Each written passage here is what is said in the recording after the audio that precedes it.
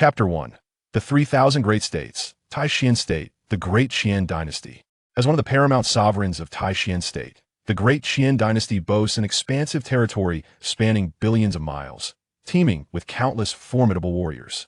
Emperor Ye of the Great Qian Dynasty has reached the zenith of supremacy, revered as the Qian Emperor. However, all of this has little to do with Ye Tianming.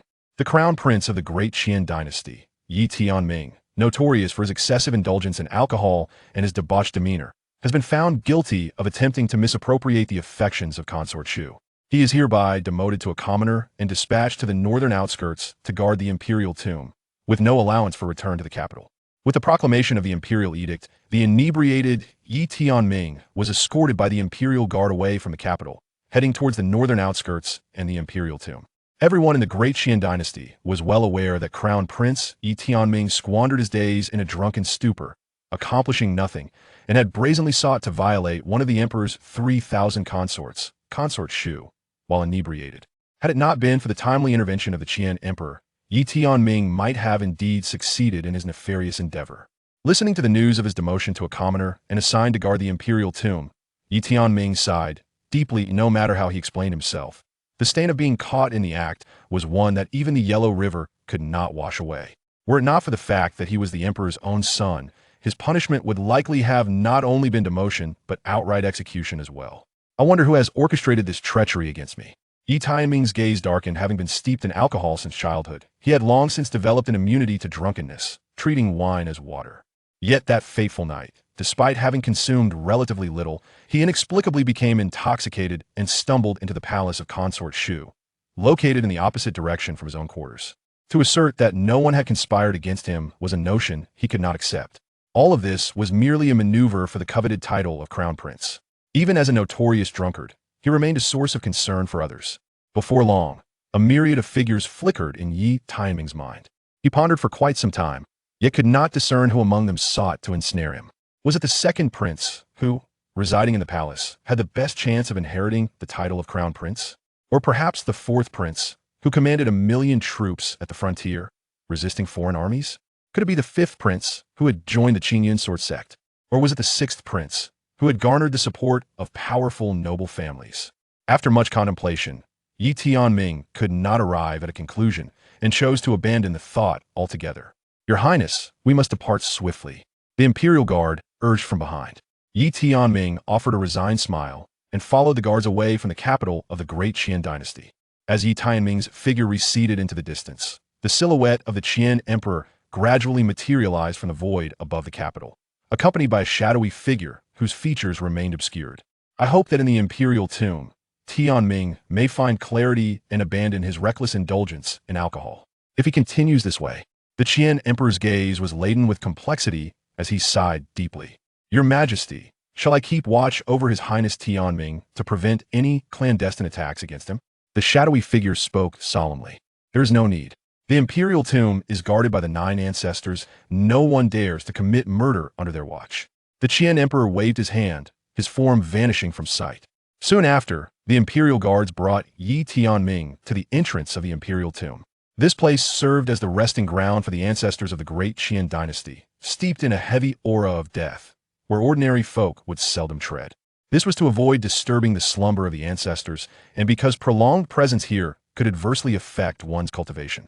As the royal mausoleum, it was of utmost significance to the fortunes of the Great Qian Dynasty, further protected by formidable formations. Moreover, the mausoleum lay to the north of the capital, surrounded by a mountain range stretching 100,000 miles, teeming with ferocious beasts, known as the Beast Mountain Range. For centuries, the Beast Mountain Range had frequently unleashed waves of beasts that threatened the capital of the Great Qian Dynasty. Many martial artists ventured into its depths to hone their skills, facing extreme peril. Though designated to guard the mausoleum, Ye Tianming was effectively confined within its bounds, barring any unforeseen events. This would be his fate moving forward. After delivering Ye Tianming to the mausoleum's entrance, the guards swiftly departed, eager to escape the area lest their stay affect their own cultivation. Ye Tianming offered a wry smile, unfastened the wine gourd at his waist, and took a hearty swig before stepping into the mausoleum. "Ding! Congratulations, host, for completing the system activation task. System loading. System loading 100. Congratulations, host, The system has finished loading and is successfully bound to the drink to become strong system. As Ye Tianming took another swig of wine, a mechanical voice suddenly echoed in his mind, filling him with elation and causing his lips to curl upward. Wow, system, you finally arrived. Do you have any idea how I've spent these past 20 years? Like many others who had traversed worlds, Ye Tianming too had been transported from the Blue Star to this realm. In his previous life, he had been drinking and boasting with friends when he suddenly overindulged, only to awaken as the crown prince of the Great Qian Dynasty, still an infant. In this world, the cultivation system was remarkably comprehensive. Qi refinement, spirit veins, soul shaping, ascending to heaven, divine abode, Taiji Wuji, Yaoguang Supreme, 9 calamities Dao realm, and sacred realm. Each realm was further divided into 9 levels. Beyond that lay the pursuit of countless powerful beings throughout the 3,000 great states, the attainment of the Tao and ascension to emperor. However, unlike other transmigrators, Ye Tianming had been given a task to drink for 20 years upon his arrival, only able to bind the system after fulfilling this requirement. For the past 2 decades, he had consumed alcohol nearly every day, steeped in it. This was the reason others perceived him as a notorious drunkard. Yet they remained oblivious to the anguish behind his actions. Did they truly believe that daily inebriation and residing in a wine jar was genuinely pleasurable? Well, it did seem rather enjoyable. It was just unexpected that after 20 years of transmigration, he would find himself in such a predicament. At last, he had successfully completed the task set forth by the system. Regrettably, he was met with demotion to a commoner and tasked to guard the mausoleum. Ding! Congratulations, host, for receiving a beginner's gift pack. Would you like to open it? Are you Tianming? Just as Ye Tianming was about to open the system's beginner gift pack, a resonant voice rang out unexpectedly. Immediately, Ye Tianming beheld an elderly man with an ethereal demeanor standing before him, his hair and beard snow-white. The manner of the elder's arrival went unnoticed by Ye Tianming. Junior Ye Tianming pays his respects to the ancestor. Upon seeing the elder, Ye Tianming promptly bowed with the utmost reverence. Though he had never visited the mausoleum before, he possessed some understanding of its significance. The mausoleum was of great importance, and the Great Qian Dynasty would never neglect its guardianship. Here, one such ancestor was tasked with overseeing the mausoleum. It was said that this ancestor was also a formidable presence at the Supreme Realm. However, his father, Ye Zhan, was a peak Supreme Realm powerhouse, while this elder clearly did not match that level. Since you have been punished to guard the mausoleum, you may as well keep me company here, old man. The elder chuckled softly, stroking his beard as he led Ye Tianming further inside, explaining the regulations of the mausoleum. You may freely enter the outer sections of the mausoleum, but the inner sanctum is forbidden. You must not venture there. Nevertheless, I will not restrict your movements. I've heard that you are quite fond of alcohol. If you wish to drink, you may step outside at any time. I have collected many fine wines over the years, which I can share with you. During your leisure time, the mausoleum requires someone to maintain it, so you can assist with that. You might also pay your respects at the resting places of some ancestors, as it is said that opportunities have been found there in the past. Perhaps due to the long absence of company, the elder spoke at length, sharing much with Ye Tianming. Ye Tianming absorbed it all attentively. Before long, the elder brought Ye Tianming to a courtyard. This courtyard was spacious and rich in spiritual energy, though it had been overgrown with weeds due to prolonged disuse. Certainly, the conditions here cannot compare to the royal palace, but you shall reside here, the elder remarked with a smile. Thank you, Ancestor Tianming is profoundly grateful. After bidding farewell to the elder, Ye Tianming hurriedly opened the beginner's gift pack bestowed by the system. Ding! Congratulations, host, for opening the beginner's gift pack. Congratulations, host, for elevating your cultivation to the pinnacle of soul shaping. Congratulations, host, for acquiring the 10 chaotic divine swords. Note, the 10 divine swords are unparalleled weapons forged at the dawn of chaos, surpassing even the extreme Dao weapons, namely, Xianyuan sword, Zhanlu sword, Qishao sword, Teia's sword, Qixing Longyuan sword, Ganjiang sword, Moi sword, Yuchang sword, Chunjun sword, and Chungying sword. Upon seeing the rewards from the beginner's gift pack, Ye Tianming could hardly contain his excitement, his mouth watering at the prospects. The pinnacle of soul-shaping cultivation aside, each of the 10 chaotic divine swords was a treasure born from the very beginning of chaos. The divine weapons forged by the great emperor are revered as the supreme emperor weapons, the most formidable armaments in existence. Yet, astonishingly, this chaos divine sword surpasses even the supreme emperor weapons in strength. Ye Tianming hastily summoned the 10 chaos divine swords, and before him materialized a sword box, which, upon opening, revealed the 10 illustrious swords within. However, these 10 chaos divine swords had their brilliance subdued otherwise. The combined force of their might could obliterate the entire Qian dynasty and even the vast Taishan continent. Each sword radiated an unparalleled sharpness, adorned with unique sword patterns that shimmered brilliantly under the sun. Regrettably, Ye Tianming, at present, could only be regarded as at the pinnacle of the soul-shaping realm. Controlling all 10 swords simultaneously was an impossibility, and even wielding a single sword was beyond his capability. To harness even a mere fraction of their power would be a tremendous blessing. Ha ha ha! He bellowed joyfully, unable to resist taking a hearty swig from the gourd of wine at his waist. Ding! The host has tasted the spiritual wine. Congratulations to the host for obtaining the primordial sacred body.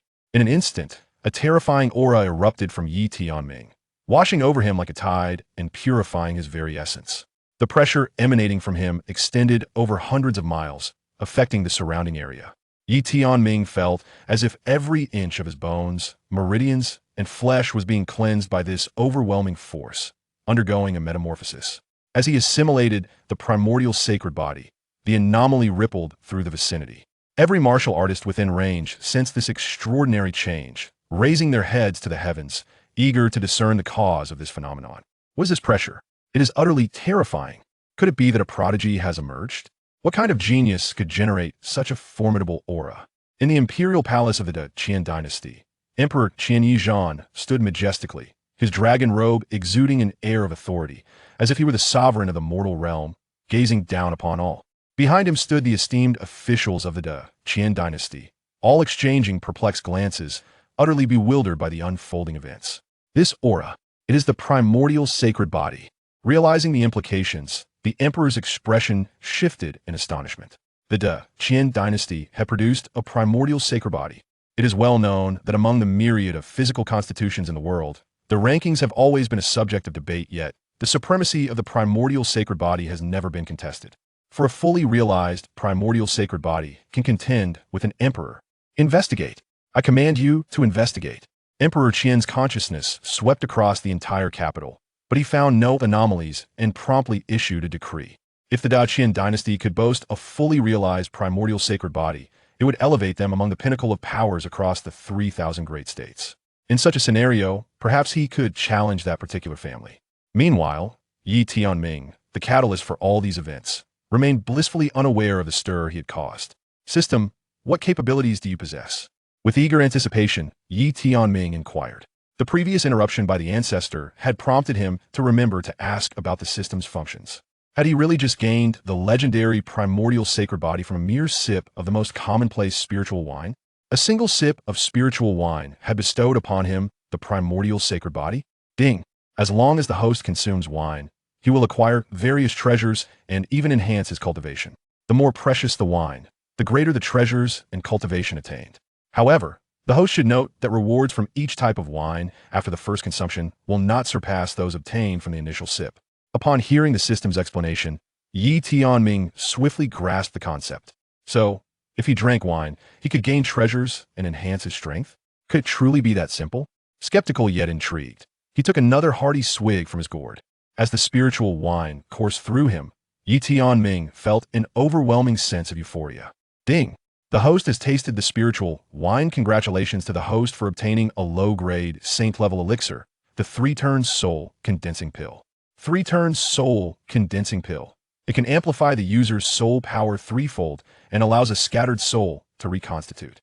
In the realm of elixirs, they are categorized into 7 levels: yellow, Xian, earth, heaven, Tao, saint, and emperor, with each level further divided into upper, middle, and lower grades. A low-grade saint-level elixir is truly a treasure. Moreover, this elixir pertains to the soul. Enabling a disbanded soul to reassemble this is akin to gaining a new lease on life. If such a treasure were to surface in the Qian Dynasty, or even throughout the entire Taishan continent, it would incite a frenzy among martial artists. As long as I drink wine, I can acquire cultivation and various treasures, with more valuable wine yielding greater rewards. Ye Tianming recalled the words spoken by the ancestor earlier. He had mentioned possessing quite a collection of fine wines. If he could partake in these exquisite brews, Ye Tianming could scarcely fathom the opportunities that awaited him. Heh. Tomorrow I shall seek out the ancestor for some fine wine.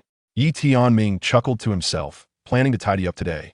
Once everything was in order, his sole task would be to indulge in wine. As for the individual who has sought to frame me, I surmise that he will not relent as long as he sees that I am still alive. In today's world, one's own strength remains of paramount importance. Ye Tianming understood that as long as he remained alive, those behind him would not relent. However, being within the imperial mausoleum, he was under the protection of his ancestors, and for the time being, those pursuing him would have no opportunity to cause him trouble. As long as he indulged in wine daily, reveling in an invincible state, he would fear no malevolent beings, regardless of the tactics they employed. Soon, Ye Tianming began to tidy up. The courtyard had lain dormant for centuries, overgrown with weeds, making the task quite arduous. By the time he finished, night had fallen, and he collapsed onto his bed, exhausted. The next day, as dawn broke, Ye Tianming rose. His ancestor had departed the previous day without revealing where he could be found. Ye Tianming was momentarily taken aback, then raised his voice towards the heavens, calling out, "Ancestral Master, are you there? Where are you, Ancestral Master?" Ye Tianming's resounding shouts shattered the tranquility of the imperial tomb, echoing through its hallowed halls. "What is the matter?" In an instant, the elder ancestor materialized before Ye Tianming, inquiring with curiosity. Esteemed ancestor, did you not mention yesterday that you possessed an abundance of fine wines?" Ye Tianming chuckled softly, rubbing his hands together. The elder guarding the royal tomb furrowed his brow and chided, "You little rascal, how long have you been here? And already you are pining for my wine. No wonder it is said that you are as devoted to alcohol as to life itself." With that, he waved his hand, and a stone table along with 2 stone chairs materialized beside him, adorned with several jars of wine. "Very well, then let us indulge in a few cups together." Upon catching sight of the several jars of wine, Ye Tianming's eyes instantly sparkled with delight. He eagerly uncorked the jars, and a rich, intoxicating aroma wafted forth, enveloping his senses. This wine, crafted by the old man during moments of leisure, is a century-old exquisite brew. Though it may not rival the imperial wines of the palace, it is nonetheless a rare and exceptional elixir. Ye Tianming hastily poured a drink for the venerable ancestor, saying, "Esteemed ancestor, allow me to toast you." With that, he downed the drink in one gulp. The century-old fine brew invigorated him to such an extent that he felt his cultivation had risen a few notches. "What exquisite wine! What exquisite wine!" He could not help but exclaim. "Ding! The host has tasted the century-old fine brew. Congratulations to the host for acquiring the intermediate-grade martial technique. The Sinluo sword art. The classification of martial techniques parallels that of elixirs, divided into the realms of Yellow, Qian, Earth, Heaven, and Saint Emperor, with each realm further categorized into 3 grades, upper, middle, and lower. The value of an intermediate-grade sword technique is simply immeasurable. However, Ye Tianming refrained from revealing this martial technique immediately, for he had concealed his cultivation at the spiritual vein realm with the aid of the system. Thus, the two continued their revelry, sipping wine and engaging in light-hearted banter. From the venerable ancestor, Ye Tianming learned that this ancestor held the 9th rank among the 9 great ancestors of the Great Qian Dynasty, known as the 9th ancestor. Are there still emperors existing in these 3,000 regions? As they drank, they exchanged gossip. Emperors? According to records, ever since the last emperor vanished mysteriously 1,000,000 years ago, it seems there has not been an emperor in the 3,000 regions. The 9th ancestor pondered for a moment, shaking his head. However, there should still be quite a number of saints among the emperor-level forces. Many saints must still be in slumber. Emperor-level forces are those established by or having produced an emperor. Such colossal entities represent the apex of the 3,000 regions. From the 9th ancestor's words, Ye Tianming gathered that the top-tier powerhouses in the 3,000 regions were likely at the Saint Realm. Thus, he would need to bide his time until he could reach the emperor level to emerge. He was well aware of the perilous environment outside, where demonic beasts roamed freely and sects proliferated, with acts of murder and treasure plunder being commonplace. Having traversed and been reborn once, he could not afford to falter again. "By the way, 9th ancestor, do you know where my mother is?" In the midst of their conversation, Ye Tianming suddenly inquired. He only remembered catching a glimpse of his mother at birth before she departed from the Great Qian Dynasty.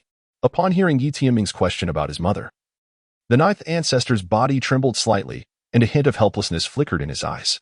He then set down his cup, saying, "It is quite late. I shall not accompany you further. Your cultivation is low, and you have a penchant for wine. So long as you remain within the imperial tomb, I will protect you, and no one will dare to harm you."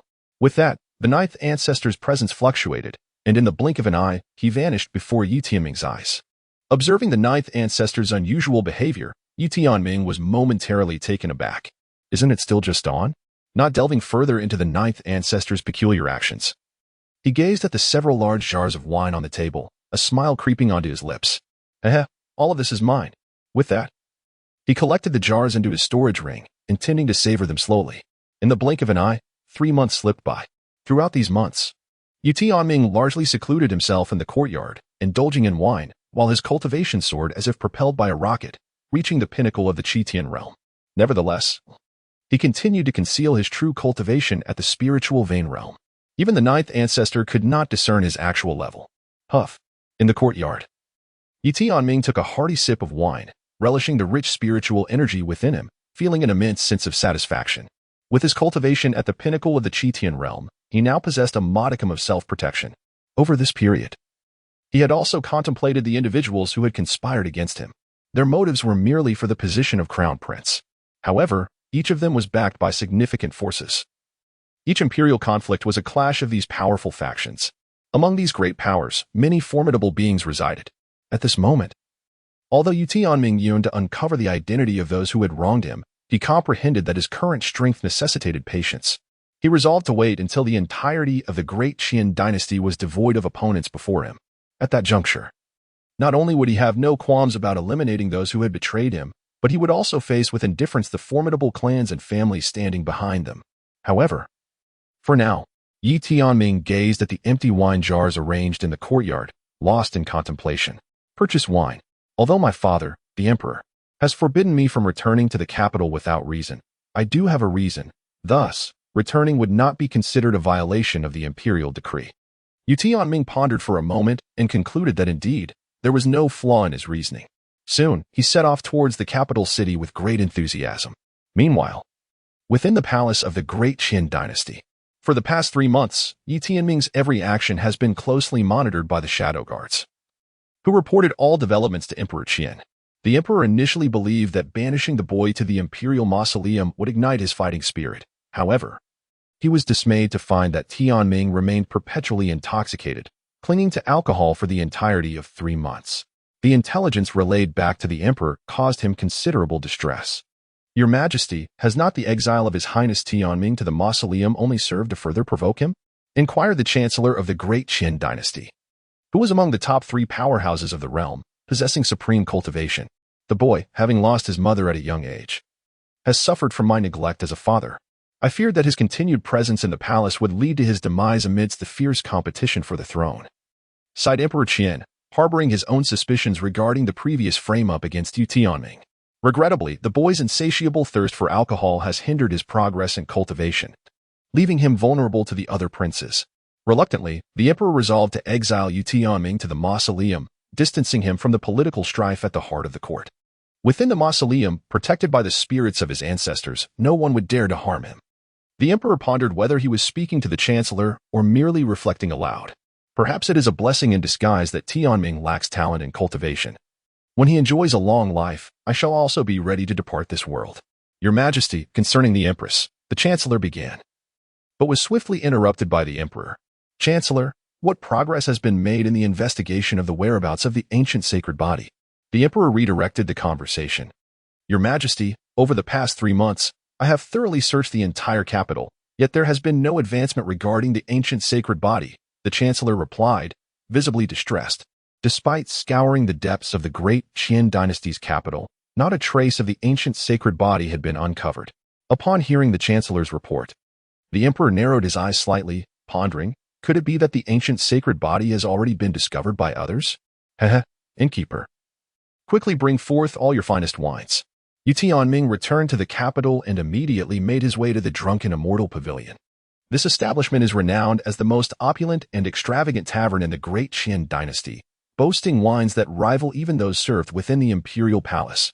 Ye Tianming frequently visited the drunken immortal pavilion to indulge in wine, often spending entire nights in revelry. Moreover, it is said that the proprietor of the establishment is a formidable figure of supreme rank, allied with the Great Qian Dynasty. The young attendant, recognizing Ye Tianming at once, hurried to his side with a face full of obsequiousness. Your Highness, what brings you here? Was it not said Was it not said that I was demoted to a commoner and exiled to the imperial mausoleum? Ye Tianming interjected. Apologies, apologies. The attendant, realizing his blunder, swiftly chastised himself.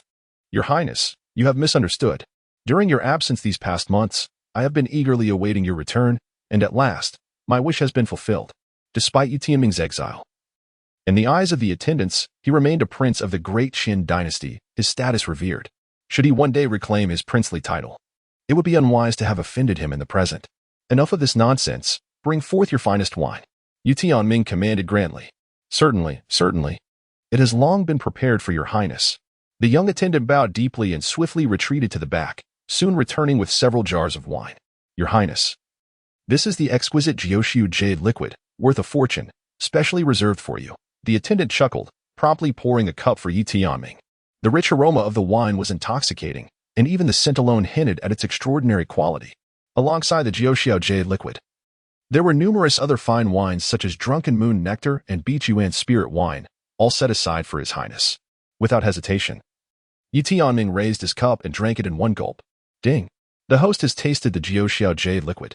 Congratulations to the host for acquiring the egg of the ancient divine beast Bifang. As Ye Tianming finished a sip of wine, the announcement of the reward sent a shiver down his spine. The ancient divine beast, Bifang. Bifang is indeed a legendary creature of antiquity, possessing an exceptionally formidable bloodline and strength. According to ancient texts, a mature Bifang possesses a power level that can reach the supreme realm at the very least. To his astonishment, he had unexpectedly obtained a Bifang egg, which essentially meant he would have a pet of supreme realm caliber in the future. However, why was he not given a fully grown Bifang?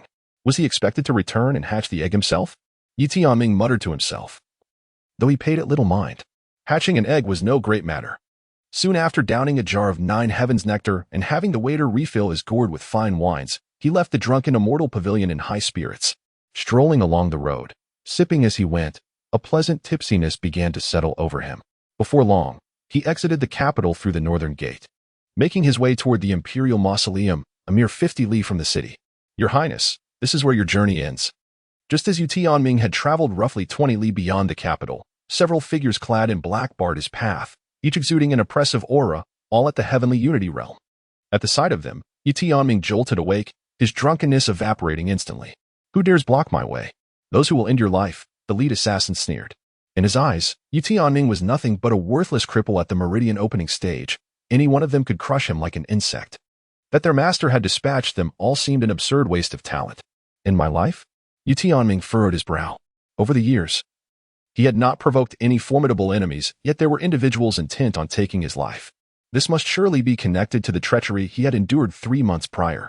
With this thought, Ye Tianming's eyes narrowed slightly as his consciousness swiftly enveloped a radius of 10 miles, seeking to discern if anyone else lay concealed in the vicinity.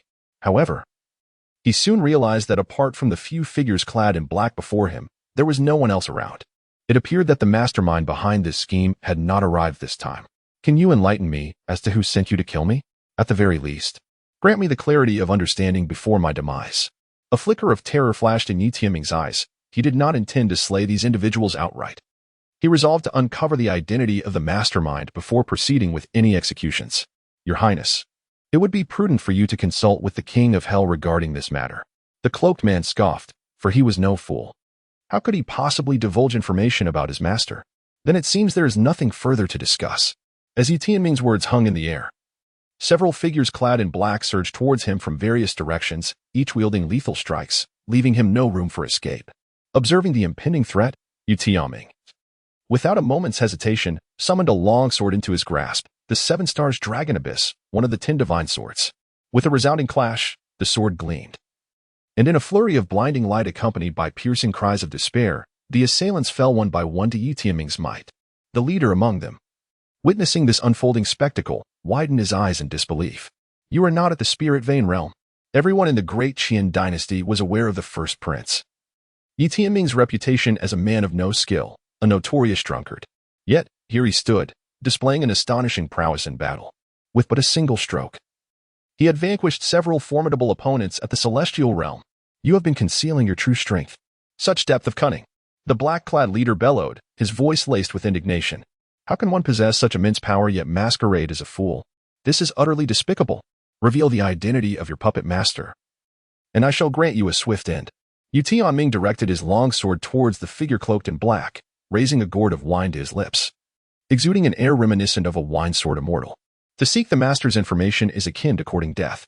The black-clad man ground his teeth in frustration, and then a surge of spiritual energy erupted around him as countless forces flowed into his being. Self-detonation. Ye Tianming's pupils constricted sharply as he swiftly retreated. Boom. In the next instant, an immense roar erupted from the very spot. When he looked again, all that remained was a pit several dozen feet deep. Observing the desolate ruins, Ye Tianming shook his head, clutching the scattered spatial rings in his embrace as he hurried towards the royal tomb. Soon, formidable warriors from the capital arrived, led by a young man with strikingly elegant brows and captivating eyes, radiating an extraordinary presence. Your Highness, it appears a fierce battle has transpired here. It seems to have been caused by the self-detonation of a Qi Tian realm expert. After a thorough examination, the soldiers reported the incident to the second prince, Ye Wushuang.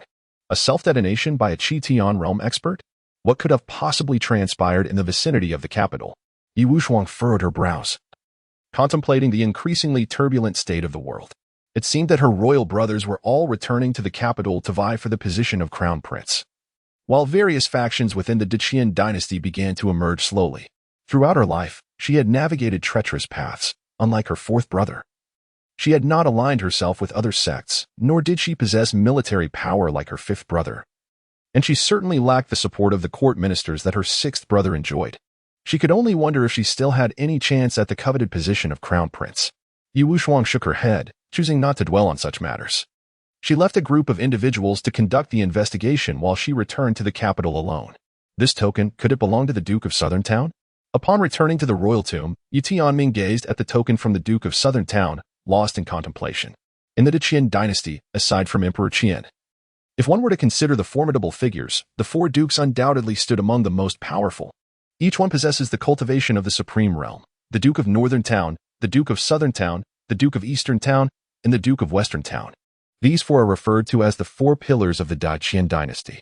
However, as far as Ye Tianming knows, the Duke of Southern Town has never aligned himself with any prince nor participated in any struggle for the throne. Why then would he send someone to kill him? Could it be that someone seeks to frame the Duke of Southern Town? Yet that seems improbable. No one is even aware that his cultivation has reached the celestial realm.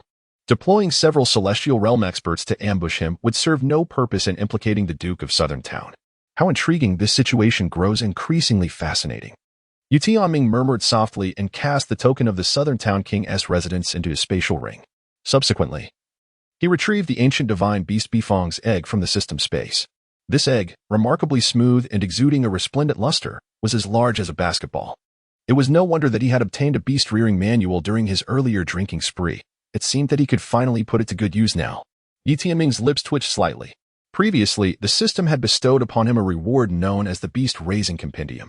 This tome elucidated the intricate art of nurturing demonic beasts from a tender age, serving as an encyclopedia of the beastly realm. At that time, Ye Tianming deemed it unnecessary and had employed it to prop up a wobbly table leg. Little did he anticipate that it would soon prove to be of great utility. Ah, he exhaled, I have finally found you, my precious. Ye Tianming discovered the Book of Beast Cultivation, which intriguingly contained methods for hatching beast eggs. He promptly followed the instructions, constructing a platform with spirit stones and placing the Bifang egg upon it. The next step involved regularly providing ample spiritual energy to the egg, patiently awaiting its hatching.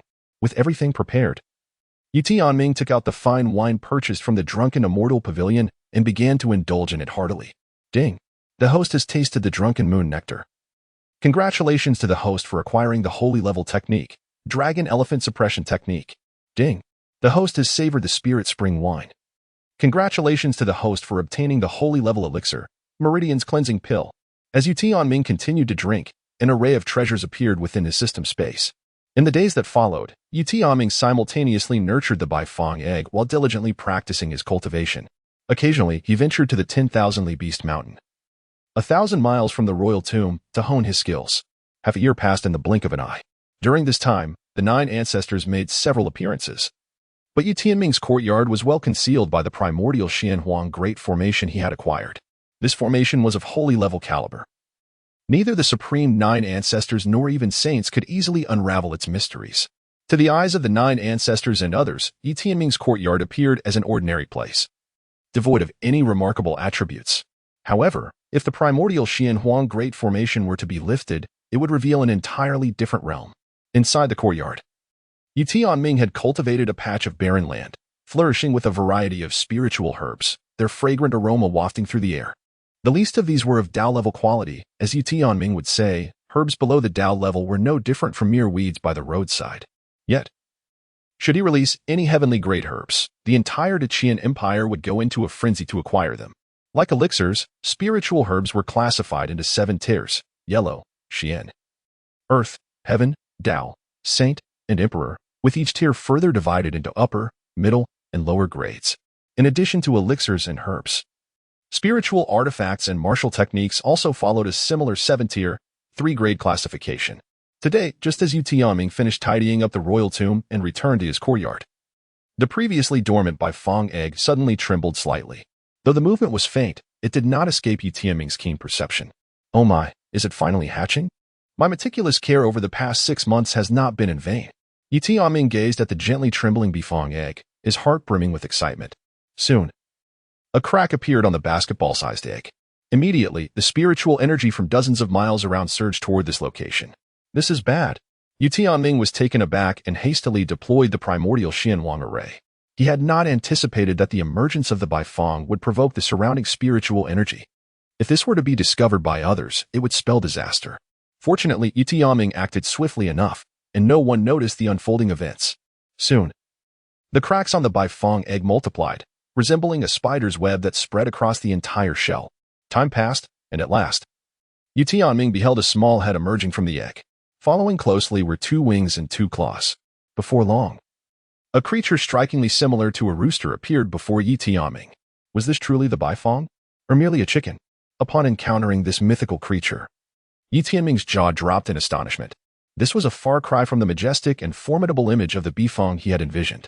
Instead of a powerful beast radiating authority, the creature before him increasingly resembled a mere rooster. This peculiar sight inevitably reminded Ye Tianming of an old acquaintance from his previous life on the Blue Star system. Reveal yourself. Are you certain this is indeed a Bifong? Have you mistaken it for a mere egg? Or are you attempting to deceive me with a counterfeit? Ye Tianming immediately began to grumble. The thought of engaging in battles with others, while they rode majestic creatures like the white tiger or the azure dragon, while he himself was atop a large rooster, painted an absurdly comical picture. Master, I am truly a purebred Bifong, though I have just been born and my lineage has yet to fully awaken. At this moment, the large rooster, oh no, the Bifong communicated telepathically with Ye Tianming, providing an explanation. Upon hearing this, Ye Tianming nodded. Since you are a Bifong and my first divine beast, it is only fitting that I bestow upon you a name. Thank you for the name, Master. The little Bifong was filled with immense excitement, nuzzling against Ye Tianming eagerly. You remind me of an old acquaintance, henceforth. You shall be called Ye Qian. Oh, splendid. I am Ye Qian. Cluck, cluck, cluck. The master's old acquaintance must surely have been an unparalleled powerhouse. Ahem.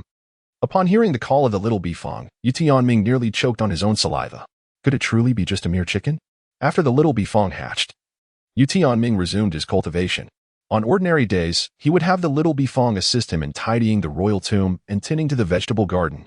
Coupled with the cultivation resources provided by Ye Tianming, the little Bifong eventually reached the soul-shaping realm and was capable of transforming its form. However, Ye Tianming found it peculiar that upon transformation, the figure of Ye Qian bore a middle parting. Ye Tianming concealed the demonic aura and realm of Ye Qian using talismans, claiming he was merely a servant from his former palace who had come to attend to him. Upon encountering Ye Qian, the 9 ancestors expressed no suspicion. Thus, a month passed in tranquility.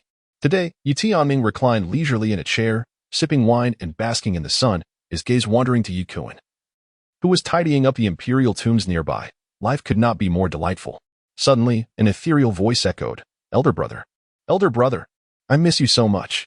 At that moment, Ye Tianming sprang to his feet, a smile gracing his lips as he exclaimed, 9th sister, what brings you here? The newcomer was none other than the 9th daughter of the Qian Emperor, Ye Tianming's beloved 9th sister, Ye Xiaoxiao. Among the Qian Emperor's 9 children, aside from the eldest, Ye Tianming, the 2nd, 4th, 5th, and 6th were princes, while the 3rd, 7th, 8th, and 9th were princesses. Ye Xiaoxiao was the 9th princess. Xiaoxiao, were you not cultivating at the Xinyu mansion? What brings you back so suddenly?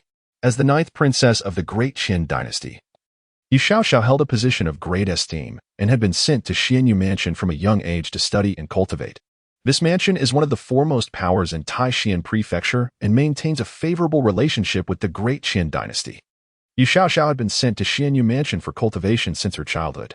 Elder brother, I had been in Xianyu Mansion and received no news. Upon hearing that you had been exiled to the imperial mausoleum, I rushed back to see you. Ye Xiaoxiao, with a pout, exclaimed. How could Father Emperor act in such a manner? He has always cherished you the most. I shall go seek Father Emperor and urge him to release you. Xiaoxiao. Please don't. I am quite content here. Ye Tianming swiftly intercepted Ye Xiaoxiao, pondering how he could possibly survive if released. It wouldn't be long before his cultivation was exposed. However, his elder brother's absence from the capital amidst the stirring turmoil of the heavenly demon sect posed a considerable danger, as Ye Xiaoxiao expressed her concern. The heavenly demon sect? Ye Tianming was taken aback at her words, surprise flickering in his eyes. He had gleaned a modicum of knowledge about this sect from the royal archives. A millennium ago, the heavenly demon sect was the sole dominant force in Taishan Prefecture, reigning for an impressive 10,000 years. Within its ranks were numerous formidable warriors, thriving in their prime. However, the disciples of this sect were notorious for their ruthless pursuit of power, resorting to even the most heinous acts, such as sacrificing millions for their own gain. This ultimately incited widespread discontent among the other factions in Taishan Prefecture, leading to a collective uprising against them. Consequently, the heavenly demon sect was obliterated by a coalition of its rivals. 1,000 years ago, the Qian Emperor, alongside the leaders of the current top-tier factions, united to vanquish the sect's leader. Although Ye Tianming did not witness that battle, he had absorbed some accounts of it. It was said that half of Taishan Prefecture nearly succumbed to the conflict, with the disciples of the heavenly demon sect suffering catastrophic losses, leaving them in a state of profound decline. Could it be that the heavenly demon sect is now stirring back to life? Xiaoxiao, how did you come to know this? Ye Tianming hastily inquired. If the heavenly demon sect truly rises from the ashes, then he must indeed exercise caution. I have heard from my master that the leaders of the major factions in Taishan Prefecture are already deliberating strategies. And my father is aware of this matter as well. Ye Xiaoxiao spoke candidly. Her master was the deputy lord of the Xianyu Mansion, and thus, she was well aware of certain significant affairs in Taishan Prefecture. I see, said Xiaoxiao. Be cautious during this period, as it is likely that unrest will soon envelop the entire Taishan Prefecture. Ye Tianming advised, the heavenly demon sect has been lurking for a millennium. Its sudden emergence undoubtedly signifies meticulous preparation. All right, I understand. Elder brother, please exercise caution while you are at the imperial tomb. Ye Xiaoxiao pouted and said. With the 9 ancestors present in the imperial mausoleum, the people of the heavenly demon sect would undoubtedly refrain from approaching. Ye Tianming smiled gently, offering words of comfort. Once Ye Xiaoxiao departed, he immersed himself in rigorous cultivation, pondering when this tranquil existence might be disrupted. As spring gave way to autumn, a year slipped by in the blink of an eye. During this time, Ye Tianming transformed his courtyard into a veritable paradise. The spiritual energy within was over 10-fold denser than that of the outside world, and he had planted numerous spiritual herbs. His cultivation level had also ascended beyond the Qi Tian realm, reaching the pinnacle of the divine mansion realm. All of this was cleverly concealed by formations, leaving outsiders to perceive Ye Tianming merely as a heavy-drinking glutton. Throughout the year, Ye Xiaoxiao frequently visited the royal mausoleum, bringing with her a wealth of news. The outside world had undergone monumental changes during this time. The 5 foremost sects of Taishan Prefecture, Great Qian Dynasty, Xianyu Mansion, Qing Yun Sword Sect, Baiyu Sect, and Dazhou Dynasty joined forces to eradicate several strongholds of the heavenly demon cult.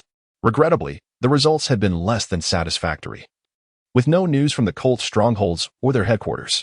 Elder brother, I've returned this time to announce my marriage, Ye Xiaoxiao said within the royal mausoleum, her expression tinged with disappointment and discontent. Marriage? What marriage? Ye Tianming inquired, puzzled. The heir of the southern town king has proposed to father, and both he and mother have consented to betroth me to the heir of the southern town prince's residence, yet I hold no affection for him whatsoever. I implored father to retract his decree, but mother would not agree. Ye Xiaoxiao sighed in resignation. Upon learning that the Emperor Qian and her mother had betrothed her to the heir of the South Town king, she had once caused quite a commotion in the palace. Although Emperor Qian cherished his daughter dearly, her mother was adamant about the match with the heir of the South Town king, insisting that Ye Xiaoxiao marry him. Ye Tianming had some recollection of her mother, who seemed to be closely related to the South Town king, as they were cousins. Thus, The heir of the South Town King was, in fact, Ye Xiaoxiao's cousin as well. Yet again, it was the South Town King. Ye Tianming's gaze subtly contracted. Ever since he was ambushed on the road a year and a half ago and discovered the token of the Southern King's mansion from the assassin's spatial ring, he had been attentively monitoring the Southern King's mansion. However, whether it was due to alarming the snake by beating the grass or the fact that those individuals were not affiliated with the Southern King's mansion, the mansion had not made any moves against Ye Tianming in the past year and a half. Even if Ye Tianming wished to seize their weaknesses, he found himself bereft of opportunity. However, today, Xiao, since you harbor no fondness for it, let us implore Father Emperor to rescind the decree. Yet, Father Emperor has already spoken, and Mother Empress remains unyielding. How could the decree possibly be revoked? Ye Xiao pouted. I have a solution. Ye Tianming patted his chest and vowed, do you have a solution? Ye Xiao wore a look of skepticism. How could her alcoholic brother possibly have a solution? She found it utterly unbelievable. Rest assured, you can count on your brother. Ye Tianming chuckled softly, since Father Emperor will not retract the decree. Let us persuade the Crown Prince of Jinnan to urge him to do so. With that, he called out to Ye Kuan, come with me. Ye Kuan, who had been sweeping the floor, immediately perked up with excitement. Master, I'm coming. Although he had spent quite some time in the royal tomb, Ye Tianming had taken him to the Beast Mountain a few times, yet Ye Kuan could hardly quell his restless spirit. Upon seeing Ye Tianming was about to take him out, he eagerly followed. Behind them, Ye Xiao trailed with a look of suspicion, curious to see what her drunken elder brother had in store. Stop. Just as Ye Kuan was relentlessly striking Lu Qingye, a thunderous voice rang out. Within the room, the guards and maidservants were so frightened they prostrated themselves on the ground, trembling uncontrollably. Father, you have finally arrived. Please save me. Lu Qingye shouted in haste. Moments later, a middle-aged man strode into the room with an imposing presence that emanated strength. Merely standing there exuded a powerful aura that created an intense pressure. Beside him, Ye Kuan was so startled that he hastily dropped the small whip in his hand and sought refuge behind Ye Tianming. Truly cowardly, Ye Tianming inwardly cursed, wondering if this truly was the ancient divine beast, Bai Feng. Not only did it resemble a chicken, but it also seemed to possess an extraordinary cowardice. However, upon his first encounter with King Jinnan, Ye Tianming was utterly astounded. Indeed, he was a formidable figure of the supreme realm. Merely his aura rendered one breathless. It was evident that he was still far too weak. Upon returning home, he must diligently cultivate and strengthen himself. Your Highness, Crown Prince, and Ninth Princess, how dare you come to my Jinnan residence and treat my son with such disdain, striking him at will as if my house were of no consequence? King Jinnan coldly snorted, releasing Lu Qingye and promptly administering several medicinal pills to him. Crown Prince, Ninth Princess, you must provide a thorough explanation for this matter. King Jinnan declared with a countenance full of fury. My lord, he continued, if my memory serves me correctly, young Master Lu is betrothed to my ninth sister. Yet here he is, behaving so recklessly within the Jinnan residence. Does he truly believe my sister is less valuable than a mere maid? Ye Tianming directly retorted, asserting that both in sentiment and reason, they were entirely justified in this matter and had no need to acquiesce. Moreover, his purpose for coming this time was to compel the Jinnan Wang Fu to call off the engagement, thus providing him with even less justification to withdraw. The Jinnan Wang, observing the scene before him, was acutely aware of the unfolding events. He had only one son, Lu Qingye, who was the very lifeblood of the Lu family. Consequently, he indulged Lu Qingye with great affection, allowing him to become accustomed to a life of extravagance and indulgence, a behavior he had hitherto overlooked. However, he did not anticipate that Ye Tianming would confront him directly this time. With a cold snort, he declared, although this matter is indeed a fault of Qingye, you cannot treat him in such a manner. Where do you place His Majesty? Ye Tianming regarded the threat posed by Prince of Southern Town with indifference and stated mildly, Your Highness, Lu Qingye's character is questionable. He indulges in extravagance and debauchery. Surely, you would not wish for this matter to be made public, tarnishing the reputation of the Southern Town Prince's residence? Upon hearing this, the prince's pupils constricted, and his brow furrowed. While it was true that many noblemen in the court led lives of extreme opulence and licentiousness, none had been caught. Furthermore, Lu Qingye was betrothed to Ye Xiao. If word were to spread that he engaged in such excesses while bound by a marriage contract, it would bring disgrace to the royal family. The royal family values its reputation above all else. One could only speculate what actions the Qian Emperor might take to preserve it.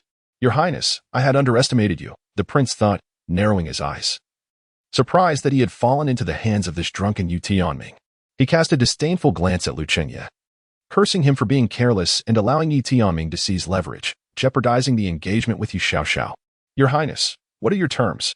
Quite simple. I request that the prince accompany the heir and me to the palace, where you will annul the engagement before my father, the emperor, Ye Tianming replied with a smile. The prince nodded slightly. This demand was not excessive. Given that Ye Tianming had caught him, the annulment was inevitable. I have also heard that there exists within the southern town prince's residence a fine vintage of wine that I long for. Would you be willing to part with it? Your Highness? Ye Tianming chuckled. He had known for quite some time about the wine, said to be treasured for 200 years. He wondered what rewards the system might grant him for tasting it. You. The prince's expression darkened instantly. This wine had been his cherished possession for over 2 centuries, and he had never mustered the courage to consume it, only to find it coveted by Ye Tianming. Indeed. One fears not the thief but the one who covets. Your Highness, do not be upset. Consider this. In comparison to the reputation of the heir, what does this matter? Surely you would not want Lu Qingye to become a figure of public scorn in the Great Qian Dynasty. Ye Tianming continued with a smile. Very well. I agree. The prince gritted his teeth and acquiesced. Your Highness, I have yet to finish. What about my compensation? This is all I seek. However, Xiaoxiao is the victim in this situation. Who would have imagined her fiancé would be such a person? Should we not offer Xiaoxiao some form of recompense? I do not require such high-tier spiritual artifacts, Ye Xiaoxiao interjected, unable to bear the situation any longer. Humph. Here, take this earth-tier breakthrough pill. It is invaluable for cultivators seeking to break through realms, and consider it an apology to the 9th princess. The prince coldly huffed and handed Yu Xiaoxiao a pill, which he had originally prepared for Lu Qingye. Now, in his eagerness to have Ye Tianming depart, he could no longer restrain himself and offered it to Yu Xiaoxiao.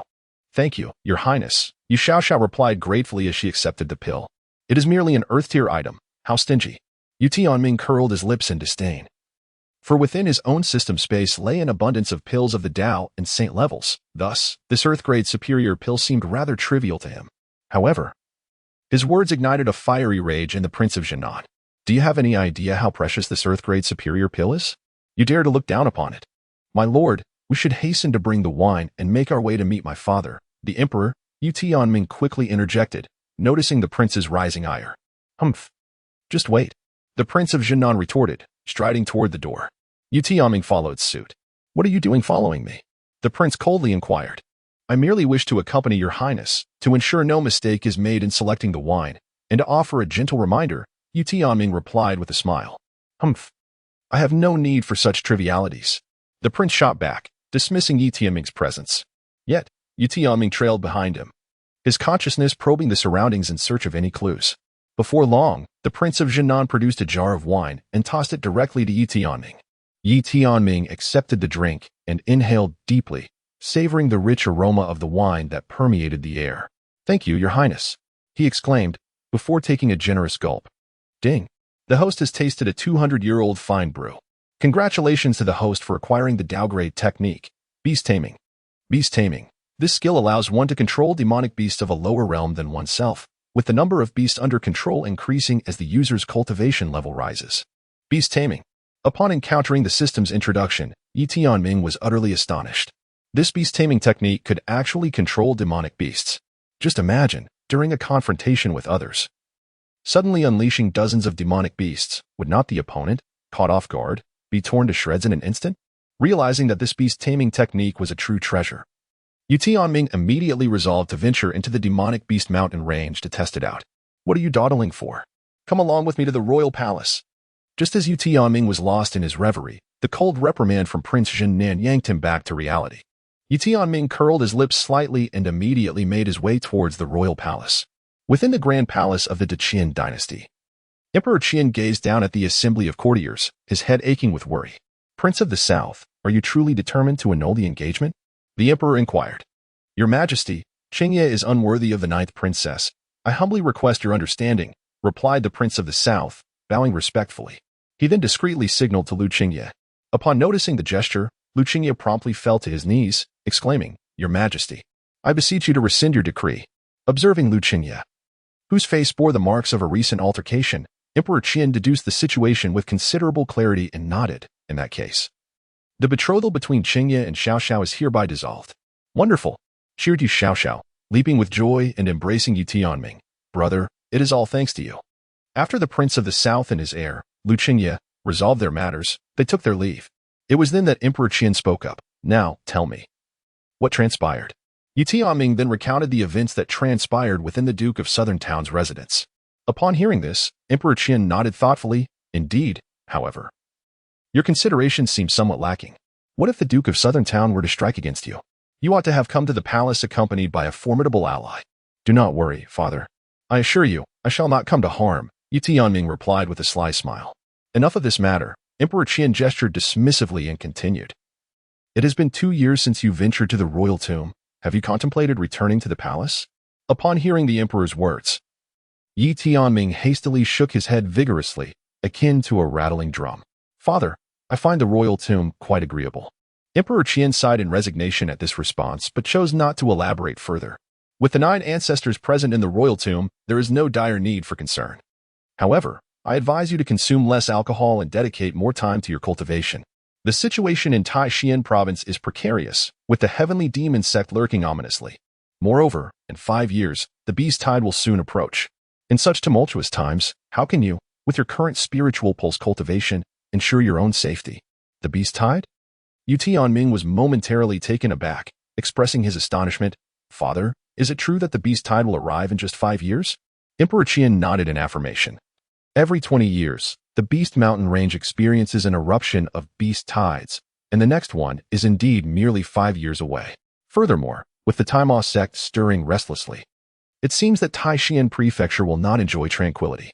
To the north of the Great Qian Dynasty lies a vast expanse of the Beast Mountain Range, stretching for 100,000 miles. Every 2 decades, a beast tide surges forth, threatening the capital of the Great Qian Dynasty. On one occasion, this tide obliterated dozens of cities, resulting in the demise of millions of cultivators and inflicting severe losses upon the Great Qian Dynasty. This is precisely why the capital was established in proximity to the Beast Mountain Range, to avert such catastrophic casualties. In ordinary times, numerous cultivators from the Great Qian Dynasty venture into the Beast Mountain Range for training, which presents both advantages and disadvantages. Tianming, you have a penchant for fine wine. The palace houses an abundance of exquisite vintages. Since you rarely return, take some to the royal tombs and share a drink with the 9 ancestors. Upon hearing this, Ye Tianming nodded vigorously, contemplating the immense quantity of wine and how much his strength would need to be elevated to partake. After some further conversation, Emperor Qian dismissed Ye Tianming, allowing him to depart. Ye Tianming took some fine wine before departing from the imperial palace. Elder brother, the situation in Taixin Prefecture is rather precarious. You must exercise caution. At the moment of parting, Ye Xiao earnestly advised Ye Tianming. Rest assured, Xiao, I shall be perfectly fine. Even if the celestial demon sect were to join forces with the beast tide, I would not be intimidated. Ye Tianming patted his chest, assuring her with conviction. Upon witnessing such determination, Ye Xiao couldn't help but chuckle softly. Elder brother, I must return to the Xianyu Manor. I shall visit you again next time. After escorting Ye Tianming back to the royal mausoleum, she prepared to depart. Xiao, wait. Suddenly, Ye Tianming called out to Ye Xiao. He then produced a pill from his possession, saying, This pill was given to me by our father. Considering my lackluster talent for cultivation, I believe you should take this instead. The elixir bestowed by Ye Tianming upon Ye Xiao is none other than the Phoenix Rebirth Pill, a sacred-grade lower-tier medicinal marvel forged from the Phoenix's heart blood. This extraordinary concoction possessed the rare ability to enhance the innate potential of its consumer. For most cultivators, one's natural aptitude is irrevocably determined at birth. While it may not dictate the absolute pinnacle one might reach, it invariably establishes the foundational baseline of a cultivator's lifelong journey. Those blessed with superior innate gifts, even should their cultivation falter, shall never descend to truly abysmal depths. Although Ye Xiao's aptitude is not particularly poor, it does not reach the level of genius. This elixir is precisely what he needs to enhance his capabilities. The returning Heaven Phoenix Spirit Pill is undoubtedly a reward from the system. Yet Ye Tianming cannot reveal the secret of the system, he can only claim it as a gift from his father. No, brother. This elixir was given to you by father. How could I possibly accept it? Ye Xiao hastily declined. Xiao, you know very well that I am merely a drunkard, utterly ignorant of cultivation. This elixir would only go to waste in my hands. However, if you were to consume it, you could elevate your strength. When your prowess increases, wouldn't that enable you to protect me? Ye Tianming chuckled as he forcefully pressed the elixir into Ye Xiao's hands. Ye Xiao could not resist him and reluctantly accepted. Smiling cheerfully, "Thank you, elder brother. Next time I come, I will certainly bring you some fine wine." "Excellent." Ye Tianming chuckled. "However, Xiao, you must keep my gift of the elixir a secret. If Father Emperor finds out, I am certain I shall face dire consequences." "Rest assured, brother. I will not let Father Emperor know," she replied confidently. After bidding farewell to Ye Xiao, Ye Tianming began to organize the treasures he had acquired that day. At the Duke of Southern Town's residence, he had procured an exquisite wine that had been cherished for over 2 centuries. The system also rewarded him with the beast-taming technique, which he found perfectly suited for testing within the Beast Mountain range. Perhaps, when the beast tide arrived in 5 years, this newfound skill would prove invaluable. Regrettably, Ye Tianming found no suspicious elements within the Duke's estate. The Duke himself behaved quite normally, offering no reason for an assassination attempt against him. This left Ye Tianming in a state of frustration. It seemed imperative to elevate his strength swiftly. Once empowered, he would have no fear of anyone wishing to harm him. Murmuring to himself, he then recalled the exquisite wines obtained from the palace, which he had yet to sample, wondering what rewards the system might bestow upon him. With that thought, he retrieved a jar of fine wine and took a generous gulp. This wine was exclusively reserved for the imperial court, unattainable in the outside world, and only served during significant occasions. As the warm liquid coursed through him, Ye Tianming felt an overwhelming sense of euphoria. "Ding! The host has tasted imperial wine. Congratulations, host. You have attained the pinnacle of the Taiji realm. What a surprise! This time, it is an enhancement in cultivation." Ye Tianming was suddenly taken aback. He had unexpectedly attained the cultivation level of the Taichi realm. This was indeed the Taichi realm, and moreover, the pinnacle of it. In Taishan Prefecture, cultivators of the Taichi realm could already be considered formidable powers, and few would dare to offend such a mighty individual. Furthermore, Ye Tianming realized that the probability of receiving cultivation rewards from the system was exceedingly low. Typically, the rewards consisted of various techniques, martial skills, and elixirs. His peak cultivation in the Divine Mansion realm had primarily been achieved through his own diligent efforts. Originally, Ye Tianming had estimated that it would take him some time to reach the Taichi realm, but to his surprise, he had directly ascended to it this time. However, although the Taichi realm could be regarded as a powerful entity, one must remain low-key to avoid inadvertently provoking a transcendent-level cultivator, who could extinguish him with a mere flick of their hand, leaving him unaware of his impending doom. Ye Tianming did not succumb to arrogance. Instead, he seated himself to contemplate and assimilate the profound insights gained from the Taichi realm. The rich and powerful spiritual energy began to circulate around him, and faint traces of the Tao emerged. Meanwhile, Yukuin stood by, observing Ye Tianming's escalating momentum, and could not help but exclaim in admiration, "The master is indeed a master, even in the Taichi realm. The essence of the Tao is already manifesting around him. He is destined to comprehend the Tao and become an ancestral figure." As a primordial divine beast, the Bai Feng, although he had only recently emerged from his egg, possessed an innate memory of lineage. In terms of experience, Ye Tianming might indeed pale in comparison to Yukuin. The Tao can only be comprehended within the Tao realm. Before reaching it, the mere presence of a trace of Tao is a hallmark of unparalleled genius, a prodigy among prodigies. Ye Tianming had just broken through to the Taichi realm, yet he already began to sense the presence of Tao Rhyme. After 2 hours, he slowly opened his eyes, having firmly established his footing in the Taichi realm. Now, he was eager to ascertain the true extent of his newfound strength. "Yukuin, come with me. Let us venture to the Monster Beast Mountain range." Ye Tianming waved his hand and instantly vanished from his original spot. Wait for me, master."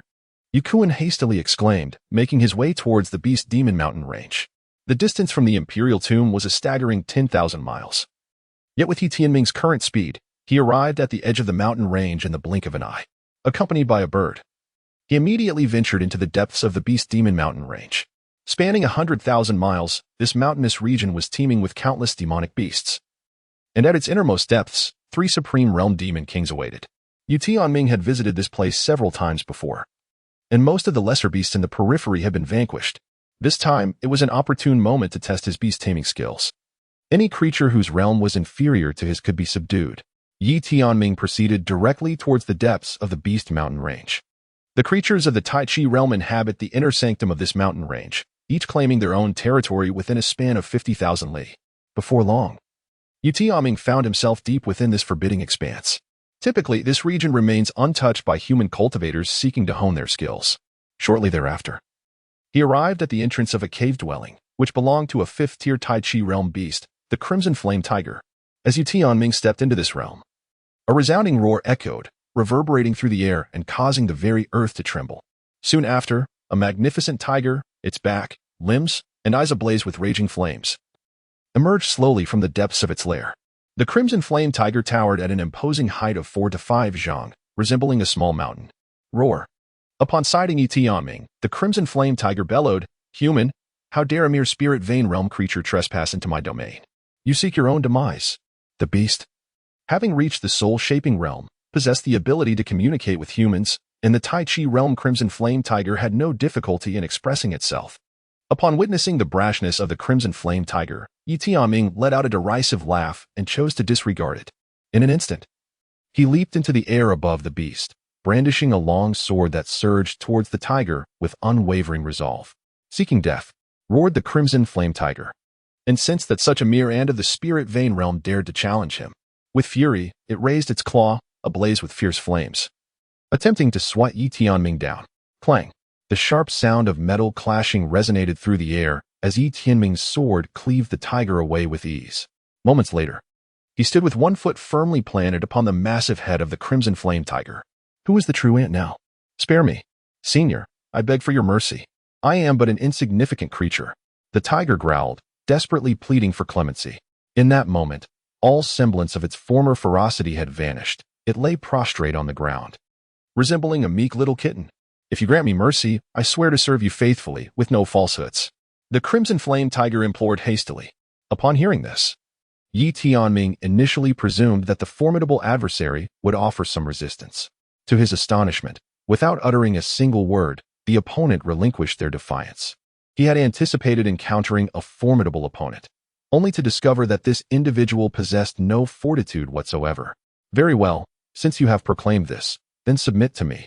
Ye Tianming directly employed the beast-taming technique, and the Crimson Flame Tiger felt as though its very soul had been ensnared by an invisible force.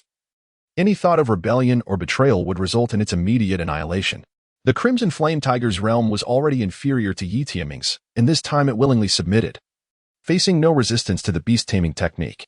You are the second beast to be tamed by the master, thus you shall be ranked second.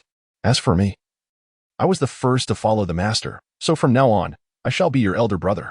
Do you hear me? At this moment, Ye Tianming spoke up, giving a gentle kick to the Crimson Flame Tiger, determined not to allow this small feline to usurp his standing in Ye Tianming's heart. The Crimson Flame Tiger glanced at Ye Tianming and, in an instant, was overwhelmed with fear, collapsing to the ground. Previously, he had not paid much attention, but now he realized the overwhelming power of the bloodline emanating from Ye Tianming, which instilled in him an irresistible sense of submission. The Crimson Flame Tiger was filled with curiosity towards this human before him, pondering what manner of being could compel a top-tier beast like Ye Tianming to bow in deference. Master, I am aware of another place, the domain of the Cicada King, he murmured softly. The Cicada King referred to a golden-winged cicada of the 7th level in the Tai Chi realm, whose territory was not far from that of the Crimson Flame Tiger, and the two beasts were sworn enemies. Unfortunately, the Crimson Flame Tiger's realm was 2 tiers lower than that of the golden-winged cicada, and in their previous encounters, he had been thoroughly defeated. Now that he had finally found such a formidable ally, the Crimson Flame Tiger was unwilling to forfeit this golden opportunity for revenge. Ye Tianming, aware of the Red Flame Tiger's intentions, thoughtfully stroked his chin before promptly mounting the formidable beast, instructing it to lead him to the territory of the golden-winged cicada. With little to occupy himself, he saw this as an opportune moment to subdue a few more magical beasts. Before long, the Red Flame Tiger brought Ye Tianming and Ye Tianming to the domain of the golden-winged cicada. As the trio, 1 man, 1 chicken, and 1 tiger, entered the realm of the cicada, it immediately detected their presence. King of Tigers, it is a disgrace to our beast kin that a creature of the Taiji realm would submit to a human. The golden-winged cicada mocked from above. Foolish creature, I owe you no explanations for my actions. The Red Flame Tiger bellowed in response. Cicada King, I have come today to settle the score. All our past grievances shall be addressed. Hearing the furious roar of the Red Flame Tiger, the golden-winged cicada laughed heartily. You think that by aligning yourself with humans, you can challenge me? Master, he underestimates you. Act swiftly to vanquish him.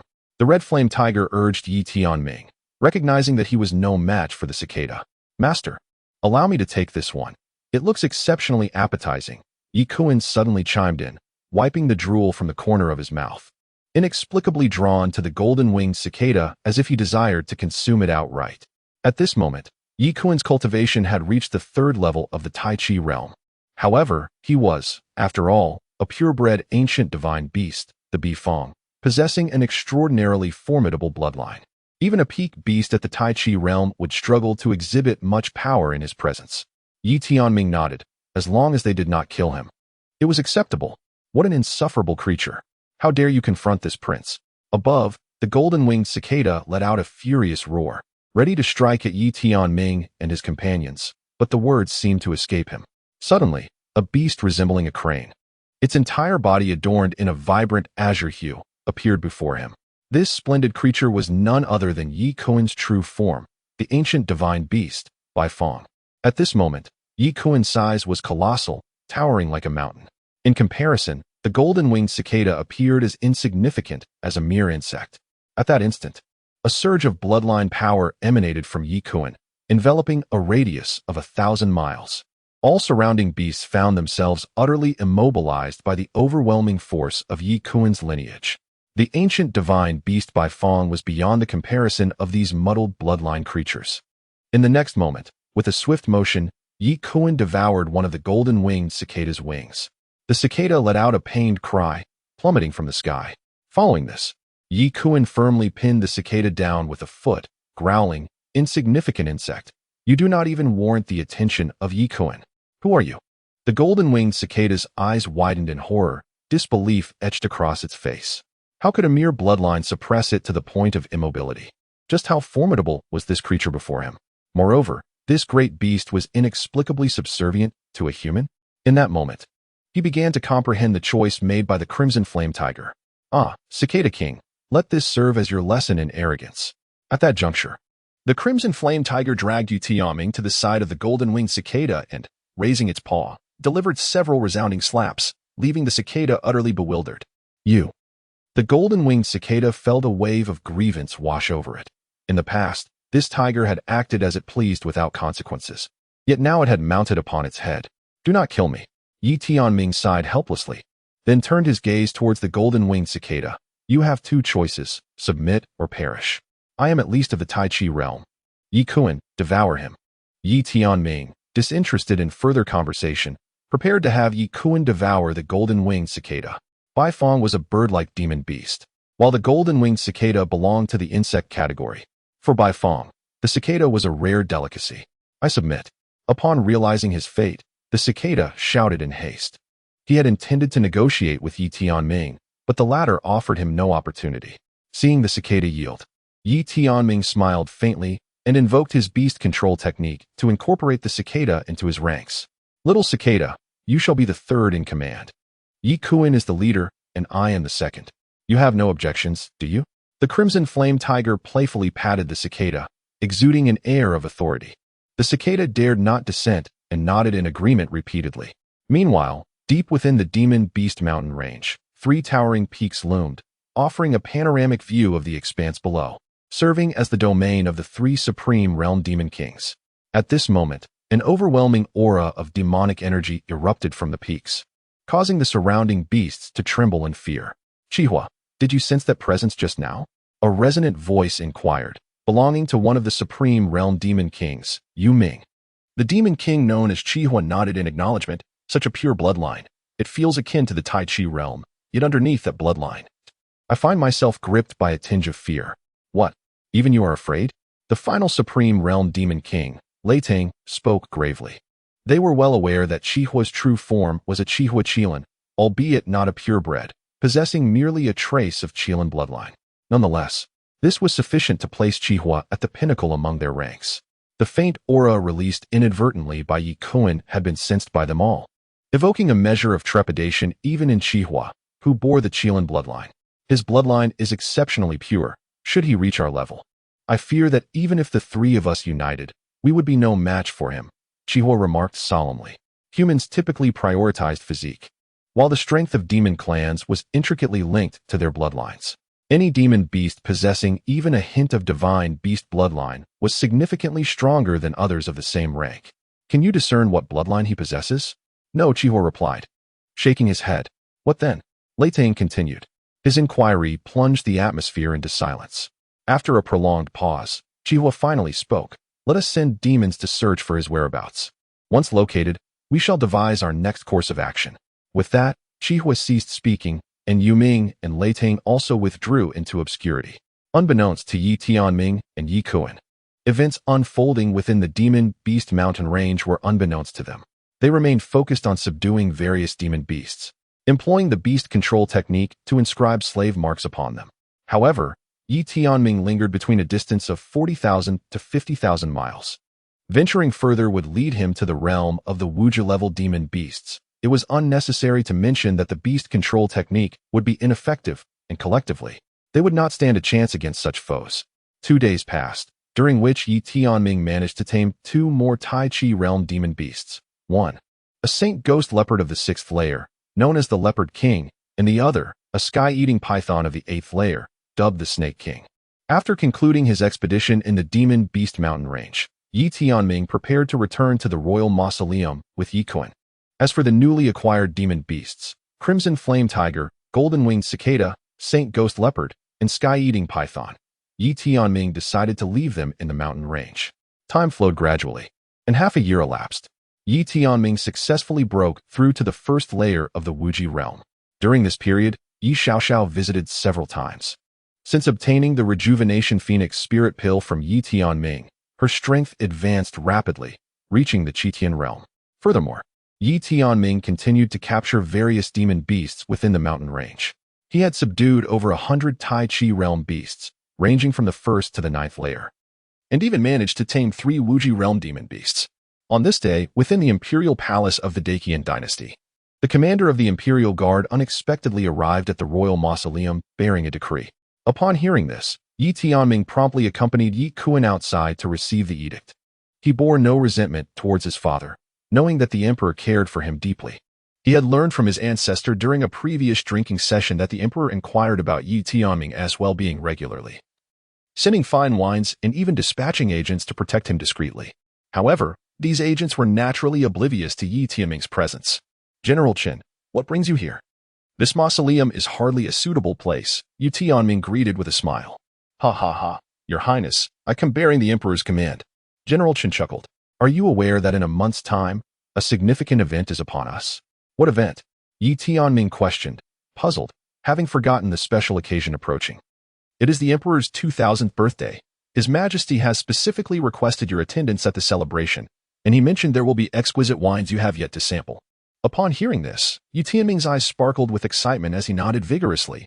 Rest assured, General Chen, I shall return to wish my father a happy birthday in 1 month. Ha ha ha, splendid. With the emperor's decree delivered, I shall take my leave.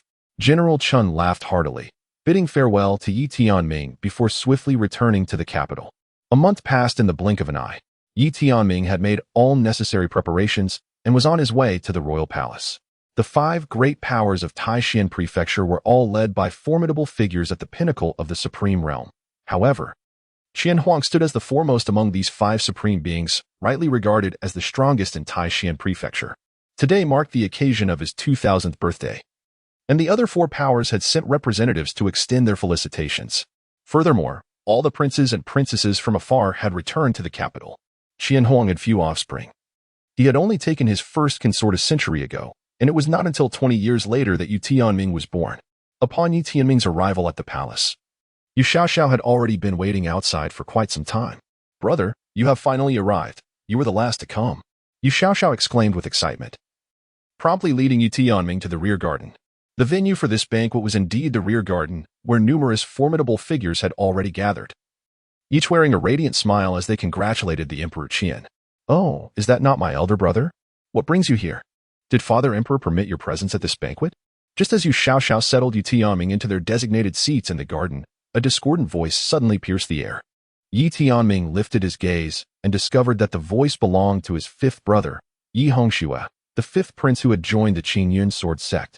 The Qingyun sword sect is one of the 5 major powers in Taishan Prefecture, with disciples predominantly skilled in swordsmanship, boasting formidable strength.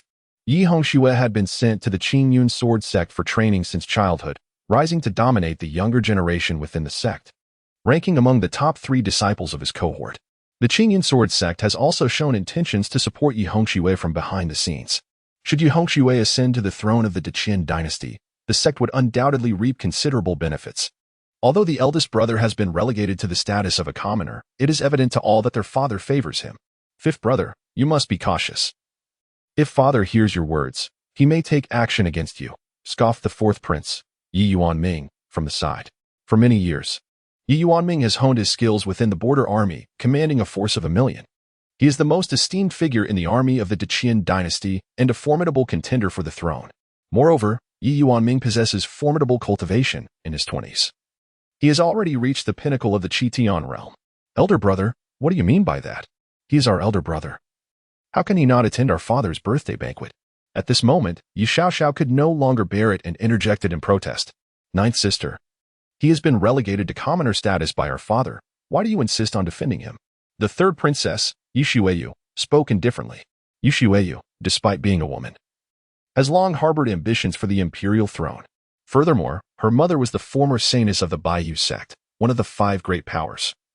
Thus her lineage is equally extraordinary.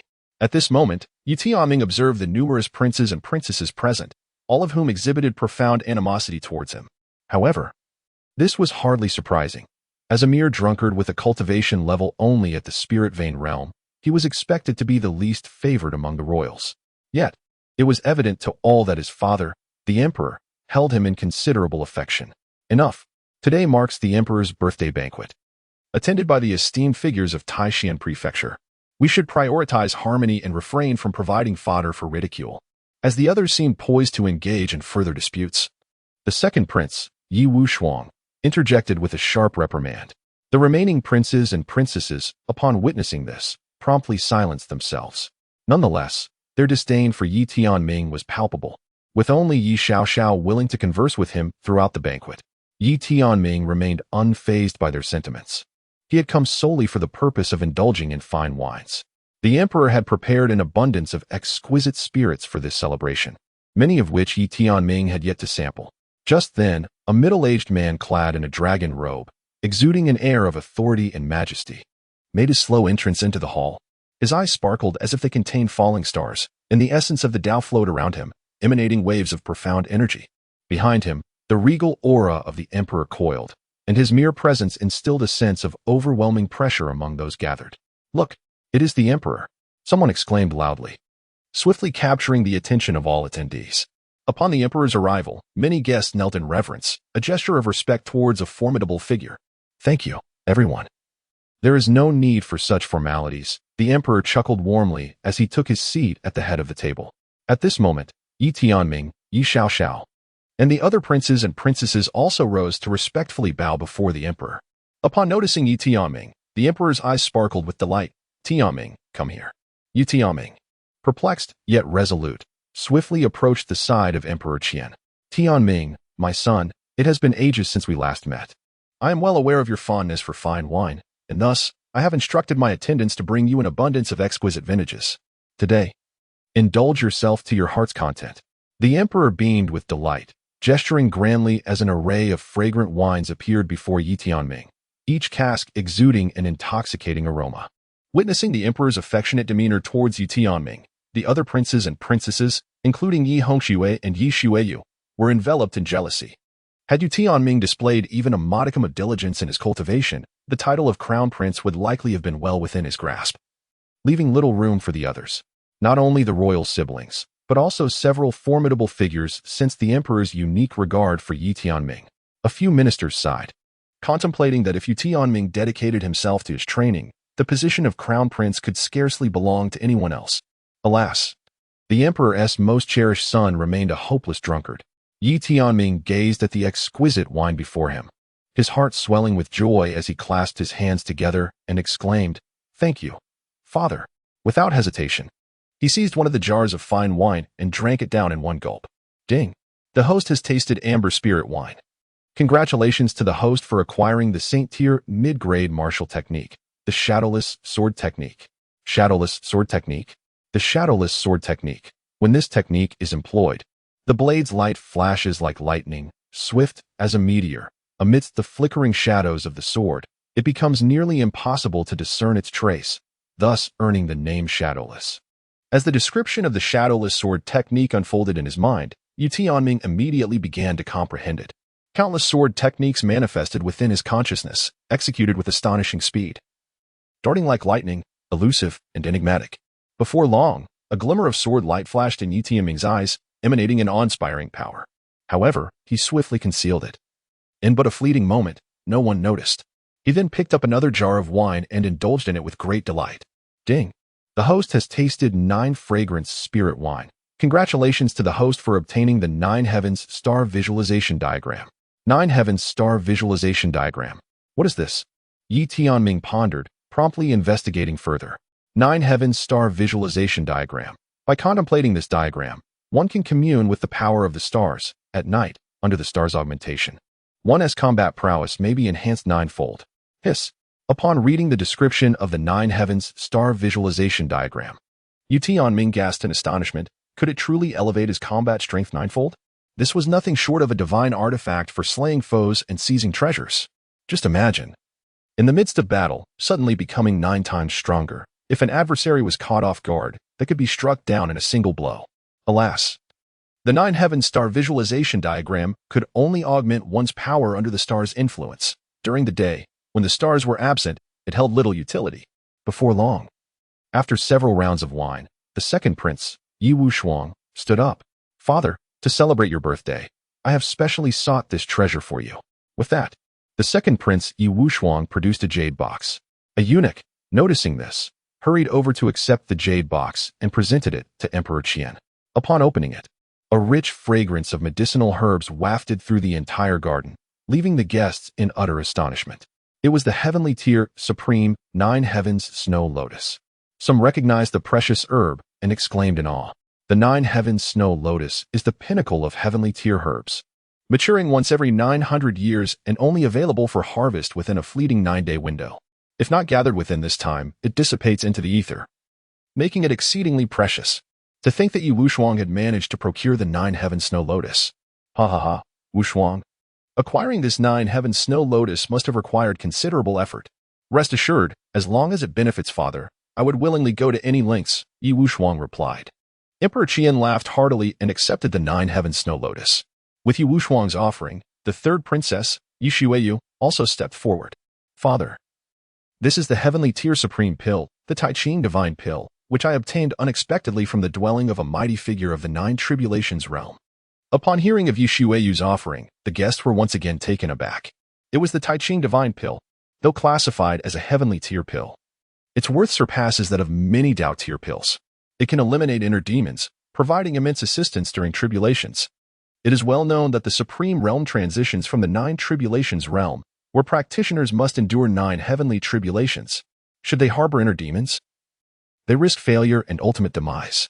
The Taiqing divine pill is a miraculous remedy for dispelling such inner turmoil, with the 9 Heavens Snow Lotus already being extraordinarily rare.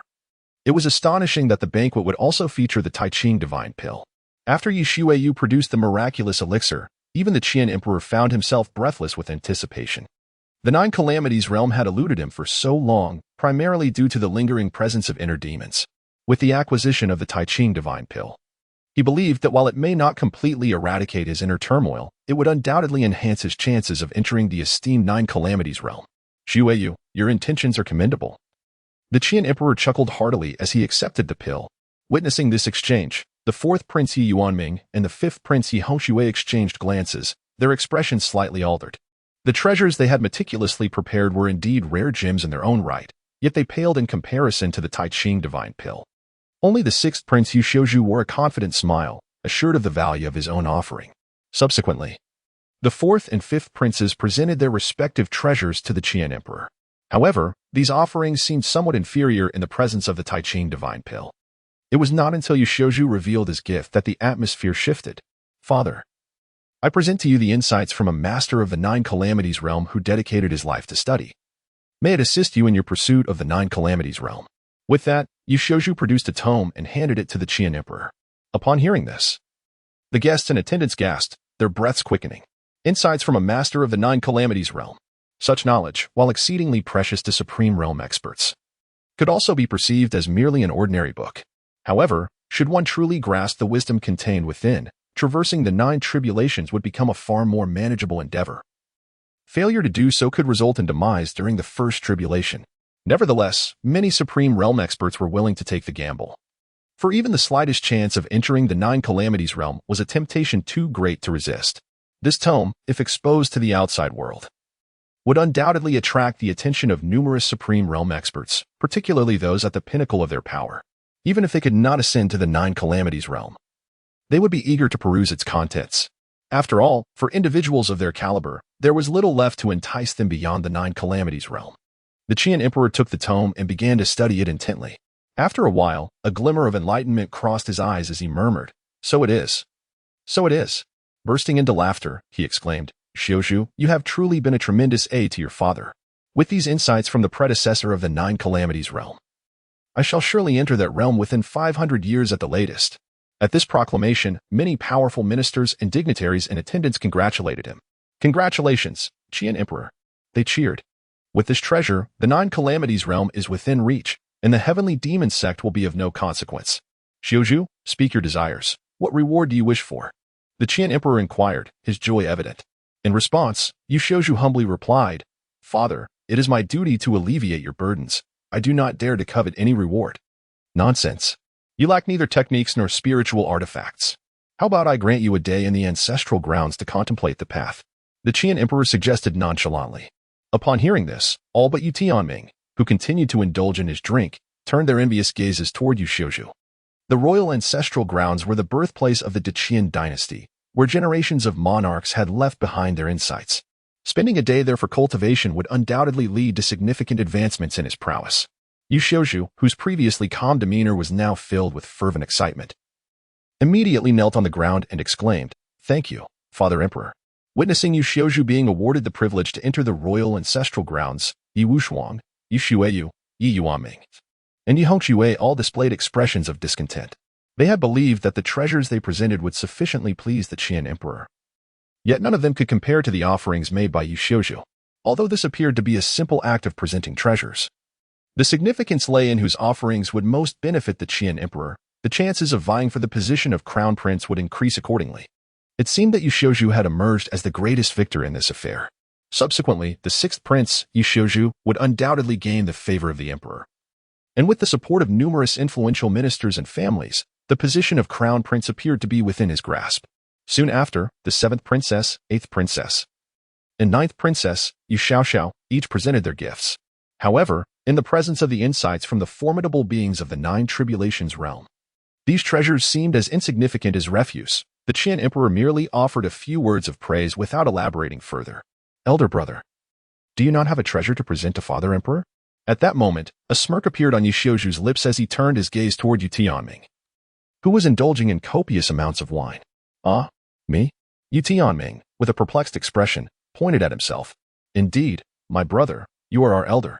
We have all presented treasures to our father, yet have you prepared nothing?" The 5th prince, Ye Hongxue, spoke with a cold sneer. Although they were adversaries in the contest for the crown prince position, they surprisingly found themselves united against Ye Tianming. Furthermore, the likelihood of Ye Tianming ascending to the position of crown prince was minimal, if not impossible, yet one could only speculate on the emperor's intentions. In this moment, if one could be eliminated from the competition, it would be a scenario welcomed by all. The more individuals who were sidelined, the clearer the situation would become. Ye Tianming is undoubtedly the finest choice. "Oh, father, your son has also prepared a gift for you." Ye Tianming chuckled softly and promptly approached Emperor Qian. "Oh, Tianming, what have you prepared for your father?" The emperor appeared immensely intrigued, eager to discover the gift that Ye Tianming had in store for him. The others present gazed at Ye Tianming in astonishment, unable to fathom that this prince, who was notorious for his fondness for wine, had actually prepared a gift. Yet, there was a lingering curiosity about what it might be. Nonetheless, it was evident that no one in attendance was particularly interested in the gift Ye Tianming had prepared, as it would inevitably pale in comparison to the treasures bestowed by Ye Xiuzhu and Ye Xueyu. "Brother, you have prepared a gift? I hope it is not merely a bottle of wine," Ye Yuanming interjected suddenly. His comment elicited laughter from many in the gathering. If Ye Tianming were indeed to present just a cask of wine, it would be rather undignified. However, Such a scenario was not entirely beyond the realm of possibility for Ye Tianming. Humph. Ye Tianming scoffed, disregarding the others. Father, I have prepared a poem for you. With that, Ye Tianming produced a piece of silk, upon which a poem was elegantly inscribed. Ha ha ha, elder brother, why choose a poem when there are far better options? Ha ha. Elder brother, I had thought a barrel of wine would suffice, yet you astonish me with a mere poem. He dismissed their jest with indifference. Elder brother, I have not heard of your prowess in poetry. Do not be so reckless as to present a hastily composed piece to our father, Ye Tianming remarked with a sneer. It appeared that aside from their father's affection, his elder brother held little distinction. Fourth brother, this poem is no ordinary verse, as a mere brute skilled in battle. It is best you remain silent, Ye Tianming retorted immediately. What did you say? Ye Tianming was instantly filled with rage. How could he be labeled as a brute? Upon witnessing the scene, Ye Hongxue spoke calmly. Elder brother, if you truly have made no preparations, simply inform fifth brother. As your younger brother, I shall assist you in making arrangements beforehand, lest we embarrass our royal family before so many powerful figures. Hearing the derision from his younger siblings, Ye Tianming could not help but scoff inwardly. When he presented his poem later, he would see if they could still maintain their laughter. How can you speak of elder brother in such a manner? Today is father's birthday, and whatever elder brother has prepared reflects his heartfelt intentions. Ye Xiaoxiao couldn't help but retort. Ha ha ha, Xiaoxiao, if the crown prince casually presents something trivial, would that not imply he is indifferent to father's birthday? We are merely looking out for the crown prince's best interests. Enough, you all. Regardless of what Tianming has prepared, it is his sincere offering. At this moment, Emperor Qian interjected, halting the quarrel among the princes. Seeing this, the princes shot Ye Tianming resentful glances and fell silent. Bring forth the poem that Tianming has prepared. Upon hearing the emperor's command, a eunuch promptly took the silk from Ye Tianming's hands and presented it to the emperor. As Emperor Qian unwrapped the silk, he initially regarded it with mild interest, yet his demeanor shifted to seriousness upon reading its content. Emperor Qian could not help but softly recite, the grand winds of Taishan arise vast and boundless, the Tao heart reflects the celestial light like water. Thousand peaks and myriad valleys conceal hidden paths, a single leaf of a small boat crosses the great river. The expressions of those who had anticipated a spectacle at Ye Tianming's expense instantly froze upon hearing the verses. Some powerful figures in attendance began to sense something amiss. Gazing at Emperor Qian with eager anticipation, hoping he would continue to recite the subsequent lines. The stars revolve, each in its destined course. The sun and moon cycle in the ordinary manner. Comprehending the myriad affairs of the mundane world, one finds freedom and joy without bounds. Boom. As the poem concluded, it was as though a colossal Tao bell had resonated throughout the hall, its sound echoing, and the profound essence of the Tao flowing, leaving many powerful figures in deep contemplation. Even Emperor Qian stared at Ye Tianming in astonishment, as if seeing his son for the first time. Marvelous.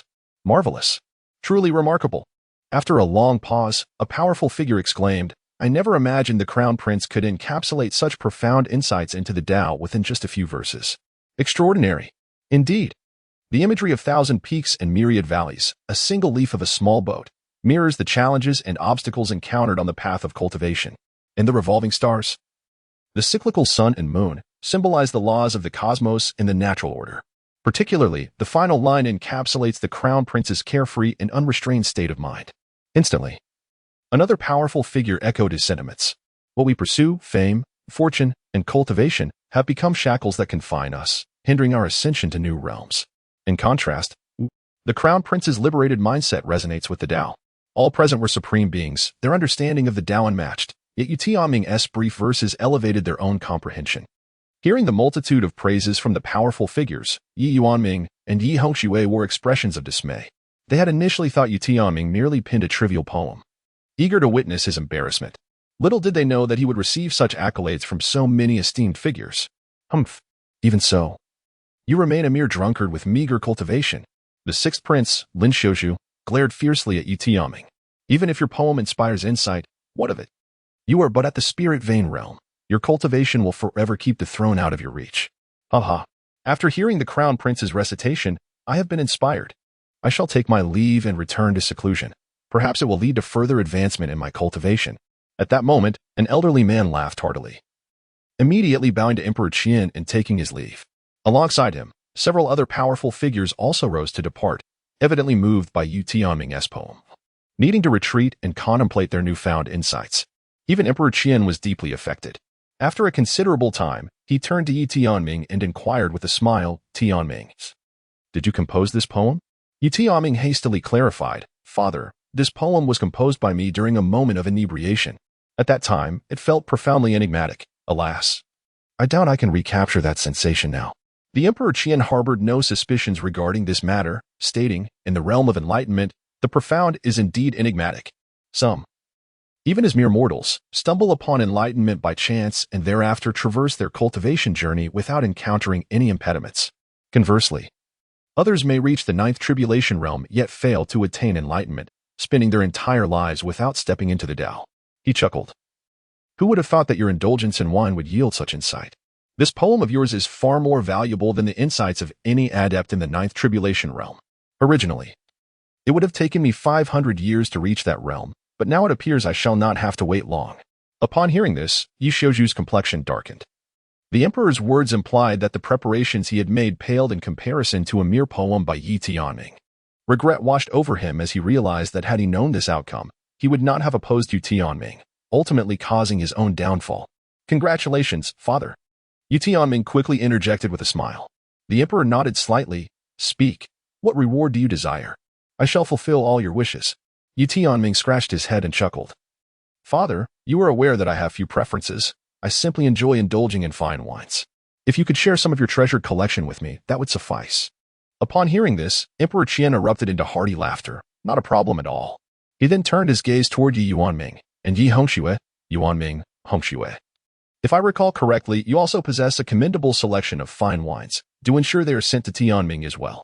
Upon witnessing the situation, Ye Yuanming and Ye Hongxue could only grit their teeth and nod in acquiescence. The Emperor Qian was not merely requesting wine. He was delivering a veiled reprimand. After all, they had just mocked Ye Tianming, inciting their father's displeasure. The emperor had always held Ye Tianming in high regard, and now his affection had only intensified. Following the conclusion of the banquet in the rear garden, the Emperor Qian summoned Ye Tianming privately. Tianming, he began earnestly, you ought to devote more attention to your cultivation. Your profound understanding of the Tao suggests that if you were to apply yourself diligently, you might very well attain the realm of Tao. With a sheepish scratch of his head, Ye Tianming replied, Father, you know well that I lack interest in cultivation. My sole passion lies in indulging in fine wine. Ye Tianming would never allow the Qian emperor to uncover his secret. At present, he had yet to identify those who conspired against him, and thus dared not to expose himself recklessly. A hasty revelation could easily plunge him into peril. I understand, yet even the emperor cannot shield you for eternity. Even if you show no interest in the throne, you must possess the strength to protect yourself.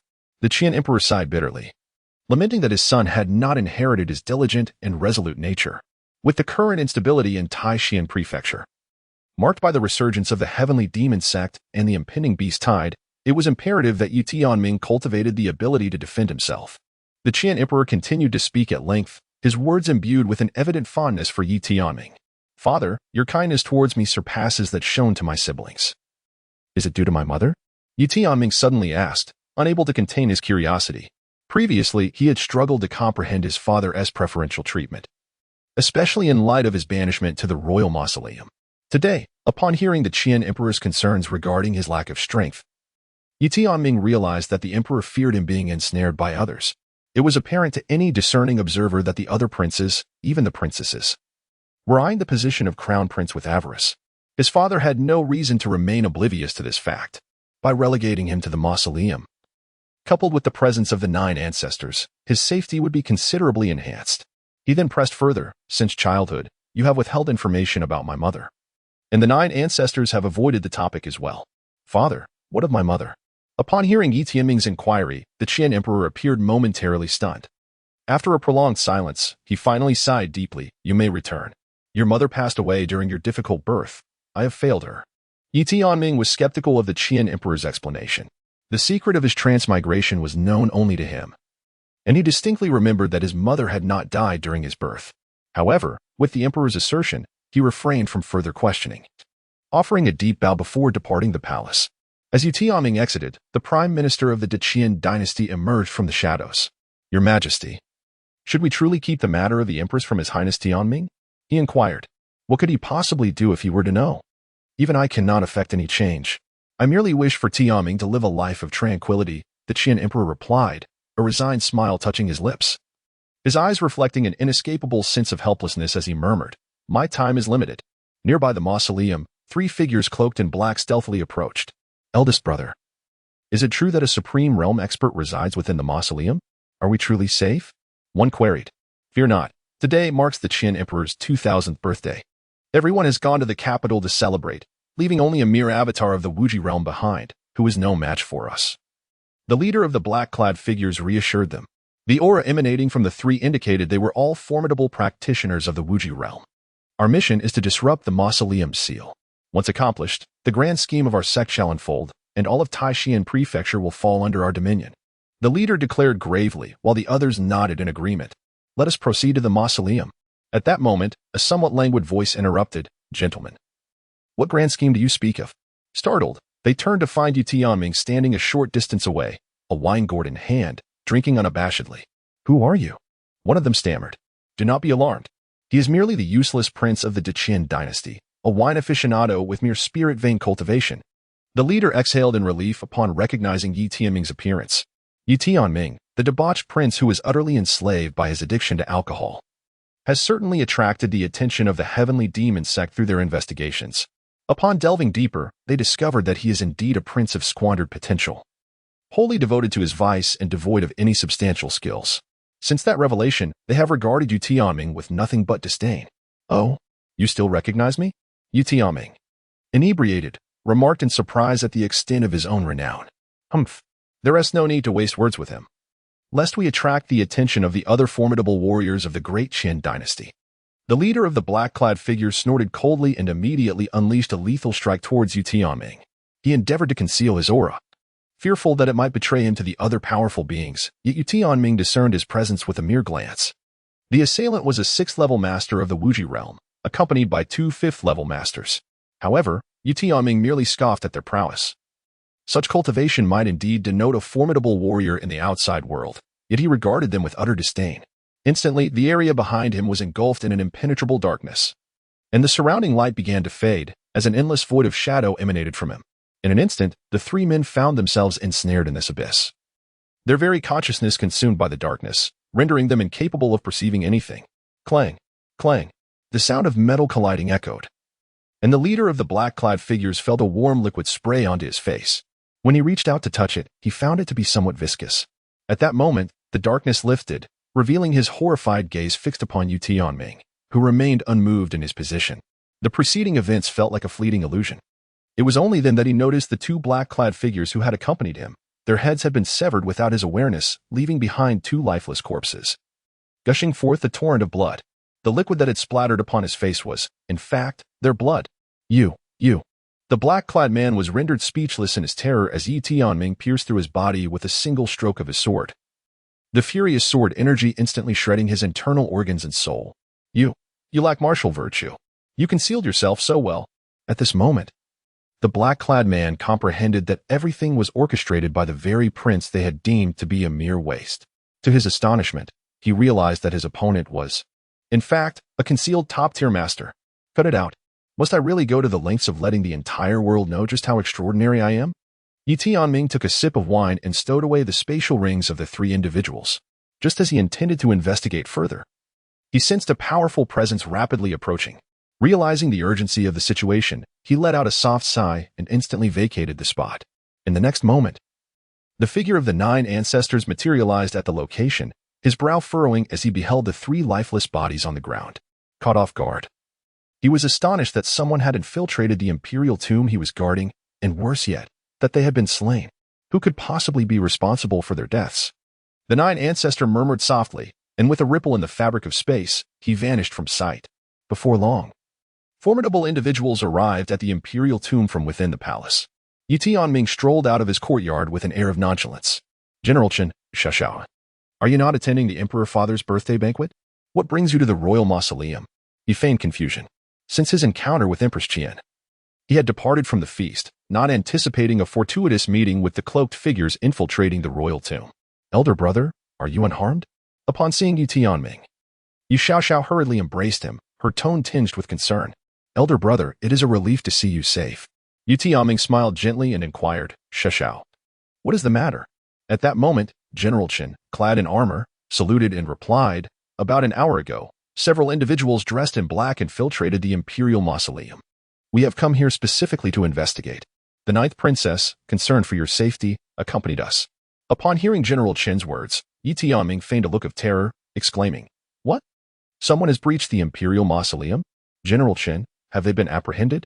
General Qin nodded. By the time the ninth ancestor arrived, these individuals had already been slain by a mysterious powerful figure. Slain by a mysterious powerful figure? Ye Tianming let out a sigh of relief. It seemed that his actions had gone unnoticed. "Your Highness, has something amiss occurred within the imperial mausoleum?" General Qin inquired. "No, I am unaware of anything." Ye Tianming quickly shook his head. Observing this, the others harbored no suspicions. The matter concerning Ye Tianming's perceived ineptitude was well known throughout the entire Qian Dynasty. The three deceased were all formidable figures of the Wuji realm. Thus, it was inconceivable for anyone to suspect Ye Tianming. General Qin conducted a further investigation before taking his leave. "Brother, perhaps you should return to the palace. This place is exceedingly perilous," Yu Xiaoxiao expressed her concerns. The palace is heavily guarded and fortified with various protective formations, rendering it impervious to assassination attempts. "Do not fret, Xiaoxiao, with the presence of the nine ancestors. I shall be safe," Ye Tianming reassured her, after offering her brother some additional words of caution. Yu Xiaoxiao departed from the royal tomb and made her way back to the palace. Not long after Yu Xiaoxiao departed, the imperial palace sent an abundance of exquisite wines. These were all gifts bestowed upon Ye Tianming by the emperor. Many of them were the palace's finest selections, while others were rare treasures meticulously preserved by the emperor himself. The remainder came from the fourth prince Ye Yuanming, the fifth prince Ye Hongxue, and the sixth prince Yu Xiuzhu. Observing the several carts brimming with fine wines, Ye Tianming could not help but lick his lips, gesturing with his hand to transfer all the wines into his spatial ring. He reflected on his father's birthday celebration, realizing that his visit had indeed been worthwhile. Within the palace, he had first acquired the mid-grade martial art, the shadowless sword technique, followed by the Nine Heavens star visualization chart. Additionally, he had obtained various miscellaneous treasures, and now, with such a bounty of exquisite wines, he pondered what rewards the system would bestow upon him. 9 ancestors. Soon, Ye Tianming stood before the imperial mausoleum, calling out loudly. In an instant, the space before him began to shimmer, and the figure of the 9 ancestors emerged, appearing before Ye Tianming. "What is it? Is there something you require?" The 9 ancestors inquired. "Hee, 9 ancestors, I have brought back a considerable selection of fine wines from the palace to pay my respects." Ye Tianming chuckled softly and promptly retrieved an assortment of exquisite wines from his spatial ring, arranging them before the 9 ancestors. "Well done, my boy." Upon witnessing this, the 9 ancestors smiled knowingly and waved his hand, causing a stone chair to materialize behind both him and Ye Tianming, whereupon they began to indulge in their libations. Ding! The host savored the essence of the azure spring. Congratulations to the host for acquiring alchemy. Alchemy. The host may master the art of alchemy, ranging from imperial-grade elixirs to yellow-grade potions. It is indeed the art of alchemy. Ye Tianming inhaled sharply, immediately immersing himself in the art of alchemy. An abundance of knowledge regarding alchemical practices surged into his mind, granting him a comprehensive understanding of the creation processes for various grades of elixirs.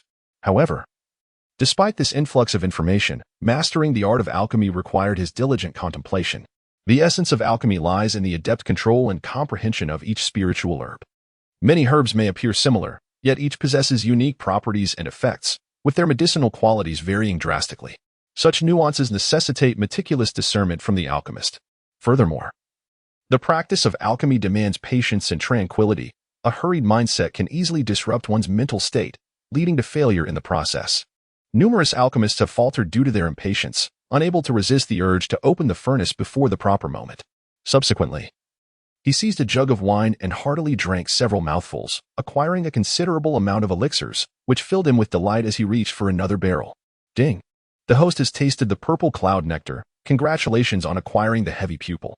Heavy pupil, a mystical gaze that enables one to perceive the essence of all things, piercing through illusions. Upon witnessing this system reward, Ye Tianming gasped in astonishment. He had not anticipated receiving the legendary heavy pupil. He had once encountered references to it in ancient texts, where it was hailed as the pinnacle of ocular techniques, capable of lethally glaring at an adversary once mastered. Overjoyed, he resolved to fully immerse himself in understanding the heavy pupil after finishing his wine.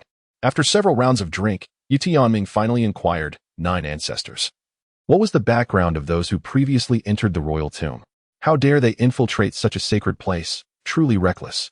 Ye Tianming inquired with curiosity, aware that the visitor was undoubtedly a formidable figure from the heavenly demon sect. However, the intent behind their arrival at the imperial tomb remained a mystery to him. Thus, he seized this opportunity to subtly glean information from Jiuzhu. It was likely that these individuals, being from the heavenly demon sect, sought to lift the seal of the imperial tomb. After a moment of hesitation, Jiuzhu spoke. To lift the seal of the imperial tomb? Ye Tianming furrowed his brow in confusion and inquired, could it be that there is something beneath the royal tomb that the heavenly demon sect requires? The 9th ancestor nodded and continued, indeed, you should be aware that a millennium ago, His Majesty, in alliance with the leaders of various powerful factions, suppressed the then leader of the heavenly demon sect. However, the leader was imbued with an overwhelming demonic aura, so His Majesty sealed him within the royal tomb, intending to use the fortune of the Great Qian Dynasty to extinguish the leader of the heavenly demon sect. Upon hearing this, Ye Tianming's eyes widened in astonishment. So, you mean to say that beneath the royal tomb lies the suppressed leader of the heavenly demon sect? Precisely, the 9th ancestor affirmed with a nod. The previous leader of the heavenly demon sect possessed formidable strength. If he were to be released, it is likely that no one in the entire Taishan continent would stand a chance against him. The 9th ancestor's words implied that the royal tomb ahead was fraught with peril. Ye Tianming, taken aback, remarked that if this were indeed the case, he would have to seriously contemplate whether to return to the imperial palace. Rest assured, if the adversary were to launch a full-scale assault on the royal mausoleum, it would signify that the major factions of Taishan Prefecture had been vanquished. Otherwise, they would only dare to send a few mice to discreetly lift the seals. Jiuzhu reassured Ye Tianming, urging him not to worry. Furthermore, the demise of the members of the heavenly demon sect at the hands of a mysterious powerful entity is, paradoxically, advantageous for us. Jiuzhu, who exactly is this enigmatic powerhouse? Ye Tianming inquired, feigning confusion. Unknown. However, the ability to silently eliminate 3 formidable beings of the Wuji realm likely indicates the intervention of a supreme realm expert. Jiuzhu pondered for a moment, racking his brain but failing to deduce the identity of this mysterious figure. Observing this, Ye Tianming chuckled. Perhaps we truly have a mysterious protector watching over our Qian. How fortunate we are. Jiuzhu laughed in agreement. Following several days of investigation into the infiltrators from the heavenly demon sect, no one could ascertain who had dispatched them, leading the inquiry to ultimately reach an impasse. The Emperor of Qian could only order an enhancement of the mausoleum's defenses. Meanwhile, Ye Tianming, having crafted a clone of himself, frequently ventured into the Beast Mountain range for training. Before long, a year had swiftly passed. During this time, Ye Tianming had ascended to the pinnacle of the Wuji realm. Having tamed nearly all the beasts of the Wuji and Taiji realms within the Beast Mountain range, amassing a staggering number, he entrusted these beasts to Ye Kuan for management. How curious, why has Ti Xiao come by recently? Ye Tianming wondered aloud, sipping wine in the courtyard. Previously, Ye Xiao would visit him monthly, yet now, as the end of the month approached, she had yet to appear. Could it be that something had delayed her? My lord, if you miss the 9th princess, why not visit her at the Xianyu mansion? A stunningly beautiful woman named Bai Lingyan, a fox demon of the 7th layer of the Wuji realm whom Ye Tianming had subdued in the Beast Mountain range, suggested while gently massaging his shoulders. In the demon race, once one reached the soul-shaping realm and cultivated a spirit, they typically possess the ability to transform. Naturally, to prevent others from discerning her true nature, Ye Tianming concealed her demonic aura, rendering her merely an ordinary maid in appearance. At her words, Ye Tianming chuckled softly, choosing to ignore her and resumed his drinking. Just then, a palace eunuch suddenly arrived at the mausoleum, seeking out Ye Tianming. Old servant pays his respects to your highness. The eunuch quickly knelt before Ye Tianming. Wang Gonggong, why have you come to the mausoleum instead of remaining in the palace? Ye Tianming recognized him as the chief eunuch serving his father. Your highness, this is a letter from His Majesty. The eunuch promptly produced a letter from his bosom and handed it to Ye Tianming. After delivering the letter, the eunuch hastily departed the mausoleum. Ye Tianming opened the letter and immediately his expression grew solemn. Master, what has happened? Bai Lingyan inquired, noticing Ye Tianming's demeanor. Xiao is in trouble. My father has written to inform me that she has gone missing during her training outside, and he has instructed me to remain in the royal tomb and not venture anywhere. Having said this, Ye Tianming commanded, Yu Kuan, Lingyan, accompany me, we must locate Xiao. Ye Tianming and Bai Lingyan were acutely aware of the gravity of the situation and promptly followed Ye Tianming as he departed from the imperial tomb. Before leaving, Ye Tianming took the precaution of creating several clones to ensure that his prolonged absence would not reveal any vulnerabilities. The letter indicated that Ye Xiaoxiao had gone missing at the border between Xianyu Prefecture and the Qian Dynasty.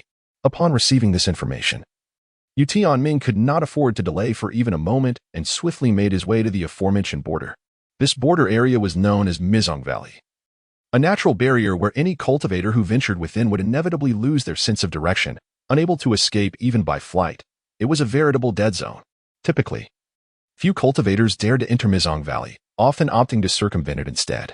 My lord, according to the reports, the 9th princess vanished during her trainings, and it just so happens that this vicinity is frequented by members of the Heavenly Demon Sect. Previously, a cultivator from the Heavenly Demon Sect infiltrated Mizong Valley, leading us to suspect that the 9th princess may have been taken into its depths, Bai Lingyan elucidated. As Ye Tianming escorted them towards Mizong Valley, he had already alerted numerous beasts residing within the Beast Mountain range, instructing them to investigate the whereabouts of Ye Xiaoxiao. While most of the beasts remained hidden deep within the mountains, many had also taken on human forms and were scattered throughout Taishan Prefecture. Under the command of Ye Tianming, it did not take long for a beast to relay the information. Listening to Bai Lingyan's report, Ye Tianming nodded and proceeded directly into the Mizong Valley. Master, the Mizong Valley is fraught with peril. If we venture in now, no worries. It is merely the Mizong Valley. It is of little consequence. Ye Tianming spoke softly, and soon, his pupils began to split into two, emitting two brilliant beams of light. These rays seemed capable of penetrating all illusions, rendering everything transparent under their gaze.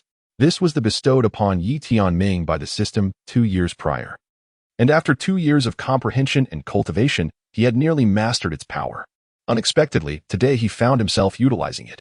For others, entering the mysterious valley was akin to stepping into a perilous abyss. Yet for Ye Tianming, who possessed it was merely child's play. Before long, he led Ye Tianming and Bai Lingyan directly towards the depths of the mysterious valley. In the heart of the valley, a thick aura of blood permeated the air, infused with a strong scent of iron. The area was teeming with practitioners of the Heavenly Demon Sect. In truth, this place was not the legendary Forbidden Land. Rather, it was a stronghold constructed by the Heavenly Demon Sect before its downfall. Numerous formidable members of the sect were stationed here, which was why any cultivators entering the mysterious valley were swiftly annihilated by the sect's powerful guardians.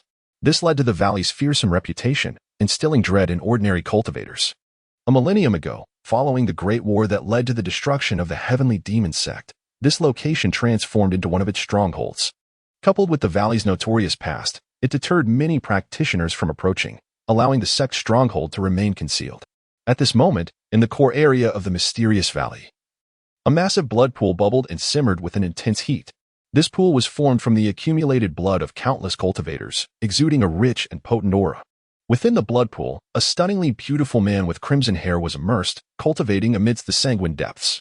His eyes flickered with a menacing red light, and his presence radiated an overwhelming terror, far beyond that of an ordinary warrior. This red-haired man was Ji Budwan, one of the Holy Sons of the Heavenly Demon Sect. The Holy Sons were never singular. There were 9 of them, each vying for supremacy, with only one surviving to ascend as the next leader of the sect. This was one of the reasons for the extraordinary strength of the sect's leaders. Raised amid slaughter, one must either kill or be killed. How could one not grow powerful? At this moment, Ji Budwan slowly emerged from the blood pool, absorbing the liquid into his body with each step he took. Instantly, members of the Heavenly Demon Sect draped a blood-red robe over him. Why is the blood pool running low again? How many practitioners have you captured? Ji Budwan inquired as he settled onto his throne, surveying the gathered members of the sect. Honorable Holy Son, the current batch of captured practitioners has all been delivered. One of the sect's strong warriors reported, stepping forward. With a wave of his hand, hundreds of practitioners were dragged forth. Among them, the weakest were at the Qi Tian realm, while the strongest had even reached the Tai Chi realm. Excellent. Once I perfect my bloodthirsty technique, the position of the leader of the Heavenly Demon Sect shall be mine. Ji Budwan laughed heartily, his gaze sweeping over the captives. However, Holy Son, among these individuals, there is one you may find intriguing. The warrior stepped closer, a cold smile on his lips. Oh, who might that be? Ji Budwan asked. His curiosity piqued as he scanned the captured practitioners. Bring her forth. At the warrior's command, 2 members of the sect quickly brought a woman forward. To everyone's astonishment, it was the missing Ye Xiaoxiao. She had intended to visit Ye Tianming in the Great Qian Dynasty, but had been ambushed en route. Upon regaining consciousness, she discovered herself in this dire situation. Through conversations with the surrounding practitioners, she learned that she had been captured by the heavenly demon sect. Who is she? Ji Buduan narrowed his eyes, inquiring. This individual is the 9th princess of the Great Qian Dynasty, Ye Xiaoxiao, a direct disciple of Xianwei Mansion, possessing extraordinary talent. If the Holy Sun were to utilize her in cultivating the bloodthirsty technique, the results would be nothing short of remarkable. The warrior explained eagerly. What? The 9th princess of the Great Qian Dynasty? Ji Buduan immediately rose from his throne, his gaze fixated on Ye Xiaoxiao with cold intensity. After a prolonged silence, he erupted into laughter. Ha ha ha. In the past, our heavenly demon sect was vanquished by the Great Qian Dynasty, and the last leader was sealed within the royal tomb of the Great Qian. Who would have thought that today we have captured a princess of the Great Qian Dynasty? In an instant, Ji Buduan transformed into a streak of bloodlight, appearing before Ye Xiaoxiao. He grasped her neck with a sinister smile, saying, Today, I shall collect some interest from the Great Qian Dynasty.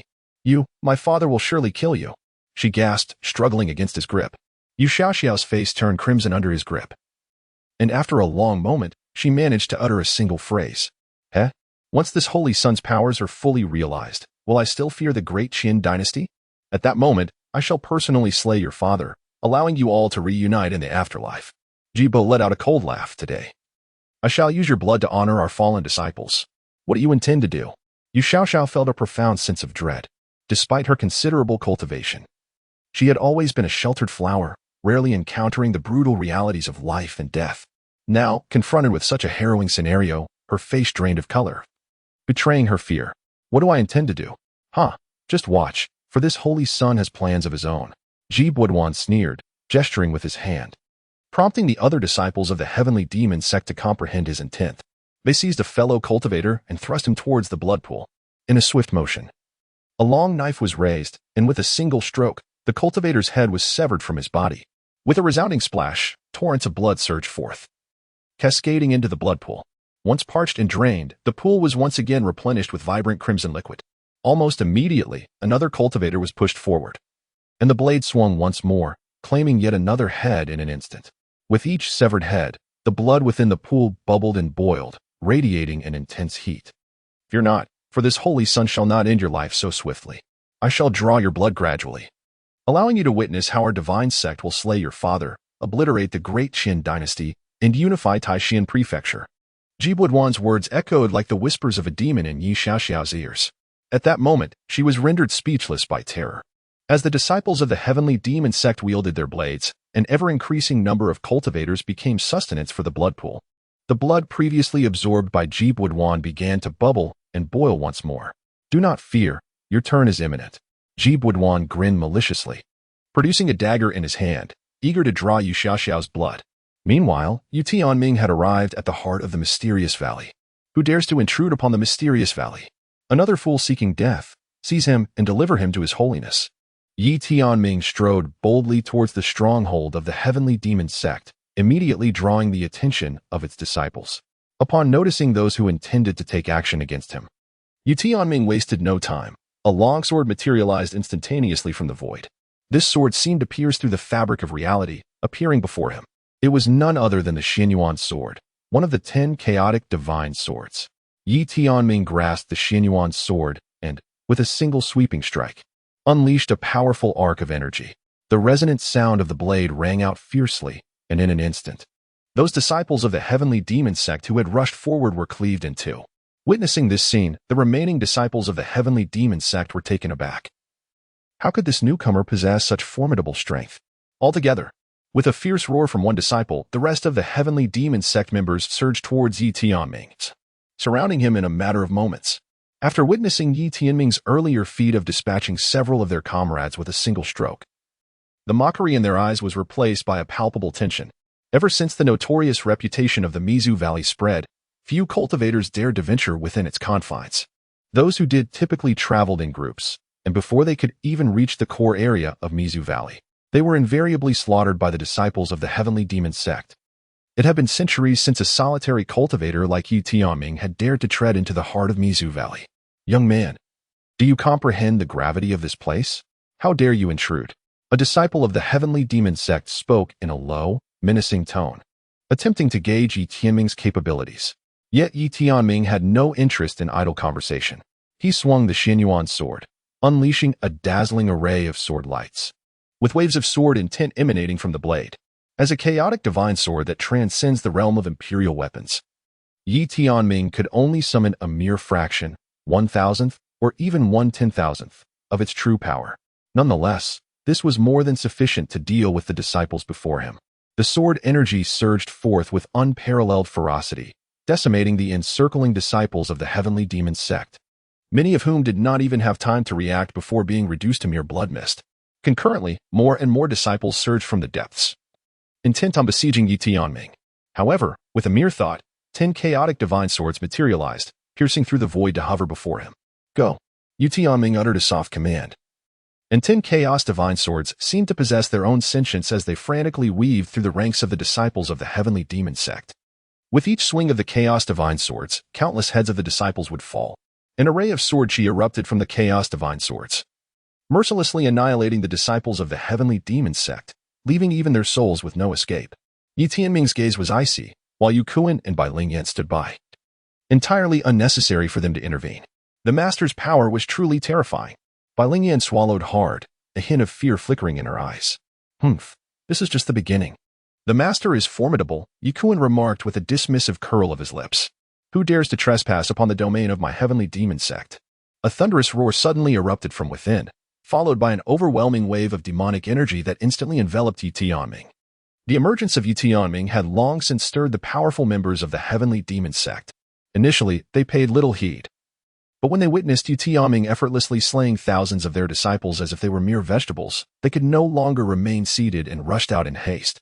An elder of the heavenly demon sect, whose visage resembled that of withered wood, charged forth, radiating a formidable aura that was nothing short of overwhelming. He was at the pinnacle of the boundless realm.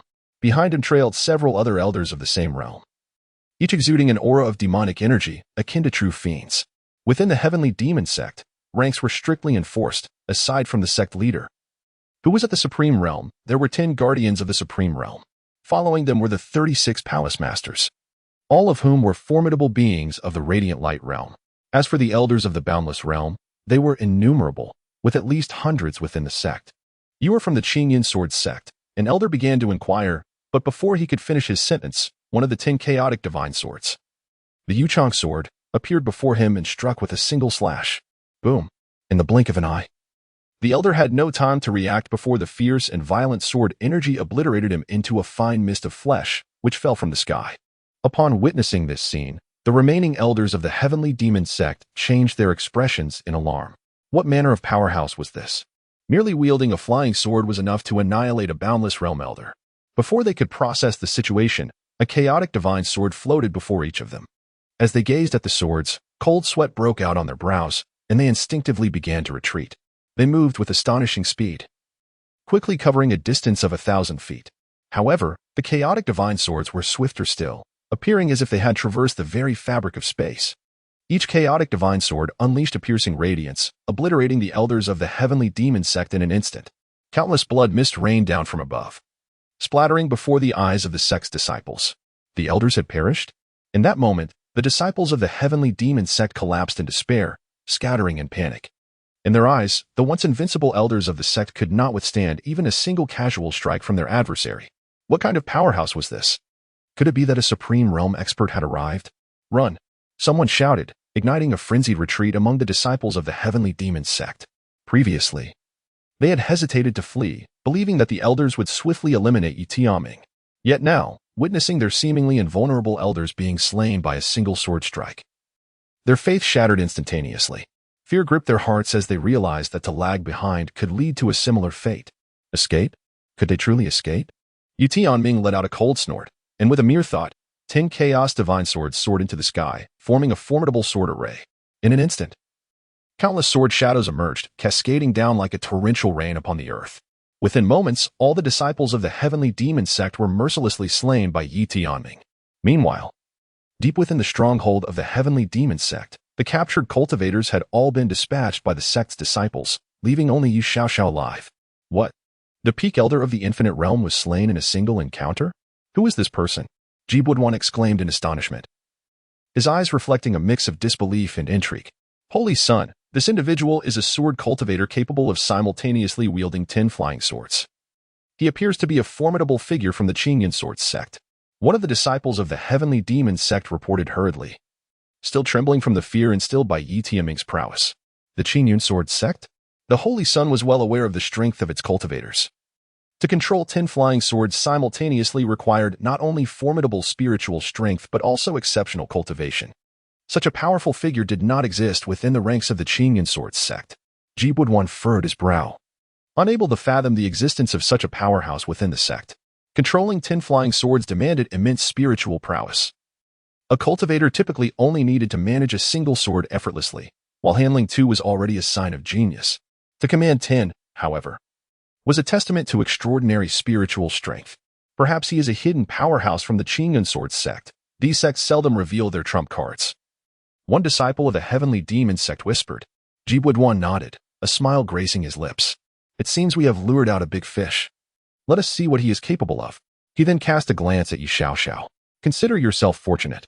Once I deal with the intruders outside, I shall return to eliminate you. Soon after, Ji Budwan stepped outside and beheld Ye Tianming standing not far away. At that moment, Ye Tianming was clad in a black robe, concealing his visage to avoid recognition. Are you from the Qinyan Sword sect? Ji Budwan inquired, his voice steady. Yet, before he could finish his sentence, he sensed a chilling intent directed at him, as if he had been marked for death. He swiftly unleashed a secret technique, transforming his body into a puddle of blood, as one of the 10 chaos divine swords, the Qixing Longduan, plunged directly into the spot where he had just stood. Ji Budwan reacted swiftly, but the other disciples who had accompanied him were not so fortunate. They had no time to react and were pierced through by the remaining chaos divine swords, their souls and bodies shattered, dissolving into a mist of crimson. You ambushed me.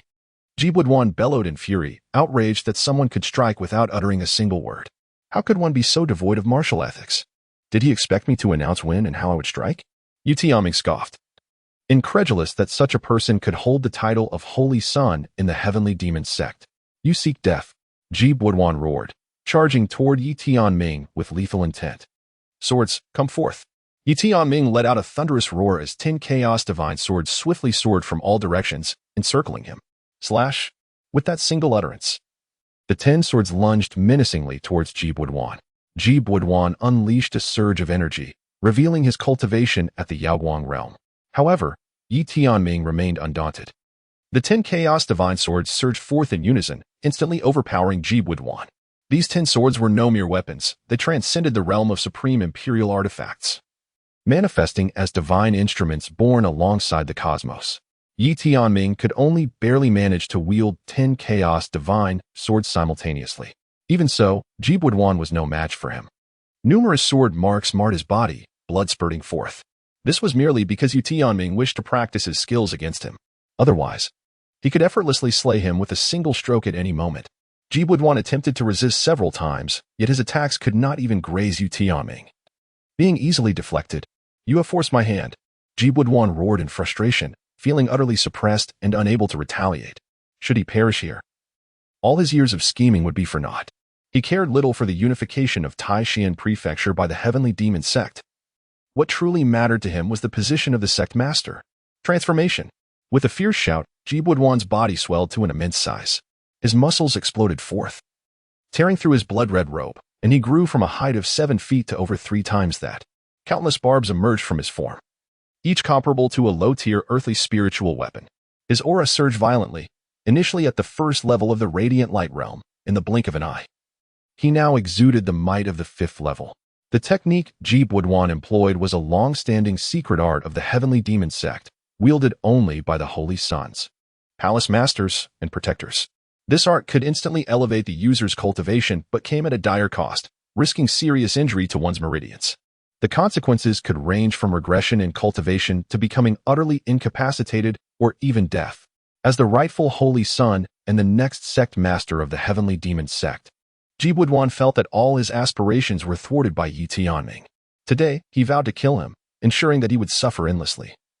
Caught in a torment of fiery retribution, Ji Budwan's gaze was fierce, Having used this technique would leave him significantly behind the other holy sons of the heavenly demon sect. The competition for the sect master position was far more ruthless than that for the crown prince of the Great Qian Dynasty. If he fell even slightly behind, the other holy sons would pounce, devouring his prospects entirely. Observing Ji Buduan's transformation, Ye Tianming remained expressionless as the Xianyuan sword slowly materialized in his hand. The remaining 9 Chaos Divine Swords encircled him, forming a protective sword array around him. One sword to determine life and death. Ye Tianming let out a thunderous roar, unleashing a sword strike towards Ji Buduan. This strike represented a technique rewarded by the system, devoid of any rank. However, based on the system's description, Ye Tianming understood that this martial art was not merely a simple swordplay. With this thrust, one must confront the enemy with the intent to determine life and death. It was a true killing move. It was a matter of either the enemy's demise or his own. This sword strike, it is said, could cleave through emperors above and slay mortals below, showcasing formidable power. Clang, roar. With a single stroke, Ye Tianming summoned a faint golden dragon silhouette that surged forth towards Ji Buduan. The roar of the dragon reverberated through the heavens. As the magnificent golden beast swiftly engulfed Ji Buduan, a thunderous explosion ensued, cleaving Ji Buduan's corrupted form in two, his body collapsing like a deflated balloon. He gazed at Ye Tianming in disbelief, pondering the identity of this formidable individual. Was it not absurdly powerful? How could he be unable to withstand even a single strike? Ultimately, Ji Buduan met his demise beneath Ye Tianming's blade, laden with endless confusion and resentment. My lord, I have gathered intelligence. All disciples of the heavenly demon sect in this area have perished, save for one female cultivator, whom I have brought forth. Bai Lingyan emerged from the shadows, accompanied by a young girl, none other than Ye Xiaoxiao.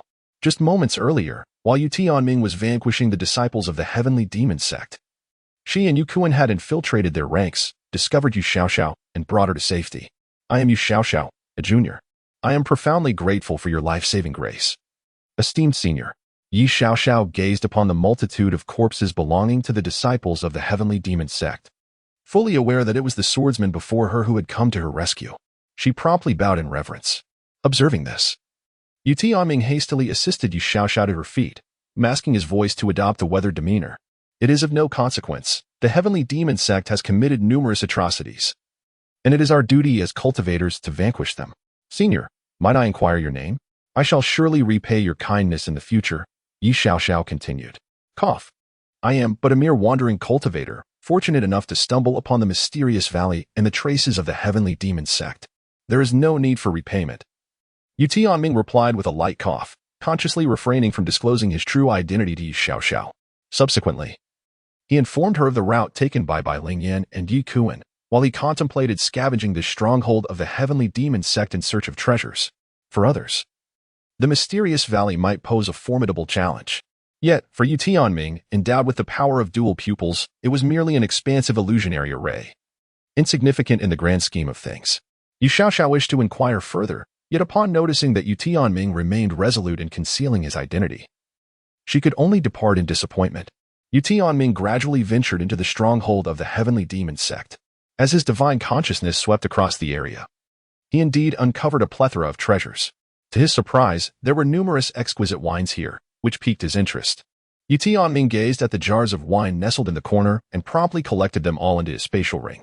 It turned out that the Misty Valley was, in fact, a vast illusionary formation, with its control center located right here. Ye Tianming gazed intently at the flowing spiritual energy beneath his feet, and with a swift motion, he directed his own spiritual power to discern the location of the array's core. Over the years, he had dabbled in the 4 arts of alchemy, formations, talismans, and weapon crafting, achieving considerable success in each. Thus, dismantling an illusionary array presented little challenge for him. He drew forth the Qingying sword, one of the 10 Chaos Divine Swords, and plunged it into the heart of the formation. With a resounding boom, the array erupted, a brilliant radiance illuminating the surroundings. As the light faded, the array within the stronghold of the Tianma sect began to shatter, piece by piece. Meanwhile, in the Misty Valley, the white fog began to dissipate. Bai Lingyan, Ye Kuan, and Ye Xiaoxiao, who were en route, marveled at the transformation of their surroundings. Hee, it must be the master's doing. I never expected the notorious stronghold to be resolved by him today, they exclaimed in astonishment. Ku. Ye Kuan chuckled, eager to flatter, unable to contain his delight. We should hurry. Bai Lingyan shot a glance at Ye Tianming and, accompanied by Ye Xiaoxiao, led the way forward. He, understood. Ye Tianming promptly responded and eagerly followed behind Bai Lingyan. As they emerged from the mysterious valley, they encountered a figure clad in black robes awaiting them. Bai Lingyan and Ye Tianming immediately showed their respect and bowed. Ye Tianming gave a slight nod, casting a glance at Ye Xiaoxiao. The formidable beings from Xianyu Mansion and the Great Qian Dynasty are approaching. We must depart at once. With that, Ye Tianming, accompanied by Bai Lingyan and Ye Tianming, vanished from the spot. Senior, Ye Xiaoxiao wished to express more, but Ye Tianming and the others had already vanished, leaving her with no choice but to lower her head in resignation. Xiaoxiao, are you unharmed? Your Highness the Ninth Princess. I have arrived late. I hope the princess will pardon my tardiness. Before long, the formidable beings from Xianyu Mansion and the Great Qian Dynasty rushed over, and upon seeing Ye Xiaoxiao safe and sound, they collectively breathed a sigh of relief. Master, General Chun, you have come. Ye Xiaoxiao exclaimed with a smile upon seeing them. Xiaoxiao, please tell Master how you managed to escape. The beautiful matron from Xianyu Mansion embraced Ye Xiaoxiao tightly, her tears flowing uncontrollably. Ye Xiaoxiao recounted her ordeal, as well as the subsequent rescue by Ye Tianming, to the formidable figures of Xianyu Mansion and the Great Qian Dynasty. The swordsman, whose voice was steeped in age, inquired whether it was indeed 10 swords he wielded. The enchanting matron of Xianyu Mansion, who also happened to be Ye Xiaoxiao's mentor, murmured softly. Could it be the ancient specter of the Qingyan sword sect? The princess pondered. Might it be the powerful figure from the imperial mausoleum? According to our investigations at the scene, the formidable presence that manifested at the mausoleum was also a swordsman, capable of acting under the very gaze of the 9 ancestors. Such prowess would indeed render safe passage through the mysterious valley a trivial matter. At this juncture, General Chun interjected, Indeed, there is a significant likelihood, General Chun. Let us hasten back to report this matter to His Majesty. Ye Xiaoxiao was overwhelmed with excitement. She finally had news of her benefactor and was determined to express her heartfelt gratitude. Soon, the group arrived at the lair of the heavenly demon sect within the Misty Valley. The illusionary formation of the valley had already been dismantled by Ye Tianming, rendering it devoid of danger. As they surveyed the scene, littered with the bodies of countless disciples of the heavenly demon sect, a collective gasp of horror escaped the lips of the powerful onlookers. Who could have engaged in such a fierce battle here? Such prowess could not belong to an inconspicuous individual, who, indeed, was safeguarding our Great Qian Dynasty. Before long, the formidable warriors of the Great Qian Dynasty escorted Ye Xiaoxiao towards the capital, a perplexing thought lingering in their minds. If the savior of Ye Xiaoxiao was indeed the same individual who had previously vanquished the heavenly demon sect spy within the imperial mausoleum, it would be an extraordinary coincidence. The only plausible explanation was that this person was secretly protecting the Great Qian Dynasty. In Taishan Prefecture, a mountain range shrouded in thick mist loomed, swirling ethereally.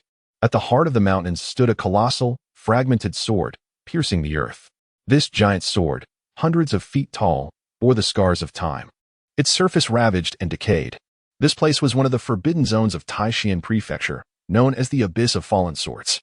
No practitioner who had ventured into this realm had ever returned alive. Over 3 centuries ago, an entire mid-sized sect had entered the Abyss of Fallen Swords, led by their most formidable master, a peak-level ruler of the Wuji realm. However, the following day, the soul lamps within the sect extinguished, and not a single one of the 30,000 cultivators emerged alive. Since that day, no one dared to enter the Abyss of Fallen Swords again. Within the depths of the abyss lay a blood pool, enveloped in dense demonic energy. A man clad in white sat cross-legged beside the blood pool, holding a fishing rod and fishing in the crimson waters. Strangely, the rod bore no bait, only a single hook, suspended a finger's breadth above the surface of the blood pool. Suddenly, a blood-red fish leapt from the depths, biting the hook. The white-clad man promptly reeled in the rod and grasped the blood fish. In moments, the fish transformed into a pool of blood, which he absorbed. Master, the stronghold in the Misty Valley has been annihilated, and St. Ji has perished. At this moment, an elder approached slowly, delivering the news of the destruction of the Misty Valley stronghold to the man in white. This man was, in fact, the leader of the Heavenly Demon Sect. Oh, what transpired? The Heavenly Demon Sect leader inquired, intrigued. The elder, not wasting any time, recounted the events leading to the downfall of the Misty Valley stronghold in one breath. Upon hearing this, the leader remarked, "So, this destruction is somewhat connected to the Great Qian Dynasty?" "Indeed," the elder affirmed, continuing. "We suspect that the sword cultivator who eliminated our stronghold in the Misty Valley is the same person who killed our practitioners at the mausoleum of the Great Qian Dynasty." The heavenly demon sect leader gazed contemplatively at the blood fish that continued to bite. A millennium ago, his father, the previous leader of the heavenly demon sect, had been sealed within the imperial mausoleum of the Great Qian Dynasty. For 1,000 years, the sect had hidden away, recuperating to regain its strength. Yet, their former leader remained imprisoned in the mausoleum. If he could be rescued, the heavenly demon sect would be on the path to unifying Taishan Prefecture. After all, 1,000 years ago, the leader of the heavenly demon sect was the most powerful figure in Taishan Prefecture. Even after a millennium, the current members of the sect still believe their former leader was the paramount figure in the region. Among the 5 major powers of Taishan Prefecture, the Great Qian Dynasty stood supreme. Moreover, if unification were to occur, the first to be vanquished would undoubtedly be the Great Qian Dynasty. It seemed the time had come to utilize the contingency plans left behind by his father. The heavenly demon sect leader quietly commanded, "Issue the orders. Let him make his move." "Yes, master." Upon returning to the imperial tomb, Ye Tianming promptly retracted his clone. During his absence, nothing of significance transpired within the tomb, nor did anyone discover the presence of the clone he had left behind. Ye Tianming reclined upon his chair, while Bai Ling Yan, with remarkable intuition, approached from behind to tenderly massage his shoulders. Observing this, Ye Kuan could not help but feel a twinge of envy, pondering when he might escape the burdensome fate that bound him. Elder brother. Before long, as Ye Tianming had anticipated, Ye Xiaoxiao arrived at the royal tomb. "Xiaoxiao, are you unharmed?" Upon seeing Ye Xiaoxiao, Ye Tianming feigned astonishment and promptly inquired, "I heard from father that you had gone missing, and it left your brother in a state of great distress." Ye Tianming's face was etched with concern as he pretended to be exceedingly worried. "Fear not, dear brother. I have emerged unscathed from peril, thanks to the timely rescue by the esteemed sword cultivator." Ye Xiaoxiao puffed out her chest, wearing an expression of pride. "Big brother, you have no idea. I encountered a senior sword cultivator this time. If it weren't for him, you would never see me again." Observing Ye Xiaoxiao's demeanor, Ye Tianming affectionately ruffled her hair, listening as she chattered incessantly about her encounter with the esteemed sword cultivator. "Big brother, what do you think this sword cultivator looks like? From his voice, he must be quite aged. Do you think he could be the sword master who appeared at the imperial tomb a year ago?" Seeing the adoration in Ye Xiaoxiao's eyes, Ye Tianming couldn't help but chuckle inwardly. He wondered what expression she would wear if she ever discovered that he was the very sword cultivator she spoke of. "Xiaoxiao, you must be cautious during this time. Do not let anything happen to you." After offering a few more words of advice, Ye Tianming ensured that Ye Xiaoxiao nodded in agreement. Once he bid farewell to Ye Xiaoxiao, Ye Tianming retrieved the exquisite wine he had acquired from the heavenly demon sect. Unfortunately, there were only a few casks of this fine wine, and it was quite limited. Besides the wine, Ye Tianming also found some medicinal pills, spiritual weapons, and martial techniques within the spatial rings of Jibuoduan and several elders of the heavenly demon sect. Regrettably, Ye Tianming found little value in these items. After a cursory glance, he tossed them into a corner, disregarding their worth. As Ye Tianming unscrewed the wine jar, a fragrant aroma wafted towards him. However, this scent was unlike any wine he had ever encountered before. Perhaps it was tainted by the essence of malevolence. Within the delightful fragrance lingered an unsettling aura. Would consuming this wine lead to intoxication? Ye Tianming was slightly taken aback. However, upon realizing that even if he were poisoned, he possessed an ample supply of high-grade spiritual herbs and elixirs, he immediately began to drink heartily. As the wine slid down his throat, it ignited a burning sensation. After taking a hearty gulp, Ye Tianming exclaimed, "What a fine wine." He then lifted the wine jar and continued to drink. Ding! The host has tasted the netherworld demon wine. Congratulations to the host for acquiring the soul-devouring goo. Soul-devouring goo. This can be planted upon the cultivator's soul, and should the host dare to resist, their soul shall be instantly annihilated. This item holds a certain intrigue. Ye Tianming gazed upon the introduction of the soul-devouring goo, relieved that he would no longer need to fear betrayal from others. In the blink of an eye, a month had elapsed since Ye Xiaoxiao's rescue. During this month, Ye Tianming remained secluded in the royal mausoleum, diligently honing his skills. Following his confrontation with Jibwoodwan, he experienced a profound epiphany, successfully advancing to the first level of the Yaoguang realm. In addition to Ye Tianming's ascension, a momentous event transpired in Taishan Prefecture that sent shockwaves through the ranks of its cultivators. The Dazhou Dynasty, one of the 5 dominant forces, declared war on the Great Qian Dynasty. Millions of troops from the Dazhou Dynasty amassed at the borders of the Great Qian Dynasty, capturing 72 cities in a single day. Emperor Qian summoned his forces, commanding the Supreme Realm warriors, the northern and eastern kings, to personally lead the army in defense. Furthermore, numerous sects and families aligned with the Great Qian Dynasty dispatched their disciples to the front lines. Even many sons of ministers and various princes and princesses from within the Great Qian Dynasty rushed to the borders. Their motivations were twofold: to gain experience and to vie for the position of crown prince. Those who distinguished themselves in this conflict would undoubtedly enhance their chances in the competition for succession. These princes and princesses were not foolish. They understood this principle well. Even Ye Xiaoxiao made her way to the borders, claiming she sought to refine her skills, to safeguard her from potential peril. Ye Tianming deliberately left behind an avatar to watch over her. Should Ye Xiaoxiao find herself in mortal danger, he would not hesitate to reveal his identity to rescue her. However, Ye Tianming harbored no fears. Now that he had reached the first level of the Yaoguang realm, he could venture into the monster beast mountains to tame the beasts of that realm. Ye Tianming broke into a smile and immediately set off towards the demon beast mountain range. Master, ahead lies the territory of the fire thunder tiger. This little one has just reached the first level of the Yaoguang realm. Ye Kuan, accompanied by Ye Tianming, swiftly arrived at the territory of the fire thunder tiger.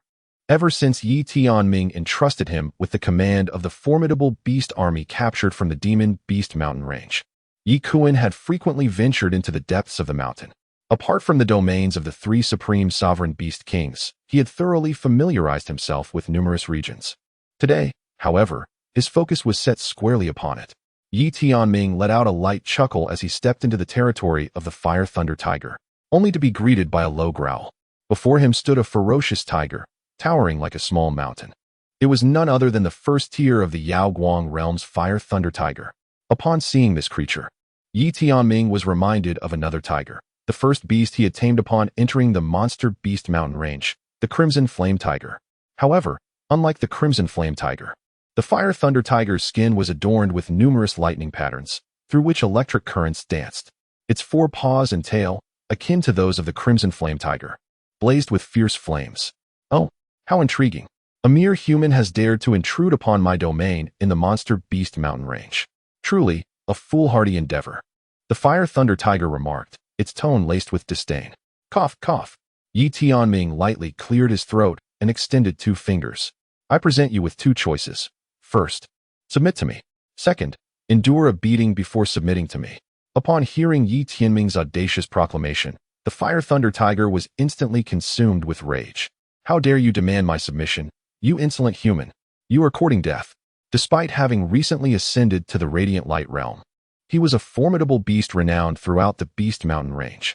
Now, confronted by an arrogant human who dared to suggest his subjugation, it was evident that a lesson must be imparted. This human clearly did not understand the consequences of provoking a tiger's wrath. I hope you can maintain such bravado in the moments to come. Ye Tianming chuckled, seeking death. The fire thunder tiger spewed a torrent of flames laced with lightning, surging toward him. Moments later, Ye Tianming patted the tiger's tail and mounted its back. The beast whimpered, crestfallen and utterly docile, submitting to every touch and slap without resistance. Ah, I still prefer your earlier defiance, Ye Tianming teased. The tiger shot him a resentful glare. Defiance? Only if I value my life. A single strike had shattered its pride. How could it dare resist now? After taming the fire thunder tiger, Ye Tianming wandered the beast mountain range before returning to the imperial mausoleum. Gazing back at the endless peaks stretching tens of thousands of miles, his eyes darkened with contemplation. 3 years remained until the beast tide's eruption. Could he subdue the 3 supreme tier demon kings within that time? Success would neutralize the threat entirely. Failing that, securing as many radiant tier beasts as possible would still diminish the tide's scale. Back at the mausoleum, he uncorked a jar of wine, savoring this rare moment of leisure. 2 years passed in a blink. During this time, The Great Qian Dynasty and the Great Zhou Dynasty clashed repeatedly at their borders, neither gaining decisive advantage. Emperor Qian had attempted peace talks, not out of weakness, but due to the rising threat of the heavenly demon sect in the Taishan continent. Yet Great Zhou refused, dismissing even the mediation of the other three major powers. War became inevitable. Then tragedy struck. The fifth prince, Ye Hongxue, fell in battle, along with his guardian from the Azure Cloud Sword sect. Enraged, the sect dispatched 3,000 sword cultivators, crossing millions of miles to reinforce Great Qian's borders. As for Ye Tianming, his cultivation had soared to the peak of the radiant tier. Through beast-taming arts, he now commanded countless creatures of the Tai Chi, Wuji, and radiant realms within the mountain range, though those below Tai Chi were beneath his notice. The three supreme-tier demon kings remained beyond his control, but his growing strength emboldened him. Once, he even ventured deep into their territory with Ye Qian, narrowly escaping undetected. The Great Qian Dynasty spanned millions of miles, occupying a 20th of the Taishan continent. At its borders, the corpses of fallen cultivators from both realms littered the battlefield after yet another skirmish. A surprise attack by Great Zhou had initially overwhelmed Great Qian's forces, but the Azure Cloud Sword sect's intervention turned the tide, albeit at heavy cost. Xiao Xiao, are you all right? Princess Ye Shuiyu approached, offering a high-grade healing pill. Her once elegant robes were now stained with blood, her usual icy composure long shattered. Third sister, you keep it. Your injuries from last time haven't healed yet. Ye Xiaoxiao returned the elixir to Ye Shuiyu, a fleeting glimmer of melancholy passing through her eyes. Third sister, when do you think this war will finally come to an end? Upon hearing this, Ye Shuiyu offered a wry smile and shook her head. I do not know. The Great Zhou Dynasty is resolutely determined to sever ties with us. Unless we annihilate the Great Zhou Dynasty, this conflict shall not cease. In the past, the Great Qian Dynasty and the Great Zhou Dynasty often engaged in minor skirmishes along the border, yet it had never escalated into a full-scale war. However, the current situation suggests that the Great Zhou Dynasty is bent on the destruction of the Great Qian Dynasty, seemingly indifferent even to the looming threat of the heavenly demon sect. Meanwhile, the Great Qian Dynasty must retain a substantial number of formidable warriors to guard the capital in anticipation of the beast tide that is to come in a year, resulting in little tangible progress on the battlefield. Even the fifth prince, Ye Hongxue, has perished in the fray. I am truly fearful that if this continues, third sister, you, and second brother, fourth brother, and sixth brother. The mere thought of Ye Hongxue's demise caused Ye Xiaoxiao to succumb to quiet sobs. Xiao Xiao, this war is something none of us wished for, but as princes and princesses of the Great Qian Dynasty, we have no choice. At that moment, the second prince, Ye Wushuang, approached. Xiao Xiao, if you are afraid, you may return to the capital. With Father Emperor there, it is quite safe. I refuse. Ye Xiaoxiao immediately refused. Second brother, I am also Father Emperor's daughter. I must join this battle. Seeing her unwavering determination, Ye Wushuang said nothing more, merely nodding before departing from the scene. Under the moonlit night, the battlefield was bathed in silver light, the air thick with the metallic scent of blood. Your Highness, emissaries from the heavenly demon sect have arrived. An elderly man reported respectfully to a brocade-robed youth hidden in the shadows of the deep mountains bordering the Great Qian Dynasty. As the youth turned, his features obscured by darkness, he expressed surprise upon seeing the black-robed elder materialize before him. To think the Blood Demon Guardian would personally come, this is truly unexpected. The Blood Demon Guardian, one of the sect's 10 great protectors and a supreme realm expert whose power was unfathomable, could infiltrate the Great Qian Dynasty's territory undetected with effortless ease.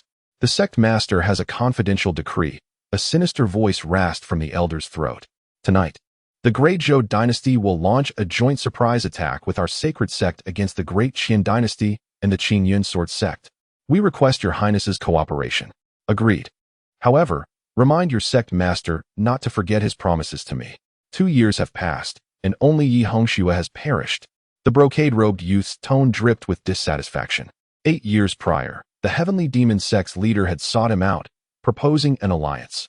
The sect would aid his ascension to the Great Qian throne, and in return, he would supply necessary cultivation resources. Once the sect unified the Taishan continent, they vowed non-interference with the Great Qian Dynasty. The youth had accepted without hesitation. Your Highness understands the other princes and princesses all have powerful backers. Our sect's elimination of Yi Hongxue provoked the Qingyun Sword sect's involvement. If the Mystic Moon Manor and White Feather sect were to join, the pressure would become overwhelming, the Blood Demon Guardian explained. Is this the Heavenly Demon sect's so-called strength? Cowering before other factions? Had I known, this alliance would never have occurred. The youth snapped angrily. The Blood Demon Guardian chuckled lightly. Set your mind at ease, Your Highness. Tonight, we shall first eliminate Ye Xiuyu as a demonstration of our sincerity. Moreover, our sect master has devised a plan. We won't kill her. Instead, we'll capture and refine her into a puppet. He continued, Your Highness need only stage a heroic rescue. Not only will this bring you closer to the Crown Prince position, but you'll also gain control of Ye Xiuyu's puppet form, using it to draw the White Feather sect to your side. Excellent. Proceed as planned. The youth's face lit up with delight. With Ye Xiuyu as his puppet, wouldn't the White Feather sect, her backing, become half his own force? Among all the royal heirs, who could then rival his influence? The Crown Prince position would be his for the taking. Await our news, Your Highness. With a sinister laugh, the Blood Demon Guardian dissolved into a murder of crows and vanished into the night. After his departure, the elderly attendant ventured cautiously, Your Highness. Allying with the Heavenly Demon sect is like making pacts with tigers. Surely, enough. Do you take me for a fool without contingencies? The youth interrupted sharply. The old man fell silent. With the exception of Ye Tianming, all Your Highness's competitors will likely be eliminated tonight. Should we arrange for Ye Tianming's removal? The attendant pressed. Let him be. That drunken wastrel of an elder brother, what if father favors him?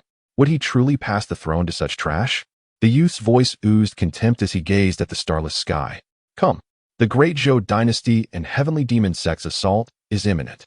Back in the Great Qian Dynasty, soldiers, Qingyun Sword sect disciples, and other cultivators tended their wounds from the day's brutal fighting. Though injured, none dared lower their guard. The Great Zhou army could strike again at any moment. On the battlefield, complacency was tantamount to suicide.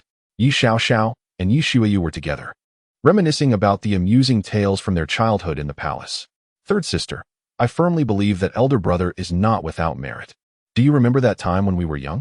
I fell into the pond in the back garden. And while second brother and fourth brother were too afraid to jump in, it was elder brother who bravely leaped in to rescue me. Ye Xiaoxiao chuckled. Indeed, at the last birthday banquet of our father, the poem he composed enlightened many formidable individuals.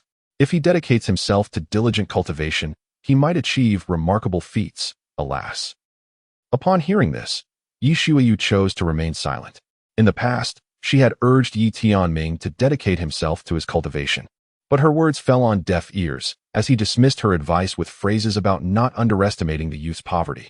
He would often proclaim that once he had indulged in enough wine, he would spread his wings like a great rock, soaring high into the skies, reaching heights of 90,000 miles. Gradually, Ye Xiuyu ceased her attempts to encourage Ye Tianming in his training, leading to an increasing strain in their relationship. I shall persuade him again upon my return, Ye Xiuyu contemplated. Just then, a series of fierce shouts erupted, prompting everyone to rise from the ground, their expressions turning grave as they gazed outward. In the next moment, a multitude of magical techniques and martial skills surged toward them from the distant horizon, signaling the onset of a new wave of assault from the formidable army of the Great Zhou Dynasty. Upon witnessing the scene, Ye Xiaoxiao and Ye Xiuyu were taken aback, leaving them little time for words as they hastened towards the battlefield. In such a monumental clash between two great empires, warriors of varying realms each possessed their own designated arenas. For instance, the Supreme Realm warriors would take their positions at the center, fixating their gaze upon their counterparts from the opposing realm. This arrangement was a tacit understanding among them. Otherwise, if a Supreme Realm warrior were to unleash their fury, they could easily decimate tens of thousands of lower-tier cultivators in the blink of an eye, resulting in mutual devastation for both sides. Ye Xiaoxiao and Ye Xiuyu both possessed the cultivation level of the Qi Tian realm, and naturally, they engage in battle on the battlefield designated for practitioners of this level. Xiaoxiao, be cautious, Ye Xiuyu advised, for in the heat of battle, she found herself unable to attend to Ye Xiaoxiao's safety. Ye Xiaoxiao nodded, drawing her long sword and charging towards an adversary. Curiously, why did it seem that the opponent, a cultivator of the Qi Tian realm, was becoming increasingly formidable? After slaying a Qi Tian realm cultivator, Ye Xiuyu furrowed her brow slightly. As she continued to dispatch her adversaries, An increasing number of cultivators turned their attention towards her. Numerous foes began to converge upon Ye Tianming. In that moment, she had no time for contemplation and could only frantically wield her sword, vanquishing the enemies before her. After an indeterminate period, she suddenly sensed an overwhelming aura of malevolence and swiftly retreated several dozen zhang. Once she regained her bearings, she was astounded to find herself ensnared within the encirclement of the Dezhou dynasty. Numerous formidable opponents had surrounded her, with even the skies above being dominated by powerful figures, rendering her attempts to escape through flight futile. At that moment, there were no fewer than 10 formidable beings encircling her. Were they all Divine Mansion Realm cultivators? Ye Tianming's expression grew cold as she swiftly identified the formidable beings of the Divine Mansion Realm among the cultivators present. Although the battlefield of these Divine Mansion experts lay elsewhere, during the Grand Conflict, arrangements were often made to position higher-tier warriors into the remaining arenas. For instance, Divine Mansion warriors would engage in the battleground of the Celestial Realm cultivators, while the Celestial Realm practitioners would confront those of the Soul-Sculpting Realm. This strategic maneuver was aimed at eliminating the tenacious adversaries of equivalent rank within the opposing factions. However, while such tactics were clandestinely employed by all parties, large-scale operations were strictly avoided. If discovered, the opposing Supreme Realm experts would take action, swiftly eliminating those lower-tier cultivators. Ye Tianming cursed under her breath, never expecting to find herself so unfortunate as to be targeted by a formidable opponent of the Divine Mansion Realm. Just as she contemplated retreating, her adversary struck, launching an assault directly towards her. Ye Tianming possesses formidable strength, having already reached the pinnacle of the Qitian realm. However, when confronted with a deity's domain, even a mere first-level practitioner of that realm finds her utterly defenseless. In a single move, Ye Tianming was decisively defeated by her opponent. Just as the adversary prepared to take her away, a longsword surged forth from an unexpected angle. The deity's domain expert disdainfully struck out with a palm, instantly revealing Ye Xiaoxiao's position. Xiaoxiao, quickly flee. Ye Tianming was taken aback, surprised to find that Ye Xiaoxiao had unexpectedly arrived. However, it was evident that it was already too late. Seize her, with the command from the formidable being of the Divine Mansion Realm. One of his powerful associates swiftly restrained Ye Xiaoxiao. The third princess, the ninth princess. Soon, several warriors noticed the sudden commotion in the area and promptly rushed to provide assistance. Ye Tianming and Ye Xiaoxiao are both esteemed princesses of the Great Qian Dynasty, their noble status unmatched. One is backed by the Baiyu sect, one of the 5 major powers, while the other is supported by the Xianyu Mansion, another of the 5 formidable factions. Their safety is of utmost importance and cannot be compromised. Yet, even when the powerful figures of the Great Qian Dynasty became aware of the situation, it was already too late. Several formidable beings from the Divine Mansion realm swiftly took the two away, vanishing into the distance. Ye Tianming and Ye Xiaoxiao were captured, and the army of the Great Zhou Dynasty retreated swiftly like a receding tide. Witnessing this scene, the remaining powerhouses of the Great Qian Dynasty wore grave expressions. The king of the north took a deep breath and declared, "Immediately dispatch someone to inform His Majesty. We must find a way to rescue the 2 princesses." The fact that they did not execute them on the spot indicates a hidden plot. The king of the north promptly reacted and hastily commanded that the message be sent back to the capital. Meanwhile, Ye Tianming, leisurely savoring fine wine within the royal mausoleum, suddenly froze in surprise. "Master, what is the matter?" Lingyan inquired with confusion. "Xiaoxiao's in trouble. I need to leave for a while." Without uttering a word, Ye Tianming's figure vanished from the spot. Previously, when he rescued Ye Xiaoxiao from the mysterious valley, he had left behind a trace of divine consciousness on her. As long as Ye Xiaoxiao found herself in a life-threatening predicament, this divine consciousness would activate, compelling him to reveal his identity in order to save her. However, this divine consciousness also allowed him to monitor Ye Xiaoxiao's condition on a daily basis. Now that she was in danger, Ye Tianming immediately sensed it. Fortunately, the divine consciousness had not yet been triggered, indicating that Ye Xiaoxiao had not encountered any grave peril. Ye Tianming departed from the imperial mausoleum, gazing towards the border of the Great Qian Dynasty. In the next moment, he summoned one of the 10 chaotic divine swords, the Qingying sword. Subsequently, Ye Tianming stepped upon the Qingying sword, transforming his form into a radiant streak, swiftly heading towards the border between the Great Qian and Great Zhou dynasties, soon vanishing from sight. The distance from the imperial mausoleum to the border of the Great Qian and Great Zhou dynasties spanned millions of miles. and Ye Tianming dared not delay for even a moment. The sword cleaved through the heavens, creating resounding sonic booms. Just as Ye Tianming departed the mausoleum en route to the border, the emperor of the Great Qian received news that Ye Shuiyu and Ye Xiaoxiao had been captured. "Your Majesty, it appears someone has acted in secrecy," remarked the chancellor, furrowing his brow at the news. "I understand. When Hongxue fell, I already sensed that someone was operating in the shadows," replied the emperor with a calm demeanor. In truth, he was aware that several of his offspring had resorted to various means, forming alliances with different factions in their quest for the crown prince position. However, he chose to turn a blind eye to their machinations. "Your Majesty, should we send someone to have the North Guardian come up with a plan to rescue Shuiyu and Xiaoxiao? The fact that they did not execute them on the spot indicates they wish to negotiate with us. Regardless of their terms, we must ensure the safety of Shuiyu and Xiaoxiao," the chancellor suggested. The emperor waved his hand dismissively, letting out a deep sigh. "Understood," the chancellor responded respectfully. "How is Tianming faring?" He inquired about Ye Tianming. "Tianming has remained at the mausoleum, never once departing," the chancellor reported. "As long as Tianming is unharmed, let them create their own turmoil. The struggles for the throne have always been paved with bloodshed," the emperor sighed. Once, he had ascended to the throne only after slaying several of his own brothers. Even though the Great Qian Dynasty reached its zenith during his reign, becoming the strongest among the 5 great powers, it could not erase the truth of his fratricide. Thus, he chose to remain indifferent to the rivalries among his children. However, for Ye Tianming, he wished to shield him from any harm. "Shiner, rest assured, I will take good care of Tianming. Wait for me.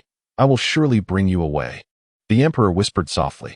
Apart from the Great Qian Dynasty, both the Xianyu Mansion and Baiyu sect, upon learning of the troubles befalling Ye Shuiyu and Ye Xiaoxiao, immediately dispatched powerful allies towards the border of the Great Qian and Great Zhou dynasties. A day later, Ye Tianming arrived above the border of the Great Qian Dynasty. He concealed his presence, rendering himself undetectable to anyone. With his current strength, he had already attained the status of a second-tier powerhouse in Taishan Prefecture, complemented by an array of formidable abilities. Unless faced with a 9 calamities realm expert, it was unlikely anyone could unveil his true form. Yet, at present, there might not even be a 9 calamities realm expert within the entirety of Taishan Prefecture. Thus, no one could penetrate Ye Tianming's concealment. Sweat beads formed on his forehead, and his chest rose and fell gently. In just a day, he had traversed millions of miles. Who could fathom the extent of spiritual energy he had expended? Fortunately, Ye Tianming possessed numerous spiritual pills, capable of swiftly replenishing his energy reserves.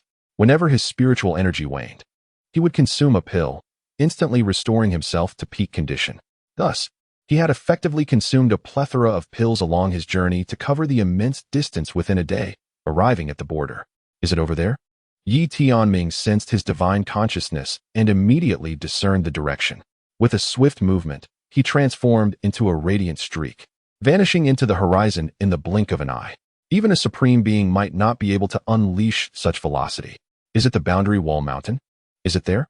Ye Tianming gazed at a distant mountain range, his eyes narrowing slightly, before vanishing from his original location. The boundary wall mountain serves as the demarcation line between the Great Qian Dynasty to the north and the Great Zhou Dynasty to the south. Since the declaration of war between the 2 dynasties, countless skirmishes have ensued in the northern expanse of Boundary Wall Mountain. Presently, the mountain lies behind the encampment of the Great Zhou Dynasty, where Ye Xiaoxiao has been taken, placing her in a perilous predicament. Meanwhile, outside Boundary Wall Mountain, the Blood Demon Guardian regarded the well-dressed young man before him, speaking in a nonchalant tone. "Your Highness, not only have we captured Ye Shuiyu, but we have also seized Ye Xiaoxiao. Just look. Ha ha, splendid work." The young man in fine attire laughed heartily. "I would appreciate it if you could assist me in transforming my 9th sister into a puppet. Once that is accomplished, with the support of the Baiyu sect and Xianyu Mansion, will I have any cause for concern regarding the throne?" His laughter echoed with a sense of wicked delight. "Your Highness, should we not pay a visit to Ye Shuiyu and Ye Xiaoxiao?" the Blood Demon Guardian suggested with a sinister grin. "There is no need for that. It is best if they remain unaware of my true identity. I fear it may sadden them," replied the young man coolly. The Blood Demon Guardian nodded slightly, recognizing the youth's remarkable caution. Over the years, he had never revealed a hint of vulnerability. Even the Emperor of Qian remained oblivious to his collaboration with the Temple of the Heavenly Demon. Nonetheless, The Blood Demon Guardian harbored a certain admiration for this young man. It was precisely due to his prudence that the Temple of the Heavenly Demon had remained concealed from the eyes of the 5 major powers. Your Highness, by tomorrow, you will be able to lead a rescue for the 2 princesses. The Blood Demon Guardian informed him before transforming into a flock of crows and soaring into the depths of Boundary Wall Mountain. After Ye Shuiyu and Ye Xiaoxiao were captured and brought here, they have remained imprisoned. Xiaoxiao, do not fear. Father and the others will surely receive the news and come to rescue us, Ye Shuiyu reassured her sister. Moreover, our mother will undoubtedly summon the experts from Baiyu sect and Xianyu Manor to aid us. Ye Shuiyu and Ye Xiaoxiao are not merely princesses of the Great Qian Dynasty. One is the daughter of the former saintess of the Baiyu sect, while the other is a disciple of the Xianyu Manor, boasting an extraordinary lineage.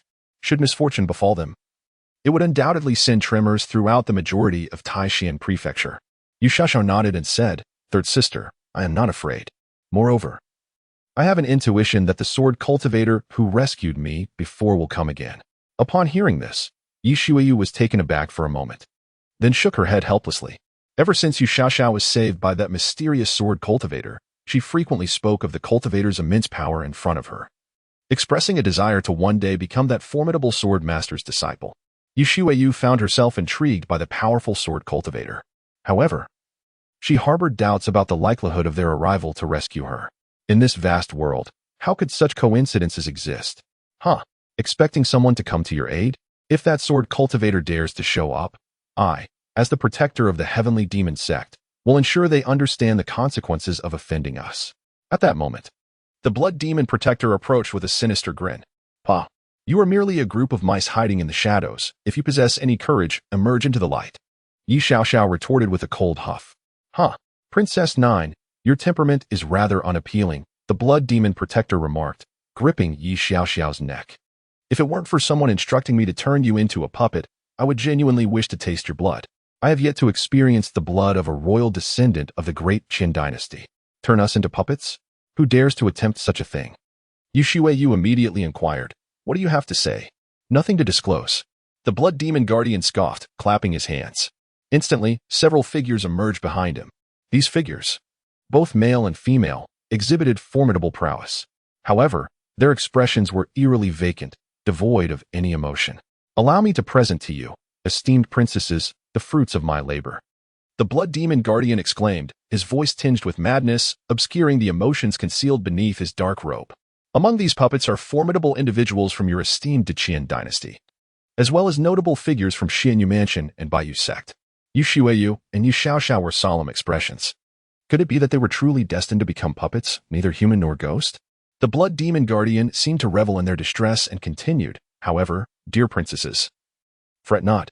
In order to ensure your future utility, I shall employ the most formidable puppetry technique of the Holy Sect. A fragment of your divine essence will remain, allowing you to maintain the semblance of normalcy while being perpetually controlled. Upon hearing the Blood Demon Guardian's words, a chill coursed through Ye Shuiyu and Ye Xiaoxiao. Come forth. Prepare to transform them into puppets. The Blood Demon Guardian bellowed, prompting disciples of the Heavenly Demon sect to step forward and commence their preparations. Meanwhile, outside the Boundary Mountain, Ye Tianming had also arrived. How peculiar! Why was there a trace of the Heavenly Demon sect's aura here? Ye Tianming's expression grew grave as he stepped deeper into the confines of the Boundary Wall Mountain. Soon, he stumbled upon a cavern within. At that moment, the cave emanated a dense aura of demonic energy, even more potent than what Ye Tianming had encountered previously in the mysterious valley. Was there a supreme being residing within? Ye Tianming took a deep breath, feeling an overwhelmingly formidable pressure. Fortunately, the aura of that Supreme Realm expert appeared to be around the 5th level of the Supreme Realm, which he could easily contend with. It seemed that Xiaoxiao should be inside. Ye Tianming murmured softly as he gazed at the few scattered disciples of the Heavenly Demon sect at the entrance of the cave. He promptly made his way into the depths of the cave. The stronghold of the Heavenly Demon sect on Jiegu Mountain had long been the domain of the Blood Demon Guardian.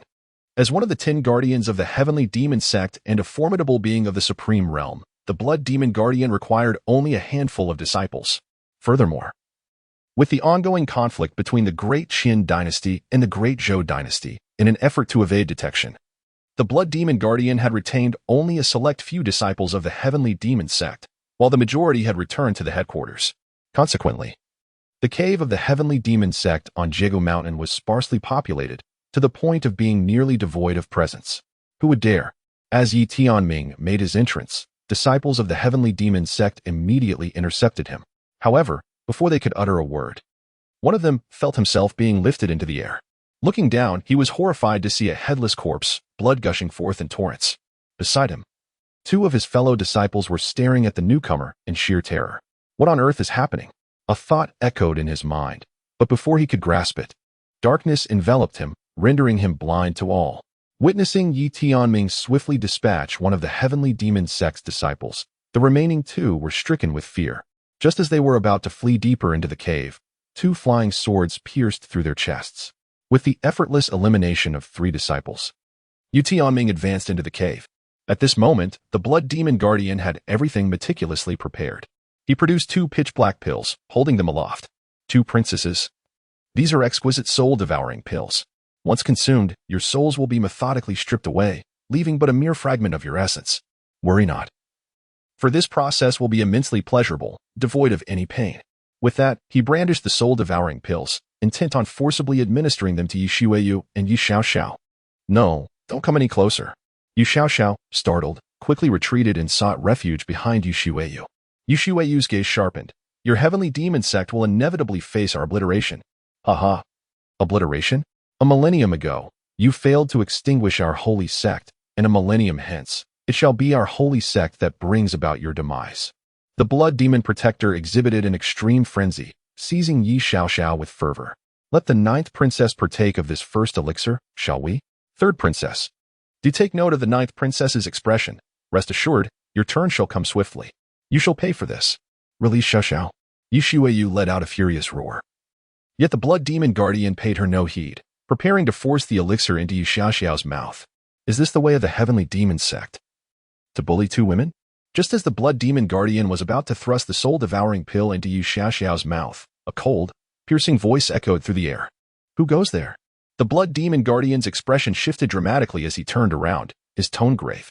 The presence that had silently infiltrated this space, undetected by him, was undoubtedly of a cultivation level equal to or surpassing his own. Senior sword cultivator. Upon seeing the approaching figure, Ye Xiaoxiao's face lit up with joy as she exclaimed. Xiaoxiao, is he the sword cultivator who saved you before? Ye Shuiyu asked in astonishment. Indeed, 3rd sister, he is the esteemed sword cultivator. I knew he would undoubtedly come to our rescue, Ye Xiaoxiao declared with pride. Meanwhile, Ye Shuiyu gazed at Ye Tianming, whose presence and visage were shrouded in obscurity. Feeling a flicker of surprise, she could hardly believe that Ye Xiaoxiao's prediction had come true. Was it truly such a coincidence? You are the sword cultivator who has repeatedly thwarted our plans. The blood demon protector intoned in a low, serious voice. Previously, the heavenly demon sect had attempted to execute their schemes twice, both of which were foiled by Ye Tianming, and thus they had taken note of this formidable swordsman. Despite their disciples' relentless searches, they could unearth no trace of him, as if he had never existed. Ultimately, the heavenly demon sect was compelled to abandon their pursuit, only to find that their adversary had unexpectedly appeared at the boundary wall mountain today. That should be the case. Ye Tianming nodded slightly, as 10 long swords materialized beside him, hovering around his form in radiating waves of shimmering light. Humph, I was just looking for you, and here you are. Delivered right to my doorstep. The blood demon guardian scoffed coldly, and at his side, several puppets slowly emerged, swiftly encircling Ye Tianming in the center. Is this the puppetry crafted by the celestial demon sect? Ye Tianming's divine consciousness swept across the scene, instantly recognizing the situation. He had dabbled in the art of puppetry before, having crafted his own puppets, to unleash the utmost power he possessed in life. It was imperative that the subject willingly submit to the process of being forged. Such individuals, though not entirely non-existent, were exceedingly rare. Should one attempt to forcibly transform a person into a puppet, it would necessitate the obliteration of their soul. Consequently, the resulting puppet would merely be an inanimate object, akin to a spiritual artifact, incapable of manifesting the true strength of the individual in life. In comparison, the method of creating puppets paled in effectiveness to the soul-eating goo that Ye Tianming had previously acquired. Thus, he chose to abandon the art of puppetry. Humph. I concede you possess some discernment. The blood demon elder uttered a sharp rebuke, and in an instant, the puppets surged towards Ye Tianming. These puppets exhibited formidable prowess, with the weakest among them at the pinnacle of the Yaoguang realm, while two of the puppets astonishingly belonged to the supreme realm, albeit only at the first level. Surrounding Ye Tianming, a formation of swords encircled him, as 10 chaos divine swords soared forth simultaneously, aimed directly at the puppets. Boom. Clang. In an instant, the entire boundary mountain reverberated with a series of thunderous roars, causing the earth to. Ye Tianming's figure flickered and vanished from his original position. By the time the Blood Demon Guardian shadow arrived, Ye Tianming had already reached the side of Ye Xiaoxiao and Ye Shuiyu, shielding both of them under his protection. Simultaneously, the puppets in the hands of the Blood Demon Guardian had been completely slain by Ye Tianming. At this moment, within the entire realm of Jigu Mountain, only the Blood Demon Guardian remained. Who on earth are you? The Blood Demon Guardian bellowed. For a millennium, their heavenly demon cult had been industriously investigating nearly all the powerful figures in Taishan Prefecture. Yet, they possessed no information regarding this sword cultivator, unless the individual hailed from one of the other vast regions entering Taishan Prefecture. However, Taishan Prefecture ranked last among the 3,000 vast regions. Its resources vastly inferior to those of the more prominent regions, so how could any formidable beings be inclined to come to Taishan Prefecture? I am the one who will take your lives. Ye Tianming spoke softly, drawing forth 10 long swords that surged towards the Blood Demon Guardian. The Blood Demon Guardian, taken aback, hastily attempted to defend himself. As a formidable warrior at the 5th level of the Supreme Realm, he was a prominent figure throughout Taishan Prefecture. Yet, upon engaging Ye Tianming, he was swiftly subdued. Boom, boom. The air resonated with thunderous roars, reverberating for dozens of miles around. As the battle at Jiguanshan reverberated through the land, the mountainside crumbled, boulders cascading down, while cracks spiderwebbed across the mountain, giving the impression that it might collapse at any moment. The fierce clash between the two warriors drew the attention of various factions in the vicinity. In the Great Qian Dynasty, the northern king sensed the battle at Jiguanshan, his expression tightening. Beside him, the eastern king remarked, given this aura, it appears two supreme realm warriors are clashing. How can there be supreme realm warriors battling in Jiguanshan, which lies within the territory of the Dezhou Dynasty? The northern king pondered aloud. Could it be related to the 3rd princess and the 9th princess? The eastern king speculated. Perhaps. I shall head there immediately. You remain here to guard against any opportunistic assaults from the Dezhou Dynasty. The northern king instructed, swiftly taking flight towards Jiguanshan. Observing the northern king's departure, the eastern king promptly prepared to follow suit. Among the 4 kings of the Great Qian Dynasty, the northern king held the strongest power. Thus his words carried the most weight. The eastern king had no objections to the northern king's decisions. Not only the northern king, but even the powerful figures from Baiyu sect and Xianyu Mansion noticed the commotion at Jiguanshan. At their level, if they were determined to engage in battle, they could easily turn mountains upside down and set the heavens ablaze. Peak Master, there are supreme realm warriors clashing ahead. Could this be related to the 3rd miss? A strong figure from Baiyu sect inquired. Standing beside him was a middle-aged man with keen eyes, known as Bai Jingyao, the brother of the previous Sanus of Baiyu sect and a formidable warrior in the supreme realm. By kinship, he was the uncle of Ye Shuiyu. Let us go and investigate. Bai Jingyao replied softly, leading the strong figures of Baiyu sect towards Jiguanshan. At Xianyu Mansion, upon hearing that Ye Xiaoxiao was in trouble, the beautiful matriarch who had appeared in Misty Valley, and who was also Ye Xiaoxiao's mentor, immediately brought the powerful figures of Xianyu Mansion to the border. Ye Xiaoxiao's master is named Wu Balian, one of the esteemed elders of the Xianyu Mansion, holding a position of significant authority within its ranks. Upon witnessing the eruption of battle at the Boundary Wall Mountain, she hastened there without waiting for the other powerful figures of the Xianyu Mansion to speak. Simultaneously, formidable beings from all directions converged upon Boundary Wall Mountain. Who are you truly? At that moment, within the confines of Boundary Wall Mountain, the Blood Demon Guardian bellowed in a frenzy, his body already marred by countless bloodstains, teetering on the brink of exhaustion. You are not yet worthy to know. Ye Tianming spoke softly, the sound of 10 long swords resonating in a continuous chime. Xiao Xiao, Xiueyu. At that moment, the formidable figures from the Great Qian Dynasty, Xianyu Mansion, and Baiyu sect had arrived. Upon seeing their allies, Ye Xiaoxiao and Ye Shuiyu immediately breathed a sigh of relief and swiftly flew towards them. Shuiyu, are you unharmed? Bai Jingyao, a strong man from Baiyu sect, looked at Ye Shuiyu with a face full of concern. Uncle, I am fine, Ye Shuiyu replied, shaking her head. With Bai Jingyao's presence, she felt a sense of safety wash over her. Xiaoxiao, are you all right? Asked Wu Balian, the beautiful matriarch of Xianyu Mansion and Ye Xiaoxiao's master, with urgency. Master, I'm unscathed. Yu Shaoxia shook her head and continued. We owe our gratitude to the esteemed sword cultivator for rescuing us. At that moment, everyone beheld that at the heart of the boundary wall mountain, Ye Tianming had successfully subdued the Blood Demon Guardian. Upon sighting the Blood Demon Guardian, many formidable figures in the arena were taken aback. It was indeed the Blood Demon Guardian of the Heavenly Demon Sect. The existence of the Heavenly Demon Sect within Boundary Wall Mountain was astonishing. The Northern King gasped in astonishment, and a conjecture began to form in his mind. The other powerful entities present were not foolish. Yu Shaoxiao and Yu Shuiyu were taken away during the conflict between the Great Zhou Dynasty and the Great Qian Dynasty. Now, the emergence of a formidable figure from the Celestial Demon Sect suggests a collusion between the Great Zhou Dynasty and the Celestial Demon Sect. At this moment, the Blood Demon Protector, witnessing the arrival of numerous powerful individuals, understood that escape had become exceedingly difficult. You have forced my hand. Surrounded by the might of various factions, he realized that only a desperate struggle could offer a chance at survival. If he could break through the encirclement, then everything might still be possible. Immediately, onlookers beheld the Blood Demon Protector's form rapidly expanding, akin to an inflating balloon, as the surrounding spiritual energy surged into his body. Is he transforming into a demon? Upon witnessing this scene, Ye Tianming immediately recognized it as the secret technique of the Heavenly Demon Sect.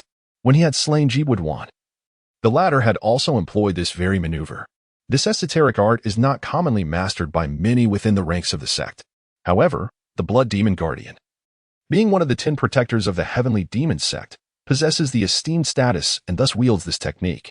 The Blood Demon Guardian's cultivation surged, and his aura ascended dramatically. Everyone, charge together, commanded the Northern King, witnessing the unfolding drama as he rapidly advanced toward the Blood Demon Guardian. With a swift whoosh, a long spear sliced through the air, akin to a streak of light, traversing vast distances to strike towards the mountain of boundary walls. The Northern King seized the spear and thrust it toward the Blood Demon Guardian. Observing this, the other powerful beings also rushed forward, intent on confronting the Blood Demon Guardian. With your meager strengths, do you dare to threaten this guardian? The Blood Demon Guardian sneered, summoning forth several terrifying creatures with grotesque, fleshy wings. Each creature towered 3 meters high, their wings spread wide, casting shadows upon the ground, and their claws were exceedingly sharp. These monstrosities lunged toward the assembled formidable warriors. Yet, upon engagement, the multitude of strong beings were taken aback. Each of these creatures summoned by the Blood Demon Guardian astonishingly possessed the cultivation of the Supreme Realm. Everyone, he cannot sustain this for long. Summoning these fiends cost him his lifespan. Bai Jingyao, seemingly well-versed in such matters, promptly alerted the others. Upon hearing this, the powerful warriors ceased their direct confrontations with the monsters, opting instead to evade and wait for the depletion of the Blood Demon Guardian's life force. Seeing the multitude of strong beings ensnared, the Blood Demon Guardian seized the opportunity, swiftly tearing a gap in the encirclement and fleeing towards the outside. Upon witnessing the situation, Ye Tianming furrowed his brow slightly. The circumstances unfolding here appeared to exceed his expectations. It seemed imperative to resolve the matter swiftly and depart. Ye Tianming's figure flickered as he positioned himself directly in front of the Blood Demon Guardian, seeking death. Upon seeing Ye Tianming, the Blood Demon Guardian roared in fury, transforming his palm into a claw and lunging towards him. At this moment, he remained in a state of demonic transformation, exuding a terrifying aura that instilled fear in all the powerful beings present, none daring to confront him head-on. A single sword determined life and death. Behind Ye Tianming, 10 long swords resonated continuously, fiercely striking towards the Blood Demon Guardian. The emergence of these 10 swords signified a dire fate. Either the Blood Demon Guardian would perish, or Ye Tianming himself would meet his end. The clashing of swords echoed, clang, clang, clang. Countless beams of sword light enveloped the air, forming a formidable sword array that instantaneously shattered the Blood Demon Guardian's assault. How is this possible? The Blood Demon Guardian, witnessing this, was struck with alarm. Having already succumbed to his demonic transformation, how could he still face defeat? Yet, he had no time to ponder, as the 10 swords had already impaled him into the void. In that fleeting moment, his body deflated like a punctured balloon, rapidly diminishing in size. Surrounding them, numerous powerful figures were equally astonished at this spectacle. The Blood Demon Guardian, now in his transformed state, had been effortlessly vanquished by his opponent. It was crucial to note that while the Blood Demon Guardian ranked last among the 10 guardians, he was still a formidable force at the 5th level of the Supreme Realm. After his transformation, he could rival beings of the 7th or 8th levels in the Supreme Realm. No one present dared to claim they could easily overcome the Blood Demon Guardian. As the Blood Demon Guardian was pinned in the void by Ye Tianming, the Northern King and others swiftly dispatched the monsters summoned by him. The sect master will never let you go. With a thunderous roar, the Blood Demon Guardian bellowed in his final moments, unleashing a tremendous explosion of sound. His body detonated with a cataclysmic force. The crowd gasped in horror, hastily conjuring their spiritual shields before them. A colossal explosion echoed, and as the dust settled, the gathered figures emerged, though many bore grim expressions. The destructive power of a self-detonation by a Supreme Realm expert was nothing short of apocalyptic. The Boundary Mountain lay utterly devastated in the wake of the Blood Demon Guardian's explosion. Thank you, esteemed one, for saving the 3rd and 9th princesses. The Northern King promptly approached Ye Tianming, bowing respectfully. The ability to slay the transformed Blood Demon Guardian with a single strike indicated that his strength likely reached the pinnacle of the Supreme Realm. Such a powerful being was not to be trifled with. It is of no consequence. Ye Tianming shook his head, tucking a ring into his bosom. This was the spatial ring of the Blood Demon Protector, which he had acquired at the last moment. Observing this scene, the numerous powerful figures uttered no objections. After all, the Blood Demon Protector had been slain by him, and thus it was naturally his spoils of victory. Now that matters here had been resolved, it was time for me to take my leave. Ye Tianming spoke calmly and was about to depart. Senior, wait. At that moment, the king of Northern Town hurriedly stopped Ye Tianming, saying, Senior has assisted us on numerous occasions. I am unsure how to address you. Address? Ye Tianming was momentarily taken aback, then smiled and declared, I am the sword god of 10 miles. With a carefree laugh, he swiftly vanished into the horizon on his sword. Sword god of 10 miles? The multitude of powerful beings silently etched this name into their memories. Esteemed guests, it appears that the Great Zhou Dynasty has intricate ties with the Heavenly Demon sect. We should hasten back and deliberate further, stated the Northern King. The assembly of strong warriors nodded in agreement and promptly departed. Shortly after their departure, a young man in splendid garments appeared amidst the ruins of the Boundary Wall Mountain. A bunch of useless fools. The young man sneered at the devastation before him and quickly retreated. He had initially prepared to collaborate with the Blood Demon Guardian to stage a performance, rescuing Ye Xiaoxiao and Ye Xueyu while simultaneously eliminating a few disciples of the Heavenly Demon sect. Such a feat would have propelled his reputation to new heights, making the position of prince an effortless achievement. However, now, his plans had been thwarted. After Ye Tianming rescued Ye Xiaoxiao and Ye Xueyu, the Northern King immediately allied with several other powerful factions to commence an investigation. The findings were shocking. The Great Zhou Dynasty's numerous strong warriors had been completely subjugated by the Heavenly Demon sect, transformed into puppets. The news spread swiftly among the various factions.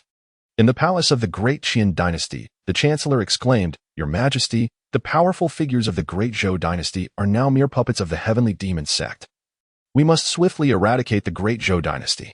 His words were met with fervent agreement from the court's many strong warriors. Your Majesty, the Heavenly Demon sect now lurks dangerously close, and with the Great Zhou Dynasty falling into their hands, we implore you to make a decisive choice. Your Majesty, the Baiyu sect, Xinyu Mansion, and Xingyun Sword sect have also conveyed their willingness to join in the crusade against the Great Zhou Dynasty and eliminate the Heavenly Demon sect. The Emperor of Qian, seated upon his throne, seemed to radiate a glimmer of resolve as he softly commanded, Convey my decree. Let the Northern King lead the army in conjunction with the Baiyu sect, Xinyu Mansion, and Xingyun Sword sect to eradicate the Great Zhou Dynasty. Leave no trace of anything related to the Heavenly Demon sect. With the Emperor's mandate issued, warriors from the Baiyu sect, Xinyu Mansion, and Xingyun Sword sect made their way towards the Great Zhou Dynasty. In an instant, the major factions of Taishan Prefecture erupted into conflict. In the abyss of the fallen sword, a venerable elder, resembling a withered tree, addressed the white-clad figure before him with utmost respect, Master. It seems the Great Zhou Dynasty is on the brink of annihilation. Should we not intervene? The leader of the Heavenly Demon sect waved his hand dismissively.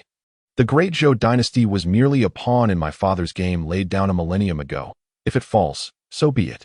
Initially, I intended to use the Great Zhou Dynasty to weaken the fortunes of the Great Qian Dynasty. It appears, however, that the Great Qian is more formidable than I anticipated. A millennium ago, the leaders of the 5 major factions had united to hunt down the previous leader of the Heavenly Demon sect. Aware of his impending doom, The former leader had secretly planted a demonic seed within the emperor of the Great Zhou Dynasty. After a millennium of nurturing, the emperor had long been corroded by this dark essence. The Great Zhou Dynasty's war against the Great Qian was orchestrated under the secretive manipulation of the heavenly demon sect, which never truly expected the Great Zhou to eradicate the Great Qian. Master, how can we sever the fortunes of the Great Qian Dynasty? The elder inquired. To disrupt the prosperity of the Great Qian Dynasty, we must either sever the dragon vein or eliminate the one who bears the fortune of the dynasty.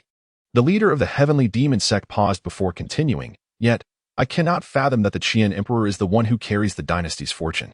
Master, what shall we do now? The elder pressed further.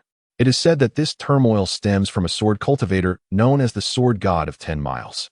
We must find him and eliminate him first. He has repeatedly disrupted our plans and is an unpredictable variable.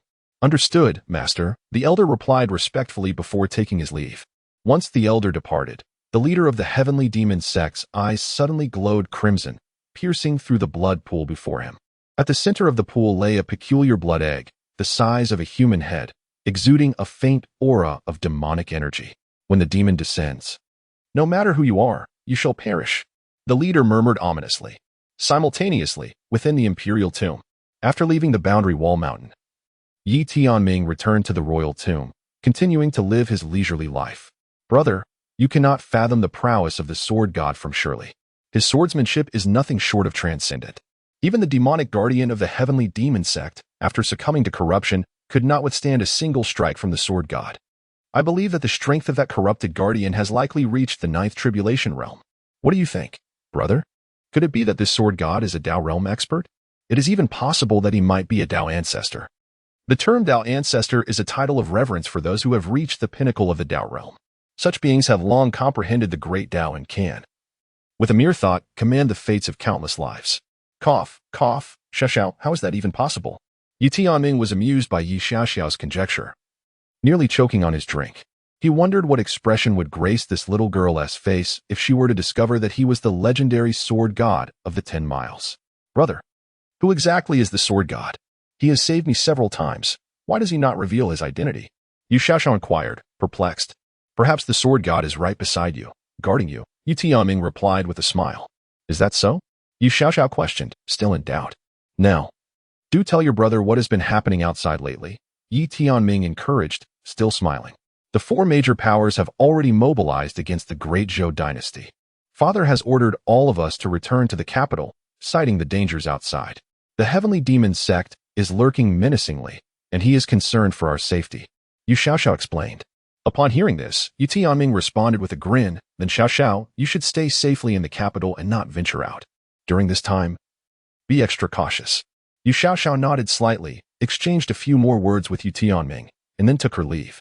6 months later, the emperor of the Great Zhou Dynasty was jointly slain by the formidable forces of the 4 great powers in the capital of the Great Zhou.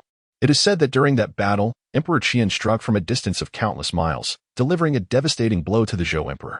In this half-year span, Ye Tianming successfully ascended to the 1st level of the Supreme Realm, thereby achieving a tenuous status among the elite.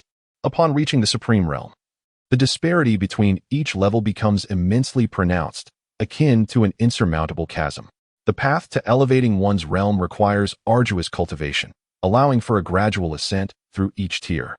Having not ventured to the Beast Mountain range for quite some time, it dawned on him that the beast horde would arrive in half a year.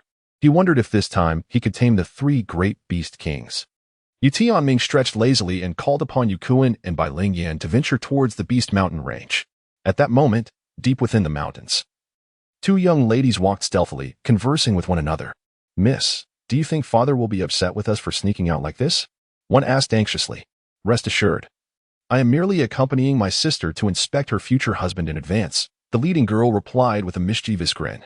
She had long hair flowing down to her waist, skin as delicate as jade, and an extraordinarily beautiful face, her eyes sparkling like precious gems. However, I have heard that the eldest Mrs. Fiancé is nothing more than a good-for-nothing who is addicted to alcohol and possesses the cultivation of merely the soul formation realm. The maid interjected. Precisely. That is why I have come ahead to ensure he behaves himself and does not harbor any ill intentions towards my sister, the girl declared, shaking her fist defiantly. But miss, it seems we are lost. I have heard there are many ferocious beasts in this area. The maid trembled, hiding behind the young lady. Upon hearing this, the girl also felt a shiver run down her spine and swallowed hard. Xiao Chui, let us hasten our departure, she urged. Xiao Chui nodded vigorously. And as they heard the roars of beasts echoing around them, the two young ladies instinctively quickened their pace. Oh, two human girls dare to intrude upon my territory? A derisive laughter echoed as a tiger, wreathed in flames and lightning, blocked their path. Young miss, it is a beast of the radiant light realm. Xiao Chui exclaimed in terror upon seeing the fire thunder tiger. It is merely a radiant light realm beast. What is there to fear? The girl replied, forcing herself to remain courageous. Is that so? And what if we add ourselves to the mix? Just then, 4 or 5 more beasts emerged from all directions, surrounding the two girls completely. Upon witnessing this scene, Xiao Chui and the young lady were left stunned with fear. Young miss, how can these beasts be gathered together? Shouldn't they remain in their own territories? I have no idea, the girl stammered, equally perplexed. Logically, beasts were known for their strong territorial instincts, and such gatherings of multiple beasts without conflict were exceedingly rare. Why are you still here? Withdraw at once. An authoritative shout erupted from behind the beasts, causing them to display palpable fear in their eyes as they parted to create a path. The girls blinked in astonishment at this strange occurrence. Following the gazes of the beasts, they beheld a young man in a white robe stepping gracefully into the circle of beasts. This young man possessed striking features, his sword-like eyebrows and starry eyes marking him as exceptionally handsome. Beside him stood a seemingly dazed beast, its hair parted down the middle, transformed into a human shape. Upon seeing Ye Tianming, the surrounding beasts immediately lowered their heads, fear evident in their expressions. What are you doing? Bullying two defenseless girls? You are bringing shame upon our kind. Ye Kuan spat, striding forward to stand before the two young ladies, his eyes gleaming with a gluttonous admiration. Witnessing this, Ye Tianming could not help but kick him aside in embarrassment. What a disgrace! Who are you? This is the depths of the Beast Mountain range, where radiant light realm beasts abound. Ye Tianming gazed at the two young maidens with keen interest. He immediately discerned that their cultivation was merely at the Qitian realm. Yet they had managed to venture this far. They found themselves deep within the Beast Mountain range, approximately 70 to 80,000 miles from the nearest point.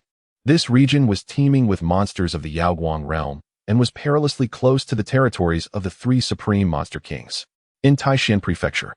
Aside from those of the supreme realm, few cultivators dared to delve so deeply. Even those of the Yaoguang realm would not risk approaching this area. A moment's carelessness could lead to detection by a supreme monster king, leaving no chance for escape. As for cultivators at the Qitian realm, it was virtually impossible for them to reach this place. They would be swiftly discovered and eliminated by the beasts upon entering the mountain range. The fact that these two maidens had arrived here was either a stroke of fortune or indicative of some hidden prowess. I am Ji Zhirua, and this is Xiao Chui. We inadvertently lost our way and stumbled in here, the leading maiden quickly explained. Stumbled in here? Ye Tianming expressed mild astonishment. Could it be that you have not encountered any magical beast along your journey? Oh, we have, they replied. Are you not one yourself? Ye Tianming. Ye Tianming felt a profound sense of reflection. The fortune of these two women was indeed remarkable. Delving deep into the beast-infested mountains for 70 to 80,000 miles, they had yet to encounter any other creatures. Furthermore, whenever beasts did appear, he was always there to confront them. The perils here are great. You should depart at once. Observing that the two women bore no signs of suspicion, Ye Tianming spoke in a calm manner. Well, Xiao Chui swallowed hard and replied, Senior, given the multitude of beasts in this mountain range, it seems we are currently unable to leave. Upon hearing this, Ye Tianming nodded. Just because they had not encountered any beasts upon entering did not guarantee their safe passage upon leaving. He resolved to fulfill his role as a good person and ensure their safe exit. Ye Tianming glanced at the fire thunder tiger beside him and commanded, Escort them out of the demon beast mountains. Understood, master. The fire thunder tiger growled, stepping forward to take Ji Zhirua and Xiao Chui away. Wait.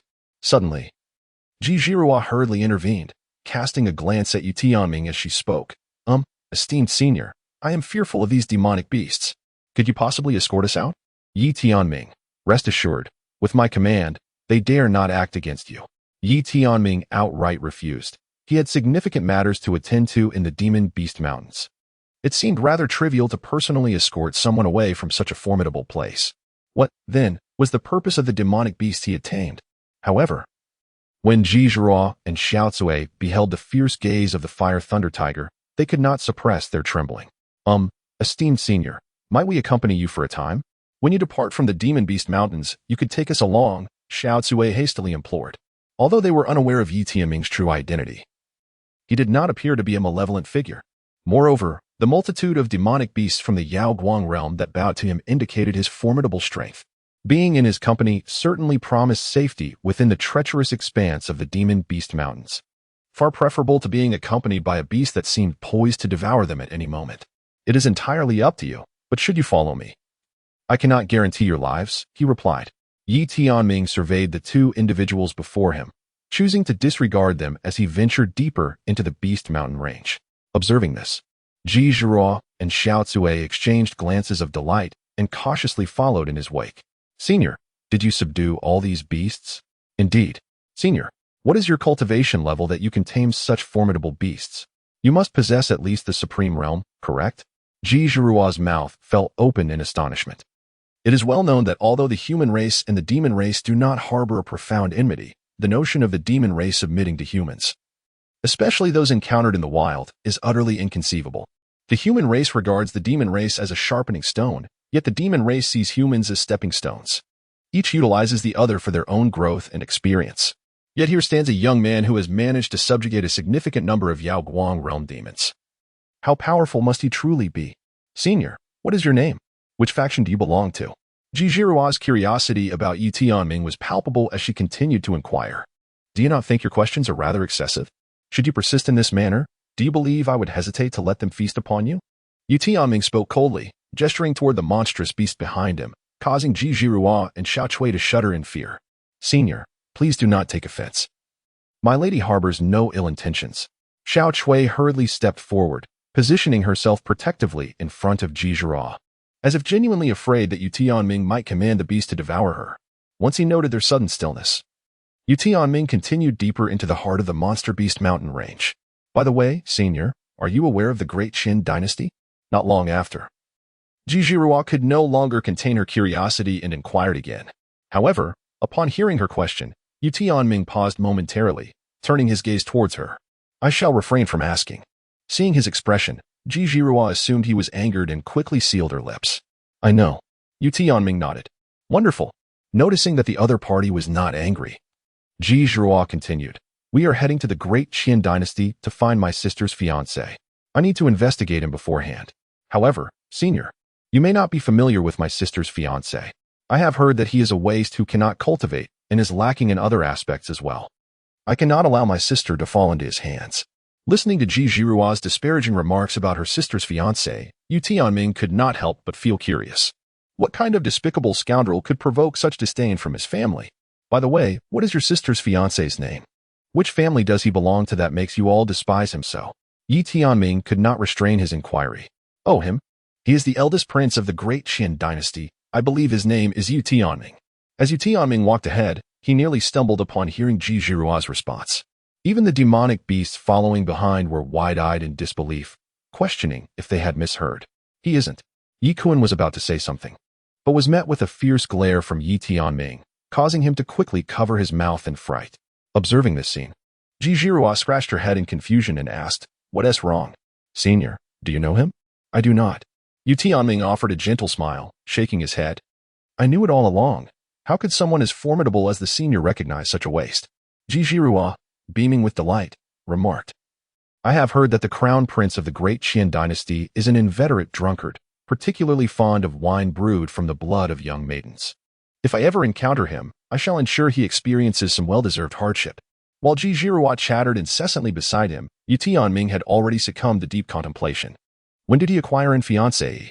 How could he, the principal party involved, be oblivious to such a matter? No, upon returning, he must inquire thoroughly with his father, the emperor. As for Ji Zhihua's claims about himself, they were nothing but slander, absolute slander. Whoever spread such baseless rumors about him would surely face his wrath.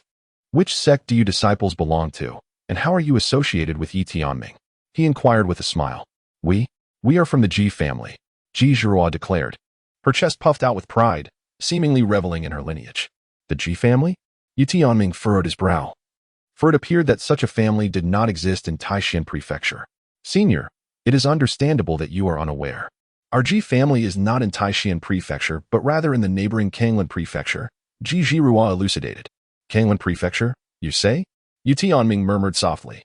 He had indeed heard of Kanglan Prefecture, adjacent to Taishan Prefecture, yet he was ignorant of the power dynamics therein. He pondered how his father had become entangled with the forces of Kanglan Prefecture and resolved to seek answers upon his return.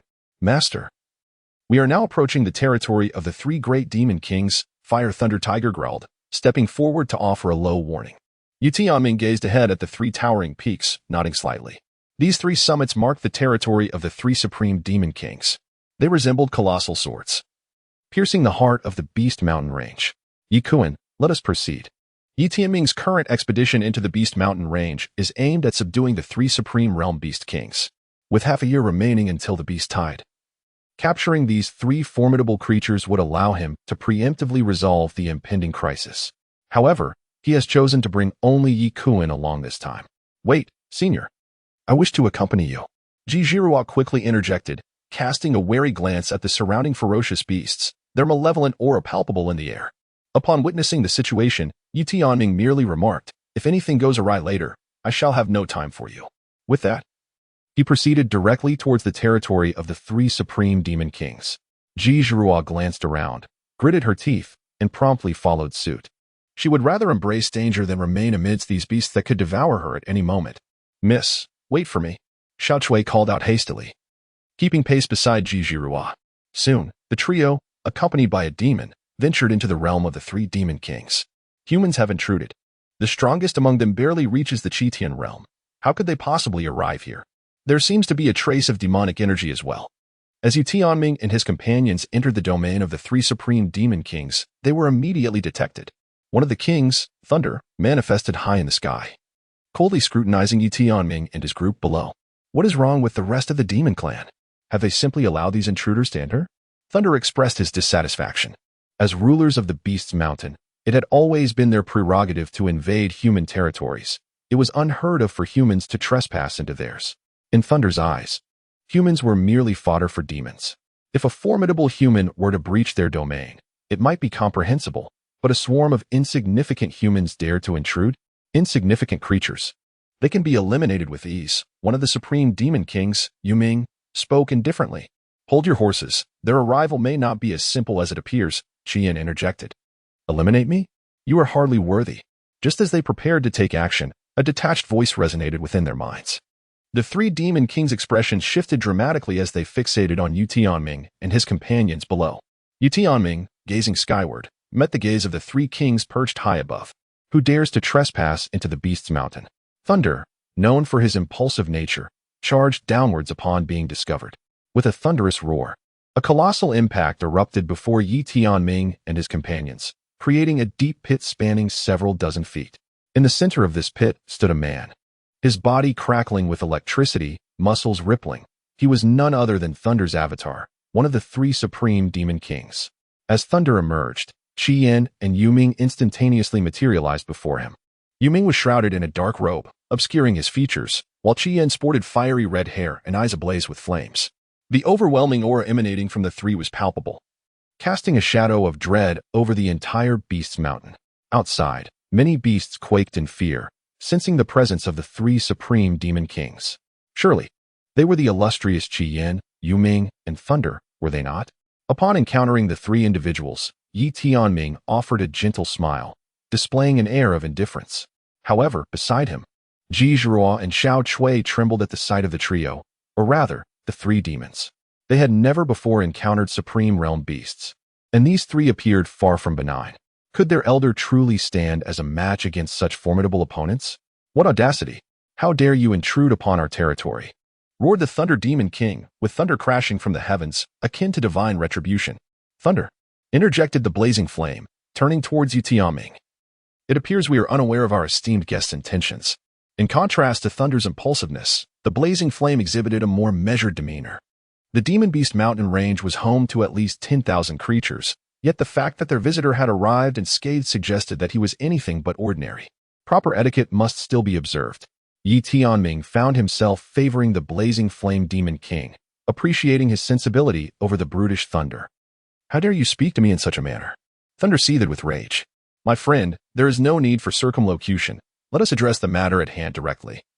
Spoke the Nether Demon King, his voice ethereal and devoid of gender, possessing an uncanny ability to captivate the heart. Ah, I did not expect the Nether Demon King to be so forthright. Ye Tianming chuckled lightly. I shall not beat around the bush. My intentions are rather straightforward. I seek to have the three of you submit to my authority. Should you agree, the benefits will undoubtedly be plentiful. He paused momentarily before continuing, however, should you refuse. Today, the Demon Beast Mountain Range shall no longer possess a Demon King. Ye Tianming's words were exceedingly domineering, as he immediately issued a threat demanding submission from his adversaries. Should they refuse to yield, today would mark the demise of the three great Demon Kings. This left Ji Zhira and Xiao Zui standing nearby, with their hearts racing in trepidation. They had initially thought Ye Tianming had come to negotiate terms with the three Demon Kings, but to their astonishment, he intended to subdue them instead. Was he truly a match for the three great Demon Kings? If he was, then there was hope. If not, they would inevitably become prey. At that moment, Ji Zhira felt an overwhelming urge to weep, lamenting that had she foreseen this outcome, it would have been better to remain outside with those beasts. I command you. Submit to me. Ye Tianming's voice, though not loud, resonated clearly in the ears of the three great Demon Kings. For a moment, they stood dumbfounded, questioning whether they had misheard. A member of the human race had suddenly appeared, demanding their submission. Refusal would result in their demise? Who, pray tell, had instilled such audacity in this human? Even the Qian Emperor would not dare to command the allegiance of the three Demon Kings. With a thunderous roar, the Thunder Demon King unleashed his fury, his voice echoing throughout the Beast Mountain Range. The creatures dwelling within trembled in response to his wrath. You wish for this king to submit to you? Preposterous. The Thunder Demon King, known for his impulsive nature, released an overwhelming pressure that surged towards Ye Tianming in an instant. Ye Tianming's gaze sharpened as he waved his hand, causing the oppressive aura emitted by the Thunder Demon King to dissipate instantaneously. Witnessing this scene, the three great Demon Kings momentarily froze, realizing that the opponent's strength was not inferior to their own. My friend, we are, after all, sovereigns of our respective realms. If you have any matters in which we can assist you, we shall certainly lend our aid within our capabilities. However, to demand our submission right from the outset seems rather dismissive of our stature, spoke Qian in a deep voice, exhibiting more restraint than Thunder. The effortless dissolution of Thunder's pressure indicated that their adversary was formidable, and Qian preferred to avoid provoking an equally powerful being. Nonetheless, as kings of the Beast Mountain Range, the three demon lords were anything but weak among their kind. The notion of submitting to the human race was utterly inconceivable. Strong beings possess their own dignity. Should the other demon clans discover that the three of them had bowed to humanity, it would undoubtedly invite mockery and ostracism from their peers. As tensions escalated between the two parties, Ji Zhira swiftly tugged at Ye Tianming's sleeve, whispering, Senior, perhaps we should take our leave. She was terrified that the three great demon kings might explode with rage. In such a case, even the residual force from a battle among supreme beings could obliterate her very soul. Ye Tianming paid her no heed, instead stating calmly, Rest assured, accompany me, and you shall not suffer any loss. Ye Tianming chuckled lightly, his gaze directed towards Qian. You possess a trace of the Qian bloodline. Accompany me, and I assure you that you shall completely awaken this fragment of your heritage. Even the possibility of ancestral bloodline return is not beyond reach. Upon hearing Ye Tianming's promise, Qian remained unresponsive. Awakening an ancient bloodline is nearly impossible without the aid of extraordinary treasures, let alone the more challenging ancestral return. He harbored no belief that this human could possess such capabilities. Qian, why engage in futile conversation? Do you think the three of us cannot contend with him? Thunder's voice echoed throughout the Beast Mountain Range in fury. Countless beasts from all directions rushed forth. As the sovereign of the Beast Mountain Range, all beasts were required to periodically pay homage and respond to the summons of the three great demon kings. Thunder had just gathered all beasts of the Taiji realm and above, preparing to jointly vanquish Ye Tianming. Surveying the sky, where countless beasts obscured the sun, a faint smile curled at the corners of Ye Tianming's lips. Do you truly believe they still heed your commands? What do you mean? A hint of confusion flickered in Thunder's eyes. However, the ensuing events caused the expressions of the three demon kings to shift drastically. The myriad beasts in the sky bowed respectfully to Ye Tianming, with many positioning themselves behind him, their gazes filled with reverence. What? How is this possible? All the beasts of the Taiji realm and above from the Beast Mountain Range have submitted to you. The three demon kings were utterly astonished.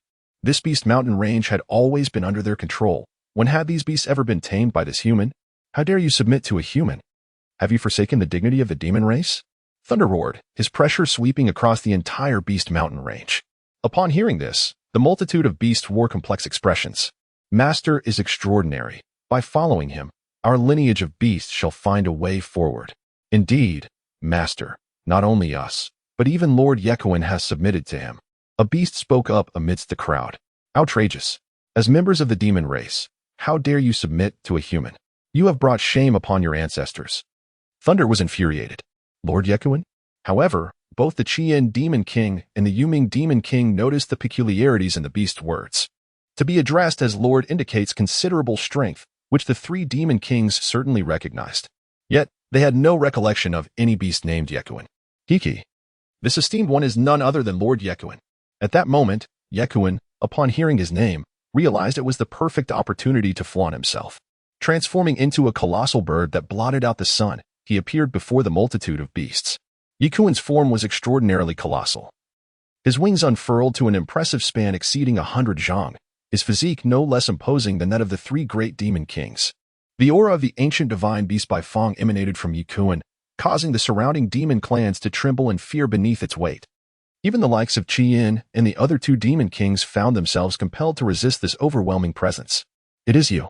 Qian's expression shifted as he recognized the familiar aura, unmistakably the essence of an immensely pure-blooded and enigmatic demon tribe. Both the Nether Demon King and the Thunder Demon King gazed at Ye Tianming with astonishment, their eyes wide with disbelief. They had neither encountered nor even heard of a beast with such a rich bloodline. Before Ye Tianming, they quaked with trepidation, their thoughts of rebellion extinguished. Miss, what manner of beast is this? Xiao Chui swallowed nervously, her face a mask of fear. At that moment, Jizhua also quivered slightly. She had previously mistaken Ye Tianming's human form for that of an ordinary demon. However, with his true form revealed, the sheer pressure he exerted rendered her breathless. My lords, Ye Tianming, you have witnessed it, such a potent bloodline. A being of this caliber has submitted to our master. It is only fitting that we do the same. The demon beast prostrated itself, speaking in a deep voice. Observing this scene, the three great demon kings fell into contemplation. With Ye Tianming among them, the three of them might indeed find themselves outmatched. I offer you one final opportunity. Will you submit or face annihilation? Ye Tianming slowly spoke. Surrender? If you wish for me to submit, you must demonstrate your true abilities. Do not presume that relying on others will compel me to bow down. The Thunder Demon King roared in fury, transforming into a bolt of lightning as he swiftly charged towards Ye Tianming. As long as he could eliminate Ye Tianming, he would remain the sovereign of the Beast Mountain range. Thunder. Stop. Nearby, the Blazing Flame Demon King and the Nether Demon King were taken aback. As the Thunder Demon King's actions exceeded their expectations, the Thunder Demon King moved with astonishing speed, appearing before Ye Tianming in the blink of an eye. The sky within 1,000 meters was thick with thunderclouds, and massive bolts of lightning, as thick as tree trunks, cascaded down from above, exuding an overwhelming might. The surrounding beasts, witnessing this spectacle, hastily retreated. The battle of supreme beings was beyond their capacity to engage. The true form of Ye Tianming gazed at the Thunder Demon King, remaining unfazed. With his wings enveloping Jizhua and Xiao Chui, he ensured their safety while his unwavering gaze fixated on the Blazing Flame Demon King and the Nether Demon King, preventing their entry into the fray. It appears that today, the extermination of demons is imperative. Ye Tianming whispered softly, and above the Beast Mountain range, 10 longswords materialized, forming a formidable sword formation. The 10 blades swiftly surged towards the Thunder Demon King, sealing off every possible route of escape. The swords moved with such velocity that the Thunder Demon King had no time to react before the Xianyuan's sword pierced through his body first. Boom, boom, boom. The resounding echoes of 10 thunderous explosions reverberated through the heavens and the earth as the Thunder Demon King's form was simultaneously impaled by the 10 divine swords, anchoring him in the void. How could this be possible? The Thunder Demon King's eyes widened in terror. He had initially intended to gauge Ye Tianming's strength, contemplating that if he were to be outmatched, he could still submit later. If Ye Tianming proved no match for him, then he would seize the opportunity to eliminate him. However, he never anticipated that in just a single move, he would be defeated by Ye Tianming. Ye Tianming. Ye Tianming whispered to Ye Tianming. Ye Tianming immediately understood the situation. He opened his enormous beak and swallowed the Thunder Demon King whole. This was a creature of the supreme realm, its body brimming with treasures, a true boon. Soon, as the smoke dissipated, Ye Tianming descended before the blazing flame Demon King and the Nether Demon King. With a voice laced with disdain, he inquired, "Do you too wish to emulate the Thunder Demon King?" The blazing flame Demon King and the Nether Demon King exchanged glances, a bitter smile crossing their faces. Did they possess any choice at this juncture? Among the three great Demon Kings, the blazing flame Demon King was the mightiest, followed by the Nether Demon King, while the Thunder Demon King was the weakest. Yet even the weakest could not be easily vanquished. The blazing flame Demon King was unable to defeat or slay the Thunder Demon King with a single blow. Ye Tianming's accomplishment, however, indicated that his strength far surpassed theirs. The blazing flame Demon King realized that if he refused to submit, the 10 swords hovering in the void could swiftly bring about his demise. Stepping forward, he declared, "This king can yield, but I have one condition." "Speak." "This king is willing to serve only Lord Ye Qian." The blazing flame Demon King replied with a bitter tone. The distinction between submitting to Ye Qian and yielding to Ye Tianming was profound. Ye Tianming belongs to the human race, and compelling others to submit to humanity is an affront of the highest order for the supreme demon kings. However, yielding to Ye Qian, who is also of the demon lineage, poses no such disgrace. Recently, Qian recognized that Ye Qian not only possesses an exceptionally rich bloodline, but also wields formidable strength. Thus, submitting to Ye Qian is not considered humiliating. The same sentiment was echoed by the underworld Demon King. In response, Ye Tianming had little to add, as there is little distinction between yielding to Ye Qian or to himself. Additionally, he had already contemplated entrusting the management of the 3 major demon kings to Ye Qian. Unfortunately, he did not anticipate that the Thunder Demon King would refuse to submit, leaving him with no choice but to eliminate him. Ye Tianming nodded and directed a stream of radiant light toward the foreheads of the Flame Demon King and the Nether Demon King. This was the soul-devouring goo. As long as you harbor no ill intentions, it will pose no threat to you, and may even enhance your spiritual power. However, should any treachery arise, it could instantly consume your souls. Upon hearing Ye Tianming's words, both the Flame Demon King and the Nether Demon King exchanged bitter smiles. After completing these arrangements, Ye Tianming instructed the remaining demon clan members to depart, and Ye Qian transformed into human form. "My lord, deep within the Beast Mountain range lies a sage's cave. Yet alas, it is protected by formidable restrictions that we cannot breach," remarked the Nether Demon King. Ye Tianming was momentarily taken aback. He had not anticipated such a reward from this journey. "Let me there." Ye Tianming developed a keen interest in the Saint's Cave and promptly commanded the King of the Underworld Demons to escort him there. Without hesitation, the King of the Underworld Demons led Ye Tianming deeper into the Beast Mountain range, while the Blazing Flame Demon King remained behind to clean up the aftermath. "Master, this is the Saint's Cave," the King of the Underworld Demons soon announced as they arrived before a cavern, situated in the innermost recesses of the Beast Mountain range. This location was typically regarded as a forbidden zone. Aside from the 3 great demon kings, no other beasts were permitted to tread upon this sacred ground. At that moment, waves of spiritual energy emanated from the cave's entrance. Although the cave stood wide open, the interior remained utterly inscrutable. Ye Tianming gazed at the scene before the cave entrance, and his dual pupils instantly activated. Soon, he perceived the flow of spiritual energy and the intricate patterns of the formations surrounding him. "A Dao-level formation," he remarked, his expression sharpening with surprise at the discovery. His words astonished those around him, for a Dao-level formation could only be established by a formidable being of the Dao realm. Could it be that this cave truly belonged to a sage? A sage. It is imperative to understand that each sage represents the pinnacle of power across the 3,000 great continents. In this era devoid of emperors, sages stand as the paramount beings. Fortunately, this formation had likely been in existence for countless years. With its spiritual energy nearly depleted, it should be dismantled with relative ease. Ye Tianming whispered softly as he began to seek a method to unravel the formation. Over the years, apart from his cultivation, he had engaged in considerable design work related to formations, and within his system space, there existed numerous formations of the Dao, Saint, and even Emperor levels. Occasionally, during his leisure time, Ye Tianming enjoyed deciphering these formations. For formations below the Dao level, a mere glance sufficed for him to discern how to break them. However, when it came to Dao-level formations, the task became somewhat more intricate. Fortunately, the Dao-level formation before the Sage's Cave, having endured the passage of countless years, had long since lost its initial potency. Before long, Ye Tianming located the formation's core. With the Xianyuan sword in hand, he thrust it toward the core. Boom! In an instant, the surrounding spiritual energy surged violently, dispersing outward, accompanied by waves of energy fluctuations. The formation before the cave was instantly marred by a web of cracks.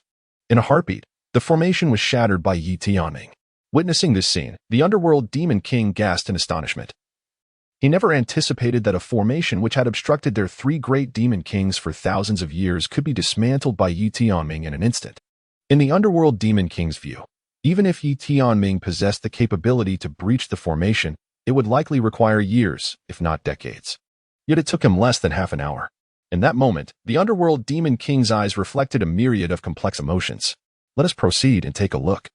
Ye Tianming spoke to Ye Qian and the others, gradually stepping into the saint's cave. Meanwhile, in the imperial palace of the Great Qian Dynasty, the emperor pondered the recent disturbances caused by the Beast Mountain range, which seemed to be instigated by three supreme-class beast kings, particularly the Thunder Beast King. Regrettably, the presence of the Thunder Beast King was fleeting. The chancellor of the Great Qian Dynasty reported, with 6 months until the beast tide. We must thoroughly investigate such disturbances in the Beast Mountain range to avert unforeseen calamities. After a moment of contemplation, the emperor directed his gaze toward the chancellor. The chancellor promptly grasped the intent. Your Majesty, I shall make my way to the Beast Mountain range at once. With that, he vanished in an instant. In the skies above the Beast Mountain range, a man clad in official robes stepped forth from the void. As he did, the surrounding space seemed on the verge of collapse. Zhangju, what brings you here? Upon the appearance of Chancellor Zhangju, he was immediately detected by the Blazing Flame Beast King. A colossal silhouette of a blazing flame Qilin materialized in the air above the Beast Mountain range.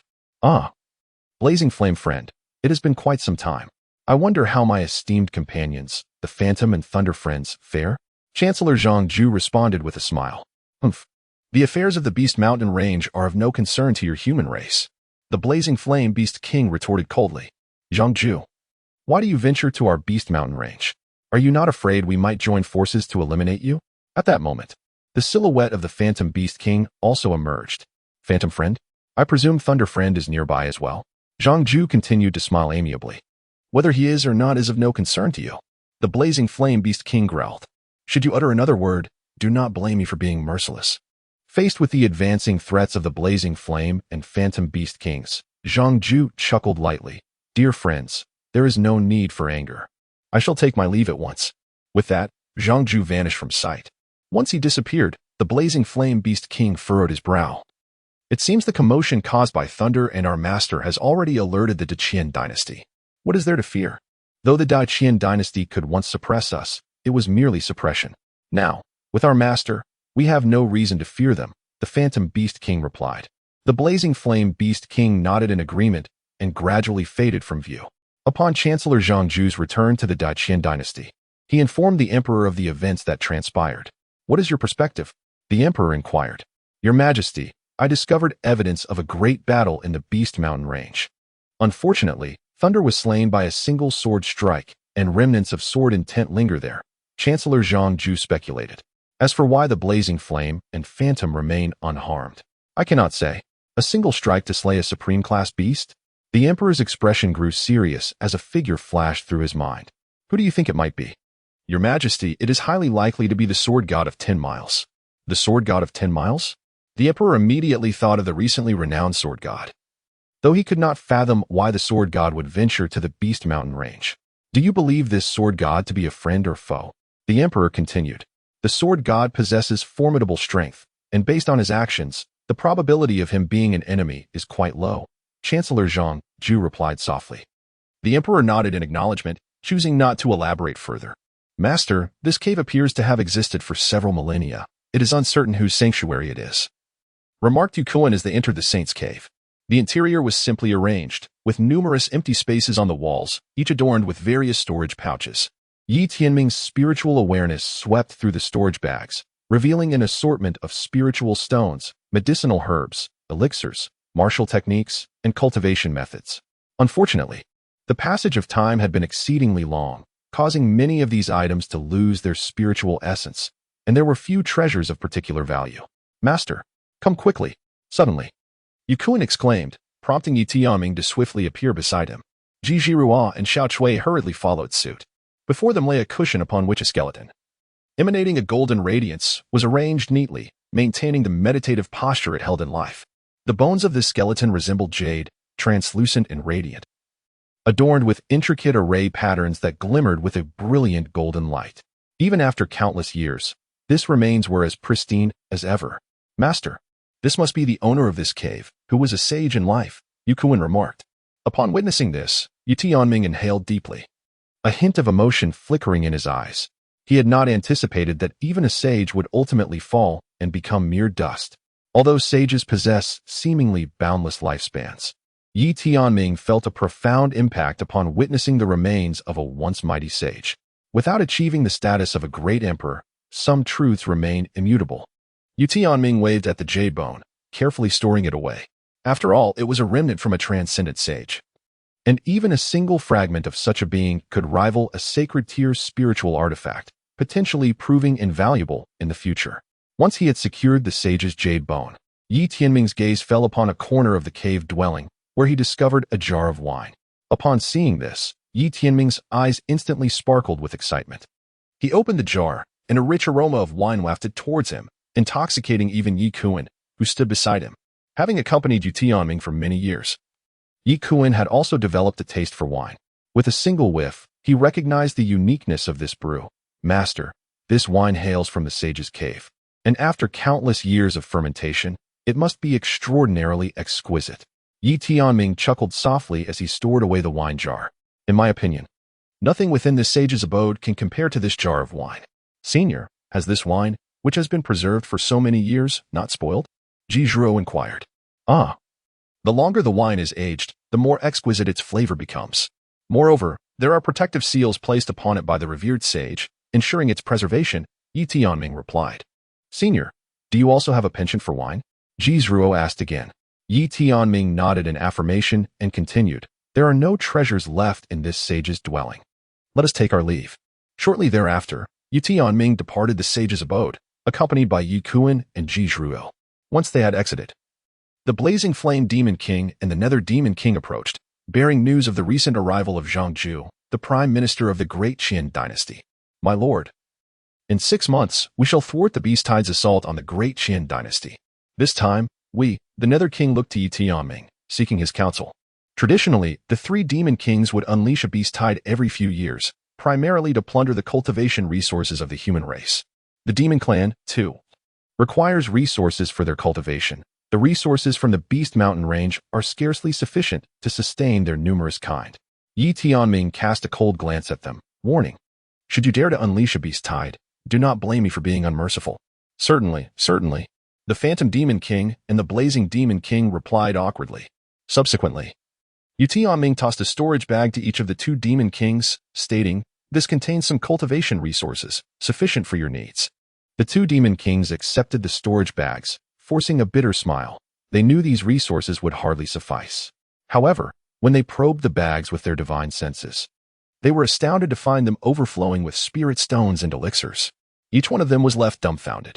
The elixirs were predominantly of celestial grade, with even some treasures of the Tao grade included. In all their years as demon kings, they had never encountered treasures that could compare to even a fraction of what lay before them. Their faces were painted with shock. Incredulity etched in their gazes as they looked at Ye Tianming. All of this is for us? They wondered. For all these years, Ye Tianming had never lacked for various cultivation resources. Anything below the Tao grade had been stored away in his system space, ignored, for he considered such treasures to be mere refuse. Now, it was opportune to bestow these cultivation resources upon the Blazing Demon King and the Phantom Demon King for their immediate use. Once the matters regarding the Beast Mountain range were settled, Ye Tianming departed with Ye Tianming, leaving the Beast Mountain range behind. Outside the Beast Mountain range, Ye Tianming set down Ji Zhirua and Xiao Chui. You have exited the Beast Mountain range. You should leave at once, he said coolly. Senior, you have saved us. Might you reveal your identity, so we may repay your kindness in the future? Ji Zhirua implored eagerly. Having journeyed thus far, she recognized that the figure before her was a top-tier powerhouse, and such a being was certainly worth befriending. No need for that. Fate will bring us together again, he replied. Ye Tianming smiled gently as he stepped onto Ye Tianming's back. Ye Tianming unfurled his wings and instantly soared toward the direction of the imperial tomb. Miss, Do not linger. The elder has already departed, Xiaozu finally reminded after a long pause, gazing at Ye Tianming's retreating figure. Ji Jirua's face was full of disappointment as she remarked, Xiaozue, let us head to the Great Qian Dynasty and see what my future brother-in-law is truly like. I dare say he cannot even compare to a single hair of the elder. Upon returning to the imperial tomb, Ye Tianming began to reflect upon his recent gains. Apart from subduing the Blaze Demon King and the Nether Demon King from the Beast Mountain range, and resolving the beast tide threatening the Great Qian Dynasty, he had also acquired several treasures from the Sage's Cave. Among these treasures, the most significant was a pair of Sage's jade bones. In life, this individual was a veritable sage with unfathomable power. With a mere gesture, he could obliterate the heavens and earth, causing stars to explode as if it were a trivial matter. Lastly, he had procured a jar of exquisite wine from within the Sage's Cave. As for the other treasures found there, Ye Tianming did not find anything particularly appealing. Hee. Let me sample this wine enjoyed by the sage and see how it differs from what I usually drink. Ye Tianming chuckled softly, then seized the wine jar and began to drink heartily. Ding! The host has tasted the wine of saints. Congratulations to the host for acquiring a small world. The Void Realm. Void Realm, a fragmented small world, where the host can freely reshape the Void Realm. The Void Realm? Upon seeing this reward, Ye Tianming's eyes widened in astonishment. It was indeed a small world. He was eager to explore what peculiarities the Void Realm possessed. Ye Tianming pondered briefly, and with a flicker of thought, he stepped into the Void Realm. As his figure gradually emerged within this ethereal domain, he was met with a desolate expanse of land. Even the sky above was shrouded in a dreary haze, exuding an aura of lifelessness that felt overwhelmingly oppressive. Upon sweeping his consciousness across the surroundings, he was astounded to discover that his spiritual awareness could not reach the boundaries of the Void Realm. It appeared to be a forsaken microcosm, and it was evident that revitalizing it would require careful and gradual efforts. Gazing at the barren terrain and the overcast sky of the Void Realm, Ye Tianming could not help but feel a sense of melancholy. After wandering aimlessly for a while, he noted the absence of any living creatures within this realm. However, the abundance of spiritual energy was undeniable. Generally speaking, once a cultivator reaches the Divine Mansion realm, they possess the capability to establish secret realms. The higher the realm, the greater the level and scope of the secret realm they can create. Yet, this Void Realm was merely a small world, not a secret realm. Typically, the spiritual energy within a secret realm must be drawn from the outside, and the pathways within are often incomplete, artificially constructed. In contrast, the Void Realm boasted an ample supply of spiritual energy and well-formed pathways, indicative of a naturally occurring small world. Should a cultivator wish to endure a tribulation, they would find it impossible to summon such an event within a secret realm. However, within the Void Realm, it was indeed feasible to attract tribulation. At that time, he could invite a multitude of beasts from the Beast Mountain range to assist in transforming this forsaken realm. Ye Tianming smiled at the thought. As he departed from the Void Realm, he casually scattered a multitude of spirit herb seeds, rewards from the system, without a second thought. In the days that followed, he ventured into the Beast Mountain range, allowing several magical beasts to enter the Void Realm, and bestowed upon them additional spirit herb seeds to aid in the transformation of the Void Realm. Now, within the Void Realm, numerous magical beasts roamed freely, and many areas were lush with spirit herbs, already beginning to exude vibrant vitality. Yukuan was also dispatched by Ye Tianming to the Void Realm, tasked with its development. Half a month later, a royal decree arrived from the palace. The decree was succinct, summoning Ye Tianming back to the palace to meet Emperor Qian. Upon hearing the decree, Ye Tianming suddenly recalled his previous encounter with Ji Zhirua in the Monster Beast Mountain range, where he learned that her elder sister was his fiancée. Ye Tianming was contemplating finding an opportunity to inquire with his father, the emperor, when unexpectedly he received a summons to the palace. After a brief preparation, he made his way directly to the imperial palace of the Great Qian Dynasty. Within the royal palace, Emperor Qian looked at Ji Zhirua and said with a smile, "Zhirua, I shall summon Tianming immediately." He then inquired, "How is your father faring? It has been nearly a century since I last saw him.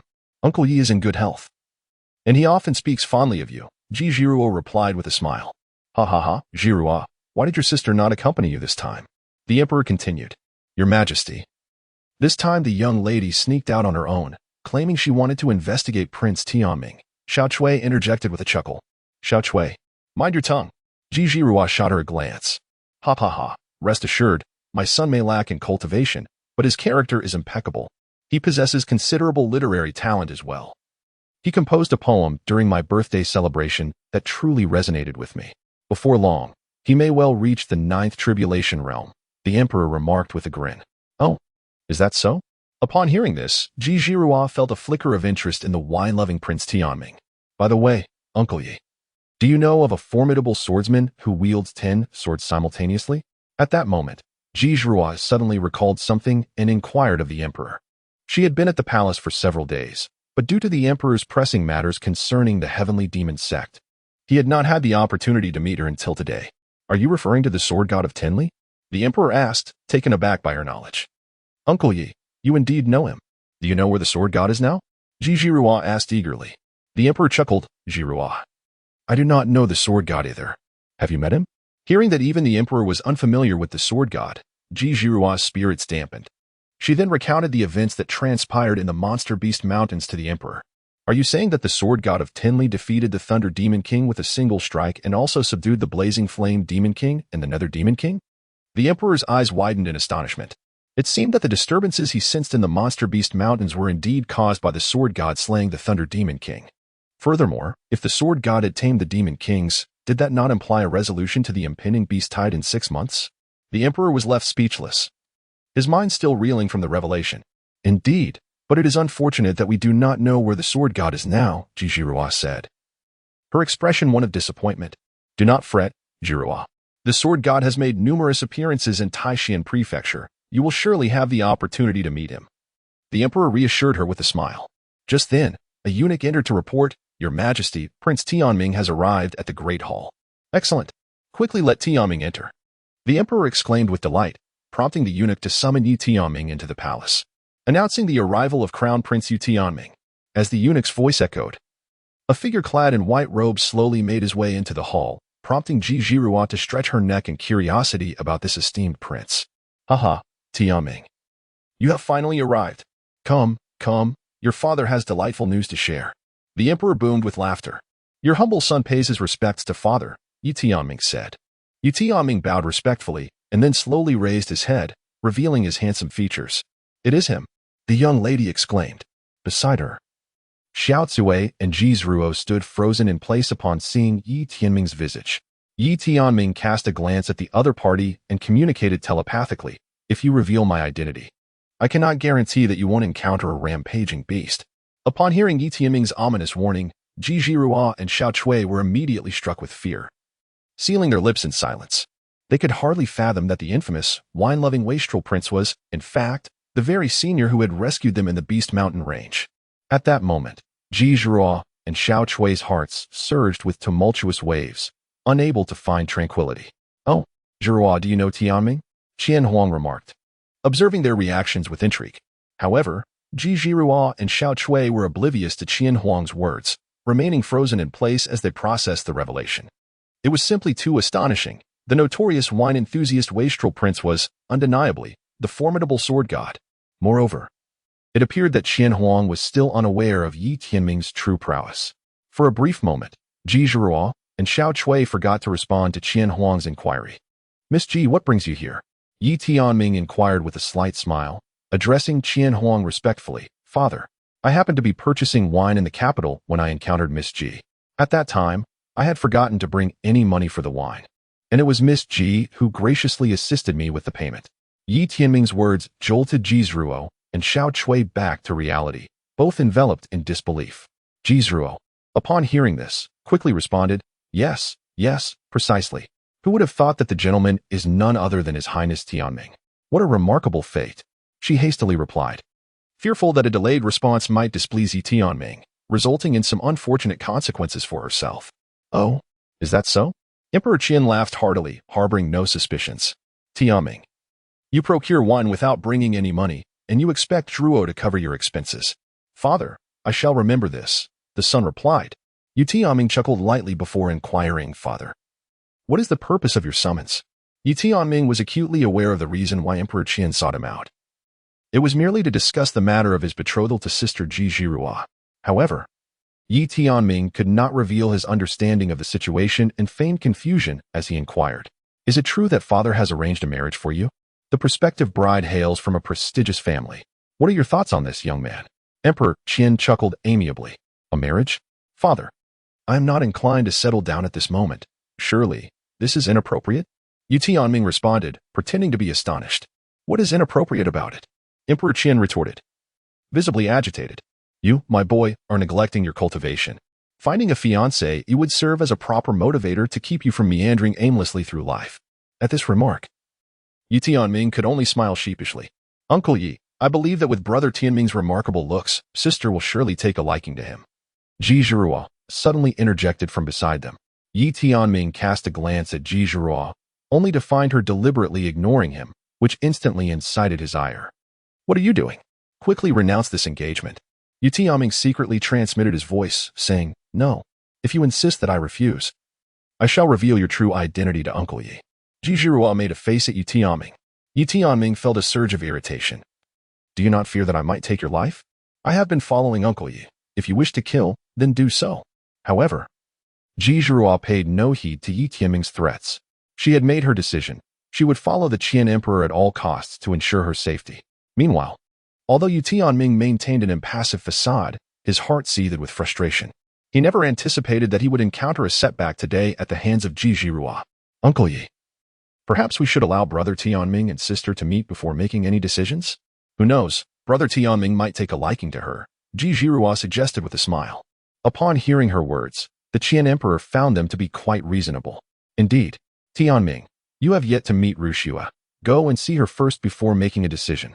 Father, I? The Qian emperor waved his hand, dismissing any chance for Ye Tianming to object, directly agreeing on his behalf. Zhirua, during this period, I shall have Tianming accompany you to explore the Great Qian Dynasty. After some time, we will take him to your home to meet your sister. Thank you, Uncle Ye. Ji Zhirua replied with a cheerful smile. She then raised an eyebrow at Ye Tianming with a smug expression. Threaten me, will you? Humph. I am not afraid of you. Observing Ji Zhirua's demeanor, Ye Tianming let out a cold snort internally and voiced his dissatisfaction. Father, you must at least inform me of the identity of the person I am to marry. Tianming, are you aware of the Ji family from Piaomiao Prefecture?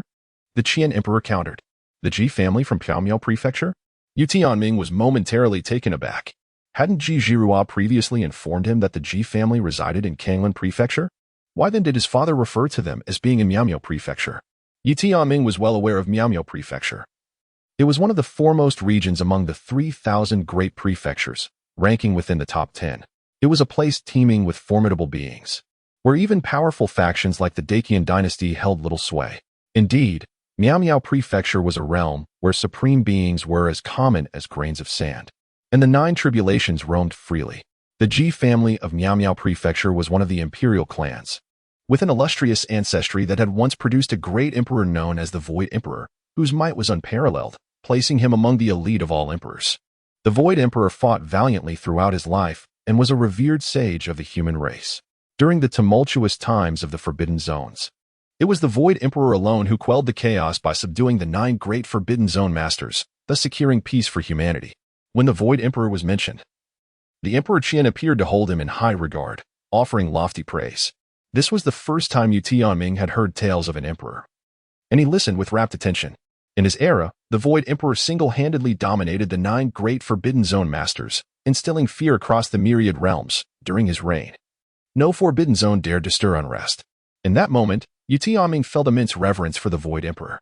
Each emperor deserved lifelong veneration, having left indelible contributions to the protection of humanity. Father, could it be that this marriage you have arranged for me is with a descendant of the Void Emperor? Ye Tianming exclaimed in astonishment. If the person you found for my betrothal has such a remarkable background, would they even deign to consider us? Qian Huang replied, Indeed. The individual I arranged for you is a descendant of the Void Great Emperor, though they are not from the primary lineage. With a casual glance at Ji Zhirua, Qian Huang continued, She should be more aware of the intricacies of this matter than I am.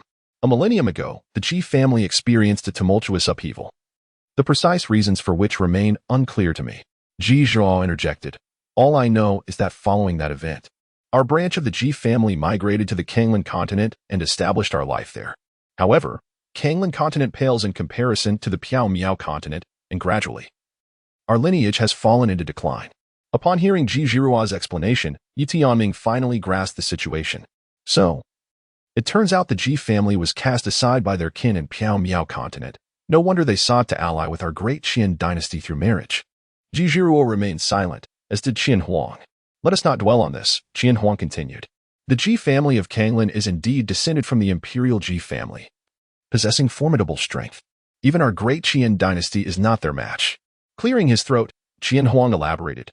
During my travels across the 3 major continents, I formed a deep bond with the current head of the Ji family, who will be your future father-in-law, and we became sworn brothers, thus establishing a childhood engagement. Father, you arranged my betrothal before I was even born. Ye Tianming remarked with a hint of helplessness. This was done for your own good, Qian Huang replied sternly. The current situation in Taishan continent is precarious. The forces of the heavenly demon sect are stirring, and even the Great Zhou dynasty has been destroyed. Your cultivation is insufficient, and should you enter the Ji family, you will gain the ability to protect yourself in the future. Listening to Qian Huang's words, Ye Tianming took a deep breath, realizing that the emperor had such foresight.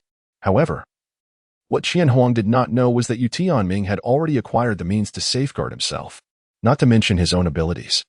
The beasts he had tamed could also hold their ground in Taishan continent. By the way, father, the fiancée you found for me is my elder sister, the current young lady of the Ji family, Ji Rushue, Ji Zhiruo responded. My sister is the most talented individual in Kanglin continent. Having already reached the divine abode realm at such a young age, Ji Zhiruo had initially wished to boast before Ye Tianming, but upon recalling his prowess, she felt deflated. In Ye Tianming's presence, could anyone truly be deemed a genius? Ye Tianming, at barely 30 years of age, has already attained the formidable prowess to slay a supreme realm demon king. Throughout the vast expanse of the 3,000 great states, it seems unlikely that any cultivator could match such a feat even among the imperial clans. One wonders if there exists a prodigy capable of achieving this. Perhaps the young emperors might possess such potential, yet in the countless epochs of the 3,000 great states, only a handful of emperors have emerged. Each emperor is a rarity, a being born once in an eternity, a true genius of unparalleled caliber. Ye Tianming nodded slightly, taking a deep breath. In his 20s, a being of divine realm, it appeared that in Taishan Prefecture, none could rival Ji Rushue. In his heart, Ye Tianming could not help but feel a sense of wonder. After all, an imperial lineage is indeed an imperial lineage. Even a branch that has languished for millennia still boasts such formidable talent. Were it not for the system, he could hardly fathom where he might be struggling now. Initially, Ye Tianming's sentiments were genuine, but to Ji Zhiruo, it appeared as though he looked down upon his elder sister, inciting her ire. Very well, Tianming, during this period, you shall accompany Zhiruo and amend your excessive fondness for alcohol. When the time is right, accompany Zhiruo to meet your fiancée. You are not to bully Zhiruo. If I discover that you have mistreated her, I shall make you regret it. The emperor, seated upon the dragon throne, spoke with a grave countenance. Below, Ye Tianming understood that his father was resolutely intent on having him wed the Ji family's eldest daughter, Ji Rushue, to which he could only respond with an awkward nod. At worst, he would feign ineptitude, rendering himself unappealing to Ji Rushue, thereby prompting her to call off the engagement. Ye Tianming could scarcely believe that Ji Rushue, the foremost genius of Kanglin Prefecture, would deign to take notice of him, a mere wastrel with an insatiable thirst for alcohol. After departing from the palace, Ji Zhiruo persistently followed in his wake. What purpose do you serve by trailing me? Ye Tianming gazed at Ji Zhiruo, his expression one of helplessness. Were it not for her, he would not have found himself entangled in such a predicament. But that won't do. Uncle Yi has instructed me to closely accompany you, Ji Zhiruo declared with a sense of pride. If you wish to follow, then so be it. Ye Tianming cast a glance and departed from the imperial palace, making his way to the grandest tavern in the capital of the Great Qian Dynasty, the Drunken Moon Pavilion. Your Highness, welcome. Please, come inside. The attendants at the Drunken Moon Pavilion greeted Ye Tianming with fervent hospitality, swiftly ushering him into the esteemed private room. Ji Zhiruo hurriedly followed suit. Brother Tianming, I heard you have a penchant for wine. Is that true? Ji Zhiruo inquired with keen interest, gazing at Ye Tianming. Upon discovering that the legendary sword god who had saved her was none other than Ye Tianming, Ji Zhiruo felt emboldened, directly addressing him as Brother Tianming. Although their acquaintance was still in its infancy, Ji Zhiruo sensed that Ye Tianming possessed a commendable character. Indeed, he affirmed. Ye Tianming nodded, poured a bowl of wine, and began to savor it meticulously. Ding! The host has tasted a decade of exquisite wine. Congratulations to the host for obtaining 100 high-quality spirit stones. Ye Tianming glanced at the system's rewards without much thought, tossing the spiritual stones into his system space. 100 high-grade spiritual stones may not seem like a lot, but they certainly hold substantial value, equivalent to 100,000 mid-grade spiritual stones, as the most universally accepted currency across the 3,000 great states. Spiritual stones can be utilized not only for purchasing techniques, martial skills, and elixirs, but also for cultivation. Spiritual stones are categorized into inferior, mid-grade, high-grade, and supreme stones. 1,000 inferior stones equate to 1 mid-grade stone, while 1,000 mid-grade stones equal 1 high-grade stone. Supreme stones, however, are rarely traded and are typically reserved for personal cultivation. Is this wine truly so delightful? Ji Zhiruo mused, observing Ye Tianming savoring his drink. Unable to resist, she poured herself a bowl and took a delicate sip. Oh, it is rather enjoyable, she exclaimed, and after just a small taste, she was captivated by the flavor. Drinking heartily. Cough, cough. However, she soon found herself choking, her face flushing crimson. Witnessing this, Ye Tianming couldn't help but chuckle. Is that how one drinks? Wine must be savored slowly. As he spoke, he poured Ji Zhiruo another bowl and raised his own to drink. Looking at Ji Zhiruo, Ye Tianming suddenly felt that drinking alone was indeed somewhat dreary. Having her company made the experience much more pleasant. Although the 9 ancestors were present in the royal mausoleum, they spent most of their time in secluded meditation and could not join him in revelry. As for Ye Qian, the quantity he poured was hardly worth sharing, as their previous drinking session had ended with Ye Qian falling asleep after just one sip, even revealing his true form. Had Ye Tianming not concealed him in time, the 9 ancestors might have suspected something amiss. This wine is quite delightful. Ji Zhiruo imitated Ye Tianming's manner and took a slow sip. Quickly realizing its merit and indulging further, Ye Tianming observed her with a light-hearted smile. After they finished their drinks, the sky darkened, and Ye Tianming returned to the royal mausoleum while Ji Zhiruo made her way back to the palace. Meanwhile, within a mansion in the capital of the Great Qian Dynasty, a figure clad in white descended slowly. The night was as dark as ink. Apart from some patrolling soldiers, many cultivators in the capital had begun their secluded practices. In a particularly lavish mansion, a man in a white robe appeared in the night sky. Clad in snow white, illuminated by the moonlight, he resembled a celestial being. Devil cult leader, you possess great audacity to appear alone in the royal city. Do you not fear being discovered by His Majesty? A cold voice rang out as a middle-aged man in armor materialized beside the white-robed figure. And if I am discovered? Even if the leader of this cult is found out, I remain unafraid. The devil cult leader chuckled lightly, exuding confidence. Humph. If you are discovered, do not expect my assistance. The armored man retorted coldly. Zhendong Wang, it was you who contacted this leader, so why fear that I might expose you? The devil cult leader replied with a smile, revealing the identity of his companion. As the moonlight illuminated the armored man's face, it became clear he was Zhendong Wang, one of the 4 princes of the Great Qian Dynasty. Zhendong Wang, do you know why you rank lowest among the 4 princes and are least favored by the Qian Emperor? The devil cult leader inquired nonchalantly. Is it not due to the Qian Emperor's short-sightedness? Zhendong Wang responded. No. The devil cult leader interrupted him, stating coolly. The Qian Emperor is a man of remarkable courage and strength, ranking among the foremost figures in the 3,000 great states. Your lack of favor stems from your timidity and indecisiveness. You do not only lack recognition but also possess the weakest cultivation among the 4 princes. Upon hearing the devil cult leader's words, Zhendong Wang snorted but remained silent. What do you require from us? He asked, his expression darkening. The Qian Emperor carries the fate of the Great Qian Dynasty. Should he sever the dragon vein of the Great Qian Dynasty, we would have the means to contend with them. This cult requires your assistance to facilitate our entry into the palace, the devil cult leader stated plainly. His purpose for coming to the capital was to find a way into the palace to sever the foundational dragon vein of the Great Qian Dynasty.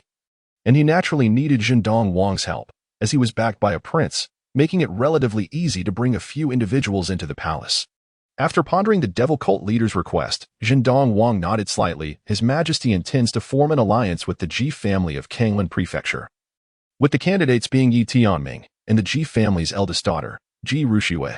In a few days, His Majesty will host a banquet in the palace to announce this matter. I will ensure that your cult members gain entry. The Ji family of Kanglan Prefecture? A branch of the imperial Ji family from Pyamiao Prefecture? The The devil cult leader was slightly taken aback by this revelation, which he had not anticipated. However, he soon smiled. I did not expect the Qian emperor to dote upon this useless prince. Although the strongest within the Ji family of Kanglan Prefecture currently only reached the peak of the supreme realm, they were nonetheless a branch of the imperial lineage. Surrounding factions were well aware of the Ji family's standing and were generally reluctant to engage in conflict with them. Despite having severed ties with the imperial family a millennium ago, the blood of the imperial Ji family still flowed within them. Who could say how the imperial family might react if the Ji family were to be attacked? After all, they are the true rulers of the 3,000 great states. Even the weakest imperial family possesses the strength to contend with an entire state. For instance, the Ye Tianming dynasty, ranked low among the 3,000 great states, would find it exceedingly easy for the imperial family to obliterate it. What of His Majesty's affection? The throne cannot possibly fall into Ye Tianming's hands, Zhen Dongwang scoffed. Are you not concerned that should Ye Tianming indeed marry into the Ji family, he might leverage their power to become the crown prince of the Great Qian Dynasty? The devil cult leader teased. At this, Zhen Dongwang was momentarily taken aback but quickly adopted a grim expression. His Majesty's favoritism towards Ye Tianming exceeds everyone's expectations. When we previously plotted against him, who would have guessed that the Qian emperor would not punish him? Instead, he merely assigned him to guard the royal mausoleum, making it even more challenging to deal with him under the watchful eyes of the 9 ancestors. Moreover, the last time, the emperor was displeased and secretly eliminated many individuals. The prince has already resolved to deal with the remaining ones. With that, Zhen Dongwang expressed his frustration. Compared to the other princes, Ye Tianming lacks any formidable backing and his own strength is rather limited, making him seemingly the most vulnerable target. However, who could have anticipated that behind Ye Tianming stands a monarch of the Great Qian Dynasty, rendering him the most formidable opponent? Return and prepare your people. I shall escort you into the palace at the appointed time. Understood, the Lord of the Demons sect replied with a slight nod, and in an instant, he vanished from sight. He reappeared 1,000 zhang away, having left the capital of the Great Qian Dynasty. In the days that followed, Ji Zhirua visited the royal tomb daily to seek out Ye Tianming. Ever since he had taken her out for drinks on their last encounter, she had grown fond of the experience, insisting that Ye Tianming accompany her for libations each day. Ye Tianming was pleased to have someone accompany him for a drink and readily accepted the invitation. However, Ji Zhirua's capacity for alcohol was no match for his.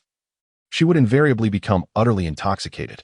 Yet, she remained undeterred, insisting on out-drinking Ye Tianming. Additionally, the news of Ye Tianming's impending marriage to Ji Ruxue from the Ji family of Kanglan Prefecture spread throughout the Great Qian Dynasty, leaving many astonished. Logically, any of Ye Wushuang, Ye Yuanming, or Ye Xiuzhu would have seemed more suitable for an alliance with the Ji family, yet it was Ye Tianming who was chosen. Upon reflecting on the Qian emperor's evident favoritism towards Ye Tianming, many began to understand. Some even speculated that the Qian emperor might be positioning Ye Tianming as the crown prince, thus securing a powerful ally for him. Concurrently, the Qian emperor announced a banquet at the royal palace to extend a warm welcome to Ji Zhirua. In an instant, the capital of the Great Qian Dynasty was abuzz with excitement. Soon, the day of the banquet arrived. This gathering primarily honored the civil and military officials of the Great Qian Dynasty. The Qian emperor had arranged a grand feast within the palace, and at that moment, the royal residence was alive with a constant influx of guests.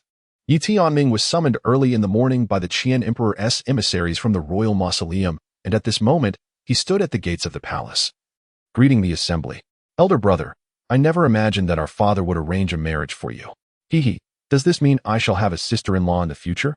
Ye Xiaoxiao, brimming with excitement, lamented, it is a pity that I have heard my sister-in-law could not attend. This gathering is primarily to welcome Sister Zhirua. During this period, Ye Xiaoxiao had already met Ji Zhirua. With a minimal age difference and both being prodigious cultivators, they naturally shared an abundance of topics to discuss, fostering a splendid rapport. You little girl, why don't you hurry inside? Ye Tianming lightly tapped Ye Xiaoxiao on the head, expressing his irritation. Humph. Ye Xiaoxiao made a playful grimace and swiftly darted inside. Your Highness, congratulations. At that moment, a carriage came to a halt before the door, and a young man dressed in a python robe stepped down from the vehicle. Clad in an octopus-patterned python robe, he exuded an unparalleled nobility. In the Great Qian Dynasty, apart from the emperor donning the dragon robe, all princes were attired in python robes. The individual before us is none other than the 6th prince of the Great Qian Dynasty, Ye Xiuzhu. Ye Xiuzhu, though the youngest among Ye Tianming's brothers, possesses extraordinary talent. At such a tender age, he has already attained the first level of the divine mansion realm, and he enjoys the support of a majority of the ministers within the Great Qian Dynasty. His chances of becoming the crown prince are significantly high. Your Majesty, I am astonished that father has arranged a union between you and the Ji family. I am truly envious of you, dear brother. The Ji family is closely related to the imperial family of Piamiao Prefecture. You must seize this opportunity with great care. Ye Xiuzhu laughed heartily a few times, stepping forward to embrace Ye Tianming. To outsiders, the bond between the two brothers appeared exceedingly intimate, resembling that of blood brothers. However, only Ye Tianming was aware that as Ye Xiuzhu held on to him, an elusive surge of spiritual energy flowed into his body. This lad actually intended to probe into his cultivation level? Ye Tianming let out a light chuckle, surprised that despite his efforts to conceal himself, Ye Xiuzhu still harbored doubts. However, the means employed by Ye Xiuzhu to uncover Ye Tianming's true cultivation level were nothing short of fanciful. When Ye Xiuzhu discovered that Ye Tianming had merely just stepped into the soul-shaping realm, he quietly exhaled a sigh of relief. He then waved his hand, and several attendants brought forth a few jars of wine. Royal brother, knowing your fondness for wine, I specially had these prepared. What do you think? Ye Xiuzhu remarked with a smile. Haha, I am most grateful to you, sixth brother, Ye Tianming replied. Ye Tianming smiled gently, then turned his gaze towards Ye Kuan, saying, Please put these items away for now. Brother Huang, there's no need for you to entertain me just yet. I see that many others are still arriving. I shall proceed inside to meet Father Emperor. Ye Xiuzhu chuckled softly. Ye Tianming nodded and continued to entertain the remaining guests. In the inner hall of the palace, Emperor Qian was engaged in light conversation with Ji Zhirua, asking her various questions about trivial matters. Zhirua, after spending these days with Tianming, what do you think of him? Emperor Qian inquired with a smile. Uncle Yi, aside from his fondness for wine, my brother Tianming is quite an admirable person. I believe that once my sister gets to know him, she will surely come to like him, Ji Zhirua assured, patting her chest confidently. Ha, that is wonderful, Zhirua. You'll have to speak highly of him in front of your sister. If Tianming can marry someone like Shui, he must have some extraordinary luck. Emperor Qian laughed heartily. Rest assured, Uncle Yi, I will take care of it. Ji Zhirua nodded eagerly. Little did Emperor Qian know of Ye Tianming's true strength. Had he been aware, the line of women wishing to wed Ye Tianming would stretch from Taixin to Songlan. Ji Zhirua had already resolved that, no matter what, she must ensure that Ye Tianming became part of the Ji family. Such a prodigy should not be left to others. Sister Zhirua, in that case. My brother will have to rely on you, sister-in-law, Ye Xiaoxiao chimed in with a smile. Don't worry, my sister will surely keep my brother Tianming in line. Ji Zhirua laughed. Uncle Yi, let me call over my brother Tianming, she said, scanning the area and noticing that Ye Tianming was still busy attending to other guests. Emperor Qian nodded in agreement. Yes, let him come. Ji Zhirua hurried towards the palace entrance, preparing to summon Ye Tianming. The Great Qian Dynasty's palace was vast and exuded an air of tranquility. As Ji Zhirua made her way to the entrance, she admired the surrounding scenery. Who goes there? Suddenly, she caught sight of a shadow darting past her, disappearing around a corner. Her expression tightened, and just as she was about to leave to inform Emperor Qian, she noticed a ripple akin to that of a lake's surface surrounding her, as if she were in a secluded realm. No matter how she called out, her voice could not escape. In an instant, Ji Zhirua understood that she had fallen into a trap. But who could set such a trap within the palace? At that moment, several figures cloaked in black appeared around her. As they emerged, a tremendous pressure enveloped Ji Zhirua. Yao Guang realm. Ji Zhirua's expression changed. How could a powerful being from the Yao Guang realm infiltrate the palace? Useless. How could you be discovered? The leader of the black-clad figures muttered in disdain. Master, what shall we do now? Should we eliminate her? The others quickly bowed their heads, shocked that the trap had been compromised. The concealed barrier was bestowed upon them by the demon lord, and they were not yet adept in its manipulation. It cannot be. She is from the Ji family. Killing her serves little purpose. We are here to sever the Great Qian Dynasty's dragon vein. Let us keep her alive for now. The leader shook his head. Killing Ji Zhirua could alert others. If she remained alive, she might serve as leverage against the Great Qian Dynasty. What are you? Ji Zhirua demanded fiercely. This is the Great Qian Palace. You have no right to be here. Humph. Do not think that being from the Ji family gives you free rein. The leader of the black-clad figures sneered, and a dark claw shot towards Ji Zhirua. Feeling the pressure from a Yaoguang realm expert, Ji Zhirua had no ability to resist and promptly fell unconscious. The demon lord's minions seized Ji Zhirua and swiftly made their way toward the dragon vein of the Great Qian Dynasty. Tianming, why didn't Zhou return with you?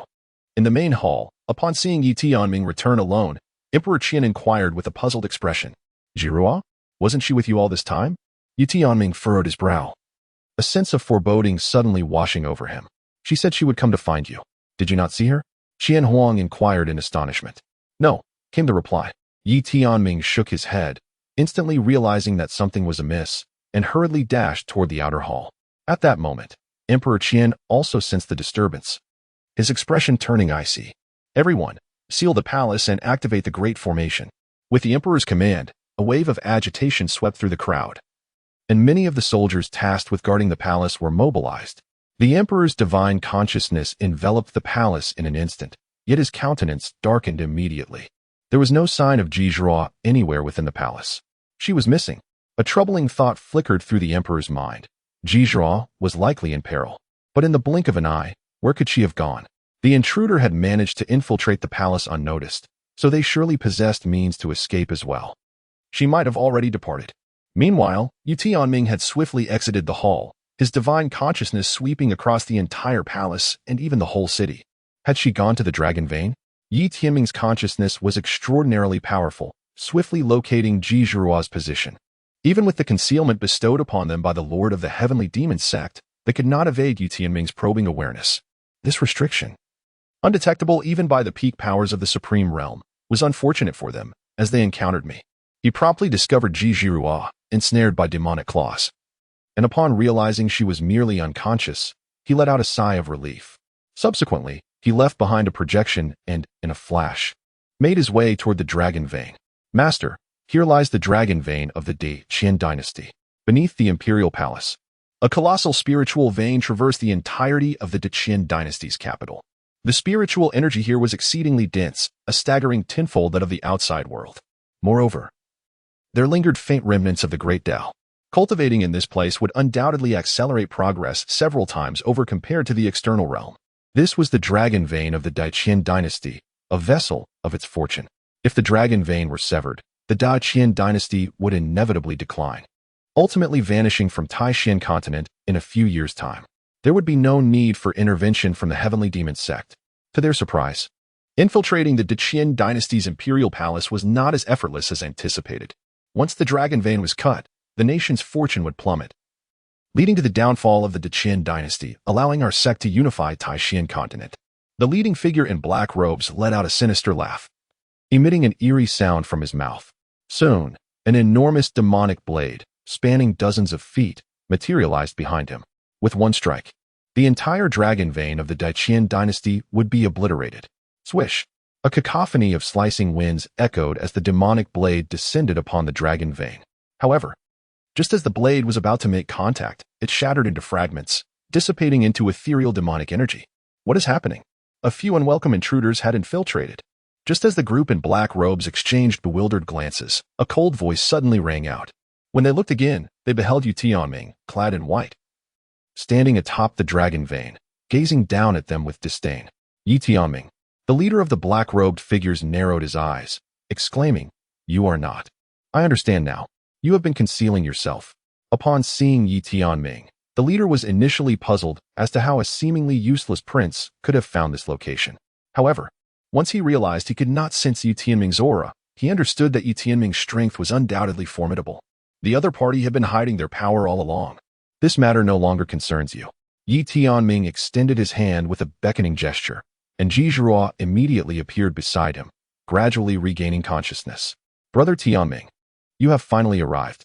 Upon seeing Ye Tianming, Ji Zhirua hurriedly embraced him, her demeanor filled with a sense of grievance. Fear not. For those who dare to tamper with the dragon vein of our Great Qian Dynasty shall not escape my wrath. Ye Tianming let out a cold snort, summoning several flying swords that erupted from behind him, piercing through the void and directly targeting the group of black-robed figures. With you, we are still not. Before the leading black-robed man could finish his sentence, a flying sword penetrated his throat, producing a gurgling sound. In an instant, his soul was annihilated by Ye Tianming. The remaining black-robed figures, witnessing this, were struck with terror and hastily abandoned all other considerations, fleeing towards the exit. From the moment Ye Tianming appeared to the execution of the leading Yaoguang realm expert, not even 10 breaths had passed. This Yaoguang realm master was one of the lords of the 36 halls of the heavenly demon sect, second only to the sect's leader, protector, and holy son. Ye Tianming effortlessly dispatched the leader of the heavenly demon sect, rendering their ordinary disciples utterly inconsequential. Initially, these cloaked figures regarded him with disdain, yet now, they found themselves devoid of any inclination to resist, hastily retreating towards the exit. Outside, however, was completely sealed off, presenting a certain death should they attempt to escape. Remaining where they were would only hasten their demise. Thus, they resolved to fight for a chance to carve a bloody path to freedom. Their intentions, though noble, could not match Ye Tianming's speed. In an instant, several flying swords were unleashed, leaving these black-robed individuals chilled to the core. In less than 10 breaths, they were vanquished before they could even muster a defense. As he gazed upon the bodies of these formidable adversaries, Ye Tianming turned his attention to the nearby dragon vein and took a deep breath. Thankfully, he had arrived in time. Otherwise, the dragon vein would have indeed faced destruction at the hands of the heavenly demon sect, which would have posed grave issues for the entire Great Qian Dynasty. "Zhiruo, are you unharmed?" Ye Tianming inquired, his gaze shifting to Zhiruo. "I'm fine," she replied, shaking her head. A remnant of her father's divine consciousness still lingered with her, providing protection in moments of peril. Fortunately, the black-robed figures had not harbored any murderous intent towards her. Otherwise, they would have been instantly dispatched by the divine consciousness bestowed upon her by her father. Seeing that Zhiruo was safe, Ye Tianming exhaled in relief, then began to ponder. How had the stronghold of the heavenly demon sect infiltrated this place? After a moment of contemplation, he shook his head, concluding, "I must take my leave now. My father and the others will likely arrive shortly." "You know what to say?" "Yes.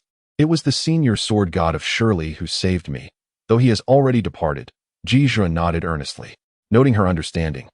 Ye Tianming smiled and swiftly vanished from the spot. As anticipated, shortly after his departure, the figure of the Qian Emperor and numerous powerful beings emerged at the scene, with Ye Tianming among them. To the others, it appeared that after leaving the Great Hall, Ye Tianming had searched nearby for Zhiruo, and it wasn't long before the Qian Emperor discovered her. Ye Tianming followed the Emperor Qian to this place. From beginning to end, Ye Tianming remained under the Emperor's watchful gaze, yet no one suspected that he was the one who had saved Zhiruo. After all, the system's ability to conceal his aura was simply too formidable, coupled with his own supreme cultivation and various mystical techniques for masking his presence. It was nearly impossible for anyone to detect him. "Zhiruo, are you unharmed?" Emperor Qian finally exhaled in relief upon seeing Zhiruo safe. "Uncle Yi, I am fine." Zhiruo shook her head gently before continuing. "Thanks to the 10-mile sword god. Were it not for him, the dragon vein would have been destroyed by the heavenly demon sect's forces." 10-mile sword god. Emperor Qian frowned slightly, his gaze shifting to the corpses of the heavenly demon sect's elites scattered nearby.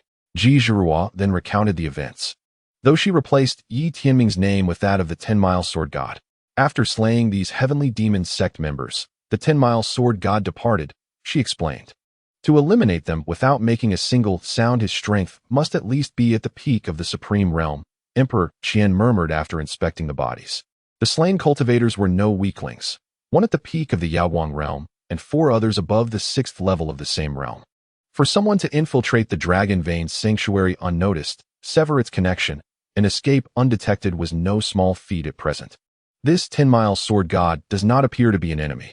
Yet, how did he infiltrate the imperial palace? Who exactly is he? Emperor Qian pondered these questions deeply, though it would never occur to him that the legendary swordsman was none other than Ye Tianming. Once the matter of the heavenly demon sect's assassins was settled, Emperor Qian ordered heightened security to prevent further infiltration. The palace's grand defensive formations were fully activated, and the banquet was abruptly concluded. Every departing guest was thoroughly scrutinized to root out any remaining spies. Only after the last guest had left did Emperor Qian narrow his eyes and ask, "Who do you believe colluded with the heavenly demon sect?" That the sect had infiltrated the palace undetected could only mean inside assistance, a conclusion the emperor had reached immediately. Unknown, though the princes vying for the throne, as well as the third princess, are all possible suspects. replied Prime Minister Zhang Judao. And what of the 10-mile sword god? Emperor Qian pressed. His motives remain unclear, but he does not seem hostile, the Prime Minister answered after a moment's thought. Should I discover the traitor? They shall not be spared. With a cold snort, Emperor Qian vanished from sight. Later, in the rear palace, he summoned Ye Tianming and Ji Zhirao. Tianming, I had intended for you to delay your journey to the Ji clan, but after today's events, it would be best for you to depart sooner. Worry was etched deeply upon the emperor's face. The day's events had convinced him that the heavenly demon sect would soon make its move. The Taishan province was no longer safe. If Ye Tianming were to remain in Taishan prefecture, it is uncertain when calamity might strike. Father, the heavenly demon sect was vanquished a millennium ago. Do we truly believe that even with the alliance of several formidable factions, we would still be incapable of contending with them? Ye Tianming frowned and remarked.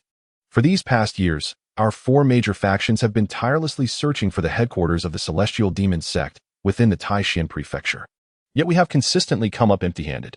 The Qian emperor sighed, his eyes filled with helplessness. Originally, among the 5 great powers of Taishan prefecture, the Great Qian Dynasty was under the control of the celestial demon sect, with many formidable warriors reduced to mere puppets. Consequently, the Great Qian Dynasty was compelled to ally with the other 3 factions to eradicate the Great Qian Dynasty, which severely depleted the strength of the Taishan prefecture's forces. Throughout the years, they have never ceased their pursuit of the celestial demon sect, but have only managed to dismantle a few of its outposts, with not a whisper of the headquarters' whereabouts. Instead, the 4 factions have suffered considerable losses during these years, with the Qingyun sword sect experiencing the fall of a supreme realm powerhouse. After a millennium of lurking, the current strength of the celestial demon sect remains a mystery to all. However, considering its ability to secretly annihilate the Great Qian Dynasty, it has undoubtedly emerged as the preeminent force in Taishan prefecture. The Qian emperor continued. Nonetheless, it appears that they have yet to make a move, presumably waiting for the opportune moment. Alas, we remain unaware of the location of the celestial demon sect's headquarters. Ye Tianming sighed deeply within, reflecting on his current status as merely a first-level supreme, yet possessing hidden strengths that could rival even the pinnacle of supreme power. If he were aware of the location of the headquarters of the heavenly demon sect, he could devise a plan to eradicate it. Observing Ye Tianming's furrowed brow, Emperor Qian assumed he was preoccupied with concerns for his safety and chuckled lightly. Tianming, there is no need for excessive worry, regardless of the circumstances. Your father will ensure your safety. Seeing the emperor's demeanor, Ye Tianming smiled in return. In his previous life, he had been an orphan, and though he had not experienced maternal love in this life, paternal affection surpassed that which he received from his siblings. The emperor did not disdain his fondness for wine or his lack of ambition. Rather, he constantly thought of his well-being, which warmed Ye Tianming's heart. It seemed that the portrayal of cold and heartless royalty in novels was not entirely accurate. Very well, Tianming, prepare yourself well. A month from now, I shall send someone to escort you to the Ji family. The emperor concluded after discussing a few matters with Ye Tianming and Ji Zhirao, setting a definitive timeline. Ye Tianming had no objections to this arrangement. In Taishan prefecture, at the abyss of fallen swords, in the forbidden land of the heavenly demon sect, a powerful figure reported to the sect master about recent events. I understand, the sect master, clad in white, replied with a tone devoid of any discernible emotion. It was rumored that the sword god of 10 miles had struck down their leaders. Is it him again? Who exactly is this person, repeatedly thwarting our plans? At the mention of the sword god of 10 miles, the sect master's demeanor slightly shifted, his gaze penetrating as he stared into the blood pool before him. Master, it seems that the sword god of 10 miles is a solitary cultivator. We have dispatched individuals multiple times to investigate his identity, yet we have yielded no results. As if he has never existed at all, the reporting figure confessed, equally perplexed and unable to unravel the true identity of the sword god. I understand. The sect master inhaled deeply, slowly nodding after a prolonged silence. The powerful figure of the heavenly demon sect, witnessing this, chose not to speak further and gradually withdrew. Once alone, the sect master murmured softly, "Sword god of 10 miles? Who exactly are you?" In the ensuing month, Ye Tianming commenced his preparations, meticulously gathering various treasures from his humble abode into the confines of his system space. He wished to avoid any potential discovery of the invaluable resources hidden in his living quarters after his departure. This system space, a feature of Ye Tianming's own system, was significantly larger than a spatial ring, though it bore no other remarkable distinctions. Furthermore, Ye Tianming ventured to the Beast Mountain range, where the Mingyu Demon King and the Qihua Demon King remained vigilant regarding the movements of the heavenly demon sect, ready to assist the Great Qian Dynasty should the need arise. Ye Tianming bestowed numerous treasures upon the Infernal Demon King and the Fiery Demon King, aiding them in their cultivation. Are all the preparations in place? Within the Beast Mountain range, Ye Tianming turned his gaze towards the Fiery Demon King. "Master, everything is ready," replied the Fiery Demon King with a nod, presenting a considerable array of rare materials. Although the Fiery Demon King and the Infernal Demon King were vassals of Ye Qian consistently referred to Ye Tianming as his master. Consequently, Ye Qian instructed the two Demon Kings to address Ye Tianming in the same manner, to which they complied. As Ye Tianming surveyed the abundance of rare materials strewn across the ground, he retrieved several treasures from his system space. "Your Qilin bloodline is merely 1/10,000th, and it is uncertain how many generations have passed. The extent to which this fragment of the Qilin bloodline can be awakened ultimately depends on your fate." The Fiery Demon King nodded affirmatively, assuring, "Master, rest assured, I am fully prepared." In the Fiery Demon King's heart, as long as he could elevate his Qilin bloodline even slightly, even if it were just another 1/10,000th, it would significantly enhance his strength. Ye Tianming chose not to elaborate further. Instead, he swiftly formed a seal with his hands. Instantly, the celestial materials and earthly treasures on the ground began to levitate, while a sphere of intense flame erupted from his right hand. The moment this flame manifested, the surrounding space became ethereal, exuding an unbearable heat. Aside from the blazing flame Demon King, the other demonic beings retreated in haste, nearly scorched by the searing temperature. Throughout the years, Ye Tianming had indeed studied alchemy. Alchemists are categorized into 7 levels: Huang, Xin, Di, Tian, Dao, Sheng, and Di. Successfully refining 3 Huang-tier elixirs qualifies one as a Huang-tier alchemist, while producing 3 Xian-tier elixirs naturally elevates one to the status of a Xian-tier alchemist. Ye Tianming had once crafted numerous heavenly-grade elixirs and had long since ascended to the rank of a heavenly-grade alchemist. As for the tiers beyond heavenly grade, they demand not only exquisite alchemical skills, but also profound insights into the Tao. At present, Ye Tianming, of course, is unable to concoct elixirs of the Tao tier or above. The elixir crafted by Ye Tianming is known as the Ancestral Source Demon Blood Pill, a supreme-grade pill of heavenly rank. Its primary purpose is to awaken the bloodline within demonic beasts.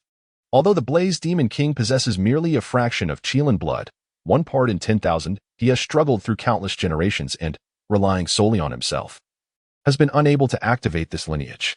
Unlike Ye Qian, who is of pure bloodline and requires no potion to awaken his heritage, simply needing to grow for his blood to naturally evolve.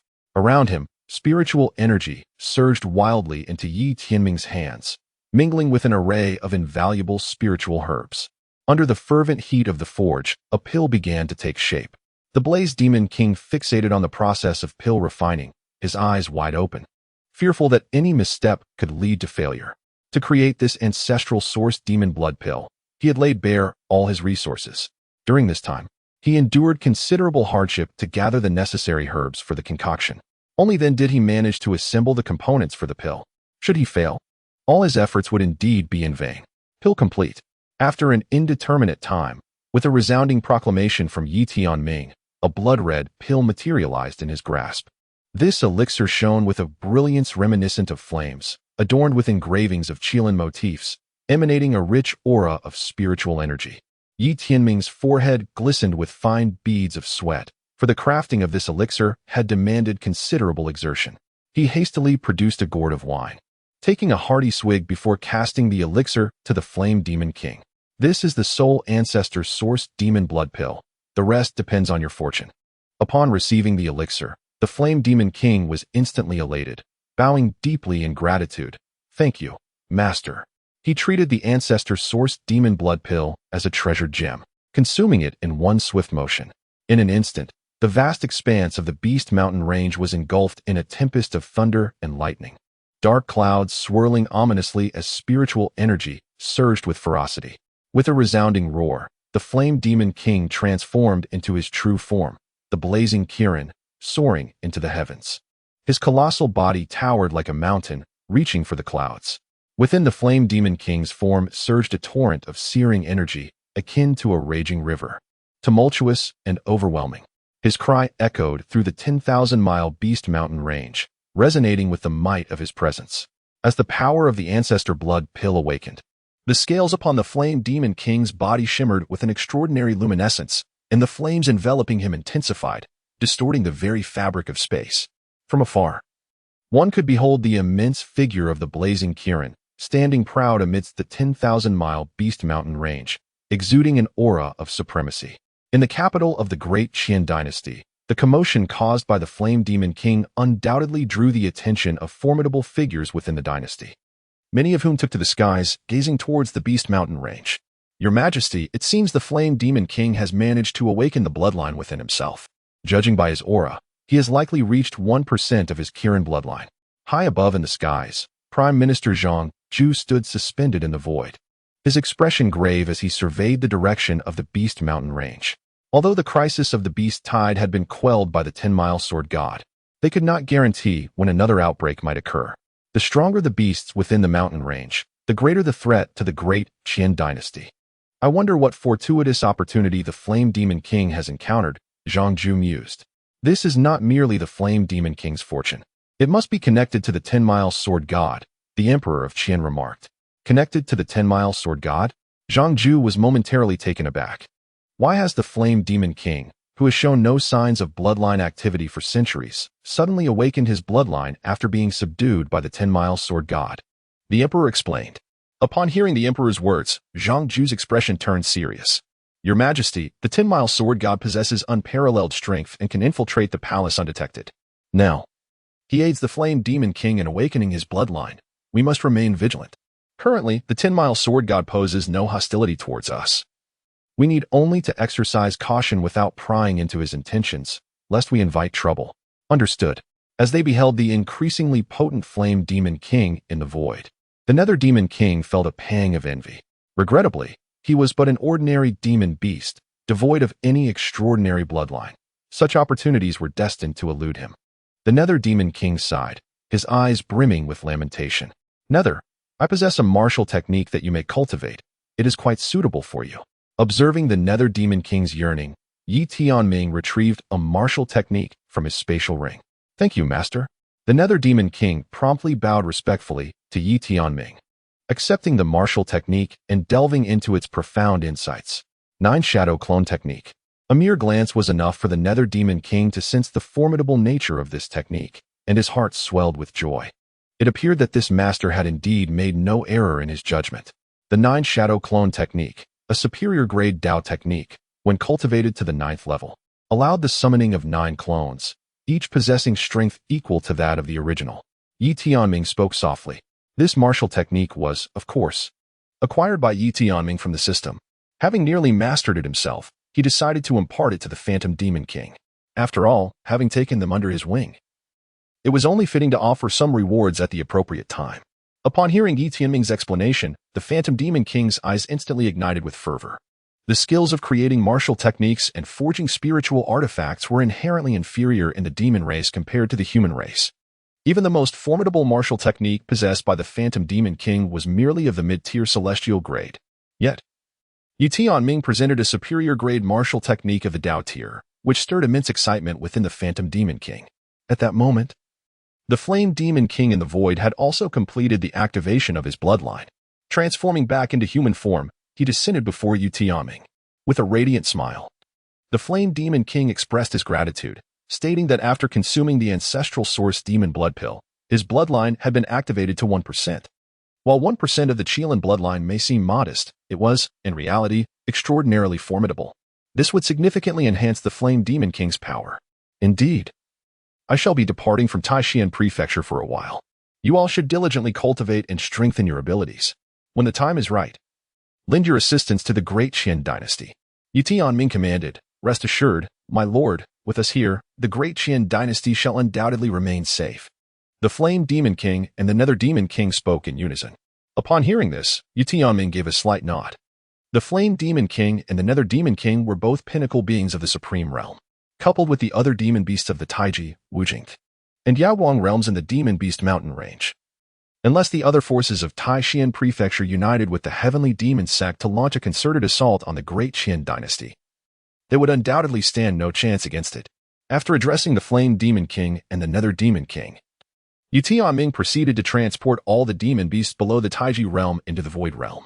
Should a crisis truly befall the Great Qian Dynasty, the demon beasts below the Taiji realm would be of little consequence, rendering their removal irrelevant. Within the Void Realm, numerous demon beasts were already diligently cultivating this fragmented little world. Upon witnessing Ye Tianming's arrival, they all bowed in reverence before him.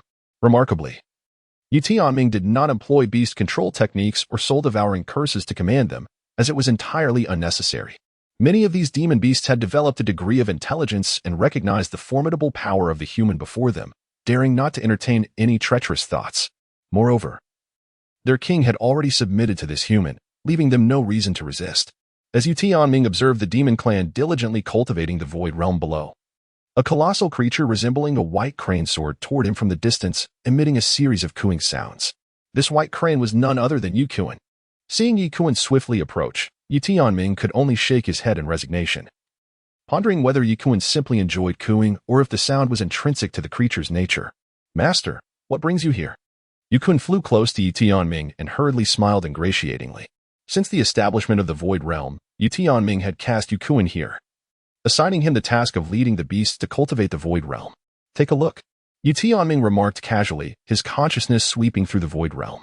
Within this ethereal expanse, numerous areas had been cultivated with spiritual herbs, and spiritual rivers, fields, and veins had been established, presenting a vibrant tableau of life. Nevertheless, the boundaries of this realm remained elusive, its true extent an enigma. Before long, Ye Tianming completed his exploration of the Void Realm and turned to Ye Qian, stating, "This place is managed quite well." Upon hearing this, Ye Qian immediately beamed with pride, exclaiming, "Of course. With my presence, master, you need not worry."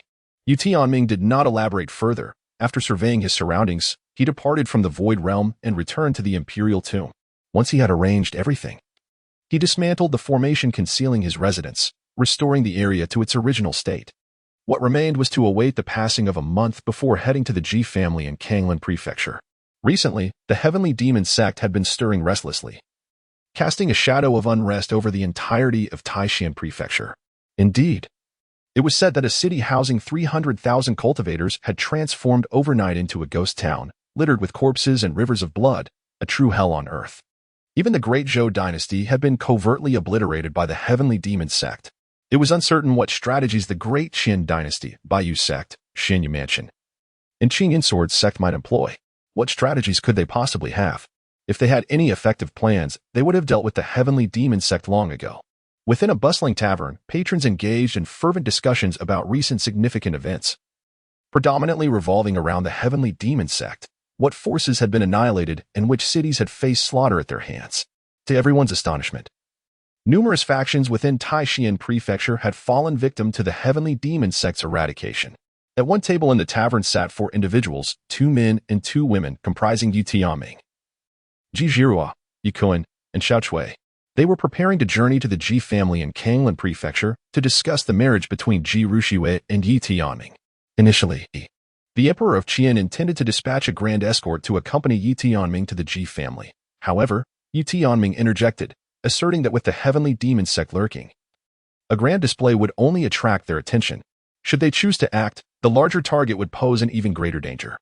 The Emperor pondered this carefully and deemed it prudent to allow Ye Tianming and Ji Zhirua to make their own arrangements for the journey. "Brother Tianming, do you think we might encounter members of the Heavenly Demon Sect along the way?" Ji Zhirua inquired curiously at the table. "Are you eager to meet them?" Ye Tianming raised his cup, taking a sip while casting her a sidelong glance.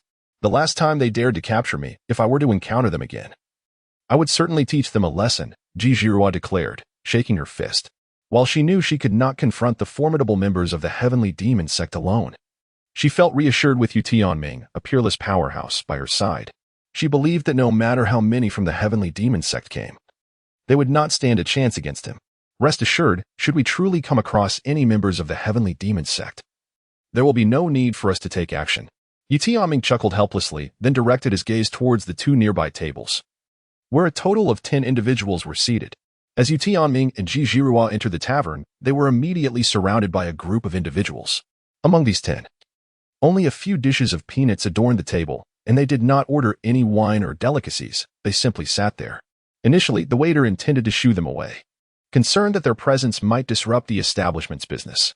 However, the group casually tossed a large bag of spirit stones to dismiss the waiter. Upon witnessing the unexpected bounty of spirit stones and realizing he would not have to serve these patrons, the waiter happily acquiesced and chose to ignore them. My lord, it is worth noting that among these individuals are 2 cultivators at the Yaoguang realm and 8 at the Wuji realm, which raises some suspicions. Ye Tianming gently reminded, what? A powerful figure from the Yaoguang realm? Could they possibly be affiliated with the heavenly demon sect? Upon hearing Ye Tianming's words, Ji Zhirua instantly perceived that those individuals were not of virtuous character. It matters not. They are sent by Father Emperor and have accompanied us throughout our journey. Ye Tianming elucidated. Although the Qian Emperor had agreed not to dispatch a large escort to accompany Ye Tianming and had instructed him to travel to Kanglan Prefecture independently, he remained uneasy about Ye Tianming's safety. Thus, he secretly dispatched 10 formidable warriors to trail Ye Tianming, safeguarding him along the way. Regrettably, these 10 were detected by Ye Tianming as soon as they departed the capital. Nevertheless, Ye Tianming chose not to expose them. Instead, he feigned ignorance, leisurely enjoying the scenic landscapes while making his way toward the Ji family in Kanglan Prefecture. Upon hearing Ye Tianming's explanation, the others quickly grasped the situation. Subsequently, after listening to various accounts regarding the heavenly demon sect in Taishan Prefecture at the tavern, they left a pouch of spirit stones on the table and made their way outside. As Ye Tianming and his companions departed, a group seated at a nearby table swiftly followed in their wake. Once they exited the tavern, they adeptly concealed their forms, soaring into the heights above. Meanwhile, Ye Tianming and his companions continued their journey towards Kanglan Prefecture in a horse-drawn carriage. Given that Ye Tianming's current exposed cultivation level was merely soul-sculpting realm, he was unable to fly and thus relied on the carriage for transportation. However, this was no ordinary carriage. It was drawn by 2 formidable celestial realm beasts and was surrounded by an array of defensive formations capable of withstanding the full force of a supreme realm attack. Moreover, the carriage possessed remarkable speed, capable of traversing 100,000 miles with ease each day. From the outside, it appeared to be an unremarkable vehicle, yet its interior was remarkably spacious, comparable to the guest rooms of the tavern. Although Kanglan Prefecture and Taishan Prefecture were adjacent, the distance between them was still considerable. At this pace, reaching the Ji family in Kanglan Prefecture would take at least a month. Fortunately, Ye Tianming remained unhurried, leisurely enjoying the scenery as they proceeded towards their destination. The carriage sailed through the air, leaving behind 2 trails of white smoke. Inside, Ye Tianming reclined in a seat, sipping wine while Bai Lingyan gently massaged his shoulders. Ye Tianming was outside harnessing the carriage, while Ji Zhirua and Xiao Chui felt somewhat drowsy. Master, what is it? Suddenly, Ye Tianming, whose eyes had been slightly narrowed, abruptly opened them wide, startling Bai Lingyan, who was massaging him. Someone is approaching. Ye Tianming's expression grew cold as he swiftly appeared outside the carriage. Ji Zhirua and Xiao Chui were startled awake by his sudden movement and hurriedly made their way to the carriage's exterior.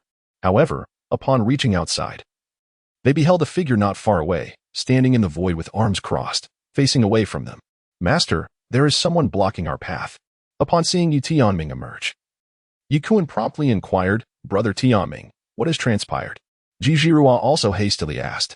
The one who seeks to end my life has arrived. Gazing at the retreating figure, Ye Tianming chuckled softly. He then called out, I wonder what brings the king of Zhendong here. As soon as Ye Tianming's voice faded, the figure ahead slowly turned around, displaying an air of arrogance. Ha ha ha, I never anticipated that your highness would recognize me. How delightful. The king of East Town laughed heartily. Yet his figure remained unmoving. King of East Town, you have traveled a great distance. Surely, your purpose isn't merely to pay me a visit? Ye Tianming inquired with a smile. Indeed, your highness, as you are aware, the emperor favors you, and for the sake of the throne, I am compelled to eliminate you. The king of East Town retorted coldly, gradually advancing towards the carriage in which Ye Tianming resided. With each step he took, it seemed as though he summoned the spiritual energy of the surroundings, creating ripples akin to waves dispersing outward. Are you not afraid that by killing me, my father will exact vengeance upon you? Ye Tianming queried. Ah, your highness, if I were to slay you, how would the emperor ever know? The king of East Town replied, you are merely waiting for them to rescue you, are you not?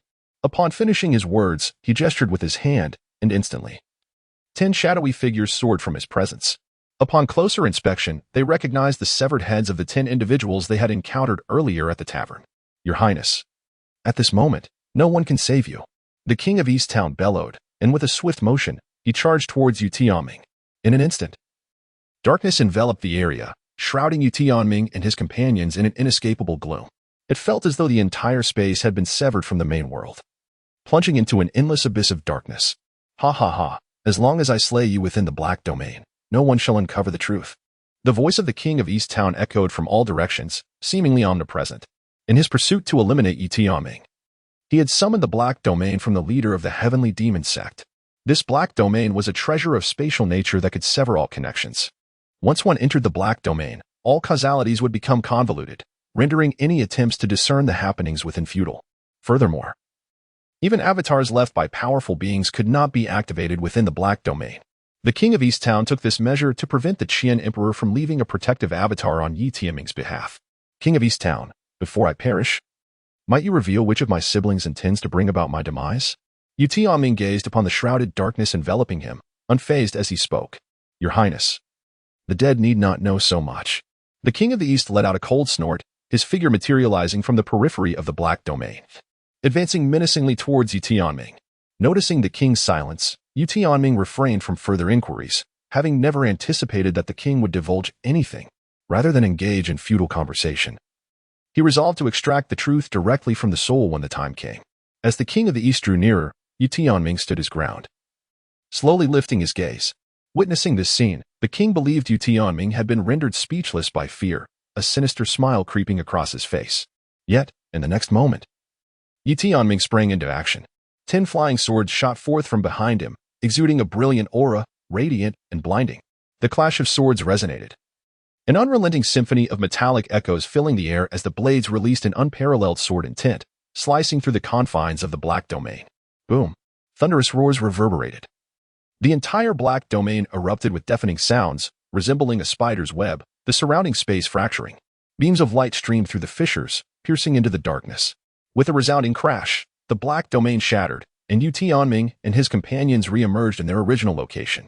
Beside him, 10 flying swords hovered majestically, their ringing sounds harmonizing with the surging sword energy. What? Upon witnessing this spectacle, the king of the East's expression morphed dramatically, disbelief flashing in his eyes. The instant he beheld the 10 swords floating behind Ye Tianming, realization struck him like lightning. The legendary sword god of 10 miles was none other than Ye Tianming. Indeed, Ye Tianming let out a soft, cold laugh as he approached the eastern king of Zhendong with measured steps. The Xianyuan sword, the Zhanlu sword, the Qishao sword, and several other chaotic divine swords swiftly formed a sword formation, enveloping the eastern king within its grasp. Observing this, the eastern king's expression changed dramatically. He sought to flee, yet found himself ensnared on all sides. At this moment, turmoil surged within him, for all his meticulous plans had seemed flawless. In the black domain, eliminating Ye Tianming and his companions would have left no trace for even the Emperor Qian to uncover. However, he never anticipated that Ye Tianming was, in fact, the legendary sword god of Shirley. As the eastern king of the Great Qian Dynasty, he had long been aware of the sword god's formidable reputation, having heard it repeatedly until it became almost second nature. As he gazed at Ye Tianming, who was steadily closing the distance, a glint sparked in the eastern king's eyes, and a long knife materialized in his grasp. With no hope of escape, he resolved to fight to the death. He swung the long knife, summoning an ethereal tiger that loomed hundreds of feet tall, which charged toward Ye Tianming with a fierce roar. Like a tiger descending from the mountain, its momentum was unstoppable. Yet Ye Tianming remained unperturbed, wielding his sword with poise, unleashing a flurry of piercing sword lights that cleaved through the ethereal tiger.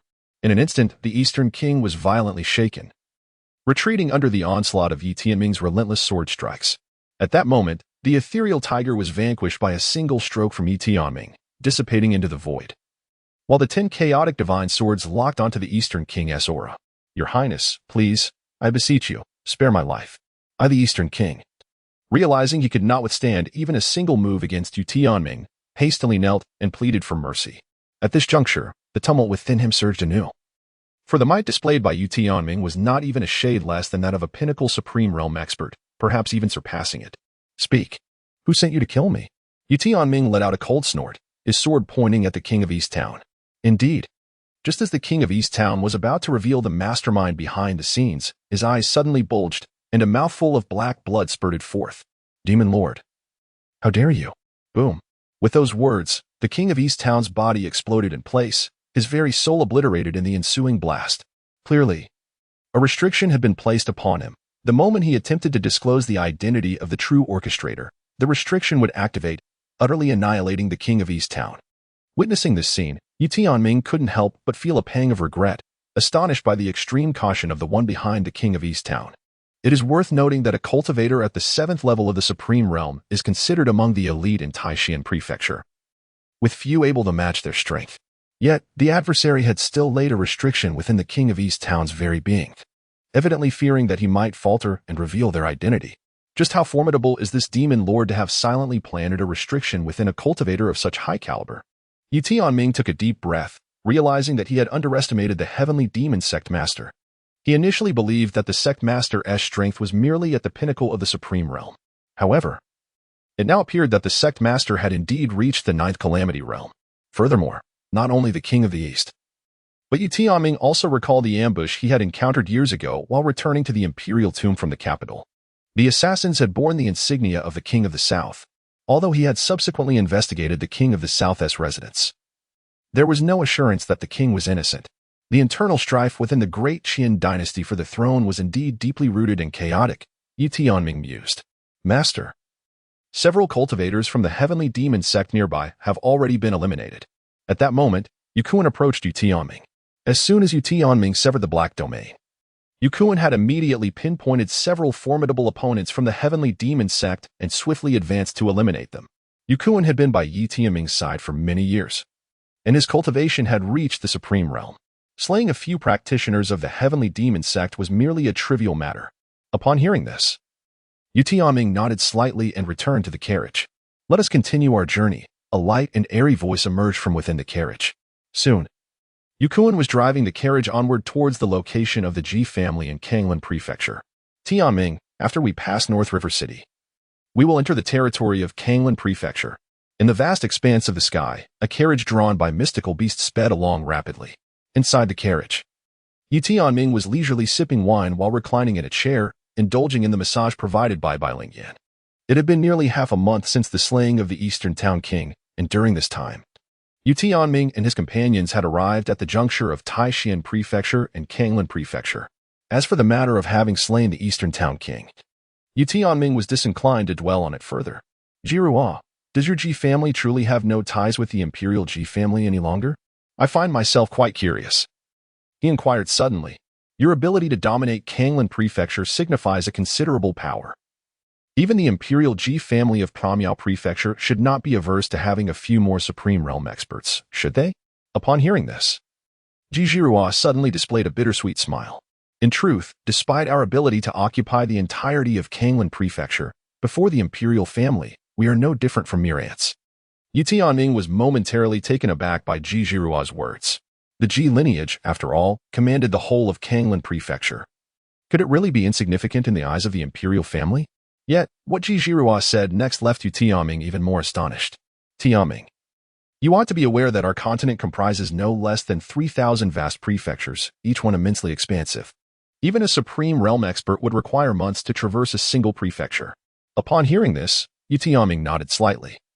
This notion is indeed a consensus among all cultivators across the 3,000 great states. However, are you aware that there exists a considerable disparity in strength among these states? In fact, among those ranked lower, the most formidable cultivators, when venturing to the more prestigious states, would merely be regarded as ordinary practitioners. For instance, Kanglan State and Taishan State are among the bottom 100 in such locales. The distinction between them and the more prominent states is akin to that between rural areas and urban centers. Ji Jiruo hails from the Ji family, a lineage of the imperial clan. Though it has now fallen into decline, her knowledge far surpasses that of Ye Tianming. In both Kanglan and Taishan states, it remains uncertain whether any 9 tribulations cultivators still exist. However, even such cultivators, in the foremost states, are merely considered slightly stronger practitioners. After listening to Ji Jiruo, a glimmer of surprise flickered in Ye Tianming's eyes, prompting him to inquire, so, do the top-ranking states indeed possess Dao Realm and Saint Realm experts? Ji Zhirua pondered for a moment before responding nonchalantly. The states within the top 1,000 certainly have Dao realm experts, and quite a number at that. The states ranked within the top 2,000 also have several Dao realm experts, albeit in significantly lesser quantities. As for those ranked beyond 2,000, some states may harbor Dao realm experts in seclusion, primarily consisting of 9 tribulations cultivators, unlike the imperial clan Ji family, which boasts a considerable number of Dao realm and Saint realm experts. Ye Tianming, upon hearing Ji Zhirua's words, seemed to grasp the underlying reasons why the imperial Ji family looked down upon her lineage. Within the imperial clan, it was likely that even a formidable presence at the 9th tribulation realm was considered inconsequential. Moreover, the Ji family of Kanglan Prefecture boasted only supreme realm experts. The exact number was unknown, but according to my father, as long as one was within the imperial family, there existed Saint realm experts in the shadows. After Ji Zhirua's elucidation, Ye Tianming couldn't help but feel a sense of melancholy. He had initially presumed that, despite the existence of Dao and Saint realm experts across the 3,000 great states, their numbers would be limited. In reality, it appeared that the Dao and Saint realm experts were far more prevalent than anticipated. Previously, he had thought that a supreme realm expert in the 3,000 great states could be deemed a regional overlord. However, in the more prominent states, it was likely that 9th tribulation experts roamed freely, with supremes being as common as dogs. Nevertheless, Brother Tianming, I have faith that with your innate talent and prowess, achieving the Dao and reaching the Saint realm in the future will pose no challenge. Ji Zhirua smiled gently. To this, Ye Tianming offered no definitive response. With a system at his disposal, as long as he did not perish beneath the tribulations of the 9th tribulation, attaining the Dao and Saint realms would merely be a matter of time. As Ye Tianming journeyed toward the Ji family in Kanglan Prefecture, news reached the Great Qian Dynasty that he had fallen victim to an ambush. Your Majesty, our dispatched personnel's soul lamps have all been extinguished. Chancellor Zhang Ju entered the palace with a grim countenance, gesturing to reveal 10 oil lamps before the emperor. However, the flames atop these lamps had already been snuffed out, and the lamps themselves bore cracks resembling spider webs, threatening to shatter at any moment. These 10 oil lamps had been left behind by the emperor's dispatched agents, retaining a trace of their souls. The extinguishing of the lamps signified the extinguishment of their souls, indicating their demise. What if a supreme realm expert did not intervene? Who could possibly be their adversary? The emperor was taken aback, recalling that he had sent Pekyo Guang realm experts to safeguard Ye Tianming in Taishan Prefecture. As long as a supreme realm expert did not intervene, those of lesser realms could assert their dominance. What has become of Tianming? The emperor's expression darkened as he began to worry for Ye Tianming's safety. Your Majesty, Prince Tianming should be unharmed. I have already sought him out. Upon hearing that Ye Tianming was safe, the emperor felt a slight relief, but his anxiety remained palpable. Speak. What have you discovered? Chancellor Zhang Ju replied. The individuals we dispatched used to relay Prince Tianming's route regularly. Following that route, I uncovered traces of King Zhendong. King Zhendong? Indeed, based on my conjecture, it was likely King Zhendong who struck, only to be intercepted by the 10-mile sword god, who rescued Prince Tianming and his companions. The 10-mile sword god? What are his intentions? The emperor fell into deep contemplation but soon shifted his focus away from the 10-mile sword god. His gaze turned cold. Regardless of their struggle for the throne, I shall remain indifferent, yet they dare to lay hands on Tianming. The emperor was not oblivious to the political machinations within the court. He was acutely aware of which individuals supported which princes and princesses. Even the 4th prince, who had previously refrained from factional disputes, had begun to align himself. Furthermore, the Baiyu sect, Shanyu Mansion, and Qingyun sword sect were covertly fanning the flames of conflict. The emperor remained silent about these matters, as he had similarly ascended to the throne through such means. Yet now, someone had audaciously targeted Ye Tianming, an affront that struck at the emperor's very core. Issue an edict, annihilate the entire Zhendong royal household, leaving no soul behind. Additionally, all princes and princesses, save for Xiao Xiao, shall remain confined to their residences for a year, their cultivation resources reduced for that duration. The emperor's words sealed the fates of countless individuals. He then declared, I shall commence seclusion. Henceforth, the affairs of the Great Qian Dynasty will be entrusted to you. Zhang Ju, taken aback, gazed into the emperor's profound eyes. Rest assured, Your Majesty, I shall handle everything. The emperor nodded, gesturing for Zhang Ju to withdraw. Once Zhang Ju departed, a sudden ripple of spatial energy emanated beside the emperor. A woman appeared behind him, her voice calm. Ye Tianming. Is he the child of you and my sister? The emperor nodded slightly, a tremor in his voice. Exile, is she well? My sister has been confined by her family. She has longed for you, the woman replied. Hearing this, the emperor chose not to speak further and turned to leave. In Beichuan City, a pivotal juncture between Kanglan Prefecture and Taishan Prefecture, the city was not under the dominion of any particular faction. It housed millions of cultivators, with the city lord possessing formidable strength at the peak of the Yaoguang realm. Yet, at this moment, the once magnificent Beichuan City lay in ruins. Littered with corpses and drenched in blood, the walls stained crimson. City lord, we ought to retreat. The offensive from the heavenly demon sect intensifies, and our defenses are crumbling. The city lord, a woman named Beichuan Yun, appeared haggard, her attire stained with blood. Absolutely not. What of the others in Beixiang City? Are we to stand idly by as they are sacrificed by the heavenly demon sect? Beichuan Yun vehemently halted the suggestion to flee, asserting, I have already sought aid from the Qing Yun sword sect. They are en route and will arrive shortly. Inform everyone to hold on just a little longer.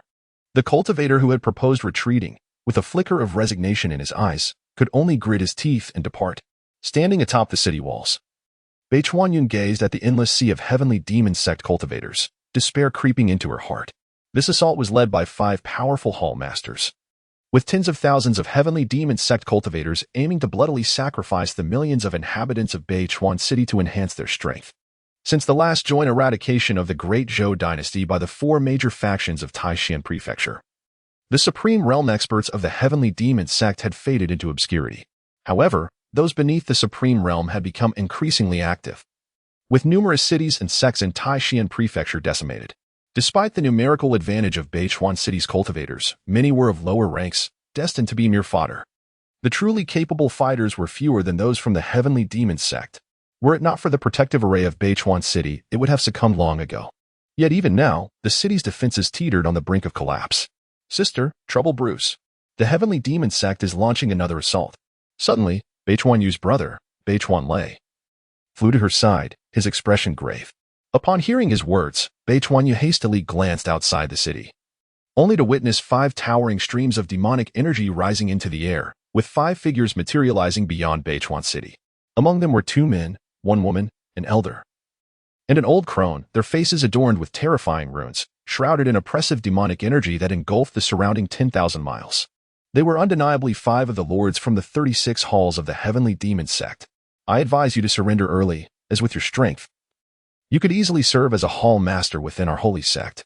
Otherwise, on the day the city falls, millions of cultivators will perish alongside you.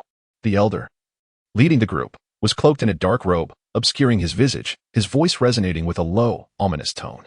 Preposterous, Beichuan Yu bellowed. You would have me surrender only over my dead body. Though a woman, her fighting spirit rivaled that of any man, even surpassing it. You demons have committed countless atrocities. Retribution will eventually come. Stubborn and foolhardy, the old crone among the 5 lords snorted coldly. Since you refuse to be sensible, do not blame us for the slaughter of millions once we breach the city. With that, she extended a hand, summoning a skeletal hand, engulfed in thick demonic energy. That was as large as Beichuan City itself from the clouds. This colossal hand blotted out the sun, its terrifying might casting a shadow over the entire city. Should it descend, Beichuan City would undoubtedly be reduced to ruins. Seeing this, Beichuan Yu's expression turned pale, yet she remained undaunted, countering with a golden palm that soared into the air. However, in comparison to the demonic hand, her golden palm appeared rather insignificant, being only half its size. Subdue. As the old crone uttered this word, the hand intertwined with demonic energy swiftly descended towards Beichuan City. Boom, boom, boom. The ensuing cacophony of explosions echoed as the golden palm clashed with the demonic hand. Faced with this ominous force, Beichuan Yu's countenance darkened as she struggled to withstand the onslaught, a mouthful of blood spilling from her lips. Sister, I will assist you. City Lord, we are here to help. Within Beichuan City, countless cultivators witnessed this scene, channeling their spiritual energy into Beichuan Yu's body. She was the strongest in Beichuan City. Her defeat would mean certain doom for the city. Anyone could perish, but Beichuan Yu must not. Threads of spiritual energy coalesced and flowed into Beichuan Yu, providing her with a moment to catch her breath. Resisting to the bitter end. Just then, the elder leader scoffed, gathering a black light before him that swiftly morphed into the phantom of a long spear. This spear exuded a formidable presence, suffused with dense demonic energy. As wild spiritual power surged into it, pierce. With a low command from the elder, the spear seemed to tear through space, striking the protective barrier of Beichuan City. Buzz! Instantly, the air trembled, and the entire city shook violently. Crack! In the next moment, spiderweb-like cracks appeared on the protective barrier, threatening to shatter at any moment. Those still engaged in battle with the old crone could only watch in horror, unable to break free to counter the elder's assault. Bang! A thunderous roar erupted as the city's protective array crumbled. The black spear, akin to a void-piercing projectile, shot directly towards Beichuan Yu. Her expression changed drastically. Gritting her teeth, she chose to forsake her defense, channeling all her strength into shattering the old crone's demonic hand. While the spear targeted only Beichuan Yu, the old crone's hand threatened the entire city. Weighing the consequences, she resolved to abandon her defense against the elder's spear. Boom! A deafening explosion ensued as Beichuan Yu was pierced through by the black spear, the very space she occupied erupting violently. Sister! City Lord! Below! Beichuan Lei and others watched in horror, their expressions twisted with rage as they glared at the members of the Heavenly Demon Sect. In the next moment, Beichuan Yu's body plummeted to the city walls, bloodied, with a transparent wound gaping in her chest, demonic energy gnawing at her very being. Ah, Beichuan City Lord, why bother? Is it worth sacrificing your life for these insignificant ants? The elder of the Heavenly Demon Sect gazed at the shattered protective barrier. Observing the fearful expressions of the millions of cultivators within the city, a smirk crept upon his lips, a sense of satisfaction swelling within him. You demons have wrought too much evil. Even if I perish, I shall drag you down with me. Beichuan Yu glared at the 5 lords of the Heavenly Demon Sect above, her eyes ablaze with fury. Beside her stood countless cultivators of Beichuan City, all injured, yet fiercely defiant. A mere swarm of ants, how dare you shake the tree? The elder of the Heavenly Demon Sect scoffed disdainfully. At this moment, Beichuan City was already within their grasp. Why waste time conversing? Let us commence the blood sacrifice of Beichuan City forthwith, lest we disrupt the sect leader's grand design. At that moment, the lone female lord among the 5 spoke, her voice as venomous as a viper, showing no regard for the millions of cultivators in Beichuan City. Let the preparations begin, the elder nodded slightly, addressing the others. Oh, I never expected to encounter members of the Heavenly Demon Sect here. Just as they prepared to commence the blood sacrifice of the millions of cultivators in Beichuan City, a light-hearted laugh resonated from the horizon. A carriage, pulled by 2 celestial beasts of unparalleled might, slowly emerged from the distance. I never expected to encounter members of the Heavenly Demon Sect here. With this exclamation, the attention of countless individuals in the vicinity was instantly captured. They looked up to see the carriage drawn by the celestial beasts gracefully approaching above Beichuan City. Who goes there? The elder leading the Heavenly Demon Sect bellowed, instantly locking onto the carriage. The other 4 powerful members of the sect also turned their focus towards it. Members of the Heavenly Demon Sect? I was worried I couldn't find your lair. Yet here you are, delivering yourselves right to my doorstep. Ye Tianming let out a cold laugh as he slowly stepped out of the carriage. Casting a disdainful gaze upon the formidable figures of the Heavenly Demon Sect, he had heard from Ji Zhirua that once he surpassed Beichuan City, he would enter the territory of Kanglan Prefecture. He had intended to rest for a night in Beichuan City before setting off, but to his surprise, he encountered the siege of the Heavenly Demon Sect upon the city. Ye Tianming's divine sense swept over the assailants surrounding Beichuan City, revealing that there were over 200,000 members of the Heavenly Demon Sect. However, the most formidable among them were the 5 Yaoguang realm experts leading the charge. As for the Supreme Realm cultivators, Ye Tianming had yet to detect their presence. Nevertheless, it was reasonable to assume that for a mere city like Beichuan, the involvement of such high-level experts would indicate a significant weakness on the part of the Heavenly Demon Sect. How dare you recognize us as members of the Heavenly Demon Sect? You should leave at once. At that moment, an elder from the sect, at the Yaoguang level, shouted angrily. Although the relationship between the demon beast and humanity had not descended to the level of mortal enemies, it was certainly not amicable. The fact that 2 Yaoguang realm demon beasts were harnessed to draw the carriage suggested that their companion held a noteworthy status, possibly backed by powerful allies. Now was a crucial moment for their assault on Beichuan City, and they could not afford to let trivial matters jeopardize their efforts. However, while the elder held such thoughts, another man from the Heavenly Demon Sect disagreed vehemently. Tian Sha, when did you become so timid, afraid of a mere ant? Do you not remember that I am the lord of our revered sect? The man snorted coldly and turned his gaze toward Ye Tianming. Anyone who can command Yaoguang realm demon beasts must possess considerable status. Since they have presented themselves so conveniently, I shall take advantage of this. Ha ha ha. With that, he let out a sinister chuckle and charged toward Ye Tianming's carriage. Since Ye Tianming's arrival, he had been concealing his true cultivation level, and the members of the heavenly demon sect had failed to see through his disguise. Moreover, they believed that if Ye Tianming were truly a top-tier expert, he would not waste time engaging them in conversation. You members of the heavenly demon sect are truly courting death. Ye Tianming smirked disdainfully as he slowly raised his hand. Be cautious, my friend. Beneath Beichuan City, Beichuanyan hastily cautioned upon witnessing this scene. Regardless of the identity of the newcomer, their demeanor suggested an intention to assist Beichuan City, marking them as allies. Yet at that moment, a piercing beam of light suddenly erupted from Ye Tianming's palm, cleaving through the sky and hurtling directly toward the man from the heavenly demon sect. Thud. In an instant, the heavenly demon sect man, still several dozen yards away from Ye Tianming, suddenly exhibited a vacant expression. The next moment, he plummeted to the ground like a kite severed from its string. A minuscule, invisible wound appeared at his brow, accompanied by the complete obliteration of his soul. What? How is this possible? What had just transpired? A peak practitioner of the Yaoguang realm had been effortlessly dispatched before even approaching. After a brief pause, both the cultivators of Beichuan City and the formidable figures of the heavenly demon sect began to react, erupting into a cacophony of astonishment. Gasps of disbelief filled the air as all eyes fixated on Ye Tianming. The preceding scene was utterly unfathomable and profoundly shocking. A peak practitioner of the Yaoguang realm had perished at the hands of another before even nearing him? A supreme realm powerhouse.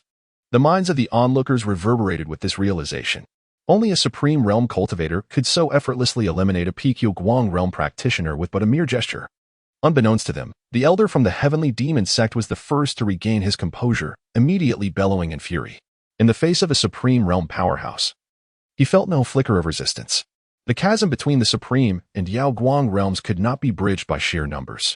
Even if all the Yaoguang realm practitioners of the heavenly demon sect were present, they would still stand no chance against a single supreme realm cultivator.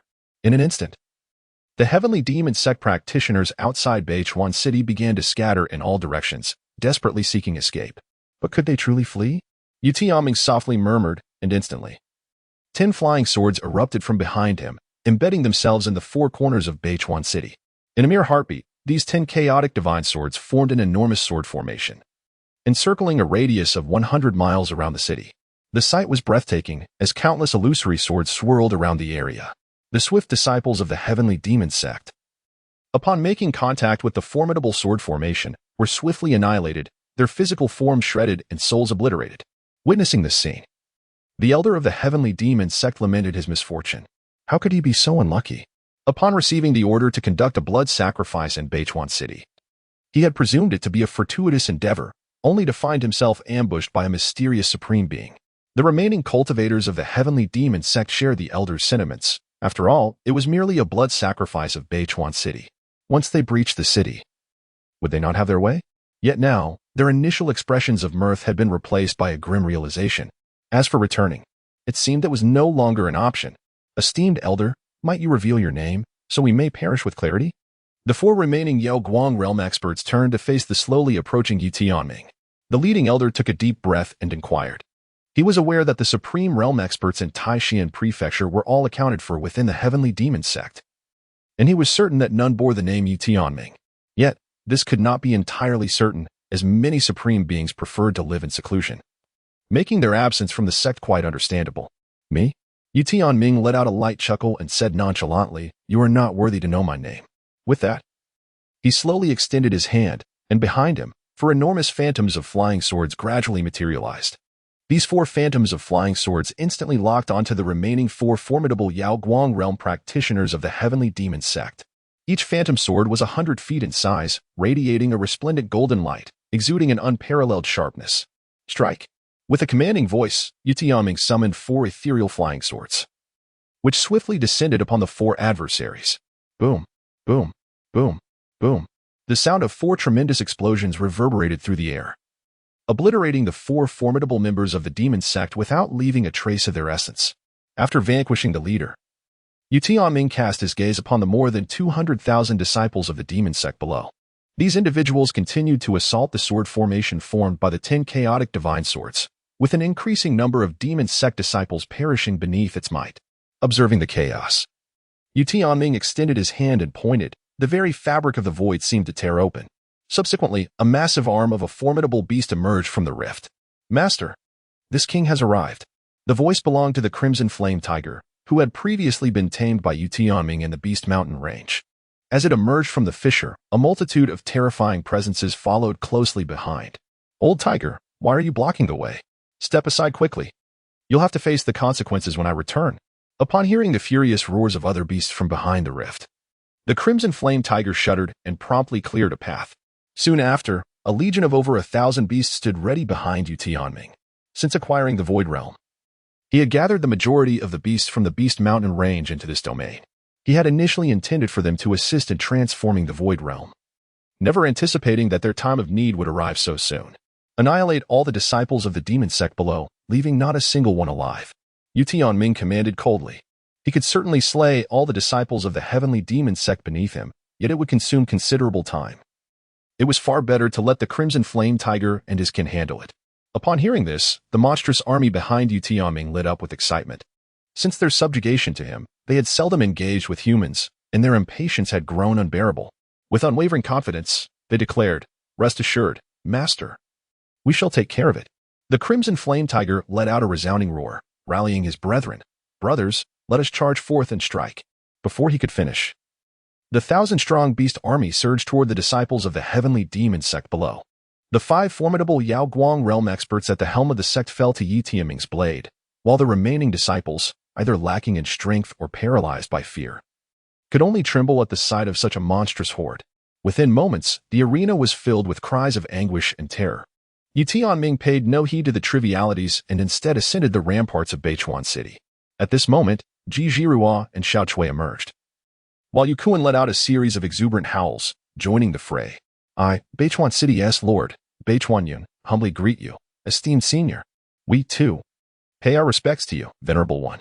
Upon seeing Ye Tianming, Beichuan Yun hastily led the dazed multitude of cultivators from Beichuan City in a bow of reverence. The term fellow cultivator, which he had previously used, had now transformed into senior, eliciting an amused smile from Ye Tianming. Despite the myriad classifications within the realm of cultivation, there are essentially 3 distinctions: seniors, fellow cultivators, and mere insects. However, Ye Tianming dismissed such distinctions with a wave of his hand, saying, "No matter. The celestial demon sect has long plagued Taishan Prefecture. As cultivators, we ought to assist one another when encountering their kind. Such noble righteousness, esteemed senior." The gathered cultivators of Beichuan City promptly expressed their admiration. "Esteemed senior, are you the legendary sword god of the 10 miles? Beichuan Yun inquired subsequently. Ye Tianming was momentarily taken aback as he turned to Northern River Yun and inquired, "Do you know me?"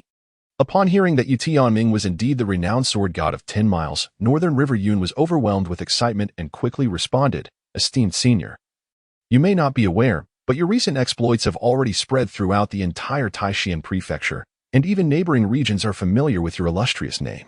Just now, when I observed the exquisite formation you crafted, I deduced that you must be the sword god of 10 miles. At her words, Ye Tianming nodded slightly, surprised by Northern River Yun's perceptiveness.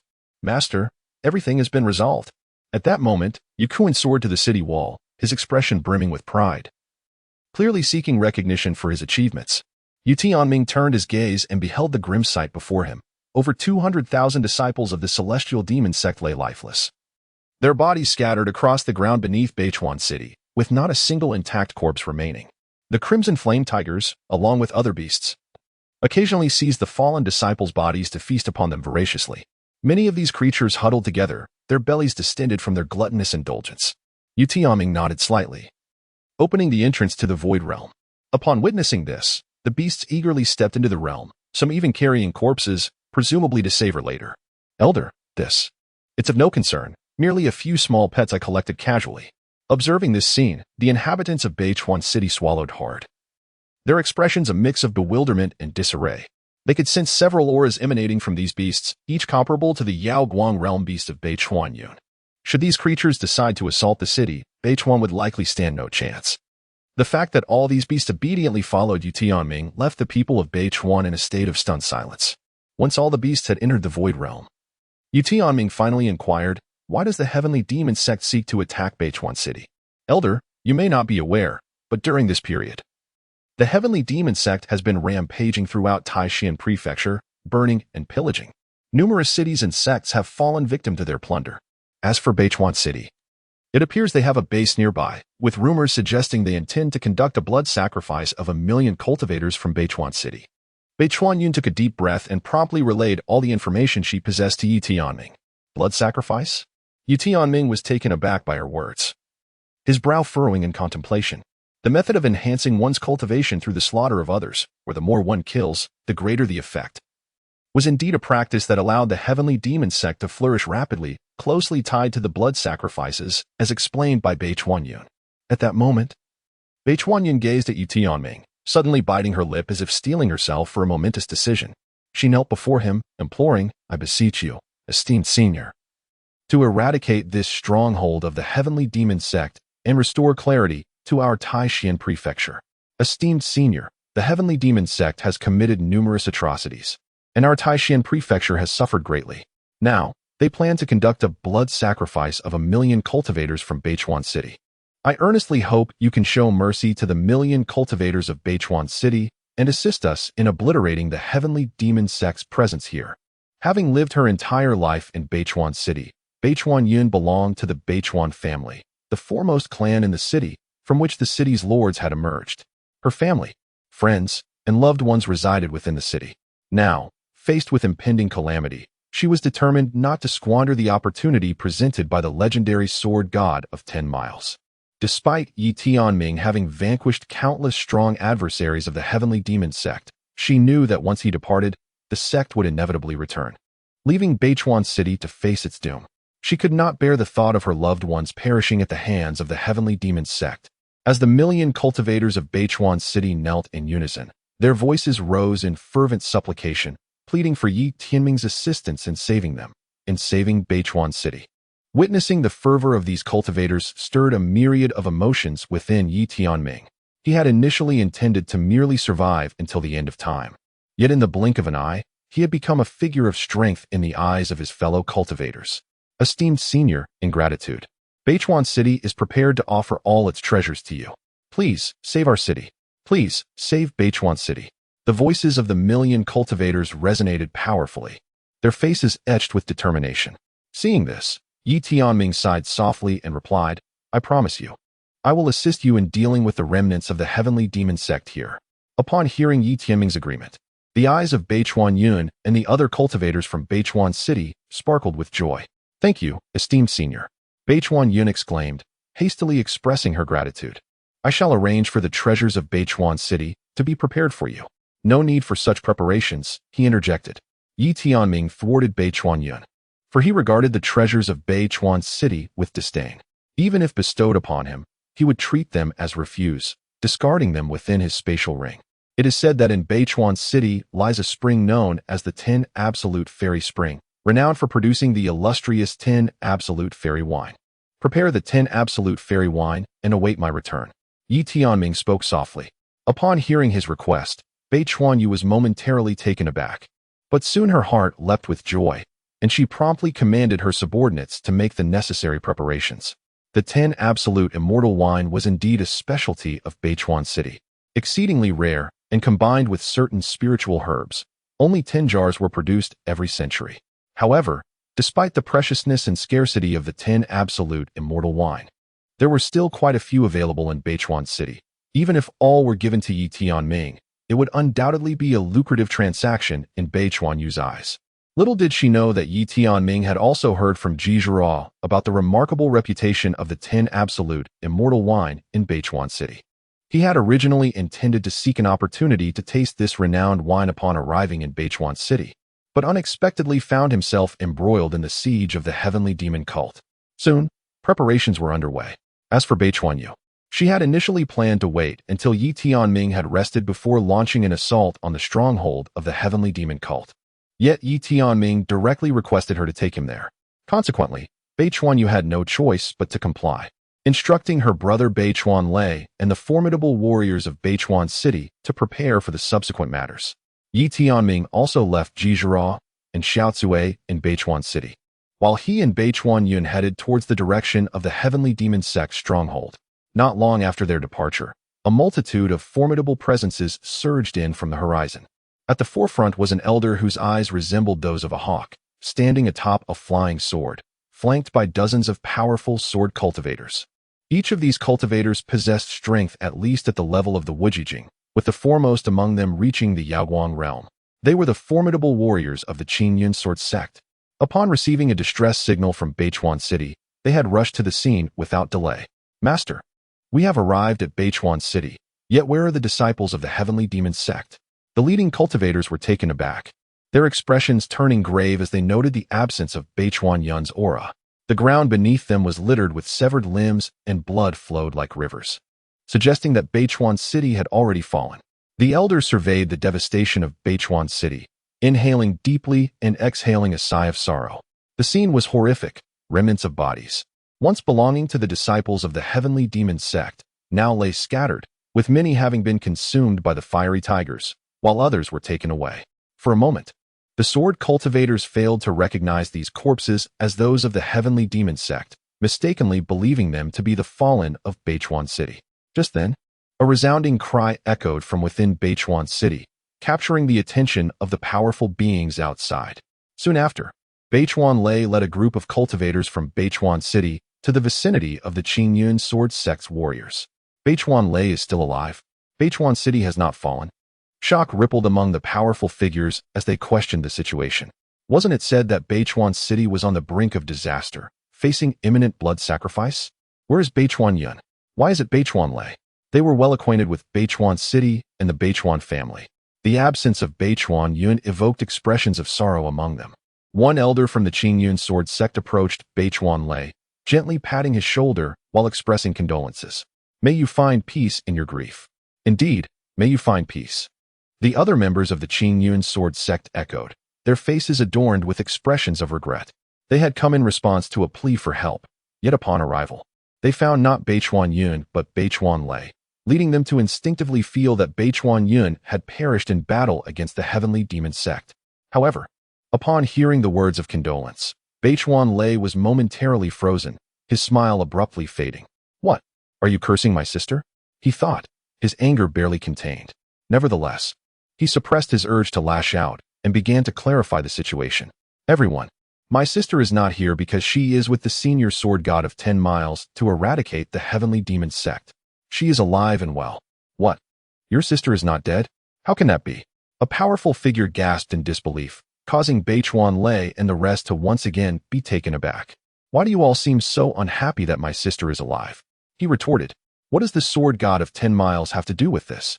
A flurry of discussions erupted among the members of the Qingyun sword sect.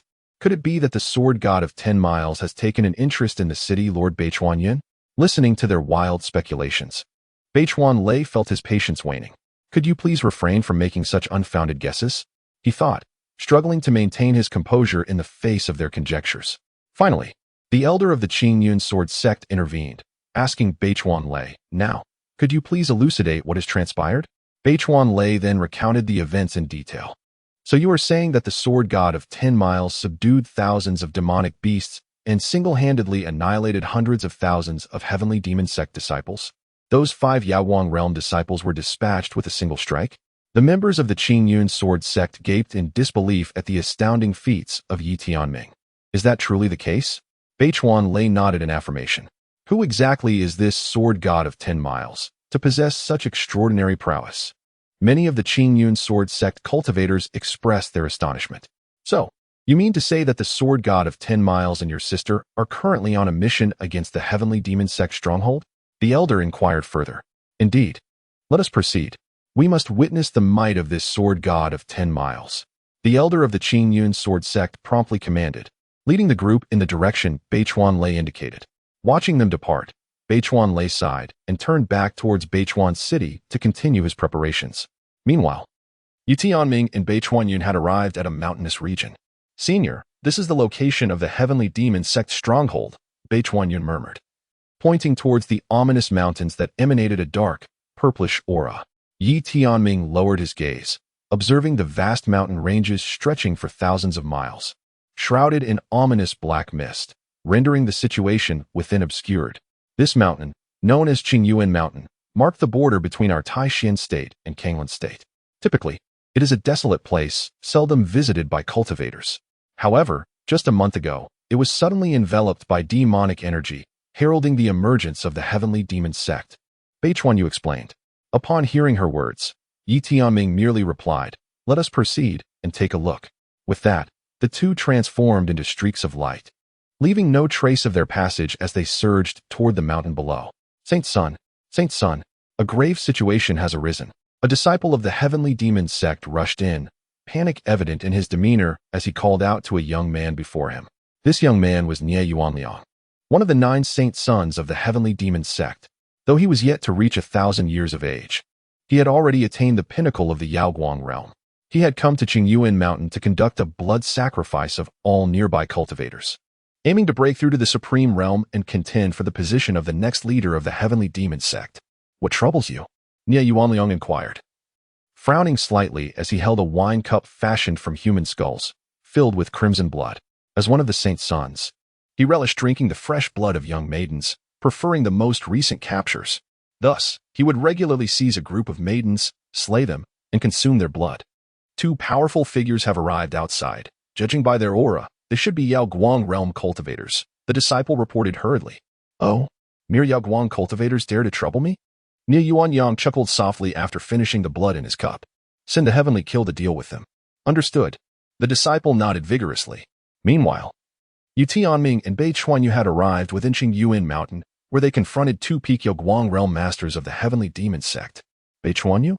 Did Tianshan not go to blood sacrifice your Beichuan city? How is it that you are here? One of the 36 masters of the heavenly demon sect. The master of heavenly kill remarked upon noticing Bei Chuanyu's figure. At present, the number of disciples of the heavenly demon sect within Qingyuan Mountain was sparse, with only him and another master remaining. The rest had been dispatched by Nie Yuanyang to eliminate disciples from other factions, preparing for his ascent to the supreme realm. You have sent your people out, and they have long been slain by us. Today, I have come to seek justice for my fallen comrades from Beichuan City. Your days of tyranny are over, Bei Chuanyu declared coldly. What did you say? Tian Sha and his crew are dead? The master of heavenly kill was momentarily taken aback, but soon erupted into laughter. Ha ha ha, Bei Chuanyu, it seems your Beichuan city has been annihilated, leaving you as the sole survivor. How dare you intrude upon my heavenly demon sect alone? The master of heavenly kill surveyed the surroundings, noting that apart from Bei Chuanyu and the unknown Ye Tianming, no other powerful figures were present.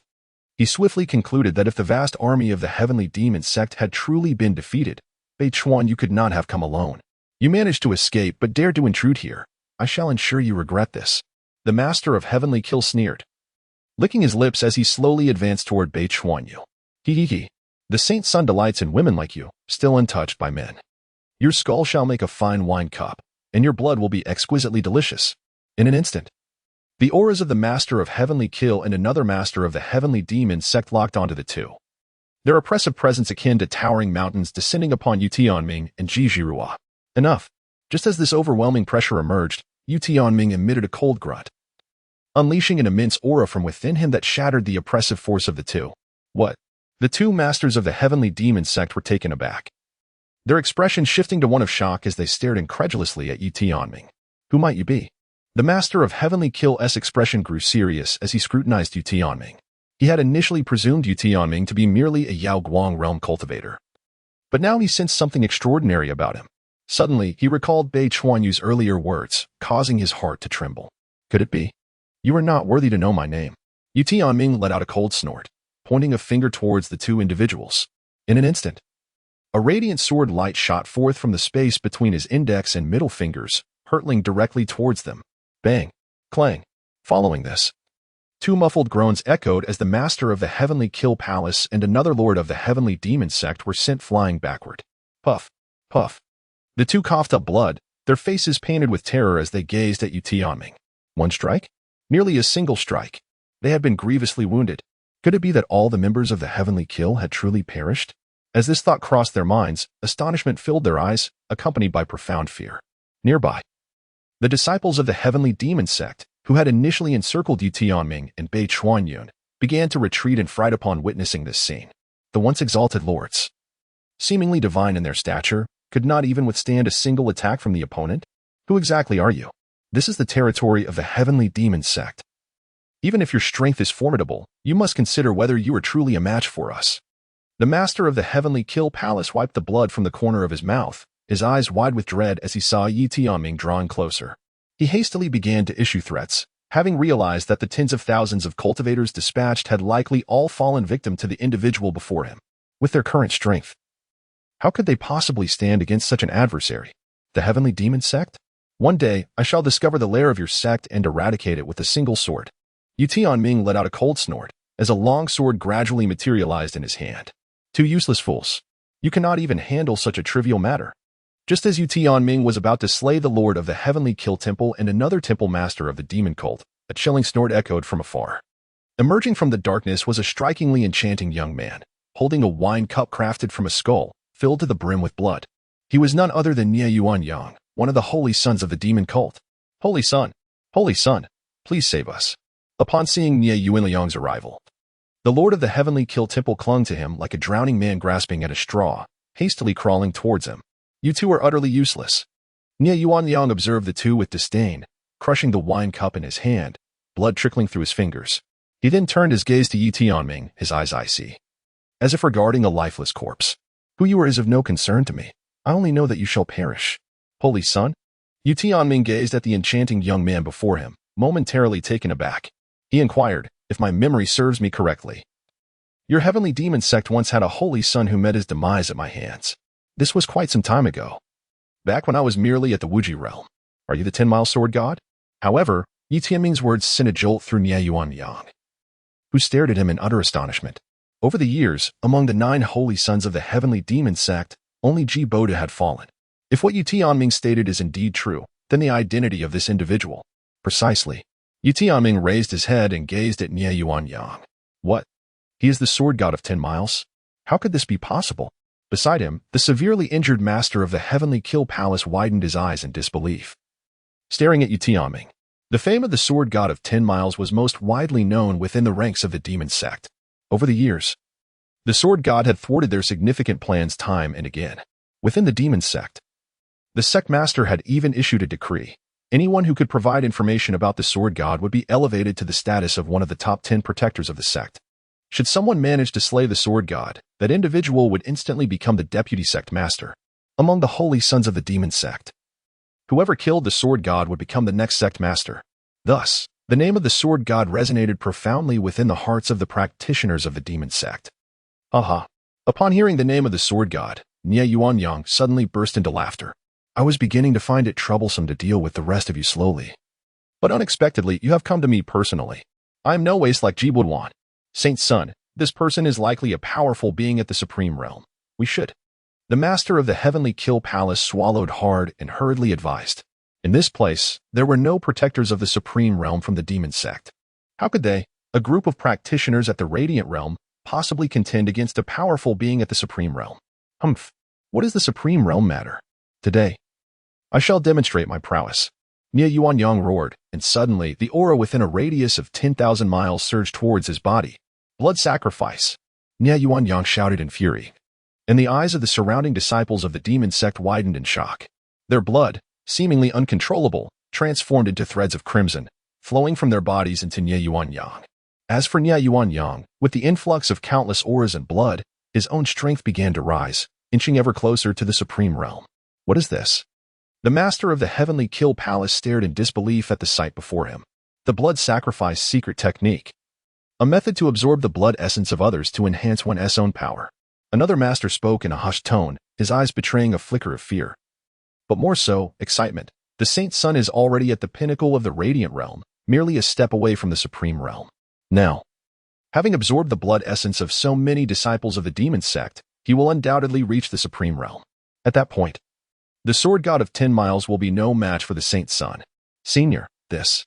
Meanwhile, Beichuanyun's expression darkened upon witnessing Ye Yuanyang's ruthless disregard for even the disciples of the demon sect. It was well known that demonic cultivators employed cruel tactics. But she had not anticipated such brutality. They were not only performing blood sacrifices on other practitioners, but were also targeting the disciples of the demon sect. Senior, if we don't act soon, he will likely break through to the supreme realm. Beichuanyun expressed her concerns as the spiritual energy within her began to rapidly coalesce. It is of no consequence. Ye Tianming restrained the poised Beichuanyun. eager to witness the extent of Nie Yuanliang's power after absorbing so many disciples of the heavenly demon sect. Moments later, all the disciples of the heavenly demon sect on Qingyuan Mountain had transformed into lifeless husks, their vitality completely consumed by Nie Yuanliang. At this moment, he licked his lips, contemplating, is this the pinnacle of supremacy? Truly magnificent. With that, his aura surged, leveling the surrounding area for miles, leaving behind a landscape of shattered stones and deep craters, emanating a terrifying presence.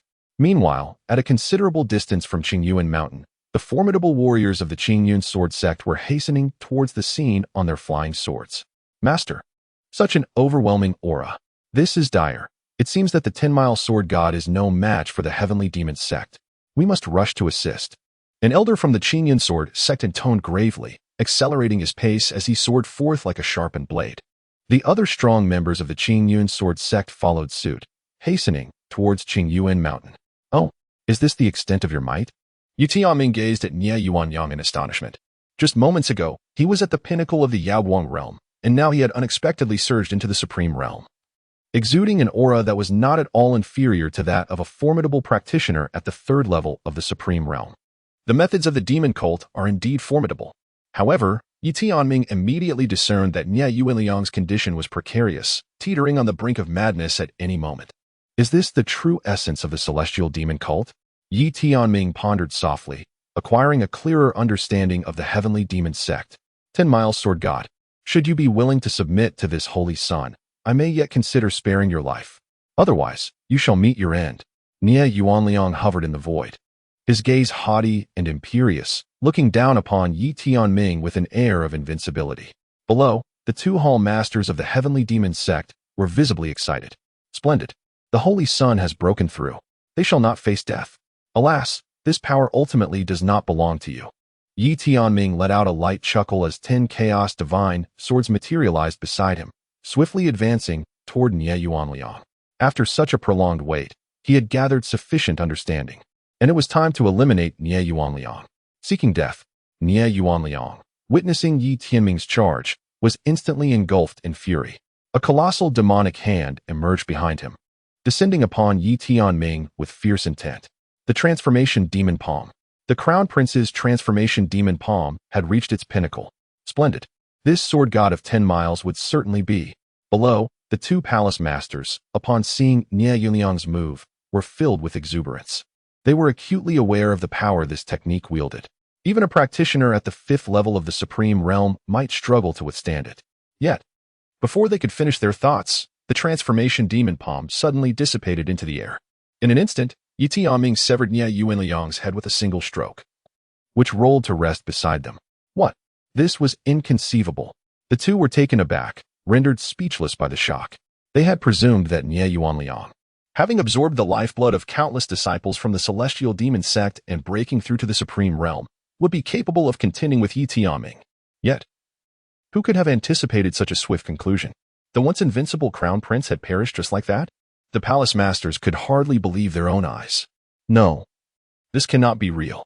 Impossible. The master of the heaven-killing palace bellowed in rage, frantically retreating. In no time, Ye Tianming approached the two surviving palace masters, the Xianyuan sword and the 7 stars dragon abyss sword appearing beside him, poised to strike down the two. Sword god, we come to assist you. Sword god, I am here to aid you. At that moment, a series of piercing cries echoed from the distant horizon, and dozens of figures rushed forth in the blink of an eye. As the newcomers halted, it was revealed that they were formidable warriors from the Qingyuan sword sect. Are you the sword god of 10 miles? The elder leading the sword sect hastily directed his gaze toward Ye Tianming. Ye Tianming nodded and inquired, are you from the Qingyuan sword sect? I have encountered the sword god before. I am. Esteemed senior, this person is Elder Zhang Yuanhua, the 7th sword attendant elder of the Qingyuan sword sect, who has come to assist the city of Beichuan at my behest. At that moment, Beichuan interjected, introducing Ye Tianming further. The Qingyuan sword sect, aside from its leader, comprises 7 elders, all of whom are formidable beings of the supreme realm. Beneath them are the 9 sword attendant elders, each at the pinnacle of the radiant light realm, forming the upper echelons of the sect. Presently, the supreme realm powerhouses of various factions in Taishan Prefecture have begun to lie in wait. And the fact that the Qingyuan sword sect is able to dispatch a peak radiant light realm expert underscores its commitment to the city of Beichuan. Elder Zhang. This esteemed senior is none other than the legendary sword god of Shirley.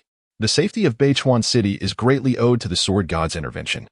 Upon hearing Beichuanyun's introduction, the members of the Qingyun sword sect respectfully bowed to Ye Tianming. Prior to their arrival, they had already been briefed by General Beichuan Lei on the situation. They expressed their profound admiration for the sword god's esteemed reputation, stating, "We had initially intended to lend our support to the esteemed senior, yet it seems we have arrived too late." Elder Zhang Yuanhua quickly smiled. Recognizing that the individual before him was a powerhouse of the supreme realm, someone he could not afford to offend. Upon witnessing this, Ye Tianming chuckled softly and remarked, "The actions of the heavenly demon sect are abhorrent to both man and deity. I firmly believe that anyone who encounters the heavenly demon sect would feel compelled to eradicate it without hesitation. Senior Sword God, Elder Zhang, since we are all gathered here, why not come to my North River City for a discussion? I have already instructed my servants to prepare a feast in honor of you all." "Ha ha ha, splendid." Zhang Yuanhua responded with a hearty laugh. "I have long been eager to taste the renowned 10 Wonders Immortal wine of North River City. Today, I shall indulge to my heart's content." After exchanging pleasantries, the group set off towards North River City. As for the two masters of the Heavenly Kill Palace, they were naturally dispatched by the formidable swordsmen of the Qingyun Sword sect, who swiftly executed them with a single stroke. This act finally granted the Qingyun Sword sect warriors a sense of participation. Having traveled countless miles only to find no heavenly demon sect practitioners, they felt the need to slay a couple of them for the sake of morale.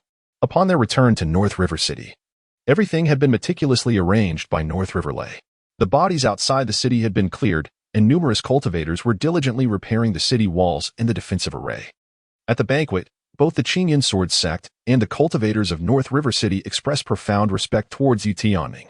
"Senior Sword God, had it not been for your intervention, it is likely that the million cultivators of North River City would have fallen victim to the blood sacrifice of the heavenly demon sect.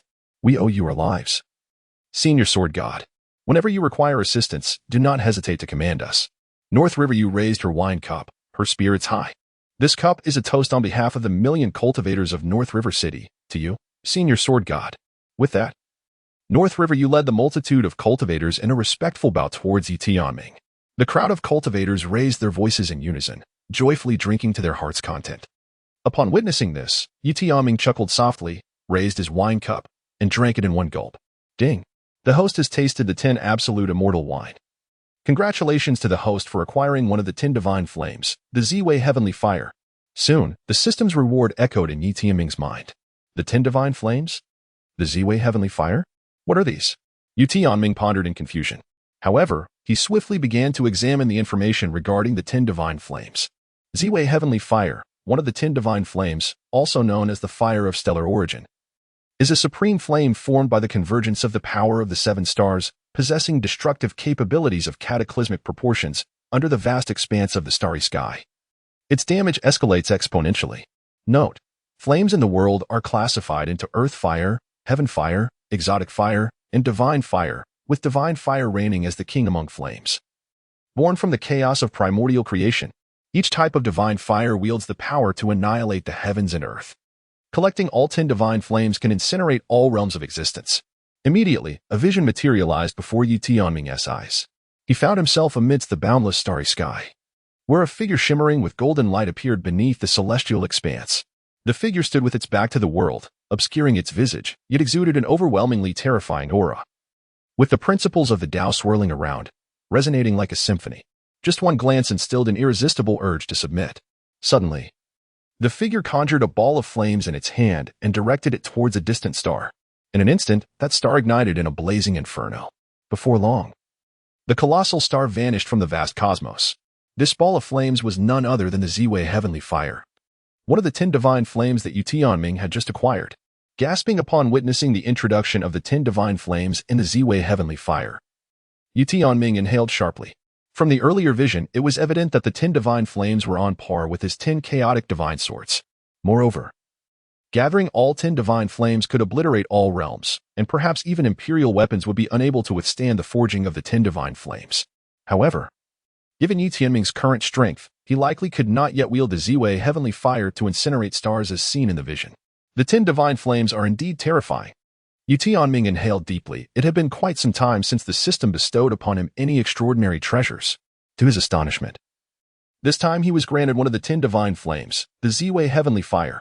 Ever since the awakening of the system, Ye Tianming had indulged in every exquisite wine available in the Great Qian Dynasty. Gradually, the rewards from the system had dwindled, and to acquire superior rewards, he needed to explore and savor wines from other regions. However, residing predominantly in the Great Qian Dynasty, it was not an easy task for Ye Tianming to access the fine wines of distant lands. Now, having tasted the previously unexperienced 10 absolute immortal wine, he was unexpectedly rewarded with one of the 10 divine flames by the system. Ye Tianming couldn't help but feel a sense of sentimentality. Soon, after several rounds of drinks, the banquet came to a close. Ye Tianming bid farewell to Beichuan Yun and the formidable figures of the Qingyun Sword sect. As he was about to depart, numerous cultivators from Beichuan City expressed their heartfelt gratitude towards him. Senior, should there be any commands in the future, the million cultivators of Beichuan City will undoubtedly brave fire and water for you, they shouted in unison, their voices resonating through the heavens and even causing the great Dao to tremble. Witnessing this scene, Ye Tianming smiled gently as he entered the carriage. The carriage then soared into the sky, vanishing from Beichuan City. After Ye Tianming's disappearance, the Qingyun Sword sect also took their leave from Beichuan City. Brother Tianming. Ahead lies Kanglan Prefecture. Once we enter Kanglan Prefecture, we will be in the territory of our Ji family, Ji Zhirua said to Ye Tianming from within the carriage. All right. I understand, he replied. Ye Tianming nodded slightly, surprised by how swiftly they were approaching Kanglan Prefecture. However, he remained oblivious to the subtle discontent evident in Ji Zhirua's expression. Miss, what troubles you? Xiao Chui inquired softly, unable to contain her curiosity upon observing Ji Zhirua's demeanor. Miss, what is the matter? Upon hearing Xiao Chui's voice, Ji Zhirua turned to her, the melancholy in her gaze momentarily flickering away. It's nothing. I cannot quite explain it. But the thought of him soon returning to his family and marrying my sister unsettles me. Ji Zhirua shook her head, grappling with an unfamiliar emotion that perplexed even her. Before meeting Ye Tianming, she had held a strong aversion to him, deeming him unworthy of her sister due to his perceived lack of ambition and his indulgence in wine. Yet, after spending some time in his company, she found herself questioning whether her sister truly deserved him. Upon hearing Ji Zhirua's response, Xiao Chui could not help but chuckle. Miss, could it be that you have developed feelings for young Master Yi? How could that be? Ji Zhirua retorted playfully, her cheeks flushing slightly as she stole a glance at Ye Tianming, who reclined in a chair, enjoying a massage from Bai Ling Yan. Had she truly begun to harbor feelings for him? When had it started? Was it from their first encounter? Or from the moment he rescued her from the clutches of the heavenly demon sect? Impossible. Absolutely impossible. How could she possibly fall for her sister's fiancé? Even if you genuinely like young Master Yi, I see no issue with it. After all, your sister may not necessarily feel the same way, Xiao Chui teased, devising a playful scheme for Ji Zhirua. Xiao Chui, stop speaking nonsense. Ji Zhirua chided lightly, casting a disapproving glance at her friend. Hee, miss. I am merely speaking the truth, Xiao Chui replied with a mischievous smile, her expression playful. But what if my sister takes a liking to Brother Tianming? What then? Ji Zhirua asked, her voice tinged with concern. I find that rather unlikely. Your sister is the foremost genius of Kanglan Prefecture and is not yet aware of young Master Ye's true talents. She might still perceive him merely as a wine-loving idler. Xiao Chui responded. Moreover, it seems that young Master Yi harbors little interest in your sister. Is that so? Ji Zhirua murmured softly to herself. Someone is approaching. Ye Tianming suddenly declared, opening his eyes, startling both Ji Zhirua and Xiao Chui, who feared their private conversation had been overheard. Brother Tianming. Is it the heavenly demon sect pursuing us? Ji Zhirua asked, her face etched with worry. We shall find out once we step outside, he replied. Ye Tianming shook his head and stepped out of the carriage with Ji Zhirua. At that moment, not far away, a colossal warship hovered in the void. This war vessel was immense, resembling a monstrous beast of unfathomable proportions. Its surface was adorned with an array of intricate runes, faintly radiating light, exhibiting astonishing defensive capabilities. The deck was teeming with figures, and a grand banner proudly billowed in the wind atop the ship. On this banner, the gilded character for Ji shimmered brilliantly. Uncle, what brings you here? Upon recognizing the figures standing on the warship, Ji Zhirua was immediately filled with excitement. The visitors were none other than the formidable members of the Ji family from Kanglan Prefecture, including her second uncle, Ji Yuanwu. Ha ha, Zhirua. We were all worried sick when you sneaked out. You must be cautious. Ji Yuanwu laughed heartily as he leapt before Ye Tianming's carriage. He turned to Ye Tianming with a smile and said, I presume this young man is His Highness, the destined one of the Qian Dynasty? Junior Ye Tianming pays his respects to the esteemed elder. Ye Tianming smiled gently and gave a slight nod to Ji Yuanwu. Uncle, you were unaware that throughout the journey, it was largely thanks to brother Tianming. Were it not for him. Cough, cough. Ji Zhiruo, upon seeing Ji Yuanwu, was overwhelmed with excitement, nearly revealing all about Ye Tianming's identity. Had it not been for Ye Tianming's subtle cough as a reminder, she might have inadvertently disclosed the secret that he was the legendary sword god of Shirley. What would have happened without His Highness Tianming? Oh, it's nothing. Nothing at all. Uncle, let us hasten our return. Ji Zhiruo paused for a moment and quickly changed the subject. It has been quite a while since I've seen father, mother, and my sister. Let us be on our way. Seeing Ji Zhiruo's demeanor, Ji Yuanwu was somewhat puzzled, but chose not to dwell on it. He chuckled heartily. Let us go. With that, he turned to Ye Tianming and said with a smile, Your Highness Tianming, this way, please. Ye Tianming gave a slight nod and followed Ji Zhiruo aboard the warship.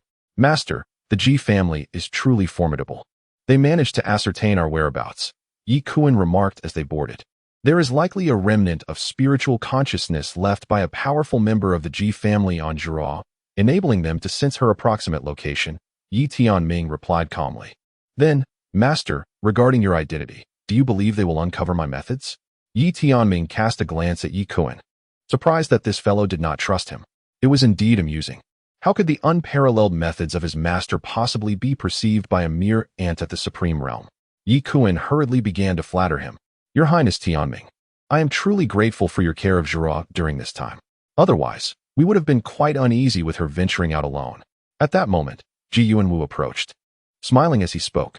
You exaggerate, esteemed senior. My father and Zhiruo's father are close friends. Zhiruo is like a sister to me. As her elder brother, it is only natural that I look after my dear sister. Ye Tianming chuckled softly in response. Haha, my elder brother and sister-in-law have long wished to meet you. As for your marriage to Rushue, I believe it should be settled this time. Once an auspicious day is chosen, you two shall wed. This, Tianming, this union has been personally arranged by your father and my elder brother. You must not refuse. Ji Yuanwu remarked with a smile, then commanded his attendants to hasten the warship towards the Ji family estate. Observing this, Ye Tianming could only manage a wry smile, resigning himself to discuss matters further upon their arrival at the Ji family. In the Kanglan prefecture, at the Ji family's rear mountain, Miss. The second Miss has returned with that useless prince of the Great Qian Dynasty. A maid hurried into a courtyard atop the rear mountain.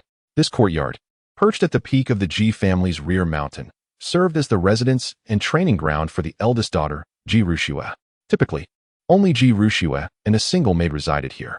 Aside from Ji Rushue's parents and Ji Zhiruo, any other members of the Ji family wishing to visit would require prior notification.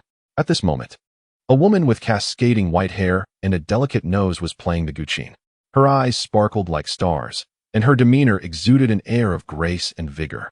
Clad in a flowing purple gown, her fair legs were subtly visible, slender and elegant, reminiscent of a celestial being descending to the mortal realm. This woman was none other than the foremost prodigy of Kanglan Prefecture, the eldest daughter of the Ji family, Ji Rushue. Oh, Zhiruo and Ye Tianming have come together? Ji Rushue paused her performance, her lips parting slightly. Indeed, and it seems they are quite merry, the maid replied, puzzled. Miss, this time, that useless prince has come to marry you. Shouldn't you consider leaving for a while? The maid inquired. Useless prince? Ji Rushue chuckled lightly, saying, he is far from being a useless prince. The maid was taken aback, perplexed. Miss, what do you mean by that? Nothing of consequence. Let us go and see this so-called useless prince. Miss, you seem to overlook the talented youths of Kanglan Prefecture. What interest do you have in such a useless prince? The maid jested. In response, Ji Rushue simply smiled and shook her head, stepping forth, and in the blink of an eye, she had appeared at the foot of the mountain. Outside the Ji family estate, Ye Tianming gazed at the magnificent Ji family, his heart filled with awe. The estate alone rivaled the grandeur of the capital of the Great Qian Dynasty. Within, a mist of ethereal energy swirled, and one could even see numerous celestial cranes soaring amidst the clouds. In the distance, several towering peaks loomed, adorned with various structures. The Ji family truly lived up to its reputation as the foremost family in Kanglan Prefecture, with the concentration of spiritual energy within being 5 to 6 times greater than that of the outside world. Ye Tianming sighed. Indeed, not only that, But my Ji family also possesses a dedicated training chamber where the concentration of spiritual energy is a staggering 10 times that of the outside world. Cultivating within such an environment undoubtedly yields remarkable results. Ji Yuanwu wore a proud expression. Before long, Ji Yuanwu led Ye Tianming and the others deeper into the Ji family estate. Along the way, Ye Tianming observed everything around him. Noticing numerous Ji family disciples engaged in cultivation, with a sweep of his divine sense, he discerned that there were at least tens of thousands within the Ji family.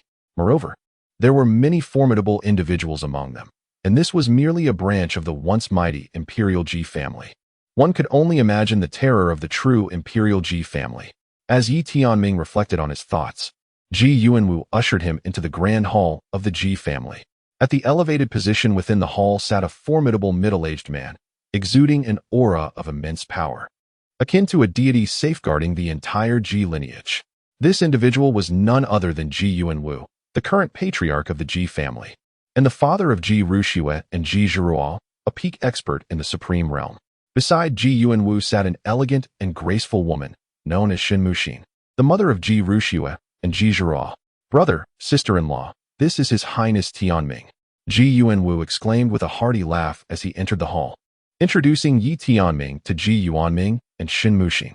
Ha ha ha, so you are Tianming? I have often heard your father speak of you. I can hardly believe how much you've grown. Ji Yuanming beamed upon seeing Ye Tianming, displaying no trace of authority, resembling a kind elder gazing upon a younger relative. Junior Ye Tianming pays his respects to uncle and aunt. Ye Tianming bowed respectfully to the two individuals before him, acknowledging Ji Yuanming, a close friend of his father, and thus an elder. Such gestures of etiquette were, of course, to be expected. Ha ha ha, splendid. Truly a remarkable young man, Ji Yuanming exclaimed with hearty laughter. Stepping forward to pat Ye Tianming on the shoulder, his voice tinged with nostalgia. It has been many years since I last saw your father. I have heard that the demon sect in Taishan Prefecture has been eyeing things with malice. How is your father faring? He is in good health. Thank you for your concern, uncle, Ye Tianming replied. That's excellent news. Your father possesses extraordinary talent, the strongest among our generation. A mere demon sect in Taishan Prefecture cannot stir up any significant disturbance against him, Ji Yuanming expressed with admiration for the Qian Emperor, a sentiment that surprised Ye Tianming. Following this, Ji Yuanming inquired about family matters, exhibiting the care of a senior for his junior. Ye Tianming responded to each question in kind. Ye Tianming, has your father spoken to you about your engagement to Ruxue?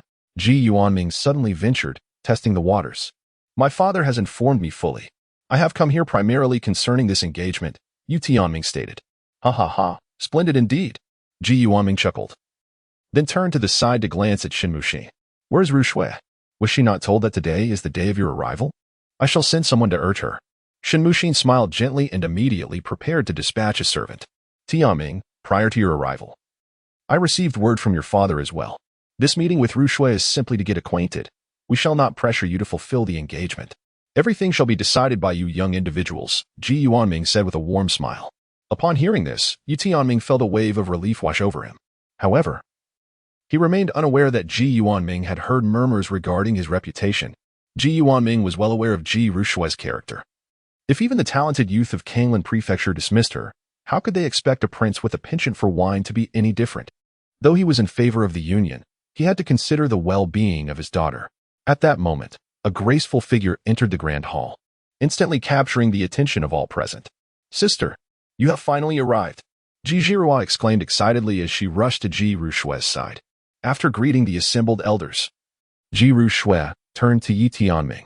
You must be Ye Tianming? Indeed, I am, he replied.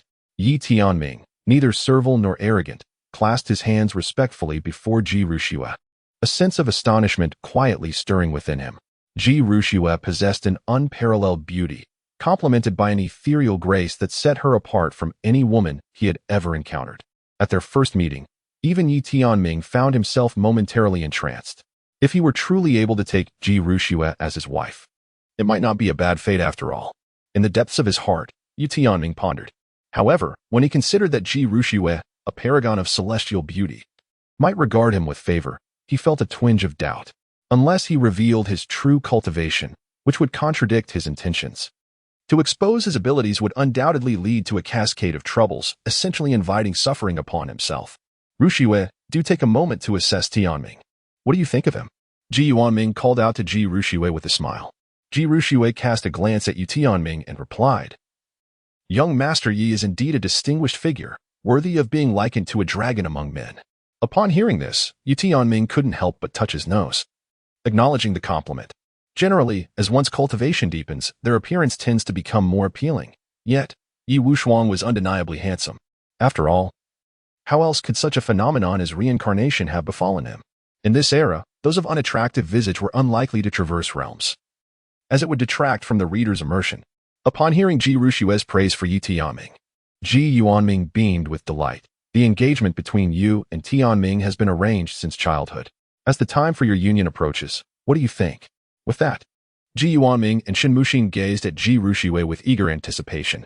Meanwhile, Ji Zhirua widened her eyes, eager to hear her sister's response. However, unlike Ji Yuanming and Shen Muxin, Ji Zhirua secretly hoped that Ji Rushue would decline. I wish to discuss my engagement with young Master Yi privately, Ji Rushue said with a gentle smile. Upon hearing this, Ji Yuanming clapped his thigh in agreement. Of course, matters of the heart are best left to the young. Yet, Ji Zhirua and Ye Tianming exchanged bewildered glances at this response. This was not as it should be. According to their expectations, Ji Rushue must have been aware that Ye Tianming was a wasteful prince, excessively fond of wine. As the most talented individual in Kanglan Prefecture, how could she possibly marry a wasteful prince? Surely, upon meeting Ye Tianming, she would object. In that case, Ye Tianming could simply walk away. Ji Zhirua harbored hopes that, to prevent the Ji family from being branded as dishonorable for breaking the engagement, she could fulfill the promise to Ye Tianming herself, achieving two objectives at once. Yet, it seemed that Ji Rushue did not harbor any disdain for Ye Tianming. Young Master Yi, please come this way, Ji Rushue said with a soft smile, gesturing invitingly. Oh. Ye Tianming nodded, somewhat bewildered, as he followed Ji Rushue out of the grand hall. Meanwhile, Ji Zhirua, witnessing this scene, became infuriated and began to stomp her feet in frustration. My husband, in my humble opinion, this matter is quite promising. After Ye Tianming and Ji Rushue departed, Shen Muxin remarked with a smile. Oh, what leads you to such a conclusion, my dear? Ji Yuanming inquired with a grin. In the past, not only did talents from Kanglan states seek her hand, but even those from nearby states attempted to court her. Yet what did Rushue do? She refused to meet them, even sending them away with a beating. Now, not only does Rushue harbor no disdain for Tianming, but she also wishes to speak with him privately. What could possibly be so objectionable? Shen Muxin continued. This indicates that Rushue at least holds a favorable impression of Tianming. Ha ha ha, indeed, indeed, Ji Yuanming exclaimed, slapping his thigh in exhilaration. Humph, I doubt my sister would ever take a liking to him. Ji Zhirua huffed, turning her back and leaving the grand hall. This left Ji Yuanming and Shen Muxin somewhat perplexed. This child, in the Ji family's rear mountain, within Ji Rushue's courtyard. She poured a glass of wine for Ye Tianming, stating, I have heard that young Master Yi enjoys drinking. This is a renowned wine from Kanglan State, Heavenly Fairy's intoxication. Young Master Yi, please. Thank you, Miss Ji, Ye Tianming replied graciously. Ye Tianming lifted his wine cup and promptly drained it in one gulp. Ding. The host has savored the heavenly, immortal wine. Congratulations to the host for obtaining the Vitality Pill. Vitality Pill. Upon consumption, it grants the host unparalleled mastery of marksmanship, rendering the golden spear invincible, with the 9 dragons embracing the pillar. From this moment forth, domestic life shall be filled with happiness and fulfillment, bringing joy to all. Upon witnessing the latest reward from the system, Ye Tianming erupted in a spray of wine. Young Master Yi, is the wine to your disliking? Observing Ye Tianming's reaction, Ji Rushue furrowed her brow and instructed her personal maid to remove the jug of wine. No, it's merely a minor quirk of mine. Please do not take offense. Miss Ji, Ye Tianming hastily began to elucidate, I see. Ji Rushue felt a sense of perplexity within, pondering the nature of such a trivial ailment. Nevertheless, she did not dwell on it for long and continued to inquire, Young Master Yi, it is said that the heavenly demon sect has its eyes set menacingly on Taishan Prefecture, and the major forces therein are suffering greatly. I wonder what your perspective is on this matter? What perspective? Naturally, one must observe with one's eyes. Ye Tianming harbored thoughts of disdain, yet maintained a facade of solemnity as he proclaimed, "This heavenly demon sect is but a trifling cult. In my Taishan prefecture, we are blessed with an abundance of talent and have no fear of such a minor faction." He then inquired, "I have heard tales of a mysterious sword cultivator from Taishan prefecture, a formidable figure known as the 10-mile sword god. Might young master Yi be acquainted with him?" However, Ji Rushue's words caused Ye Tianming's brows to furrow in concern. How had the conversation shifted to the 10-mile sword god? Could it be that his identity had been unveiled? Such a notion seemed implausible, for he had never crossed paths with Ji Rushue, unless Ji Zhirua had secretly divulged information to her. Yet, given Ji Zhirua's timid nature, it was unlikely she would have shared any secrets. The esteemed 10-mile sword god was a master of the sword path. How could a mere ant like myself, at the soul-shaping realm, possibly know him? Ye Tianming chuckled. "Is that so?" Ji Rushue, with her beautiful eyes slightly furrowed, responded with a smile, "Young Master Yi, why not allow me to play a piece for you?" Upon hearing this, Ye Tianming's interest was piqued. The prospect of such a lovely lady performing for him was indeed a delightful affair. He immediately displayed an expression of anticipation. Observing his reaction, Ji Rushue took out the guqin and began to play slowly. Soon, the melodious and lingering sounds of the instrument resonated throughout the courtyard, creating a most pleasant ambience. The notes danced delicately, akin to the music of the heavens. However, the originally smooth and flowing melody soon transformed into a rhythm filled with highs and lows, stirring the soul. Within the music, the clashing sounds of swords and blades intermingled. How intriguing! Ye Tianming sensed the extraordinary nature of the melody, his gaze drawn to the ancient zither held by Ji Rushue. This zither was undoubtedly a superior grade spirit instrument. Should Ji Rushue desire, she could effortlessly unleash lethal force through her music. "What are you doing?" Suddenly, Ye Tianming's eyes widened as he sprang to his feet, evading to the side. Boom! An explosion erupted at the very spot he had just vacated, shattering the chair into fragments. Had he not dodged in time, it would have been his own form that bore the brunt of the blast. Although Ji Rushue's attack posed no threat to him, her actions incited considerable ire within Ye Tianming. "You have concealed your cultivation." Beside them, Ji Rushue's maid gaped in disbelief. Wasn't he merely a drunken wastrel of a prince? How could he have evaded her lady's assault? "Young Master Yi, what is your intention?" Ji Rushue smiled subtly, setting down the zither as she shifted the conversation. "Perhaps I should address you as the sword god of Tenli." Upon hearing Ji Rushue's words, Ye Tianming's previous anger dissipated, and he resumed his seat, responding coolly, "Miss Ji, I would appreciate an explanation for today's events."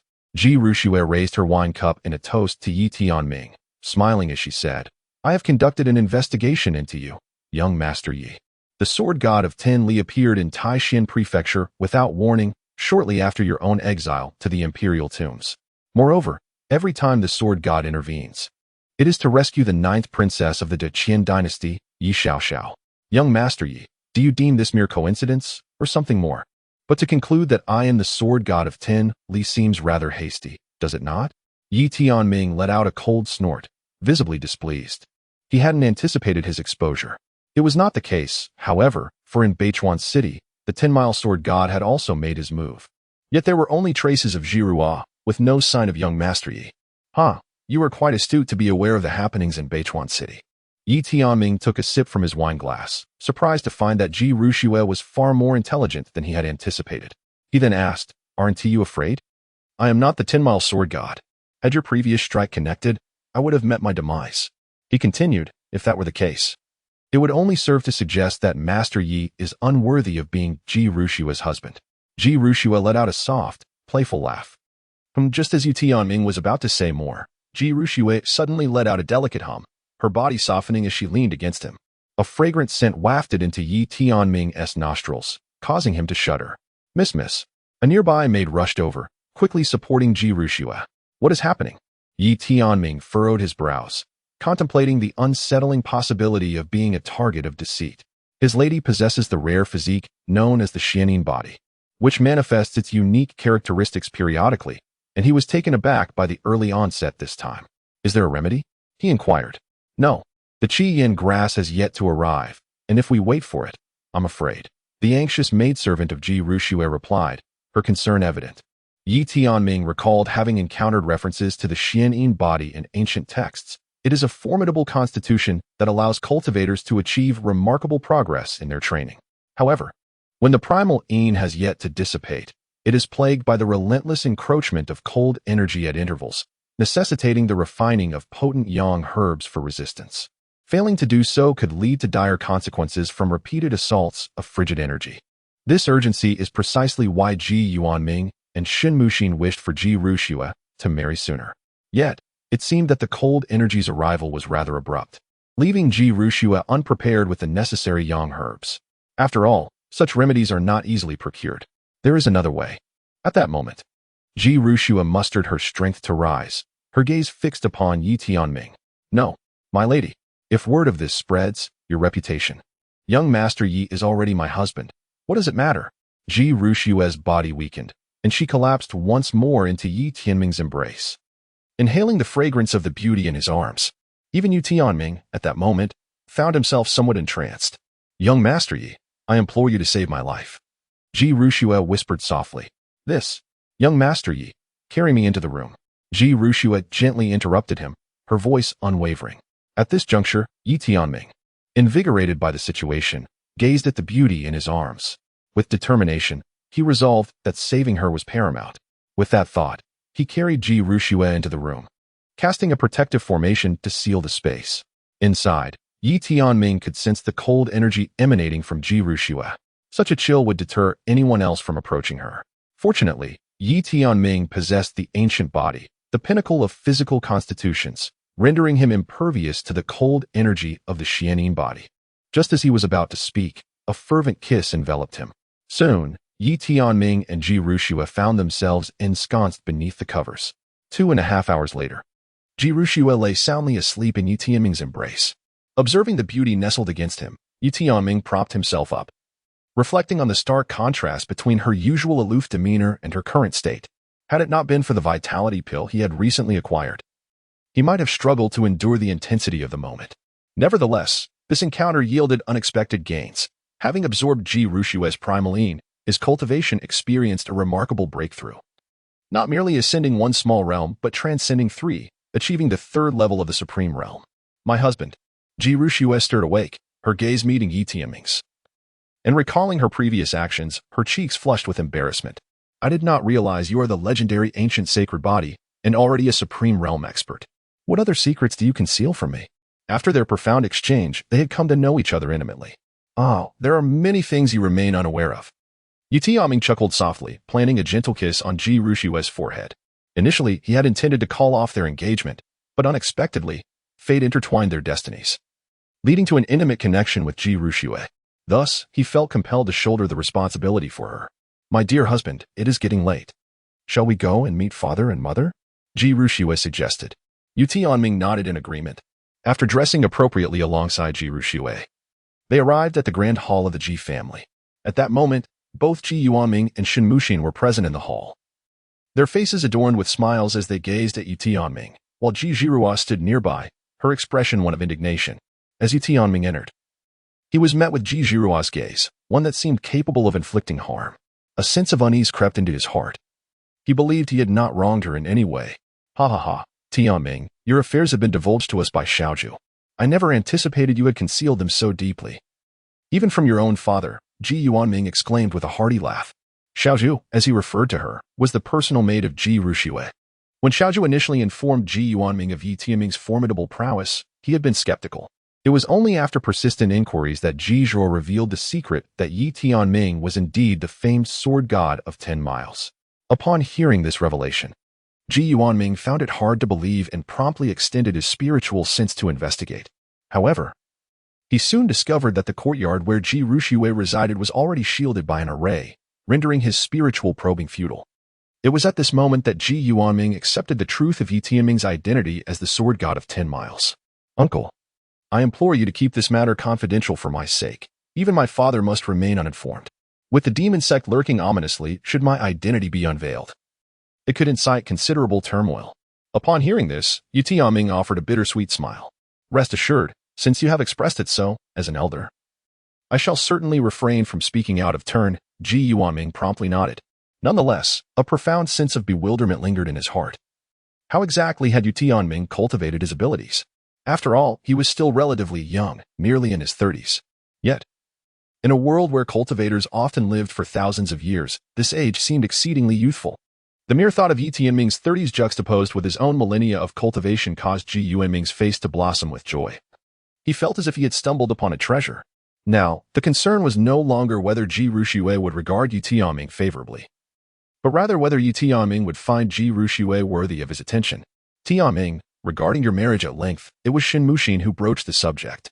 Uncle, aunt, the matter of my union with Ruxue lies entirely in the hands of our esteemed elders, Ye Tianming replied with a gentle smile.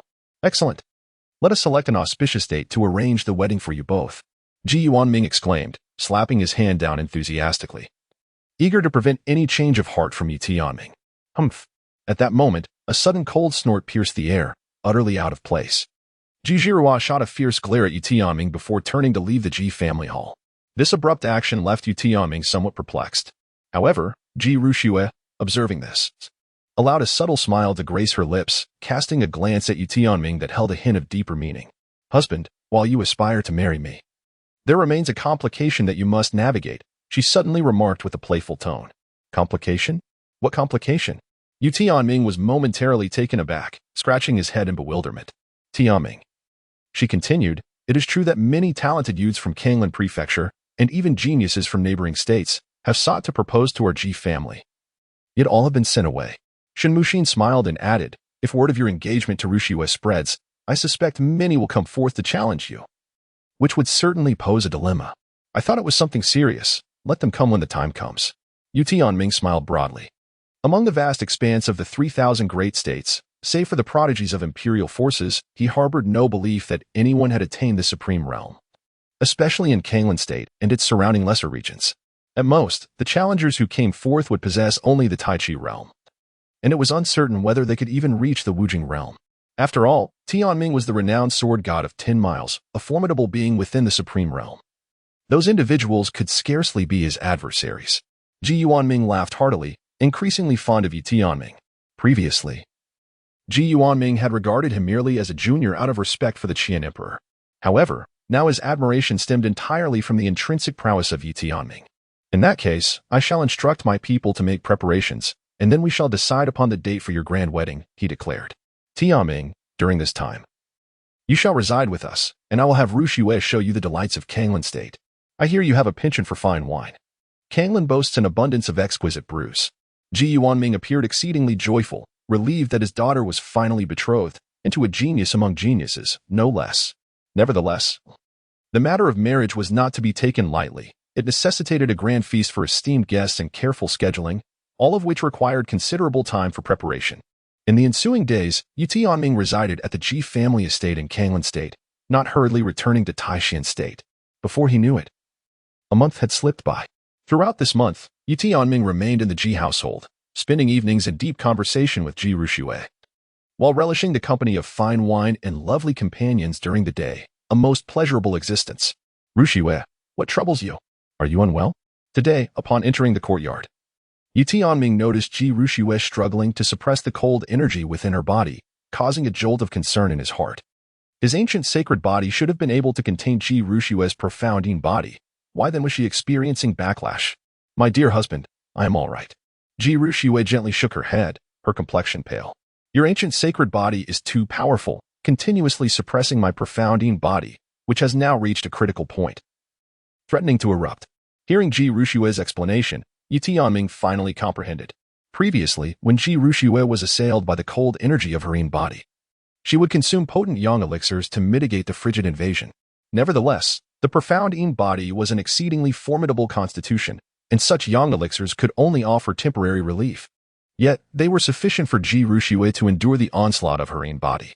Now, however, with the ancient sacred body exerting constant pressure, the imbalance of yin and yang within Ji Ruxue had led to an explosive reaction from her profound body. Ultimately, it was due to the overwhelming strength of Ye Tianming's ancient sacred body that Ji Ruxue found herself unable to stand upright. Had it been a constitution of equal caliber to her profound body, she would not have encountered such a predicament.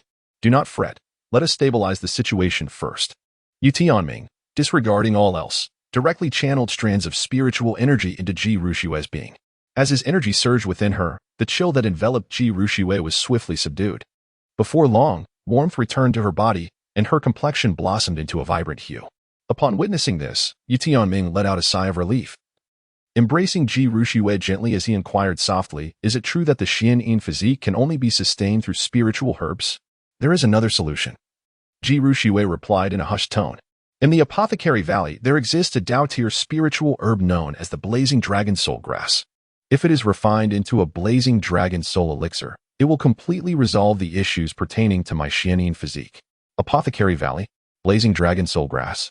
Ye Tianming's thoughts whirled as he swiftly recalled information about the Valley of the Medicine King.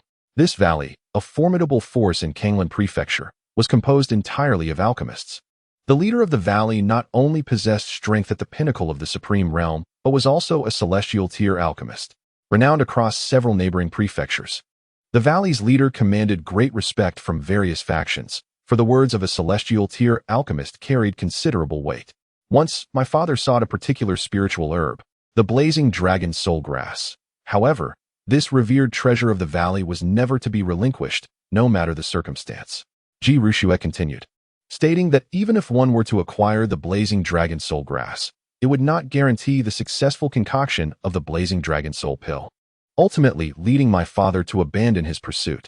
The Valley of the Medicine King was only slightly weaker than the Ji family. Moreover, the valley was exclusively inhabited by alchemists, and numerous factions from nearby prefectures had interactions with them, rendering them unfazed by the Ji family. "Rest assured, Rushue, I shall undoubtedly assist you in obtaining the Blazing Dragon Soul Grass," Ye Tianming declared resolutely. He had just surveyed his system space, discovering that, while he had not received the Blazing Dragon Soul Grass as a reward, there were indeed numerous other Dao-tier and Saint-tier spiritual herbs available. Ye Tianming would certainly not allow Ji Rushue to suffer from the relentless encroachment of the Qian physique. He was determined to venture to the Medicine King Valley to procure the Flame Dragon Soul Grass. As for alchemy, even in the face of potential failure, he felt compelled to make the attempt. Ji Rushue gazed at Ye Tianming, a sense of reassurance blossoming within her heart. She merely nodded and then nestled into his embrace, drifting into a deep slumber.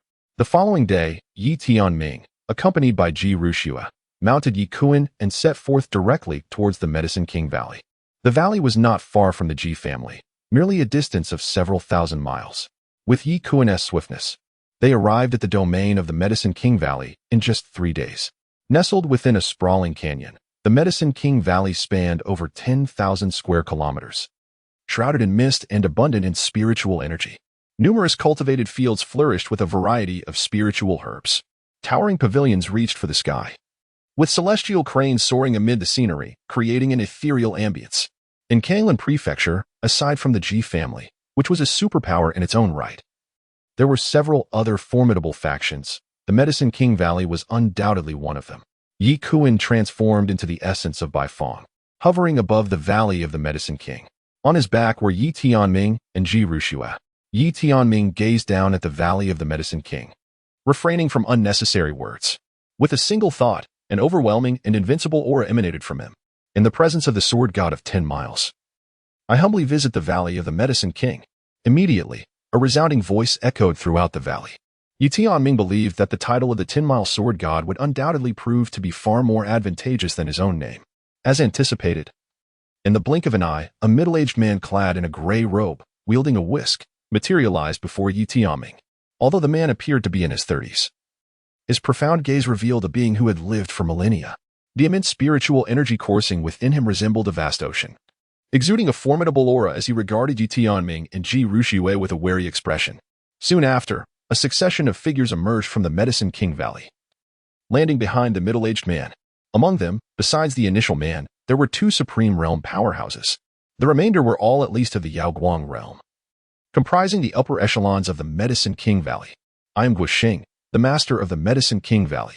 It is an honor to receive the esteemed presence of the 10-mile sword god. My apologies for the lack of a proper welcome, the master of the Medicine King Valley. Guoxing said with a slight bow, his tone indifferent. He was naturally aware of the 10-mile sword god's reputation, for Taishan State was adjacent to Conglan State, and events in Taishan State were well known among the surrounding states. In the vast expanse of the 3,000 great states, there was a constant flow of cultivators, and some powerful factions spanned multiple states. Thus, it was impossible for any information to be obscured. The name of the 10-mile sword god had reached the ears of many in Songwan state. However, what puzzled Guoxing was why the 10-mile sword god had come to the Medicine King Valley to seek him out. My dear friend Guo, you are too kind. I have long revered the Medicine King Valley and hold it in the highest esteem. Ye Tianming slightly inclined his hand towards Guoxing, acknowledging the necessity of propriety when one seeks a favor. Might I inquire the purpose of your visit? Guoxing asked Ye Tianming. As the adage goes, no one visits the Three Treasures Hall without reason. Guoxing harbored doubts that the renowned sword god from 10 miles had merely come to pay a social call at the Medicine King Valley. Nevertheless, he accorded due respect to such a formidable figure, as provoking a powerful entity without cause would be a most foolish endeavor, even for the Medicine King Valley. Behind Guoxing, the other high-ranking members of the Medicine King Valley watched Ye Tianming with a wary eye. Observing their anxious demeanor, Ye Tianming smiled gently, discerning their apprehensions. There is no need for concern. I have come to request a spiritual herb, he stated with a smile. A request for a herb? Upon hearing this, Guoxing exhaled a sigh of relief. The Medicine King Valley boasted the largest variety of spiritual herbs in the surrounding states, often attracting many powerful individuals seeking remedies or requesting the valley's alchemists to concoct potions. This was precisely why various factions sought amicable relations with the Medicine King Valley. Indeed, Ye Tianming replied, meeting Guoxing's gaze with unwavering determination. May I inquire what spiritual herb you seek? The blazing dragon soul grass. The mention of this herb left the members of the Medicine King Valley in utter shock, their eyes fixated on Ye Tianming. Master, the blazing dragon soul grass is the treasured possession of our Medicine King Valley. It must not be given to him. Indeed, Master, this grass is a half-step Dao-level spiritual herb, exceedingly rare. Master, this herb has been passed down from our ancestors. We must not defy their legacy. In an instant, the members of the Medicine King Valley clamored, urging Guoxing to refrain from relinquishing the blazing dragon soul grass. Upon hearing their concerns, Ye Tianming was momentarily taken aback. He had not realized that the blazing dragon soul grass was of such high caliber. No wonder the Medicine King Valley was reluctant to part with it. Generally speaking, Dao-level spiritual herbs contain a trace of the great Dao's principles and are of immense value. The potions crafted from them are invariably Dao-level, and only Dao-level alchemists possess the capability to refine them. The fact that the blazing dragon soul grass was classified as a half-step Dao-level herb positioned it among the most coveted treasures in the surrounding states. Esteemed friend, the blazing dragon soul grass is the prized possession of our Medicine King Valley. I implore you to forgive our refusal to part with it, Guoxing stated, fully aware of the herb's significance and shaking his head in outright rejection. Fear not, esteemed ones. I am well aware of the blazing dragon soul grass's value. Ye Tianming reassured them with a gentle smile. My request for the herb comes with an equally substantial offer in return. His words left Guoxing in a state of perplexity. The blazing dragon soul grass, being a half-step Dao-level herb, surely ranked within the top 10 treasures of the nearby states. How could the sword god from 10 miles possibly possess something even more precious? Furthermore, even if he did, it was unlikely to be a spiritual herb. It could very well be a spiritual weapon or martial technique, neither of which held the same weight in the eyes of an alchemist. Thus, Guoxing smiled and shook his head. My friend, you must understand that Kanglan State is among the least prosperous of the 3,000 states, with resources being scarce. A half-step Dao-level spiritual herb is of unparalleled value, ranking as one of the most precious in the vicinity. Regardless of what treasure you may offer, I cannot exchange the blazing dragon soul grass. Is that so? Then, before Guoxing could finish his sentence, Ye Tianming produced a spiritual herb from his possession, holding it aloft in his hand. The medicinal herb in Ye Tianming's possession emanated a rich spiritual energy, so potent that it infused the entire Medicine King Valley with a heightened essence. Moreover, upon closer inspection, one could discern faint traces of the great Dao's principles upon this herb. It was unmistakably a Dao-grade medicinal herb. Guoxing stood there, momentarily stunned. Not just him, but all the other formidable beings of the Medicine King Valley gaped in astonishment, fixated on the herb held within Ye Tianming's grasp. As alchemists, they could readily identify that the herb was indeed a genuine Dao-grade elixir. Guoxing was rendered speechless by the overwhelming shock. He had intended to mention that Dao-grade herbs had become extinct in the surrounding states.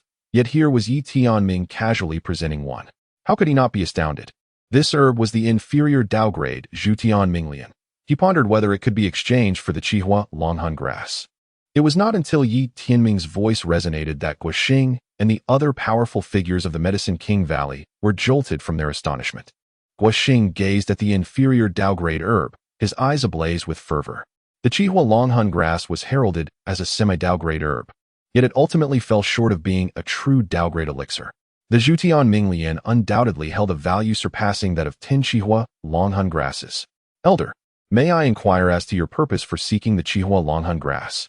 Guoxing asked, forcing himself to maintain composure. He was eager to exchange the Qihua Longhan grass for the Zhu Tianminglian. However, he had previously declared that he would not trade the Qihua Longhan grass for anything. And now it felt as though he was slapping himself in the face. There is no need for you to concern yourself with that, he continued. However, the Qihua Longhan grass has been passed down through generations of ancestors in our Medicine King Valley, and this. Ye Tianming smiled gently, and then said, if one is insufficient, how about adding a low-grade blood-red divine lotus from the Dao tier? As Ye Tianming's words faded, a blood-red, enchanting lotus flower materialized in his hand. At this moment, Guoxing and the formidable practitioners of Yawang Valley were rendered utterly speechless, their expressions a whirlwind of disbelief. Had they truly lingered too long within the confines of Yawang Valley, causing them to overlook the abundance of external resources? Was it conceivable that low-grade spiritual herbs were now scattered everywhere? Otherwise, it was unfathomable how Ye Tianming could so effortlessly produce 2 low-grade spiritual herbs. Even Ji Ruxue, who stood behind him, was left utterly astonished. When Ye Tianming produced the Zhu Tianminglian, Ji Ruxue, though shocked, managed to maintain her composure. However, upon the revelation of the blood-red divine lotus, her calm demeanor faltered. Husband, these 2 spiritual herbs are exceedingly precious. They are simply not worth exchanging for the Qian dragon soul grass, she advised in hushed tones. Yet, Ye Tianming merely smiled, signaling her not to worry. Little did Ji Ruxue know that, within Ye Tianming's system space, these low-grade spiritual herbs were the most basic, and he had an abundance of them. Moreover, in the Void Realm, he had cultivated numerous Dao and Saint-grade spiritual herbs. Friend, might these 2 spiritual herbs be exchanged for the Qian dragon soul grass? Guoxing gazed at the 2 herbs in Ye Tianming's hands, his eyes widening in awe, his mouth parched, as if he were beholding 2 exquisite beauties. Chief, though the Qian dragon soul grass has been passed down from our ancestors, I believe we must be flexible in our approach. I trust that the spirits of our forebears would wish for you to trade the Qian dragon soul grass for these 2 low-grade Dao herbs. Before Guoxing could voice his thoughts, the esteemed members of Yawang Valley began to express their support for his decision. In light of this, with the ancestors as witnesses, I, Guoxing, for the advancement of Yawang Valley, shall make a decision that goes against our ancestors' wishes, Guoxing stated solemnly, gazing skyward with a sense of resolve. Seeing Guoxing's agreement, Ye Tianming couldn't help but smile broadly. Haha, brother, who would have thought that Yawang Valley would be so lively today? Just as Guoxing prepared to send someone for the Qian dragon soul grass, a cold laugh echoed from the horizon. Upon hearing this voice, Guoxing and the powerful figures of Yawang Valley changed their expressions dramatically. Ye Tianming followed the direction of the sound and beheld a massive dark cloud approaching. Rather than mere clouds, it was an overwhelming surge of demonic energy. As the ominous mass drew nearer, Ye Tianming discerned countless figures within it. At the forefront stood a middle-aged man, his face marred by a terrifying scar. The aura emanating from him was tumultuous, teeming with immense power. Behind this man were 3 formidable individuals, each a supreme realm powerhouse, radiating a similarly potent presence. In addition to them, there were numerous experts from the Yaoguang and Luji realms, collectively surrounding the entirety of the Medicine King Valley. Xiangjian, it is you. Upon recognizing the leader, Guoxing was instantly consumed by rage, fixating his glare upon the man. You treacherous beast who betrays your master and ancestors, how dare you return? Xiangjian, what is your intention? Have you come to annihilate my Medicine King Valley? In an instant, the powerful figures within the valley were incensed, voicing their ire against the middle-aged man at the forefront. What is happening? In an instant, Ye Tianming shielded Ji Ruxue behind him and quietly inquired, My dear.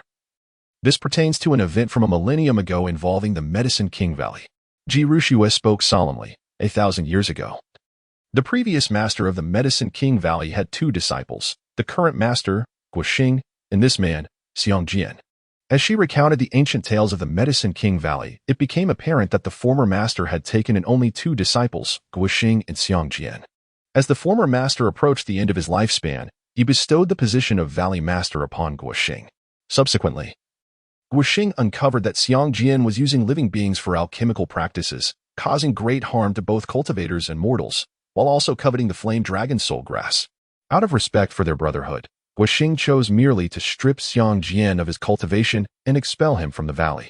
Little did he anticipate that today, Xiang Jian would return to the Medicine King Valley, seemingly having regained his powers, and with an ominous aura suggesting an intent to annihilate the valley. Brother, a millennium ago, you expelled me from the Medicine King Valley and stripped me of my powers. Did you ever foresee this day? Xiang Jian stood atop the demonic clouds, gazing down at the valley with a frigid demeanor. If it were not for the demon lord's intervention, I would have long been a wandering spirit, perishing in the wilderness. As he recounted his years of suffering, it seemed as if the people of the Medicine King Valley had become trapped within a jar. What? You have allied with the demon sect. Guoxing's expression shifted in shock as he processed Xiang Jian's words. Have you returned having cultivated demonic techniques, joining forces with the demon sect? Although the demon sect wreaked havoc in Taishan Prefecture, its notoriety had spread to the surrounding regions. However, the sect's strength was still insufficient to contend with the foremost powers of several states, thereby sparing them from invasion, at least for now. You treacherous beast. I should have slain you back then. Guoxing glared at Xiang Jian, his teeth clenched in fury. Brother, if you were to submit now, I might spare your life. But if you resist, the entire Medicine King Valley shall be left with no survivors. Xiang Jian sneered. After all, I too am a disciple of the Medicine King Valley, and I do not wish to see its legacy come to an end. Oh, by the way, brother, you are still unaware, aren't you? With a sinister smile, Xiang Jian continued, how could my master, a pinnacle alchemist of the celestial realm, have died so easily? It was you. Guoxing's eyes widened in realization, breath quickening. You killed our master. Why? Why? Guoxing roared in madness. Had he known Xiang Jian was responsible for his master's death, he would have killed him then, rather than simply expelling him from the sect. Why? At this point, Xiang Jian's voice dripped with madness. I had always insisted to my master that we should unify Canglan, but that damned old man believed my intentions were too murderous, forcing me to poison him. He spat, yet in the end, he bequeathed the position of Valley Master to you. You were once a mere beggar, saved by our master, who took you in as his disciple and guided your cultivation. Were it not for him, you would have perished in a mortal city. Upon learning the true cause of his most revered master's demise, Guoxing could no longer restrain his rage, bellowing, you repaid kindness with malice, killing our master. Undeterred, Xiang Jian declared, today, I shall make that old man witness the destruction of the Medicine King Valley, the very essence of his life's work. With a furious roar, Guoxing charged at Xiang Jian. Not only was he a celestial realm alchemist, but he was also a formidable supreme realm cultivator.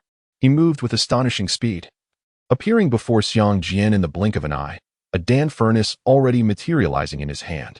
This was the Medicine King Valley's top-tier spiritual artifact, the heavenly refining furnace. Humph, Xiang Jian scoffed. Brother, after all these years, your strength has not improved at all.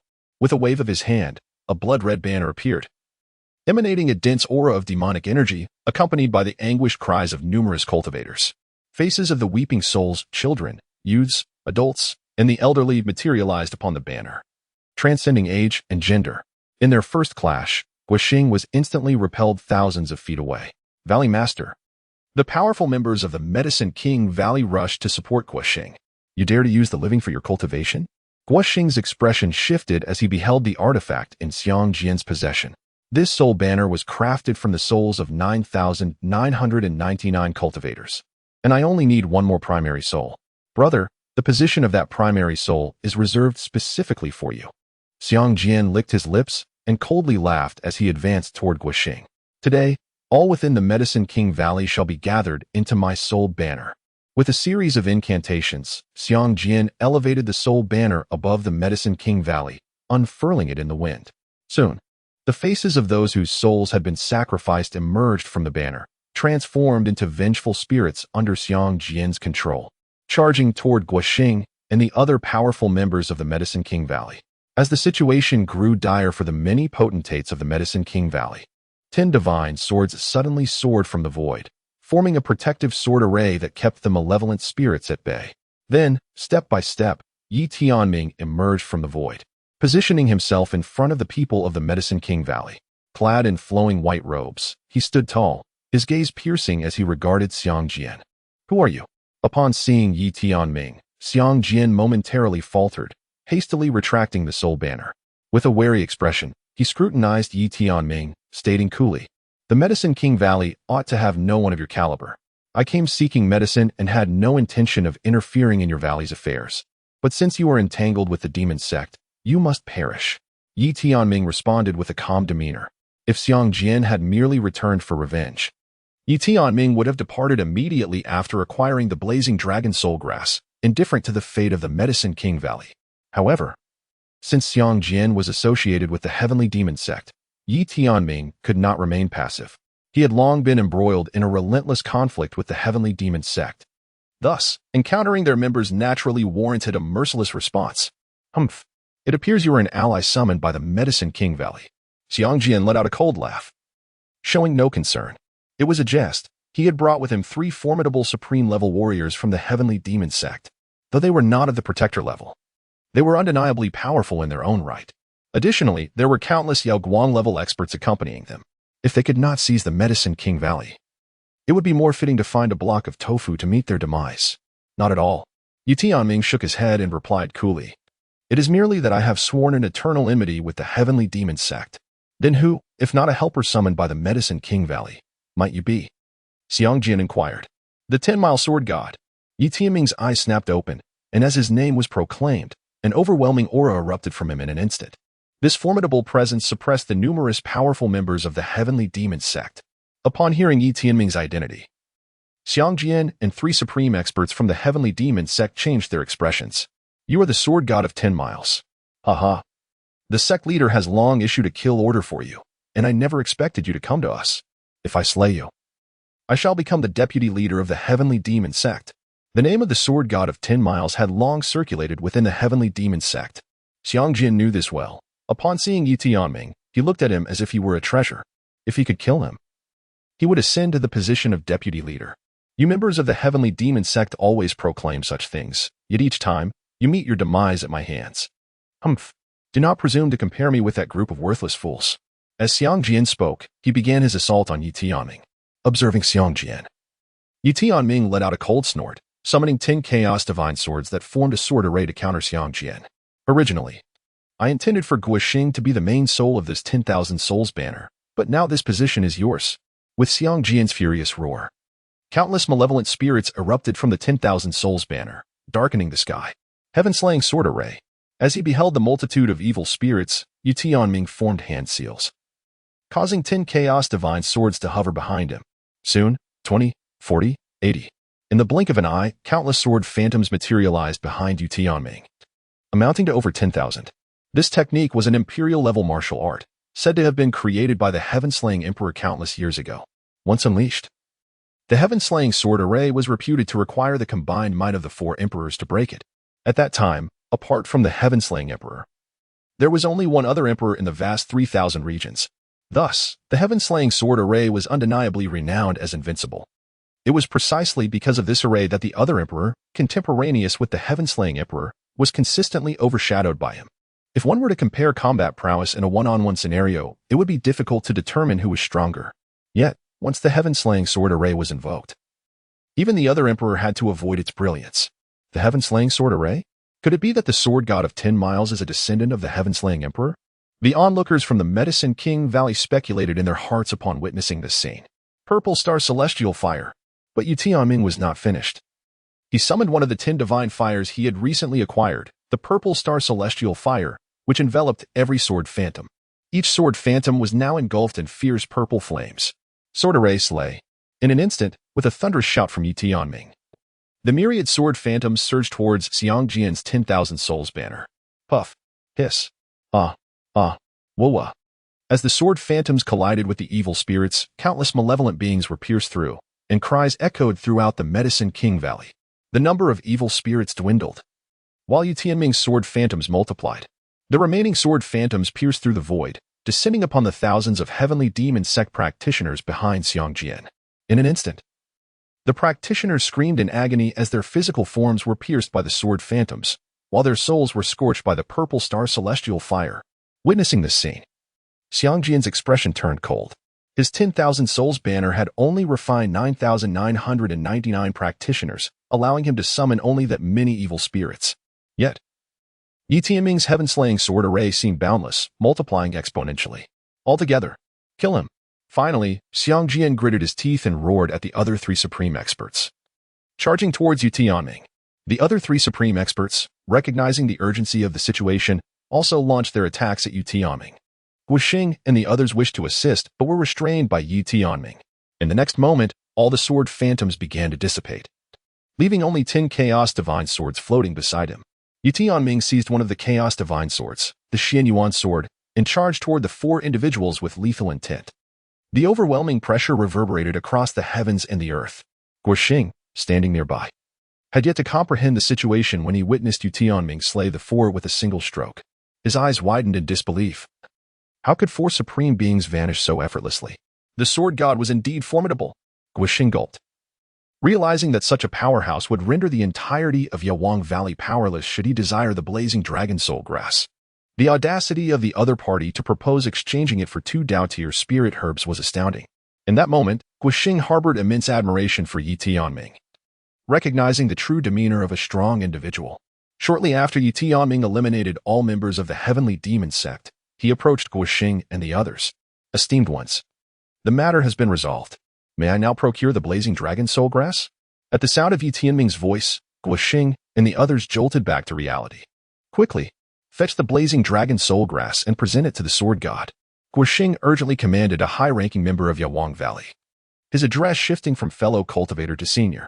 After all, in the realm of cultivators, those stronger than oneself are regarded as seniors, while the weaker are merely ants, grouped into larger and smaller categories. Soon, someone brought forth the blazing dragon soul grass, which Guoxing respectfully handed to Ye Tianming. Observing this, Ye Tianming retrieved the Zhutian Minglian and the blood-red divine lotus, intending to bestow them upon Guoxing. No. Guoxing waved his hands vigorously. Senior, your salvation of Yawang Valley is a monumental grace. How could we possibly accept your spirit herbs? The blazing dragon soul grass shall be a gift from us to you. Esteemed senior. Hearing Guoxing's words, Ye Tianming merely smiled. In that case, I am grateful. Not at all. With the blazing dragon soul grass in hand, Ye Tianming bid farewell to Guoxing and stepped onto Ye Kuan's back, heading toward the Ji family. During the previous battle, Ye Kuan had diligently protected Ji Rushua, ensuring that she sustained no harm. Once Ye Tianming had departed, a member of Yawang Valley suddenly exclaimed, Why does the woman beside the sword god seem familiar? This prompted the attention of others in Yawang Valley. Indeed, the woman beside the sword god was a rare beauty, yet she belonged to him. So they were cautioned against harboring any thoughts. Indeed, be wary of inviting calamity upon us, Yawang Valley. Several senior members of Yawang Valley warned. The individual who had first spoken rolled his eyes, suddenly widening them in realization. I remember now. That person is the eldest daughter of the Ji family, Ji Rushua. His revelation startled the others, who turned to look. I once visited the Ji family to refine pills for Ji Yuanwu and caught a glimpse of the eldest daughter from afar. Her aura is unmistakable. At this moment, Guoxing interjected. Previously, Ji Yuanming sought the blazing dragon soul grass from me to resolve Ji Rushua's in-body issue. Could it be? As this thought crossed his mind, a look of incredulity spread across Guoxing's face. Upon returning to the Ji family, Ye Tianming promptly commenced the refinement of the blazing dragon soul pill. The primary ingredient was, of course, the blazing dragon soul grass, while the remaining materials were readily available from the Ji family. Furthermore, Ye Tianming enhanced the pill formula, incorporating several Dao-tier spirit herbs. This meticulous endeavor left Ji Rushue utterly astonished. She had initially believed that Ye Tianming could only produce 2 Dao-tier spirit herbs, yet in such a short time, he had presented 4 or 5. In truth, Ye Tianming possessed the capability to produce Saint-tier and Emperor-tier spirit herbs. However, doing so would dilute the potency of the blazing dragon soul grass, ultimately hindering Ji Rushue's ability to resolve her in-body condition. Moreover, the strength of Saint-tier and Emperor-tier herbs was excessively potent for Ji Rushue, potentially leading to her demise if she could not withstand their power. My husband. I never imagined you could refine pills. Ji Ruxue exclaimed, nestled against Ye Tianming's back with a sweet smile. Not only can I refine pills, but I also possess knowledge of arrays and talismans, Ye Tianming replied. I refuse to believe you. You're merely jesting with me. Ji Ruxue playfully stuck out her tongue, convinced that Ye Tianming was teasing her, as pill refinement was no simple task and required considerable time investment. Consequently, one's cultivation would inevitably suffer. Although Guixing, the leader of Yewang Valley, was also of the Supreme Realm, his true combat prowess lagged significantly behind his peers due to the extensive time he devoted to pill refining. At the tender age of less than 100, Ye Tianming has attained the Supreme Realm and possesses remarkable alchemical skills. Should he also master formations and talismans, one can only speculate how prodigious his talents might be. It is not just the lower-ranked states like Kanglin and Taishan that would struggle to find such a genius. Even in the esteemed ranks of the top 10 states, such as Pyamiao, it would be nearly impossible to discover an individual of his extraordinary caliber. Ye Tianming noticed Ji Ruxue's skepticism and chuckled as he touched his nose. After all, what he had just conveyed was indeed rather astonishing. Nevertheless, Ji Ruxue would eventually come to witness the truth, and Ye Tianming was in no rush for that moment. He then produced an alchemical furnace and placed it in the courtyard. This furnace was also a reward from the system, a treasure of imperial grade. One of the two imperial alchemical furnaces forged by the alchemy emperor in his time. When the alchemy emperor ascended to his divine status, he crafted a pair of alchemical furnaces as his imperial artifacts, known as the Yin-Yang furnace of mother and child. Ye Tianming currently possesses the maternal furnace from the Yin-Yang furnace, which was crafted by the renowned Dan Emperor. Speaking of the Dan Emperor, he was a formidable figure in the art of alchemy, possessing an extraordinary talent that allowed him to single-handedly vanquish 1,000,000 demon clans. While his combat prowess may not have been the most formidable among the emperors, his alchemical skills undoubtedly ranked supreme. The imperial-level force he established, the Heavenly Dan Pavilion, resonated throughout the 3,000 great continents, serving as a revered sanctuary for all alchemists across these lands. The subsidiary furnace from the Yin-Yang furnace remains within the Heavenly Dan Pavilion. In an instant, Ye Tianming's thoughts coalesced, and several spiritual herbs gracefully descended into the maternal furnace. Purple star heavenly fire. In the next moment, a violet, searing flame ignited beneath the alchemical furnace. The success of pill refinement is subject to numerous constraints, intricately linked to the alchemist's state of mind, the quality of the furnace, the caliber of the spiritual herbs, and the nature of the flame itself. A single misstep in any detail could lead to catastrophic failure. Among these elements, the quality of the flame is particularly crucial. Flames in the world are categorized into earthly fire, heavenly fire, exotic fire, and beyond that, the 10 divine fires. In the past, Ye Tianming frequently concocted elixirs within the imperial mausoleum, becoming exceedingly proficient in the art. The alchemical furnace he employed was, indeed, one of the finest in existence. Before long, a delicate fragrance of medicinal herbs wafted forth from the furnace, enveloping the entire Ji family estate in a rich and intoxicating aroma. Within the grand hall, Ji Yuanming was engaged in a discussion with Xin Muxin regarding the nuptials of Ye Tianming and Ji Ruxue. Suddenly, Ji Yuanming caught a whiff of an alluring scent. What a delightful fragrance, he exclaimed, his nostrils flaring as he detected a potent aroma emanating from the furnace. Just a hint of this fragrance seemed to stir his very essence, awakening a subtle shift within his cultivation. Ji Yuanming's expression turned to one of astonishment as he hastily extended his spiritual sense to investigate the source of the scent. Soon, he discerned that it was indeed emanating from the courtyard of Ji Ruxue. Tianming has taken Ruxue to the Medicine King Valley to seek the Blaze Dragon Soul herb. He must be in the process of refining the Blaze Dragon Soul pill for her, Xin Muxin elucidated. Hiss!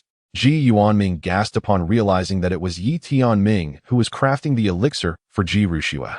The thought struck him. This young man not only surpasses us in cultivation, but is also a master of alchemy. Judging by the fragrance of the pill, it was likely that his concoction had already reached the level of Dao-tier elixirs. The more Ji Yuanming pondered, the more formidable he found the situation. The innate talent of Ye Tianming is such that even within the imperial-level forces, he would be regarded as a prime candidate for cultivation. My dear, I now suddenly perceive that if Shui were to marry Tianming, it would indeed be an elevation beyond her reach. Ji Yuanming smiled bitterly. As for the thoughts of the children, if they are fond of each other, then let them be together. If not, we, as their elders, shall not impose our will upon them. At present, I find them to be quite well suited. Shenmuxin offered a serene smile, clearly satisfied with her son-in-law. Indeed, indeed.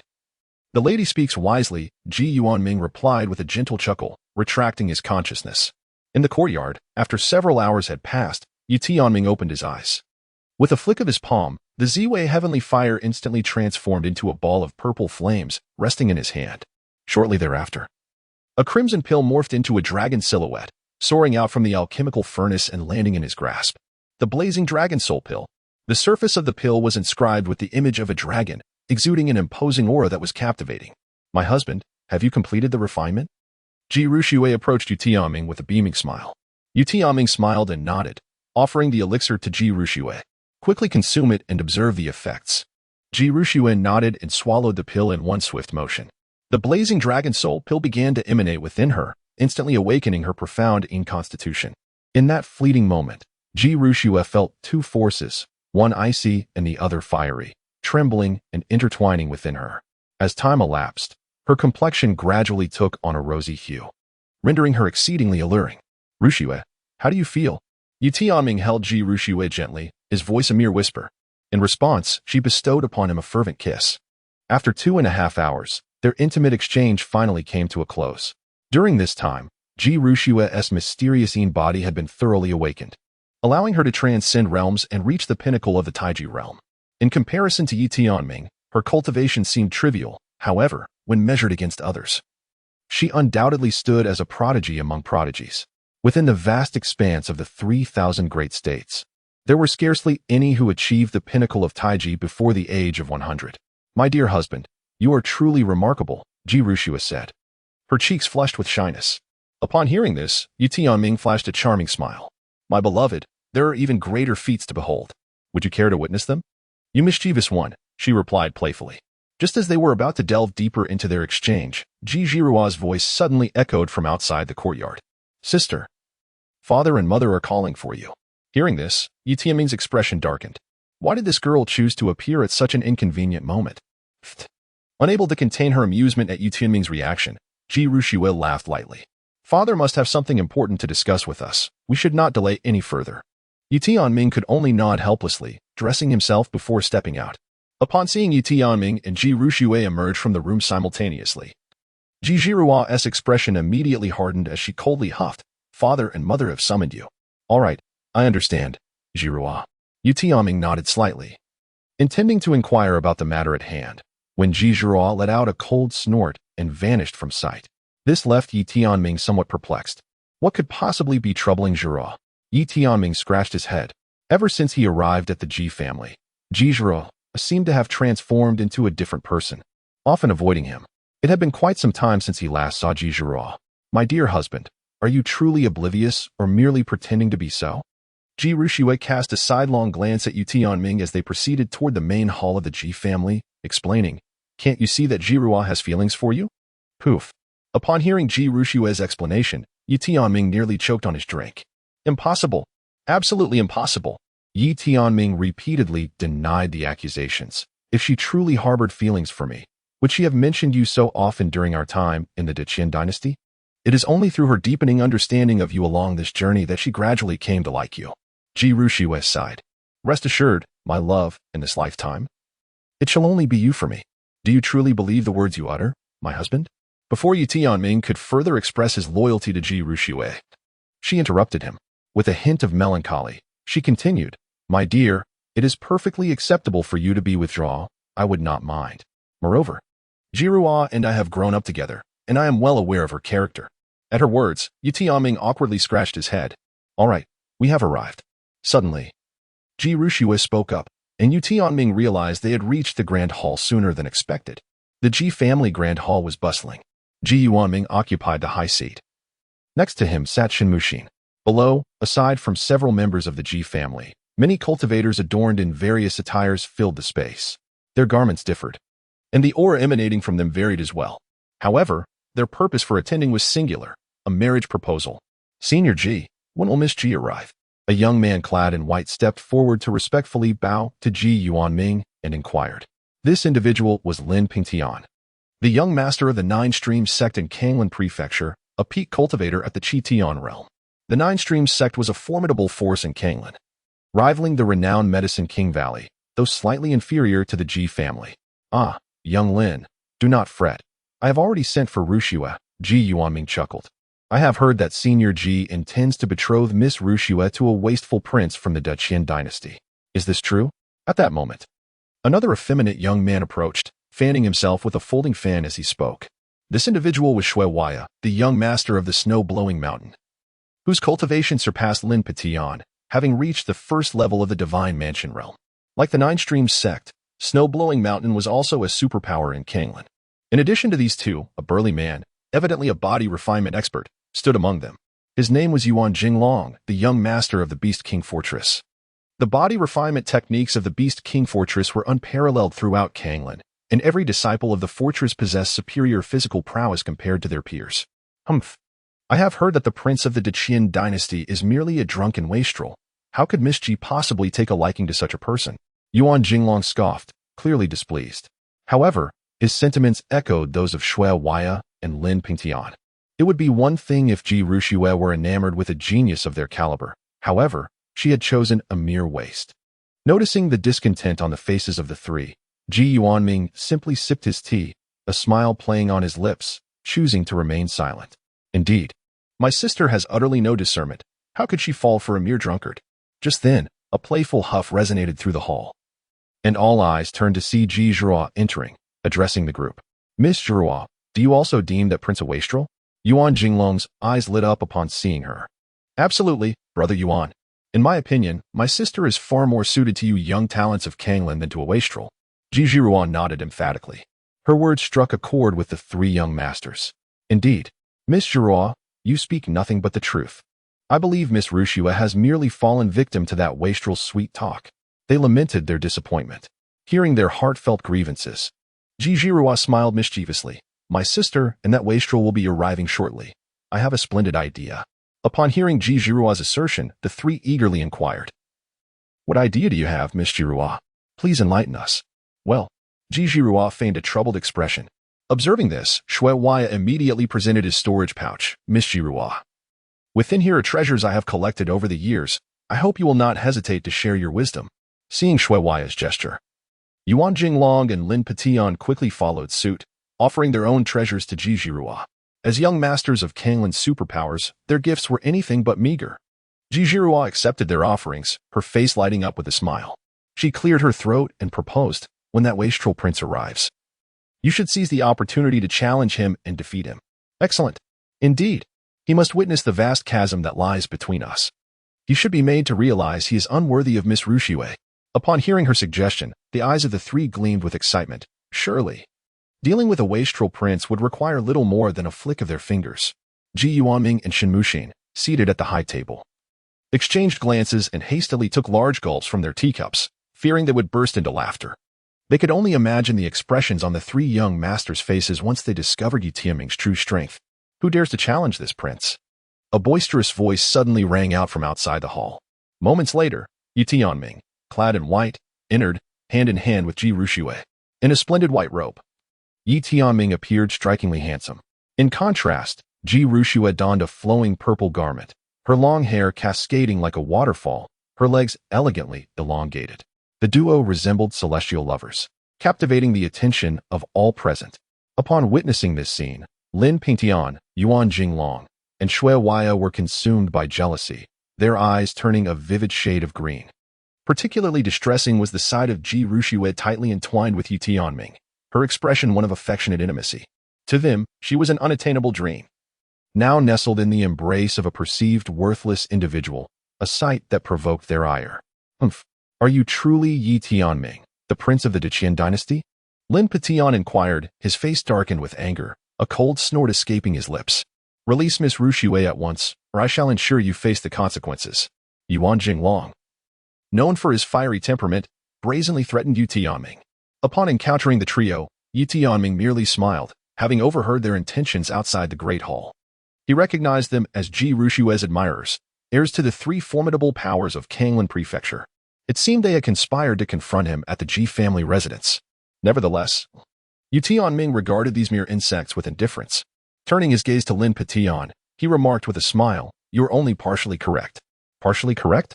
What do you mean? Are you not Ye Tianming, the prince of the Qian Dynasty? Lin Petian questioned, puzzled. Indeed, I am the Grand Prince of the Qian Dynasty, Ye Tianming. However, I possess another layer of identity. Ye Tianming smiled faintly and addressed the three individuals. What identity? Shui Wuyo furrowed his brow. Could it be that the information they had gathered was erroneous? I am not only a prince of the Great Qian Dynasty, but also the fiancé of Ruoxue. Ye Tianming stated nonchalantly. His words, though softly spoken, were heard clearly by all present, for none were weak. To the side, Ji Ruoxue and Ji Zhiruo could hardly contain their laughter. In an instant, the faces of Shui Wuyo and his companions shifted between shades of green and red. You are mocking us, Shui Wuyo exclaimed angrily, pointing his folding fan directly at Ye Tianming. The atmosphere in the room became palpably tense. Ah, my dear young relatives. Let us sit down and discuss our matters calmly, Ji Yuanming chuckled, attempting to mediate. Uncle Ji, there is no need for your intervention, Lin Petian retorted decisively. The grievances among our younger generation should be resolved by us alone. Lin Petian's words instantly garnered the agreement of Shui Wuyo and Yuan Jinglong. In the 3,000 vast states, there existed an unwritten rule. The feuds among the younger generation ought to be settled by the younger generation themselves. Likewise, the disputes of the older generation were to be resolved amongst themselves. The fate of the young, whether life or death, depended solely on their own capabilities. Even if a young scion of an imperial clan were slain by a youth of a minor faction, it would only reflect poorly on the imperial disciple. If the older generation intervened in the disputes of the younger generation, it would inevitably attract a multitude of old powers from various factions, which would be of no benefit. Seeing Lin Petian's firm stance, Ji Yuanming could only offer an awkward smile and refrain from further comments. After all, Ye Tianming was indeed a part of the younger generation. One could not regard him as an elder simply because of his strength. Well then, I wonder how you all intend to resolve this, he remarked with a hint of curiosity. Ye Tianming chuckled softly, then promptly found a spot to sit down. Sipping the exquisite wine from the gourd, he inquired with a smile, Ye Tianming. Naturally, it is to see whose strength prevails. Do you dare to step outside for a duel with us? Shui Wuyo let out a cold snort and continued. Should you lose, the engagement between you and Miss Ruoxue shall be rendered null and void. Indeed. Do you have the courage to accept our challenge? Lin Petian interjected loudly. Rest assured, we are aware that your cultivation level is merely at the soul-shaping stage. We shall suppress our own realms to match yours for this contest, ensuring no unfair advantage. With that, he clasped his hands behind his back, walked to the entrance, and gazed up at the sky, exuding an air of superiority. Oh, you will suppress your levels? But what if I emerge victorious? Ye Tianming replied with a smile. You win. The three exchanged skeptical glances, genuinely surprised at the notion that Ye Tianming could triumph. After all, intelligence suggested that he was merely at the soul-shaping stage. Even if they limited their cultivation, they were far from ordinary practitioners of that level. In fact, even if they suppressed their realms to the soul-shaping stage, they would still be capable of defeating formidable opponents at the celestial stage. Competitions must have some stakes. It cannot be that I win and gain nothing, Ye Tianming remarked leisurely while savoring his drink. He had no qualms about teaching these three a lesson for attempting to disrupt his engagement. The trio exchanged glances before one of them said, It is said that you are as devoted to wine as life itself. If you win, we shall present you with all the exquisite wines our fathers have meticulously collected over the years. Upon hearing this, even Ji Yuanming laughed. Tianming, you might not know, but the lords of the Nine Streams sect, the Blowing Snow Mountain, and the Beast King Fortress each possess a considerable collection of fine wines. 300 years ago, I had the pleasure of tasting them, and the flavor remains unforgettable to this day. Speaking of fine wines, Ji Yuanming's face lit up with nostalgia, which piqued Ye Tianming's interest. He nodded in agreement. Very well. It is a promise. Seeing Ye Tianming's acceptance, the corners of the three's mouths curled into smirks. Let us step outside to converse. This great hall is too confining for such matters.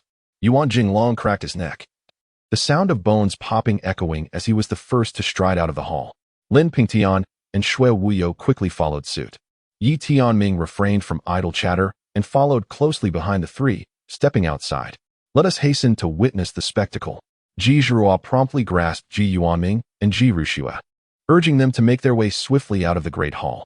She feared that if they delayed, Ye Tianming might have already dealt with the three. Outside the Ji family great hall, Ye Tianming stood facing the three, raising a gourd of wine to his lips before taking a sip. He chuckled lightly, inquiring, "Will you three approach together, or one at a time?" Arrogant. The trio exchanged glances, and Lin Pingtian was the first to step onto the battlefield. "I am Lin Pingtian, the young master of the Nine Streams sect. I see no merit in introducing myself, for you are unworthy of my name." Ye Tianming waved his hand dismissively and remarked nonchalantly, "There is no need for you to suppress your cultivation. I fear that doing so would render you even less capable of being my opponent." Witnessing Ye Tianming's audacious demeanor, the three individuals became increasingly incensed. Lin Pingtian immediately declared, Lin Pingtian, would never engage in the act of bullying the weak. If I have promised to battle you at the same realm, then I shall indeed fight you at that very level." "Oh, is that so?" Ye Tianming's eyes narrowed slightly, and an overwhelming aura suddenly surged from his body. From the soul refinement realm to the Qitian realm, then the divine mansion realm, the Taiji realm, and finally the Wuji realm, within the blink of an eye. Ye Tianming's presence ascended to the supreme realm.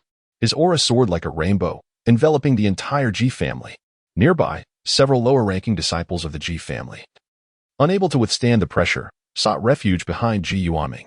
Even the supreme realm experts of the Ji family could not help but activate their protective spiritual power to counterbalance Ye Tianming's formidable presence. Ye Tianming's aura was so potent that even if all the supreme realm experts of the Ji family joined forces, they would likely fall short. This force was even more terrifying than that of their ancestor. Ji Yuanming sighed, his gaze piercing through layers of architectural structures, settling upon the ancestral tomb of the Ji family. There, rows of coffins lay in repose. Several emaciated figures, resembling dried corpses, rose from their coffins. What an incredible aura! Stronger than the offspring of the imperial clan. If my Ji family could forge an alliance with this young man, perhaps we could return to Kanglan Prefecture and redeem our honor. They were all ancestors of this branch of the Ji family, their power having long surpassed the supreme realm. Around them, the space trembled, clearly indicating that they were communicating through divine consciousness. Before long, they fell back into a deep slumber. At this moment, in front of the main hall of the Ji family, Lin Pingfei, Shui Wuya, and Yuan Jinglong stared in astonishment at Ye Tianming, whose aura continued to rise. Their eyes widened, mouths agape, unable to utter a word. They exchanged glances, bewildered. This cannot be right. The intelligence they received clearly stated that Ye Tianming was a talentless prince of merely the soul refinement realm. How could he suddenly ascend to the supreme realm? This aura appeared even stronger than that of the leaders of their three clans. Could it be that the method of assessment was flawed? Meanwhile, Lin Pingtian, who had stepped into the center of the battlefield, found himself utterly disoriented in the wind. "Who am I? Where am I? Did you not say you would battle me at the same level? Come forth." With a resounding shout, Ye Tianming roused the dazed Lin Pingtian from his stupor. Upon hearing those words, Lin Pingtian's expression darkened. "How dare you? When I spoke of a battle at the same realm, I meant under the condition that your realm was inferior to mine. Now that you have ascended to the supreme realm, where am I to find the means to elevate myself to your level in this moment? Lin Pingtian, do you wish to concede? Or shall I administer a beating before you acknowledge your defeat?" Ye Tianming stood majestically in the air, waves of energy rippling behind him as he looked down mockingly at Lin Pingtian. Lin Pingtian's face turned ashen, his teeth clenched tightly. And ultimately he could only utter, "I concede." How could he possibly face a formidable supreme realm expert, unless he had lost his senses? "And what of the two of you?" Ye Tianming cast a playful glance at Shui Wuyo and Yuan Jinglong. "I concede," Shui Wuyo declared, unwilling to accept defeat. Nevertheless, when faced with a supreme realm expert conceding, no one could find fault with it. Wait. Suddenly, Yuan Jinglong's loud exclamation captured everyone's attention, including Ye Tianming, who was momentarily taken aback. Could it be that this young man was truly stubborn enough to engage him in combat? Ye Tianming would not mind enlightening him on the reason behind the brilliance of flowers. "Although I am unaware of how you attain such a high realm, you are merely a few major levels above us. Do you dare to suppress your realm and compete with me in physical strength?" Yuan Jinglong persisted in his refusal to concede. Upon hearing this, both Ye Pingtian and Shui Wuyo's eyes sparkled with excitement. Yuan Jinglong possessed unparalleled physical prowess, undoubtedly ranking first among the younger generation of Kanglan Prefecture. If Ye Tianming were to suppress his cultivation level, his physical prowess would likely pale in comparison to Yuan Jinglong. "Interesting." Ye Tianming smiled faintly. "Certainly. However, I have a condition." "What condition?" "If you lose, you must bring me all the fine wines from the Beast King Fortress." "I agree." Upon hearing Ye Tianming's acquiescence, Yuan Jinglong paid no heed to anything else. He was solely intent on reclaiming his honor from Ye Tianming. In terms of pure physical strength, Yuan Jinglong feared no one. In an instant, Ye Tianming suppressed his realm to the peak of the Qitian stage and approached Yuan Jinglong. "Please instruct me." Yuan Jinglong bellowed and charged directly at Ye Tianming. In a flash, a series of sonic booms erupted from Yuan Jinglong, and behind him, the phantoms of 1,000 beasts manifested. It was the sacred body of 10,000 beasts. In the arena, Ji Yuanming gasped in astonishment. This sacred body of 10,000 beasts was an exquisite physique for cultivating the physical form. Though it ranked mid-tier among countless physiques, it was undoubtedly exceptional in the realm of physical prowess. Tianming was far too complacent. He had suppressed his realm and sealed his physical form to the Qitian stage. And this could prove. Ji Yuanming sighed softly, yet he understood. After all, being young and reckless was only natural. If he had possessed Ye Tianming's cultivation at such a young age, he could have turned the entire 3,000 great regions upside down. On the sidelines, Lin Pingfei and Shui Wuyo's eyes sparkled with fervent anticipation. "Father, fret not, my husband will not be defeated." Ji Ruxue smiled knowingly, while others might be oblivious. She understood perfectly well that Ye Tianming was an ancient sacred body. Among the myriad physiques, only the ancient sacred body could contend with an emperor. Boom. A tremendous roar soon reverberated throughout the arena. Following that, a phantom figure was sent flying backward. Cough, cough. Yuan Jinglong clutched his concave chest, blood gushing from his mouth. Ji Yuanming, witnessing this, immediately ordered several disciples of the Ji family to fetch medicinal pills for Yuan Jinglong. After all, Yuan Jinglong was the young master of the Beast King Fortress, and with the Ji family's incident, it would not bode well for them to explain things to the fortress. There was no need for the young generation sparring to result in fatalities. "What is your physique? How could you shatter my sacred body of 10,000 beasts?" Yuan Jinglong's expression was one of disbelief. In his realm, he had never before been defeated in sheer physicality. Yet today, he was utterly vanquished. He could not withstand even a single blow from Ye Tianming. "A physique even greater than yours." With a light chuckle, Ye Tianming approached Ji Ruxue and said, "Ladies, let us not forget your promise." Having spoken, he took Ji Ruxue's hand and departed from the scene. Lin Petian, Shui Wuyo, and Yuan Jinglong exchanged glances, feeling utterly humiliated by the events that had transpired. "Hee, esteemed nephews, why not take a moment to rest inside?" Ji Yuanming suggested with a grin. "Uncle Ji, there are pressing matters to attend to within the sect, so I must take my leave," Lin Petian replied, his face dark as thunder, before vanishing in an instant. Shui Wuyo and Yuan Jinglong followed suit, hastily bidding farewell and exiting the Ji residence. Thus, the three left in a huff, their earlier bravado replaced by a desire to escape the embarrassment they had suffered. Half a month later, the trio fulfilled their promise, delivering fine wines from their respective sections. Moreover, Ye Tianming heard an amusing tale from Ji Yuanming. It was said that Yuan Jinglong, in an attempt to win a bet, stealthily infiltrated the Beast King Fortress's cellar at the dead of night, intending to pilfer its entire stock of wine. However, he inadvertently triggered the fortress's defensive array, leaving him trapped in the cellar for 3 days and nights. When the lord of the Beast King Fortress learned of this incident, he subjected Yuan Jinglong to a 3-day beating. Upon hearing this amusing story, Ye Tianming couldn't help but chuckle, surprised to find Yuan Jinglong to be quite the earnest character. Yet, more than this incident, Ye Tianming was eager to savor the Li Ren Zue sent by Lin Pingtian. This exquisite wine was renowned as the finest in Kanglan Prefecture, and Ye Tianming had often heard tales of its greatness during his time in Taishan Prefecture.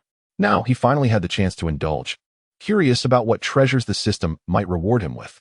Without hesitation, he seized a jar of Li Ren Zue and took a hearty swig. Ding! Host has tasted Li Ren Zue. Congratulations! Host has acquired the 10,000 Array Compass. The 10,000 Array Compass, a device capable of storing prearranged formations, allowing the host to deploy arrays effortlessly when needed. Remarkably, the 10,000 Array Compass was an artifact intimately connected with the art of formations. Ye Tianming was utterly astonished, promptly examining the functionalities of the 10,000 Array Compass. The capabilities of this compass were straightforward yet exceedingly practical. Typically, an array master requires various array flags, spirit stones, and array discs as aids, along with a considerable amount of time to meticulously set up a grand formation. However, the 10,000 Array Compass allows for the pre-collection of a well-arranged grand array. When the time comes for deployment, It simply releases the stored formation directly. As for the number of formations it can accommodate, the name itself speaks volumes, at least over 10,000. Upon acquiring the 10,000 array compass, Ye Tianming was filled with immense joy. He planned to sketch a few unparalleled killing formations during his leisure time and store them within the compass. Should he encounter a situation akin to that in Beichuan City, he could swiftly summon several killing formations, leaving the adversaries utterly demoralized. My dear, is this drunken wanderer truly so delectable? Look at how you are grinning. Ji Ruxue couldn't contain her laughter and inquired. She assumed that Ye Tianming's exuberance was merely a result of indulging in the wine. Hearing this, Ye Tianming chuckled awkwardly, wiping the corner of his mouth, a mischievous smile playing on his lips. Ruxue, why not give it a taste yourself? After several rounds of drinks, both were slightly inebriated. With the influence of the alcohol, Ji Ruxue's cheeks flushed a vibrant red, enhancing her allure. Upon witnessing the scene, Ye Tianming let out a hearty laugh, cradling Ji Ruxue as he strode into the chamber. Before long, the courtyard where Ji Ruxue resided began to tremble with anticipation. Meanwhile, during Ye Tianming's presence in Kanglan Prefecture, significant events unfolded in Taishan Prefecture. In recent times, the heavenly demon sect had grown increasingly rampant in Taishan. Over 90% of the influential sects within Taishan had been affected to varying degrees by the machinations of the heavenly demon sect. The four foremost powers of Taishan Prefecture, the Great Qian Dynasty, Qingyan Sword Sect, Xinyu Mansion, and Baiyu Sect, joined forces to launch a concerted assault against the heavenly demon sect. This fierce conflict resulted in rivers of blood and the demise of countless formidable warriors, culminating in a defeat for the four leading powers. 5 esteemed elders from the Qingyan Sword Sect suffered the severing of their life-bound divine swords. An elder from Xinyu Mansion was grievously injured, having his future path irrevocably cut off, rendering him unable to advance in cultivation for life. The Baiyu sect mourned the loss of their vice sect master at the pinnacle of power. On that fateful day, the Baiyu sect donned white mourning garments. Though the Great Qian Dynasty did not lose any prominent warriors, their members bore injuries. Had it not been for the intervention of the Qian Emperor, who clashed with the leader of the heavenly demon sect from a distance, the dynasty might have also faced formidable losses. It is rumored that following that encounter, the Qian Emperor has since retreated into seclusion, preparing for a breakthrough into the Nine Calamities realm. Some speculate that the Qian Emperor was also gravely injured in that confrontation, necessitating his retreat for recuperation.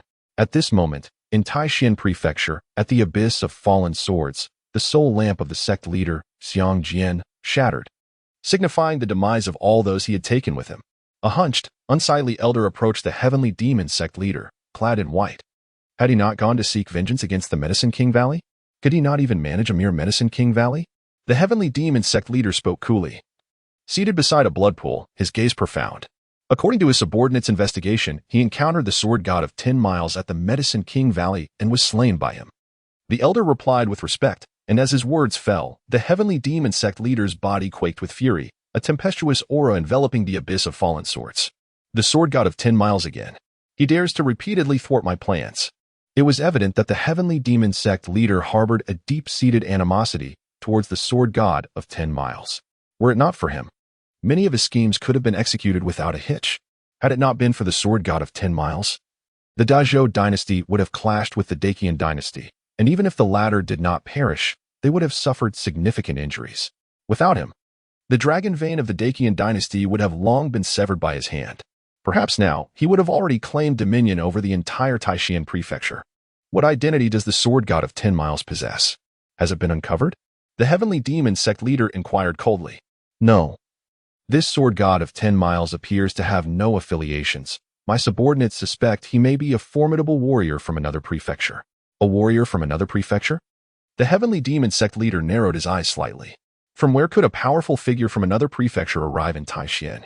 Could it be that the forces behind the sword god of 10 miles also harbor ambitions for Taishan? Where is he now? He should still be in Kanglan Prefecture. The elder responded. The heavenly demon sect leader nodded slightly and declared, with the Qian Emperor in seclusion and the sword god of 10 miles far away in Kanglan, the Great Qian Dynasty lies vulnerable. It is time to assault the royal tomb. Leader, do you intend to rescue the former sect leader? Upon hearing the command of the heavenly demon sect leader, the elder's breath quickened. He was the last protector of the previous sect leader, as the 10 protectors of the heavenly demon sect had been reselect after nearly a millennium. The previous 10 protectors had all perished in the Great Battle 1,000 years ago, leaving the elder as the sole survivor. The last sect leader was imprisoned within the royal tomb of the Great Qian Dynasty. The prospect of rescuing the former sect leader filled the elder with exhilaration. Make the necessary arrangements. This time, the rescue of my father takes precedence, the heavenly demon sect leader affirmed. Understood, leader. The elder, brimming with excitement, retreated respectfully. After the elder departed, the heavenly demon sect leader turned his gaze back to the blood pool. Father, even if I succeed in rescuing you, your strength has waned to its lowest ebb. It would be better to assist your son in ascending to the pinnacle of Taishan. Time flowed swiftly, and in the blink of an eye, a year had passed. The wedding between Ye Tianming and Ji Ruxue had been postponed due to the Qian Emperor's seclusion. However, Ji Yuanming remained unhurried. Ye Tianming and Ji Ruxue were still under a century old, with ample time ahead of them. Throughout this year, Ye Tianming had engaged in profound exchanges with Ji Ruxue almost daily. With the enhancement of the Xianin body, Ye Tianming's cultivation had reached the 6th level of the supreme realm. Today, Ji Yuanming approached Ye Tianming with a grave expression, presenting him with a jade talisman for communication. Tianming, news has just arrived from the Great Qian Dynasty. You should take a look for yourself. Observing Ji Yuanming's solemn demeanor, an ominous premonition surged within Ye Tianming. He hastily accepted the jade talisman and began to peruse its contents. Upon finishing the message, his countenance darkened immediately. My husband, what has transpired? Ji Ruxue inquired, unable to suppress her curiosity upon witnessing Ye Tianming's unusual expression. It was rare for her to see such a look on his face, indicating that significant events must have unfolded in the Great Qian Dynasty. The recent news revealed that the royal mausoleum had been breached by the heavenly demon sect 4 months prior, and the emperor had been in seclusion ever since, likely gravely injured. Furthermore, the 9 ancestors had perished in battle. Ye Tianming's voice was deep, and memories of his days spent drinking and boasting with the 9 ancestors in the royal mausoleum flashed through his mind.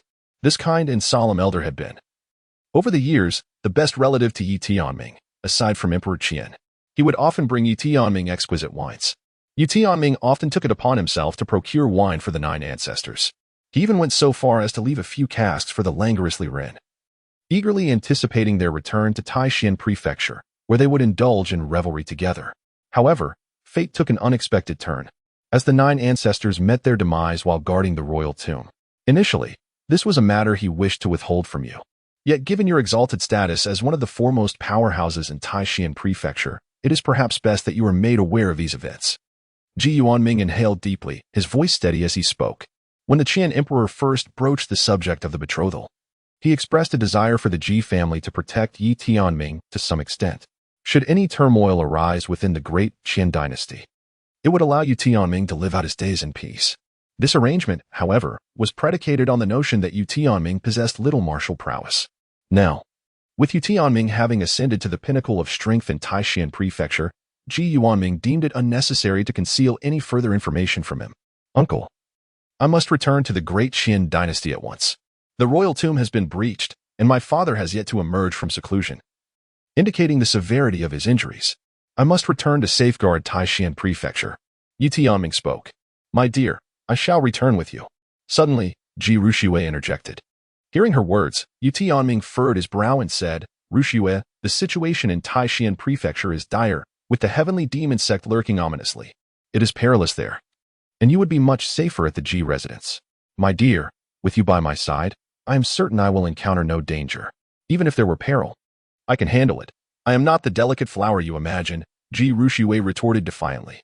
Tianming, allow Ruxue to accompany you. Her presence will also serve to take care of you. Ji Yuanming interjected at that moment.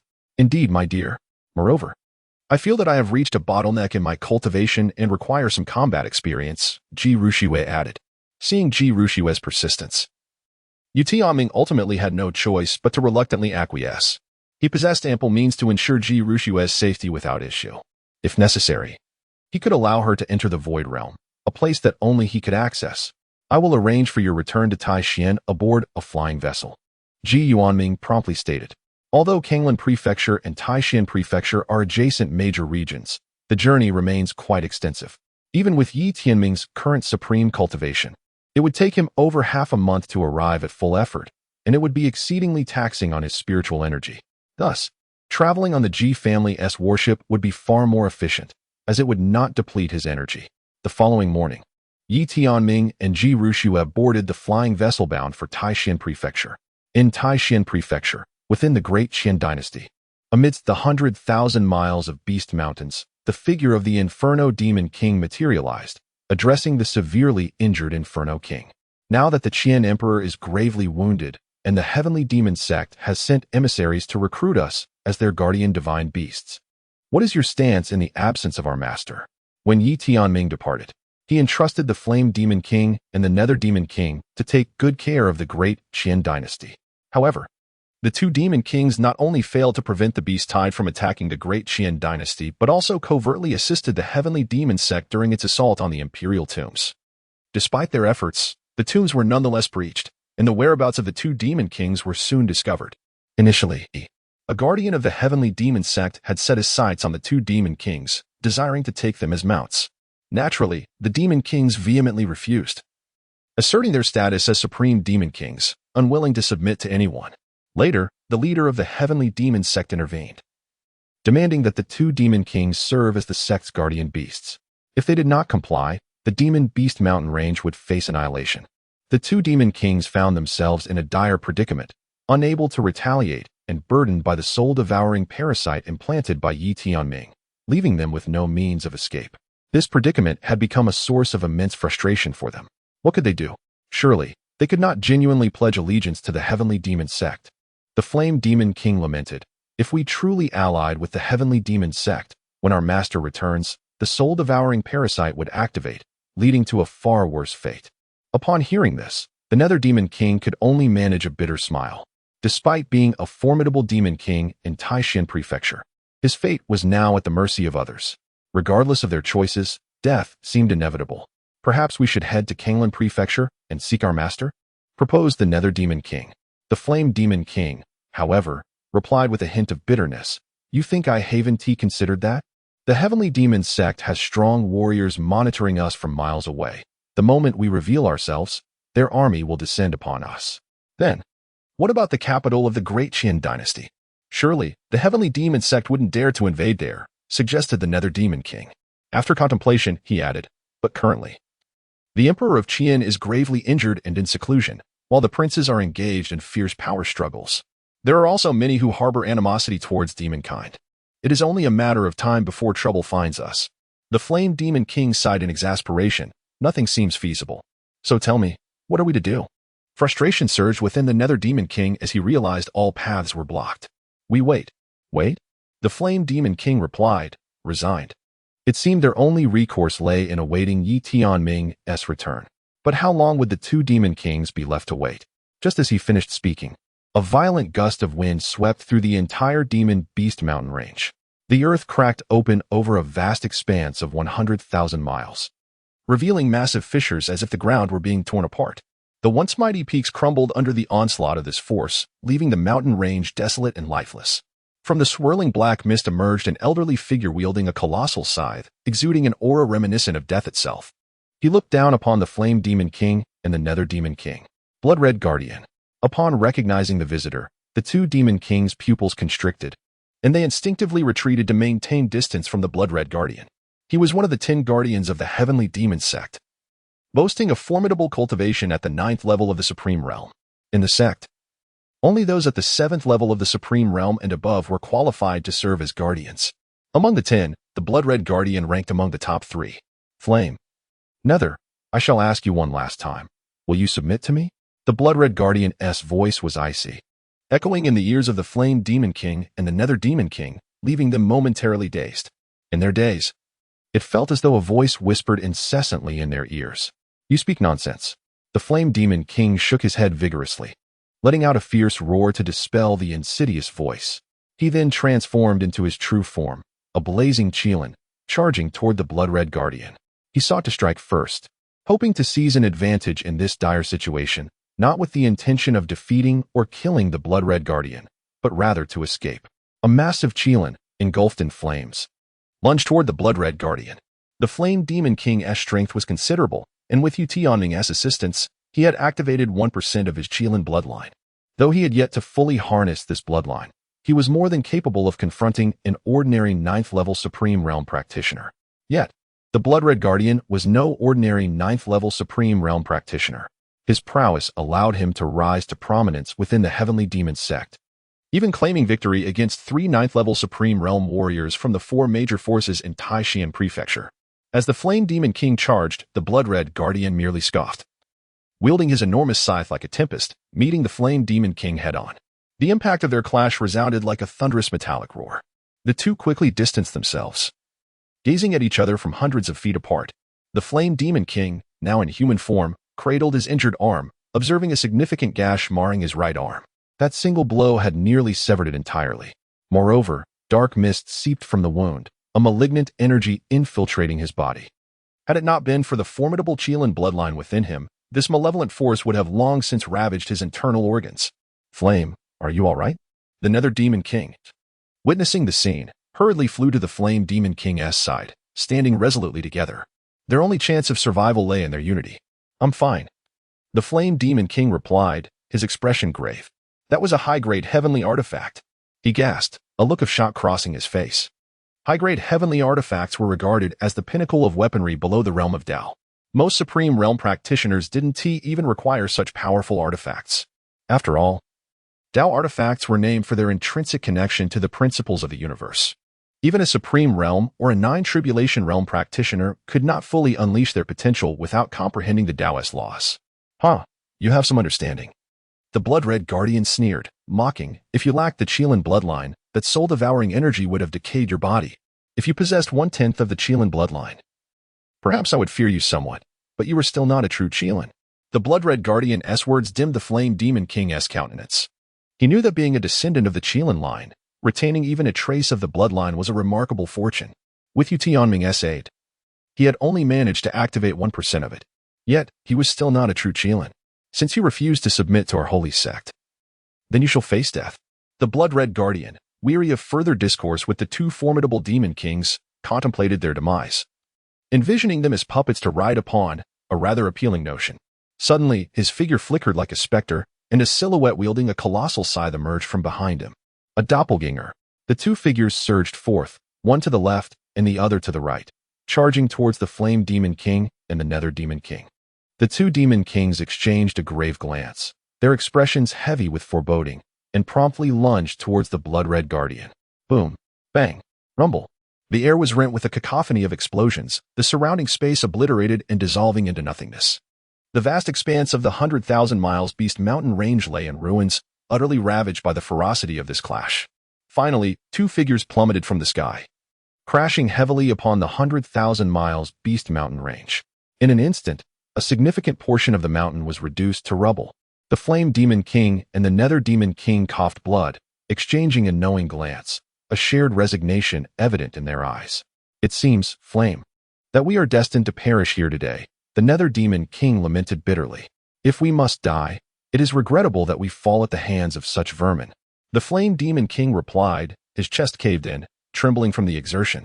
Next, it is your turn to meet your demise. The Blood-Red Guardian advanced slowly towards the 2 demon beasts, his immense scythe poised to reap their lives at any moment. What manner of creature dares to harm my kin? Just as the Blood-Red Guardian's scythe was about to descend, a chilling voice echoed from the horizon. Upon hearing this sound, the Flame Demon King and the Nether Demon King surged with exhilaration. Excellent. We need not face death. In that instant, a resonant call rang out from the distance. There appeared Ye Tianming and Ji Rushua, soaring rapidly toward them upon the back of Ye Qian. Ye Tianming gazed upon the vast expanse of the Beast Mountain, and with a flicker of his form, he instantaneously materialized before the Flame Demon King and the Nether Demon King.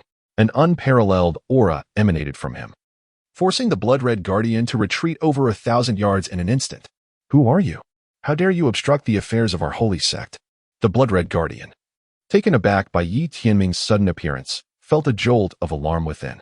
He sensed a fatal essence emanating from Ye Tianming, a feeling he had only experienced in the presence of the heavenly demon lord since ascending to this realm. You are not worthy to know my name. With a single step, Ye Tianming seemed to tear through the very fabric of the void, instantly materializing before the Crimson Guardian. Before the Crimson Guardian could react, Ye Tianming swiftly delivered a decisive strike with his sword, sending the Guardian crashing into the depths of the Beast Mountain range, creating a deep crater upon impact. I would never reveal my name to the dead. Ye Tianming's voice was devoid of emotion, yet it resembled that of a grim reaper, poised to harvest the life of the Crimson Guardian at any moment. This revelation left the Crimson Guardian in shock. Could it be that such a formidable warrior existed in Taishan Prefecture? Flee. At his level of mastery, his perception of danger was remarkably acute. Although he could not ascertain whether he was a match for Ye Tianming, he would never engage without absolute certainty. In an instant, he swiftly retreated, transforming into a streak of black light, moving with astonishing speed. Yet, Ye Tianming's velocity surpassed his own, and in the blink of an eye, he obstructed the Crimson Guardian's escape route. The Crimson Guardian was taken aback upon witnessing Ye Tianming's incredible swiftness. A grim realization dawned upon him that he was likely doomed today. Resolutely, he gritted his teeth and swung his massive scythe toward Ye Tianming. With a sharp clang, the sound of metal colliding resonated as his high-tier spiritual weapon was cleaved in two. Witnessing this scene, the Crimson Guardian's heart sank further, his face a mask of terror as he fixated on the long sword in Ye Tianming's grasp.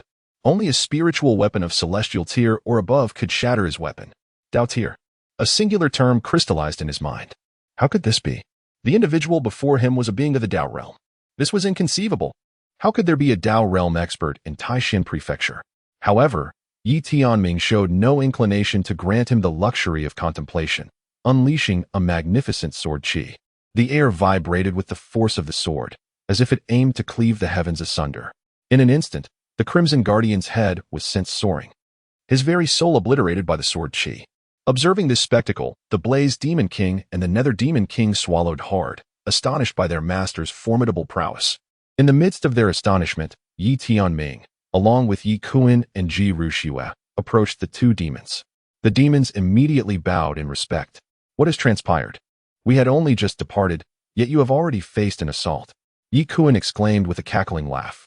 The Flame Demon King and the Nether Demon King exchanged helpless glances, shaking their heads in unison. These two elixirs possess the power to heal your wounds. First, restore yourselves, and then recount to me the events that have transpired in Taishan Prefecture over the past 2 years. Ye Tianming tossed out 2 medicinal pills, which the Blazing Flame Demon King and the Netherworld Demon King hastily caught and swallowed. Before long, their injuries showed signs of recovery. Exchanging a bitter glance, they began their report. Master, the situation in Taishanzhou has taken a dire turn over these past 2 years. The 2 Demon Kings recounted in meticulous detail the events that had unfolded. Shortly after Ye Tianming's departure, the Great Qian Dynasty, the Azure Cloud Sword Sect, the White Feather Sect, and the Mystic Moon Manor had joined forces to launch a large-scale siege against the Heavenly Demon Sect. Initially, their campaign had met with success, numerous sect outposts were destroyed, and countless demonic cultivators were slain. Just as victory seemed imminent, disaster struck. The allied forces of the 4 great powers found themselves ambushed by the Heavenly Demon Sect, resulting in heavy casualties. The White Feather Sect suffered the most devastating losses, with even their supreme realm experts perishing in battle. Their foundation was so severely weakened that they teetered on the brink of losing their status as one of the 4 dominant factions, on the verge of annihilation. The allied forces were saved only by a single, earth-shaking palm strike exchange between the Great Qian Emperor and the Heavenly Demon Sect's leader across vast distances. Though this intervention allowed the allies to retreat, the Great Qian Emperor immediately entered seclusion afterward, while the Heavenly Demon Sect's leader appeared unscathed. From then on, the 4 great powers withdrew into seclusion, while the Heavenly Demon Sect grew increasingly brazen. Countless minor sects, clans, and families were annihilated overnight. Soon after, the sect launched a devastating assault on the Great Qian Dynasty itself. A horde of demonic cultivators stormed the imperial mausoleums, slaying the 5th, 7th, and 9th ancestors, 3 supreme realm powerhouses who had served as the dynasty's ultimate trump cards. The entire Taishanzhou trembled in fear. Master, the Blazing Flame Demon King interjected gravely. I suspect the Heavenly Demon Sect's leader may have already ascended to the 9 Tribulations realm. 9 Tribulations? Ye Tianming's pupils contracted. He had assumed the sect leader was merely at the peak of the supreme realm. Never had he imagined this. Taishanzhou's waters ran far deeper than he had anticipated. The chasm between the 9 Tribulations realm and the supreme realm was insurmountable. Upon entering the 9 Tribulations realm, a cultivator would endure 9 heavenly tribulations, each exponentially amplifying their strength, though most perished in the process. Even the weakest Nine Tribulations expert could effortlessly annihilate legions of Supreme Realm cultivators. Yet Ye Tianming remained unshaken. Though only at the 6th level of the Supreme Realm, he possessed the confidence and the arsenal to challenge even a Nine Tribulations powerhouse. Indeed, Master, the Netherworld Demon King added. Moreover, I have heard that the Great Qian Dynasty, the Mystic Moon Manor, the Azure Cloud Sword Sect, and the White Feather Sect each harbor their own ancient Nine Tribulations monsters. This is precisely why the Heavenly Demon Sect has hesitated to fully conquer Taixianzhou. Currently, their leader stands alone in that realm. Should they push too far, the hidden titans of the other factions might unite to eradicate them. Then why haven't these Nine Tribulations ancestors acted to destroy the Heavenly Demon Sect already? Ye Tianming questioned. Ji Ruxue, who had remained silent until now, spoke softly. Husband, Taixianzhou ranks among the lowest of the 3,000 great provinces. These Nine Tribulations elders are likely relics from 10,000 years ago. Every time they intervene, they expend vast amounts of their dwindling vitality. Unless their sect faces annihilation, they will not act. Her knowledge stemmed from the Ji clan of Tsonglan province, which also sheltered such ancient beings. Ye Tianming sighed deeply. Without achieving sainthood, none can withstand the erosion of time. Even Nine Tribulations experts, with lifespans stretching over 10 millennia, or Tao realm sovereigns enduring 50,000 years, would eventually succumb. Only by ascending to sainthood or emperorship could one defy the ages, attaining true immortality. Unless slain in battle, saints and emperors were virtually eternal. Yet a sudden realization struck him. If saints and emperors are immortal, where have all the emperors gone? His mind reeled. Had they departed the 3,000 great provinces? Had they perished? How had no one questioned this before? Lost in thought, he stood frozen until Ji Ruxue's gentle voice called him back. Husband, what troubles you? Oh, it's nothing. Ye Tianming shook his head and then said, Please tell me about the situation in the Great Qian Dynasty. My lord, the current state of affairs in the Great Qian Dynasty is quite unclear, came the response. The Flame Demon King's expression darkened as he continued. Ever since Emperor Qian entered seclusion, several princes and Yi Xiu have been eyeing the throne with great intensity. The situation has escalated to a point of imminent conflict, where a war could erupt at any moment over the imperial seat. What of Xiao Xiao? Is she safe? Upon hearing this, Ye Tianming felt a heaviness in his heart and immediately began to inquire further. Within the entire palace, only Yi Xiao shared the closest bond with him, and his concern for her safety was paramount. As for the others, their fate was of no consequence to him. The 9th princess currently remained within the palace, which posed no significant danger. The king of the underworld replied. Upon hearing this, Ye Tianming finally breathed a sigh of relief. This could be regarded as the sole piece of good news. It seemed that Taixian Prefecture had indeed descended into utter chaos. Ye Tianming sighed, believing that he had reached the pinnacle of strength within Taixian state, possessing at least the capability for self-preservation. Yet, it has become evident that the depths of Taixian state are far beyond his initial perception. His power is still a considerable distance from being able to subdue the entirety of Taixian state. He now harbors a sense of trepidation at the thought of a Tao realm expert emerging behind him. Strength. It is indeed all about strength. Ye Tianming sighed, a wave of disorientation washing over him. He then gazed upon the once mighty mountain range of 100,000 miles, now utterly devastated, and said, You shall take the remaining beasts and seek refuge in the Void Realm for the time being. The Blaze Demon King and the Nether Demon King exchanged glances, promptly summoning the surviving beasts. Although the recent battle with the Blood-Red Guardian had wreaked havoc across the entire Beast Mountain range, claiming numerous lives in the chaos, many beasts still remained. Under the guidance of the Blaze Demon King and the Nether Demon King, they filed in an orderly fashion through the passage that Ye Tianming had opened to the Void Realm. Once they had all entered, Ye Tianming, accompanied by Ji Ruxue, proceeded to the Imperial Tomb. Soon, he arrived above the tomb, gazing down at what was once a majestic edifice, now reduced to a desolate ruin. Ye Tianming's divine sense swept through, revealing that there was no trace of life remaining within the imperial mausoleum. The previous leader of the Heavenly Demon Sect, who had been sealed within the tomb, now appeared to have escaped his confinement. Ye Tianming furrowed his brow, recognizing that the strength of the demon sect was increasingly formidable. While the 4 premier powers of Taixian Prefecture were gradually weakening, Ye Tianming took out the Li Renzue and cast it towards the direction of the Imperial Tomb, a place where he had once shared drinks with his 9 ancestors. As he scattered the liquid, he murmured, Rest assured, my ancestors, one day I shall avenge you.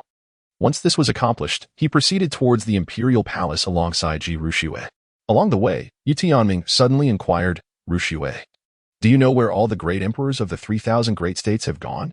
At the sound of this question, Ji Rushue's body trembled slightly before she responded. This question has indeed sparked speculation among the various factions. Logically, once one attains the status of a sage, their lifespan should be limitless. Given the passage of so many epochs, there should be a multitude of emperors. Yet, in the present 3,000 great states, not a single emperor remains. As she spoke, Ji Rushue shook her head. In truth, the major factions are at a loss regarding the occurrences, including those sages who still live. Some speculate that the emperors have all departed the 3,000 great states for the myriad realms. Others conjecture that a cataclysmic event once transpired, during which all the emperors sacrificed themselves to avert disaster. It seems that at some point, the emperors began to vanish gradually. Even those who later attained the title of emperor would, at most, last for a mere 100,000 years before they too disappeared. Is it possible that no sage possesses knowledge of these secrets? Have those imperial clans never sought out their ancestors? Ye Tianming expressed his confusion. At the level of an emperor, sages lack the qualification to know their whereabouts. Even if a sage were aware, it is likely they would remain silent. There have been speculations that this mystery may be tied to secrets surrounding the ascension to emperor. Ji Ruxue sighed softly. Her curiosity about the whereabouts of those ancient emperors evident. Yet, before those emperors, they were no different from mere ants. Such secrets concerning emperors are far beyond the comprehension of beings like them. To uncover the truths behind this enigma, I suspect only those who have attained the status of emperor can do so, Ji Ruxue concluded. Upon hearing this, Ye Tianming felt a deep sense of melancholy. The two continued their journey toward the imperial city of the Great Qian Dynasty, engaging in discussions about ancient secrets. Before long, they arrived at the gates of the capital. Once bustling and prosperous, the imperial city of the Great Qian Dynasty had gradually fallen into desolation and decline. The grand and imposing capital was now shrouded in layers of formations. Numerous soldiers stood guard at the city gates, and even those entering or exiting the imperial city faced thorough scrutiny. As Ye Tianming and Ji Ruxue approached the city, the guards promptly halted their passage. I am Ye Tianming, the crown prince of the Great Qian Dynasty. Ye Tianming narrowed his eyes slightly and promptly produced the token that attested to his identity. The soldiers guarding the city, upon recognizing him, immediately offered a respectful salute. Subsequently, the leading general inquired, Your Highness, the Crown Prince, are you not in Kanglan Prefecture? What brings you back at this moment? Ye Tianming replied, having heard that Father Emperor has entered seclusion and that the celestial demon sect is eyeing us covetously. I hasten my return from Kanglan Prefecture. May I now enter? Ye Tianming replied indifferently, Of course, Your Highness, please proceed. The general had been guarding the imperial city and was well aware of the profound affection the Emperor Qian held for the esteemed crown prince before him. Should he offend Ye Tianming, he would likely face dire consequences in the future. Brother? Just as Ye Tianming was about to enter the imperial city, a figure clad in armor suddenly descended from the sky. It was none other than the fourth prince of the Great Qian Dynasty, Ye Tianming. Fourth brother? Ye Tianming cast a glance at Ye Tianming, then turned to Ji Ruxue with a smile, saying, I presume this esteemed lady is the elder sister-in-law, the foremost talent of Kanglan Prefecture. Ji Ruxue nodded slightly, acknowledging the introduction. Ye Tianming continued with a chuckle. I had thought that my royal brother would remain in Kanglan Prefecture indefinitely. It truly surprises me that he has returned now. Fourth brother, if you have something to say, please speak plainly. I am not fond of convoluted expressions. Ye Tianming furrowed his brow and spoke. Upon hearing this, Ye Tianming was momentarily rendered speechless, then let out a cold laugh, saying, Imperial brother, your return now, while our father is gravely injured and in seclusion, is solely for the throne. But do you truly believe that in the current state of the Great Qian Dynasty, our father would bequeath the throne to you? Even with the backing of the Ji family, which is not situated in Kanglan Prefecture, you ought to remain in Kanglan and not wade into these turbulent waters. After absorbing Ye Tianming's words, Ye Tianming realized that his counterpart assumed he had come to vie for the throne. He could not help but retort, Do you think I am like you, fixated solely on the throne? With that, Ye Tianming disregarded Ye Tianming entirely and directly led Ji Ruxue into the imperial city. Watching the retreating figures of Ye Tianming and Ji Ruxue, a shadow flickered in Ye Tianming's eyes. He then scoffed. You cannot truly believe that having the Ji family as your backing guarantees you the throne. With our father in seclusion, you return with only Ji Ruxue. How utterly arrogant. After this, he too stepped into the imperial city of the Ye Qian Dynasty. Following a minor incident at the city gate, Ye Tianming and Ji Ruxue swiftly arrived at the palace, having already informed Ye Xiaoxiao of his return. Ye Xiaoxiao had been waiting outside the palace for Ye Tianming. Upon seeing her brother return safely, her eyes brimmed with tears, and she immediately rushed forward, embracing Ye Tianming. "Elder brother, you have finally returned. I have missed you dearly." Upon witnessing this, Ye Tianming gently smiled and affectionately ruffled Ye Xiaoxiao's hair, saying, "Your elder brother misses you dearly. At such an age, why are you still in tears?" As he spoke, he drew Ji Ruxue closer and introduced her with a smile. "This is your sister-in-law, Ruxue." Ji Ruxue had heard Ye Tianming speak of Ye Xiaoxiao before, and at this moment, she also smiled and said, "You must be Xiaoxiao, right? My husband often mentions you. Greetings, sister-in-law." Ye Xiaoxiao promptly greeted him with a smile. Subsequently, under Ye Xiaoxiao's guidance, Ye Tianming made his way towards the imperial palace. Along the way, Ye Xiaoxiao continuously shared with Ye Tianming some recent occurrences within the palace. "Elder brother, are you aware of our father's seclusion?" Ye Xiaoxiao inquired. "I am aware." Ye Tianming nodded slightly. "Elder brother, Father Emperor would never. Rest assured." "It is impossible." Ye Tianming abruptly interrupted Ye Xiaoxiao, speaking with resolute certainty. He was uncertain whether the Emperor Qian had sustained injuries or the severity of such injuries. However, Ye Tianming was confident that with the abundance of spiritual medicines he possessed, ranging from Dao tier to Saint tier, and even a considerable number of Emperor tier elixirs, he could undoubtedly save the Emperor Qian, regardless of the gravity of his condition. Subsequently, Ye Tianming gleaned more detailed information from Ye Xiaoxiao. Ever since Emperor Qian had entered seclusion, all matters, great and small, within the Great Qian Dynasty had been entrusted to Prime Minister Zhang Ju. As for Yi Wushuang, Yi Yuanming, Yi Xiuzhu, and Yi Xueyu, those ambitious princes and princesses vying for the throne, they had long since begun their covert and overt struggles for power. Each had returned to the imperial palace, seeking to rally support from the ministers and other influential factions within Taishan Prefecture. Prime Minister Zhang Ju, for his part, chose to turn a blind eye to these machinations. In summary, while the palace appeared tranquil on the surface, beneath the facade lay tumultuous undercurrents, where a single misstep could lead to irretrievable ruin. Before long, the group arrived at the grand hall of the palace, where a solitary figure stood, gazing at Ye Tianming with a weary sigh.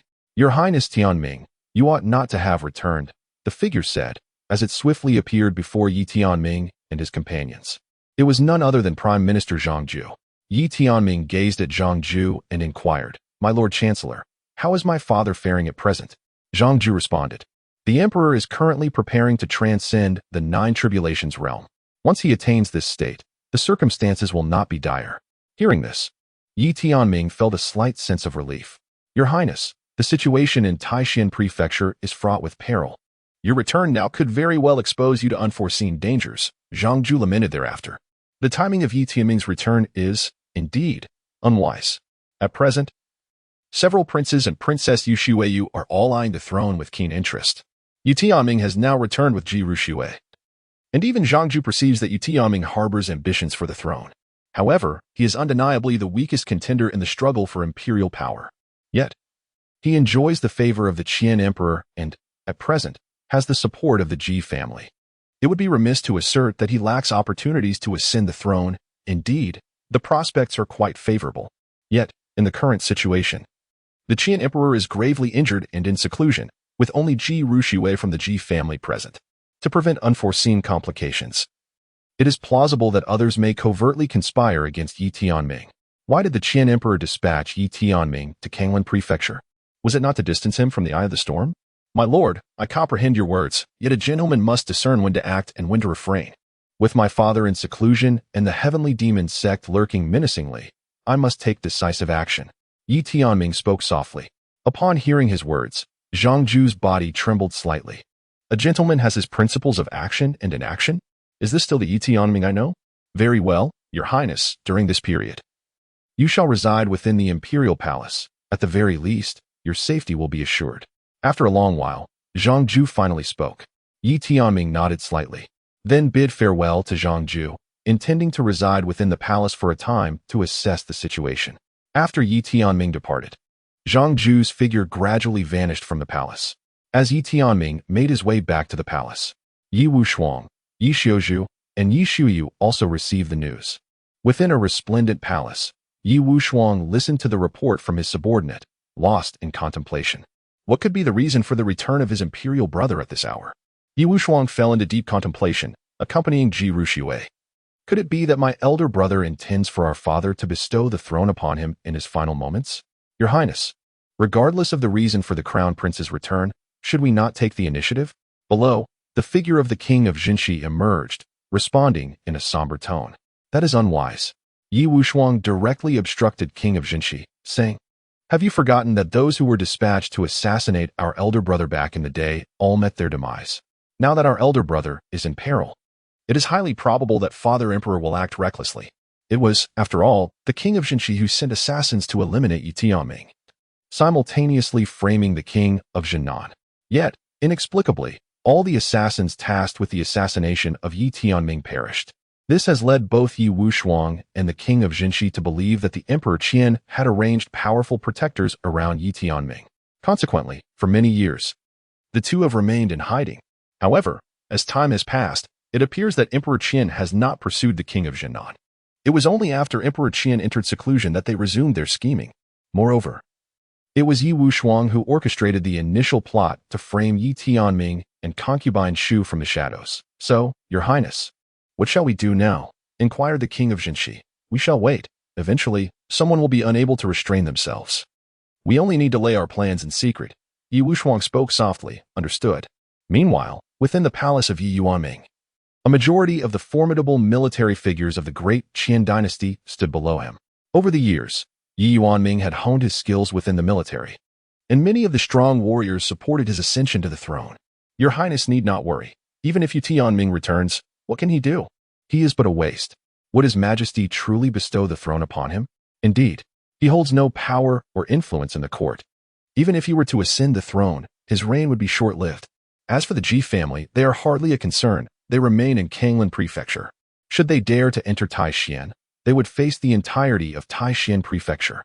Listening to the military leaders below him exchanging words, Ye Tianming gently waved his hand, signaling them to silence. It matters not. Command the Yuling army and the Longshao army to be prepared at all times.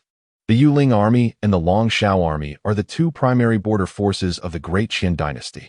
Due to the influence of the Heavenly Demon sect, these two border armies had been recalled to the imperial city, now stationed not far from the capital of the Great Qian Dynasty. However, this also presented Ye Tianming with an opportunity. With a single command, the two border armies would rally to support him as the new ruler of the Great Qian Dynasty. This was one of Ye Tianming's trump cards. Of course, all of this hinged upon the demise of Emperor Qian.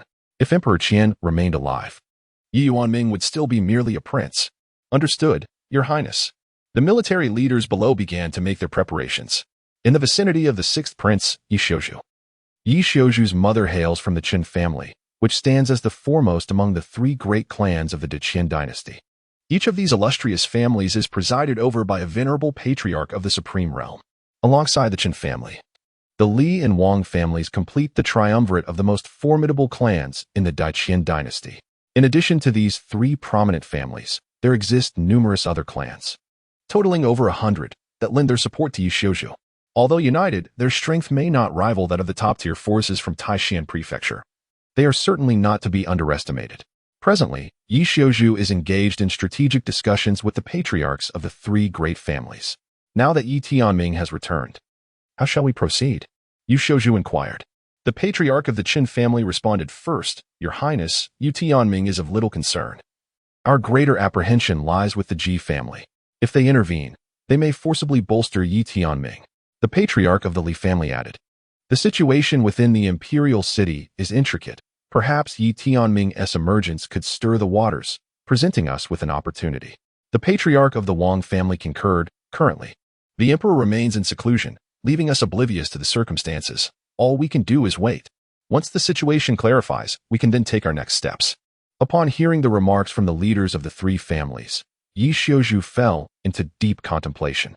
After a considerable pause, he declared, Let us hold our positions for now, while simultaneously dispatching envoys to the Ji family to gauge their intentions. Meanwhile, within the Qianqing palace of the harem, a beautiful matron sat across from Ye Xiuzhu. This matron was the previous saintess of the Baiyu sect and the current virtuous consort. Xueyu, she began.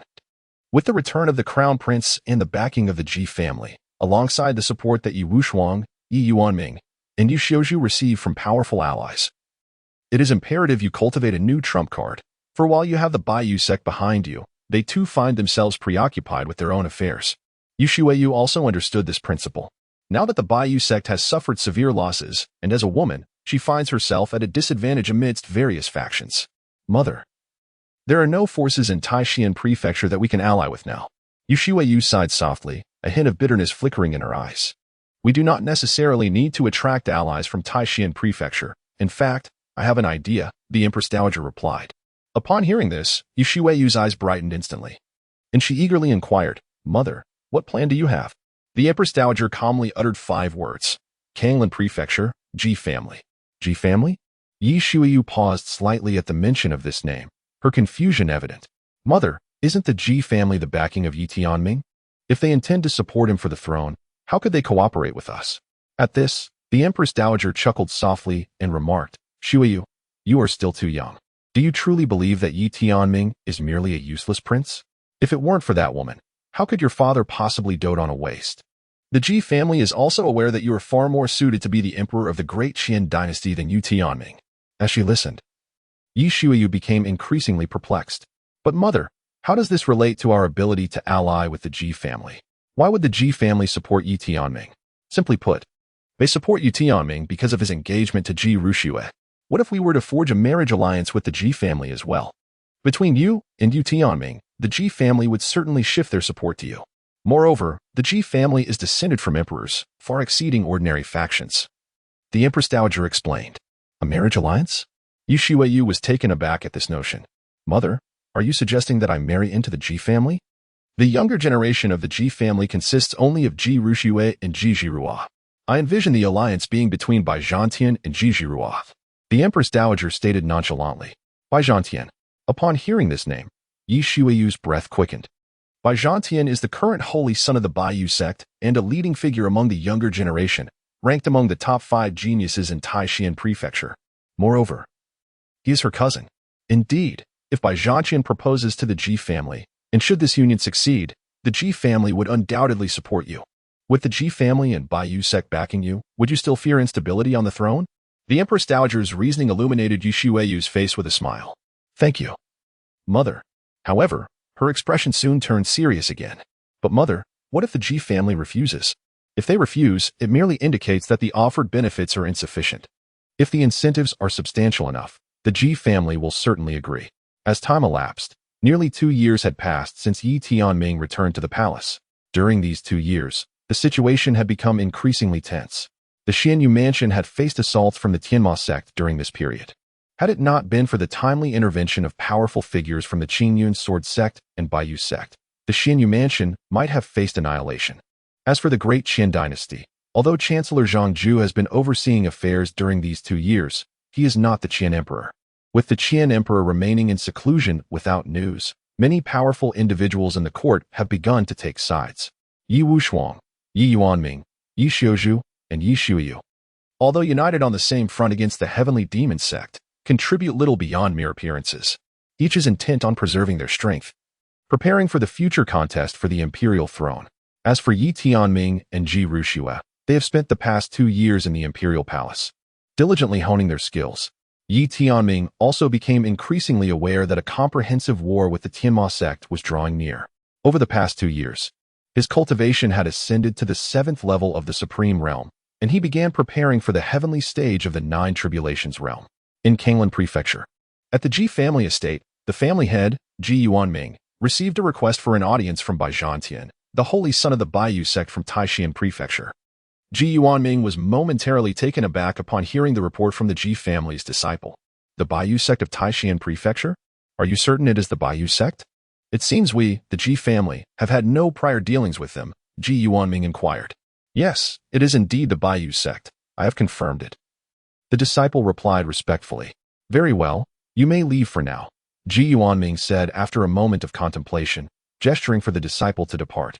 The Baiyu sect, while a top-tier force in Taishan Prefecture, had never been in contact with the Ji family. Why would they suddenly come to us? Ji Yuanming pondered for quite some time without arriving at an answer. Have you forgotten that? Within the Dacian dynasty, various princes are vying for the throne? The Baiyu sect's visit likely aims to forge an alliance with us, Shin Muxin interjected, casting a knowing glance at Ye Tianming. I have heard that Tianming's younger sister is closely associated with the Baiyu sect. Being a woman, she would undoubtedly require substantial backing to secure the throne. Upon hearing this, Ye Tianming experienced a moment of clarity. The Ji family was quite knowledgeable about the affairs of the Dacian dynasty, especially since they had received messages from Ji Rushui intermittently over the past 2 years. The power struggles for the throne had reached a fever pitch. However, with Tianming in the picture, do you think they stand a chance? Ye Tianming chuckled, shaking his head. If Ye Tianming were truly as incompetent as rumored, Ye Tianming might have found the prospect of an alliance with the Baiyu sect appealing. Yet now that he was aware of Ye Tianming's true capabilities, how could he possibly consider other options? Regardless of the outcome, since the envoy from the Baiyu sect has arrived, we ought to meet with them, Shin Muxin suggested. Indeed. Let us go and greet this holy son of the Baiyu sect, Ye Tianming agreed. Soon, Bai Zhantian was led into the grand hall by a disciple of the Ji family. Behind him stood 2 powerful figures from the Baiyu sect, one at the Supreme Realm and the other at the Yaoguang Realm. Given the perilous conditions in Taishan Prefecture, the Baiyu sect would not risk sending Bai Zhantian to Kanglan Prefecture without sufficient protection. I am Bai Zhantian, and I extend my greetings to you, esteemed Ji Elder. Bai Zhantian bowed respectfully to Ye Tianming, clad in white robes and bearing twin blades on his back, exuding an air of remarkable valor. Ah, Bai Zhantian, my young nephew, I did not expect your visit to our Ji family. It is indeed a rare occasion. Ye Tianming responded with a hearty laugh, instructing his attendants to prepare seats and tea. Although he had never interacted with the Baiyu sect before, he recognized the importance of extending due courtesy. I have heard that the mother of our dear Shuyu is the previous holy maiden of the Baiyu sect, and since Ye Shuyu is Tianming's sister, and Tianming is now our Ji family's son-in-law, it seems our 2 families share a close connection, Shin Muxin remarked with a smile. Her words immediately bridged the gap between Bai Zhantian and the Ji family. I am honored. The Ji family is of imperial lineage, and I hold the Void Emperor in the highest regard, Bai Zhantian replied with a smile. Despite the Ji family's decline and their separation from the imperial lineage, the blood that ran through their veins was still that of an emperor, and none dared to show disrespect. That was many years ago, and we are no longer connected to the imperial Ji family. There is no need for you to feel constrained, my young nephew, Ye Tianming replied with a chuckle. After some polite exchanges, Ye Tianming finally inquired, what brings you to our Ji family today, Bai Zhantian? Upon finally addressing the main topic, Bai Zhantian stood up, bowed respectfully to Ye Tianming, and stated, I have come with a specific request, and I hope that you, Uncle Ji, will grant it. Upon hearing Bai Zhantian's words, Ye Tianming and Shin Muxin exchanged a knowing look, confirming their expectations. I wish to propose a union with the second daughter of the Ji family. By joining forces, the Ji family and the Baiyu sect could undoubtedly dominate the surrounding prefectures, Bai Zhantian declared passionately. After expressing his intentions, he took a moment to boast about himself. As the holy son of the Baiyu sect, I will inevitably become its leader, and I hope you will support my endeavor. However, after Bai Zhantian concluded his speech, he anticipated a swift agreement from Ye Tianming. Yet, upon observing the expressions on Ye Tianming and Shin Muxin's faces, his heart sank momentarily. Nevertheless, he quickly shook his head, contemplating silently. Ye Tianming, that inept individual, has managed to wed the eldest daughter of the Ji family. How could I, as the scion of the Baiyu sect, possibly fail to secure the hand of the second daughter of the Ji family? Bai Zhantian possesses considerable confidence regarding this impending union. Ye Tianming is capable, and Bai Zhantian is even more so. However, he soon sensed something amiss. Why did Ye Tianming and Shin Muxin look at him as if he were a fool? No. It must be an illusion. Bai Zhantian reassured himself. Cough, cough. Suddenly, Ye Tianming cleared his throat and smiled. Zhantian, my dear nephew. You know that Ji Ruo has grown up, and her decisions are no longer ours to dictate. This. Ye Tianming appeared somewhat troubled, as he had not anticipated that the Baiyu sect would resort to marriage alliances to court the Ji family. Yet, upon reflection, it made sense, after all. Marital unions are indeed the most effective means of alliance. Moreover, Bai Zhantian's background and talents were truly well matched with Ji Ruo. Regrettably, Ye Tianming was aware of Ji Ruo's affections for Ye Tianming, which troubled him greatly. How could both of his daughters harbor feelings for Ye Tianming? Zhan Tian. The marriage between Tianming and Ru Shui was initiated by them. If you wish to marry Ji Ruo, perhaps you should first converse with her? After all, you have yet to meet. At this moment, Shen Muxin interjected. Upon hearing this, Bai Zhantian was instantly elated and hurriedly expressed his gratitude. Observing his reaction, Shen Muxin nodded slightly and summoned a maid, instructing her to escort Zhan Tian to Ji Ruo so that the young people could converse. Yes. The maid complied and led Bai Zhantian to Ji Ruo's residence. After Bai Zhantian departed, Ji Yuanming could only smile wryly and remarked, "Do you believe this affair will succeed? Whether it can succeed, do you not already know?" Shen Muxin retorted, "Then why did you allow Ji Ruo to meet him? He's a guest. We cannot simply drive him away." At the Ji family courtyard, Ji Ruo addressed Bai Zhantian, "Please, young Master Bai." She instructed Xiao Chui to bring a pot of tea. "Thank you, Miss Ji Ruo." Bai Zhantian smiled slightly and drank the tea in one gulp. Shen Muxin had already discreetly informed Xiao Chui of Bai Zhantian's arrival. "Since young Master Bai has finished the tea, it is time for you to leave." Ji Ruo's tone was indifferent, lacking any warmth. "What do you mean by that, Miss Ji Ruo?" Bai Zhantian's expression darkened in an instant. He had assumed Ji Ruo invited him for tea because she harbored feelings for him, but now she was asking him to leave? "You should consider it fortunate that I did not bar you at the door. Please know your place." Ji Ruo frowned slightly and continued. "There can never be any outcome between us." At this moment, Bai Zhantian's countenance had turned sullen, and he asked coolly, "Miss Ji Ruo, may I inquire what it is about me that displeases you? Young Master Bai is quite admirable, but my heart already belongs to another. I ask that you take your leave." With that, Ji Ruo turned to enter her house. "Who is this person?" Bai Zhantian exclaimed in agitation, unable to fathom that he would not win Ji Ruo's affection. "This matter does not concern you," Ji Ruo replied coldly. "Take one step closer and the poison within you will activate. I suggest you think carefully." "Poison?" Bai Zhantian's expression froze in shock as he gazed at Ji Ruo. He hastily began to circulate his energy, discovering an unusual force within him. "Young Master Bai, the tea you just drank contained the seed of the dual-source spirit herb.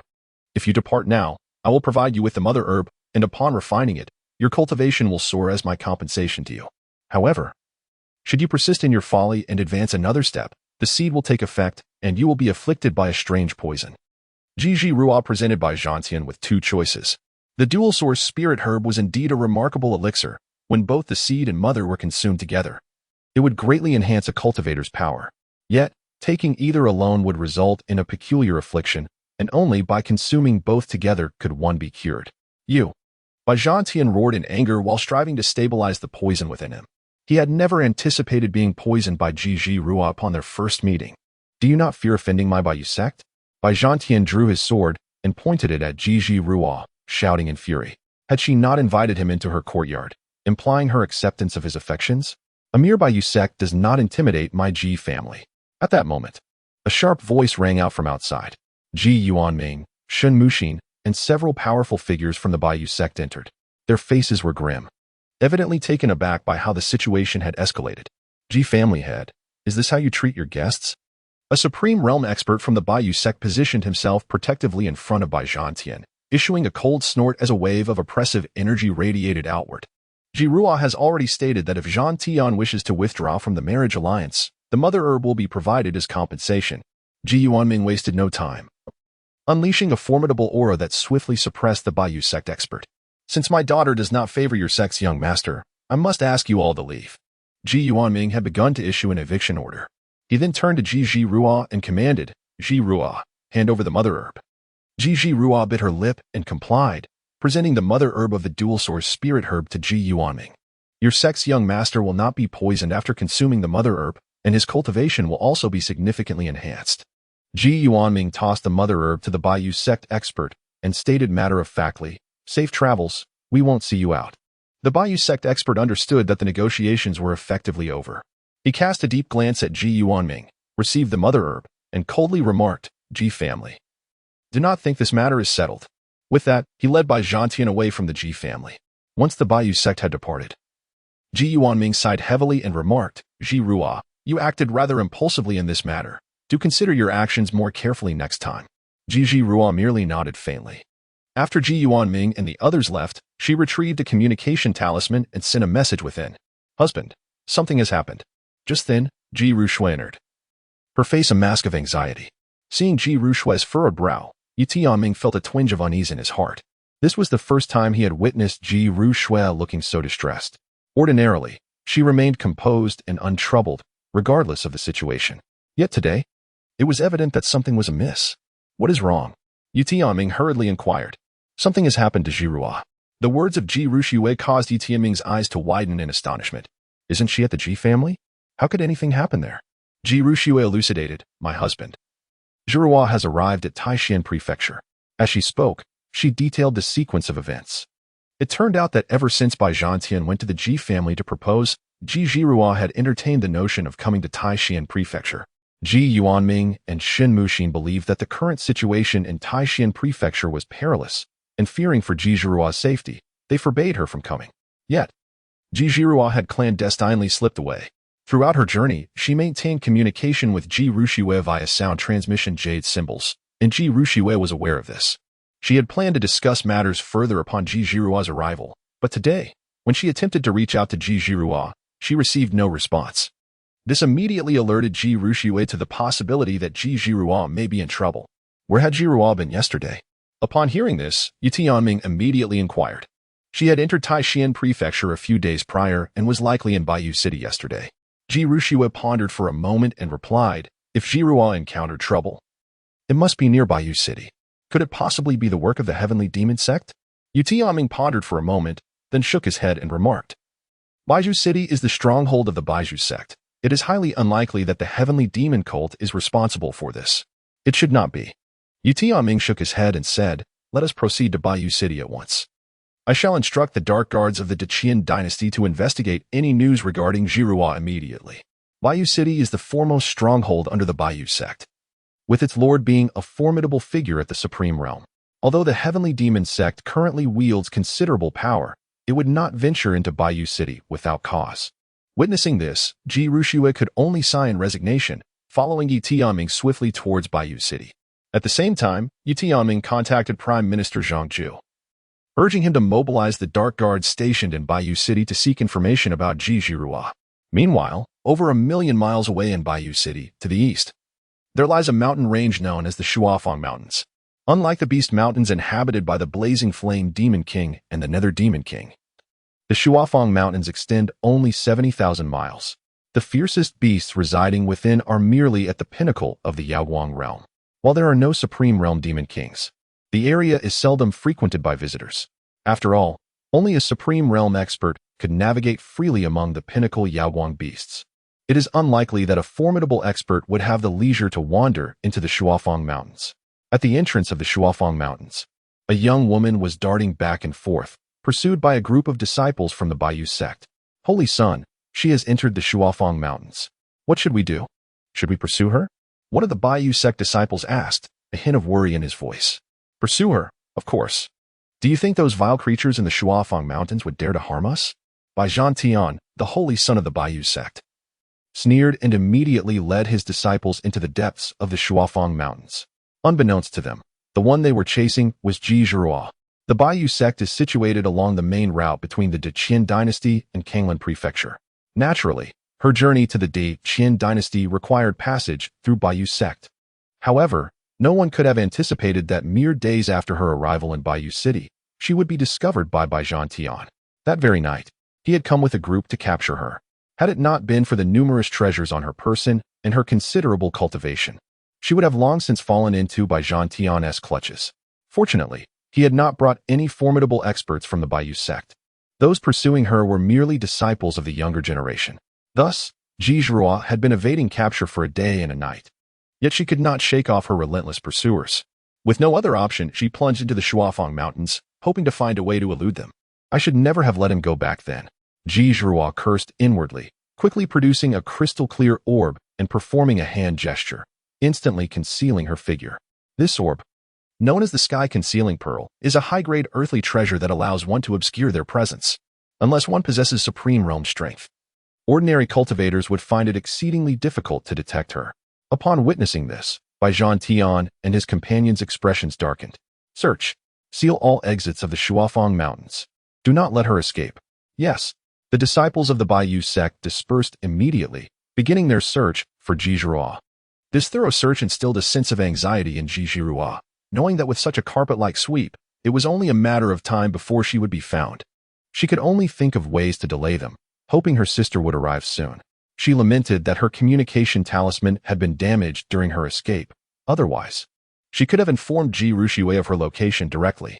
Soon after, Ji Ruxue followed stealthily behind one of the departing Baiyu sect disciples. Who is this girl that has provoked such ire from our holy son? Two Baiyu sect disciples wondered aloud while searching for Ji Zhirua. Let me tell you. But you must not divulge it to anyone, one disciple replied, glancing around cautiously. You know me well enough to trust me, Jean Dia. The one known as Jean Dia assured, thumping his chest. Previously, our holy son sought a marriage alliance with the Ji family, but alas, he was rejected by the second young lady of the Ji family and even suffered a grievous injury. This girl seems to be the second young lady of the Ji family. What? Are you saying our holy son is a eunuch? Jean Dia exclaimed, startling the nearby birds into flight. Shut up. The other disciple, hearing Jean Dia's outburst, scowled and hastily covered his mouth. Keep it down. I merely overheard it. So don't spread it. All right. All right.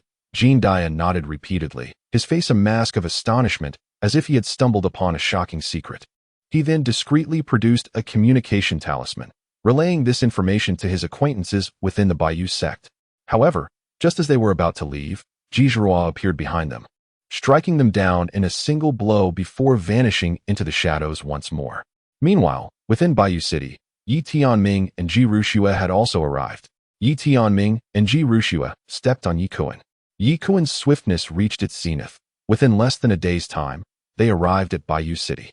Ye Qian was thoroughly exhausted. After transforming into a human form, he had been plagued by relentless bouts of nausea and distress. At that moment, a young attendant from the inn approached with a smile and inquired, Are you two here in Baiyu City for business? Gazing at the attendant, Ye Tianming retrieved a token from his bosom and replied, I have been entrusted by the crown prince to come to Baiyu City. Ye Tianming had long concealed his and Ji Ruxue's appearances with spiritual power. To outsiders, they appeared to be nothing more than ordinary passers-by, devoid of any resemblance to Ye Tianming and Ji Ruxue. Upon seeing the token, the waiter hastily prepared to bow. No need for that. Lead us to your manager. This waiter was one of the clandestine operatives assigned by the Great Qian Dynasty to the Baiyu sect. In the past, the major powers of Taishan Prefecture would often vie for various resources, occasionally erupting into small-scale conflicts. Though they had never escalated to the point of life-and-death confrontations between the two forces, each faction would place spies within the others, and the Great Qian Dynasty was no exception. Were it not for the recent surge in strength of the Heavenly Demon sect, compelling the major factions to unite, the internal strife among the powers of Taishan Prefecture would likely have intensified. Please, this way. The waiter swiftly gestured for them to follow, guiding Ye Tianming, Ji Ruxue, and Ye Qian toward an establishment known as the Forgetting Worries Tavern in Baiyu City. This tavern was the largest in the Baiyu sect, with ingredients sourced even from magical beasts. Consuming the food would bolster the health of ordinary individuals, while cultivators would experience significant advancements in their cultivation. The beverages offered were exquisite wines from various regions, and all of this came at a considerable cost. Only the affluent and noble could afford to dine at Forgetting Worries Tavern. Disciples of the Baiyu sect and members of prominent families were the only ones eligible to visit. Little did anyone suspect that this tavern served as the largest hidden stronghold for the spies of the Great Qian Dynasty, typically operating in the shadows, only to be activated in the event of war between the Baiyu sect and the Great Qian Dynasty. Upon receiving news of Ye Tianming's arrival, Zhang Ju immediately instructed the tavern staff to begin gathering intelligence. As Ye Tianming entered Forgetting Worries Tavern, the proprietor greeted him with a broad smile. Ah, young Master Yi, you've finally arrived. A room has been prepared for you. Please, follow me. With that, the owner warmly led Ye Tianming to the innermost chamber of the tavern. Your subordinate pays respects to you, my lord. The tavern owner bowed respectfully upon noticing Ye Tianming's presence. He was not well informed about the palace's affairs, only aware that he had received an order from the Great Qian Dynasty's royal palace that very day, instructing him to investigate the whereabouts of Ji Ruxue's younger sister, Ji Zhirua. Beyond this, he was completely in the dark, even unaware of who had issued the command. Knowing too much could often lead to peril, especially for operatives like him, who were only required to relay messages and execute orders without questioning the motives behind them. Naturally, He had no inkling that the individuals before him were the very Ye Tianming and Ji Ruxue themselves. Ye Tianming inquired directly, "What progress have you made on the information I requested you to investigate?" The innkeeper replied respectfully, "My lord, all the findings from the investigation are contained within this jade talisman." As he spoke, he produced the meticulously prepared jade talisman and presented it to Ye Tianming. Ye Tianming took the jade talisman, and with a mere thought, he immediately comprehended all that had transpired. Ji Zhirua had arrived in Baiyu City 5 days prior. And the following night, the holy son of Baiyu sect, Bai Zhantian, led a group of disciples to apprehend her, given that Baiyu sect wielded absolute authority in Baiyu City. And with Bai Zhantian himself present, no one dared to approach, and few were aware of the unfolding events. Subsequently, after a brief confrontation with several disciples of Baiyu sect, Ji Zhirua managed to escape, fleeing towards the Shuo Fang mountain range, located 100,000 miles east of Baiyu City. As for the rest, the shadowy agents were unable to uncover further details. Upon receiving this intelligence, Ye Tianming promptly departed from the Wangyu Tavern with Ji Ruxue. As they left, he made sure to remind her, keep me informed of any news regarding Ji Zhirua and Bai Zhantian. Soon after, Ye Tianming and Ji Zhirua exited Baiyu City, hastening towards the Shuofang mountain range. "Husband, so much time has passed, Zhirua." Ji Ruxue hesitated to voice her concerns, feeling remorseful. "I should have gone to fetch Zhirua earlier. Then she wouldn't have encountered such trouble. Do not fret, Ruxue. Zhirua will surely be safe. If a single hair is harmed, I will ensure Baiyu sect pays dearly." Ye Tianming gently offered words of comfort. The distance of 100,000 miles was not insurmountable. With Ye Tianming's speed, he reached the Shuofang mountain range in less than half an hour. Gazing down at the mountains, his spiritual awareness swiftly enveloped the area. However, the Shuofang mountain range stretched an impressive 70,000 miles, making it impossible for his consciousness to cover such vastness. Suddenly, as if struck by an idea, he inquired, "Ruoxue, do you possess anything that belonged to Zhirua?" Ji Ruoxue was taken aback, uncertain as to why Ye Tianming sought items that had once belonged to Ji Zhirua. Nevertheless, she produced a jade pendant, stating, this pendant was one that Zhirua wore for a long time. Ye Tianming nodded, and in his hand, a compass materialized. This compass, known as the locating compass, was merely a trinket of earthly grade. Its function was as its name suggested, capable of locating objects and individuals. However, its usage was somewhat demanding. It required an item closely associated with the target to serve as a catalyst, and its effective range was limited to 100,000 miles. Consequently, after acquiring the locating compass, Ye Tianming had relegated it to the confines of the system's repository, neglecting it since. To his surprise, it proved useful at this moment. Soon, on the locating compass, Ye Tianming beheld a golden butterfly composed of spiritual energy, fluttering its wings and soaring towards a specific direction. Upon witnessing the scene, Ye Tianming promptly followed the butterfly, making his way toward that particular location. "Ah, run away? Are you not swift?" Deep within the Shuofang mountain range, Bai Zhantian led a group of disciples from the Baiyu sect to encircle Ji Zhirua. Behind Bai Zhantian loomed a fearsome beast, a colossal python measuring over 100 feet in length, adorned with a formidable, unyielding horn atop its head, rivaling the might of a celestial-grade spiritual artifact.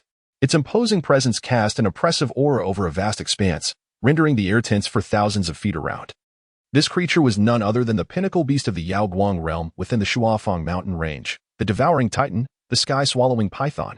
Low-level cultivators who dared to enter felt their life essence spiraling out of control, as if they might explode at any moment. "You nearly escaped," Bai Zhantian sneered, having sacrificed no fewer than 20 of his disciples to capture Ji Zhirua. Yet, they had almost allowed her to flee. "Now, I have secured this human for you. I trust the Holy Sun will not forget his promise to me. Rest assured, what I have spoken, I shall honor," Bai Zhantian replied. Were it not for his pledge to the sky-swallowing python, ensuring its ascent to the supreme realm in exchange for Ji Zhirua's capture, he might have indeed failed this endeavor. "Bai Zhantian, I am the second miss of the Ji family. Do you not fear inciting a war between the Ji family and the Baiyu sect?" Ji Zhirua exclaimed in fury, astonished that the sky-swallowing python would ally with the Baiyu sect. "War? If I were to slay you here, who would ever know?" Bai Zhantian roared defiantly. "The Ji family? Does my Baiyu sect fear them?" Ji Zhirua felt a chill run down her spine. Could it be that she was truly to perish here today? "Fear not. The news of your demise shall remain concealed," Bai Zhantian cackled wickedly. "However, before you meet your end, the matter of our union must be addressed. With that declaration, he erupted into raucous laughter, joined by the disciples of the Baiyu sect. But just as the laughter echoed, several piercing sounds sliced through the air. Heads of the Baiyu sect disciples began to fall one by one. Soon, 10 flying swords emerged from the distance, and wherever they passed, heads rolled. The Baiyu sect disciples scarcely had time to react before their heads were severed. What? Bai Zhantian exclaimed in horror, hastily seeking refuge behind the sky-swallowing python. As the pinnacle beast of the Yaoguang realm, the python now swung its massive form, searching for the hidden assailants. In an instant, only Bai Zhantian and the sky-swallowing python remained in the arena. The flying swords circled around Ji Zhirua, enveloping her in a protective formation. Seeing the swords, Ji Zhirua's expression brightened. Just then, a pair of delicate hands supported her from behind. Before her stood a figure clad in white, arms crossed behind, facing away from her. Sister. Upon seeing Ji Rushua, Ji Zhirua smiled softly, collapsing into her sister's embrace. Zhirua, are you unharmed? Ji Rushua's eyes brimmed with concern as she produced a pill and administered it directly to Ji Zhirua. Who are you? Bai Zhantian bellowed. How dare you meddle in the affairs of my Baiyu sect? We are the ones who shall end your life. Ye Tianming let out a cold snort.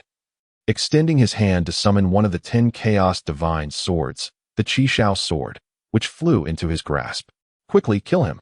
Only by keeping me alive can you transcend to the supreme realm. Bai Zhantian urgently shouted at the devouring serpent. Seeing this, the massive serpent narrowed its large serpentine eyes slightly and rumbled from its belly. Esteemed one, this matter has nothing to do with me. I shall take my leave now. Upon witnessing the devouring serpent's sudden cowardice, Bai Zhantian became frantic. You cannot leave. If I perish, the Baiyu sect will never let you off. They will surely raise the Shuafang mountain range to the ground. And so what? The serpent retorted, unfazed by Bai Zhantian's threats. As a great demon of the Yaoguang realm, as long as he did not require the strength of a supreme realm expert, there was no place in the entire Taishan prefecture that he could not inhabit. Although the Yaoguang realm was not considered the pinnacle of combat prowess in Taishan prefecture, it was certainly regarded as among the elite. With that, the devouring serpent prepared to depart. Did I grant you permission to leave? At that moment, Ye Tianming's voice resonated, imbued with an overwhelming pressure that sent a shiver down the serpent's spine. Esteemed one, do you truly wish for a fight to the bitter end? The devouring serpent flicked its forked tongue, growling from its belly. A fight to the bitter end? You lack the qualifications for such a confrontation. With those words, Ye Tianming brandished the Qishao sword and swung it toward the devouring serpent. Seeing that his adversary had no intention of letting him go, the devouring serpent took action as well. It opened its cavernous maw, summoning a tempest within the Shuafang mountain range. Subsequently, boulders, trees, and even the corpses of some Baiyu sect disciples were all devoured by the devouring serpent. You enjoy swallowing? Then let me grant you your fill. Ye Tianming declared as he infused the Qi Shao sword with Ziwei celestial fire and hurled it forward. As the Qi Shao sword, enveloped in flickering purple flames, approached, a glimmer of disdain flashed in the devouring serpent's eyes. It was reputed to be capable of consuming anything. In the next instant, the Qi Shao sword was swallowed whole by the devouring serpent. I have changed my mind. Now, I shall consume you. The devouring serpent roared, an expression of disdain crossing its features. It had initially perceived Ye Tianming as formidable, but now it seemed he was merely a decorative facade. By devouring him, it might not even need the Baiyu sect to ascend to the supreme realm. Is that so? Ye Tianming's lips curled into a subtle smile as he softly uttered, slash. In the next moment, the colossal swallowing sky python suddenly changed its expression, writhing painfully on the ground. With a resonant clang, a sound akin to a sword's cry erupted from its abdomen, as a streak of light swiftly pierced through its vital point and returned to Ye Tianming's grasp. The Qi Shao sword, the very blade that had been consumed by the swallowing sky python, had obliterated its internal organs, emerging from its vital point in a lethal strike. What manner of sword is this? My divine devouring technique has utterly failed. The swallowing sky python gazed resentfully at the Qi Shao sword in Ye Tianming's hand, thrashing its massive body a few times before becoming utterly still. Subsequently, with a mere thought, Ye Tianming summoned the python's gallbladder into his palm. This gallbladder is a splendid ingredient for brewing liquor, and I have yet to indulge in the wine infused with the gallbladder of a pinnacle Yaoguang realm swallowing sky python. Who exactly are you? Bai Zhantian looked at Ye Tianming with terror, retreating in fear. Although he was the holy son of the Baiyu sect, he was still young and his strength was limited. How could he possibly contend with someone who so effortlessly dispatched a pinnacle Yaoguang realm swallowing sky python? Senior. If you spare me, I assure you that the Baiyu sect will grant you anything you desire. I beg you, please show mercy. Bai Zhantian, now utterly terrified, hastily knelt on the ground, pleading for his life. As Ye Tianming approached him step by step, he reflected that Bai Zhantian was the cousin of Ye Shuiyu. By such reckoning, they were also cousins. In fact, Ye Tianming had encountered Bai Zhantian a few times during their childhood. Bai Zhantian, oh Bai Zhantian, after decades apart. I never imagined you would come to this. Ye Tianming sighed. It has been decades since we last met. Who exactly are you?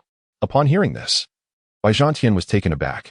The implication of those words suggested that the other party recognized him. If I recall correctly, you are indeed my cousin. Yet your grave mistake lies in your actions against Jirua. Ye Tianming replied casually, Cousin? Are you from the Qian Dynasty? Ye Wushuang? Ye Yuanming? Ye Shouju? No. That is not right. Their power is comparable to mine. You are not one of them. At this moment, countless figures flashed through Bai Zhantian's mind.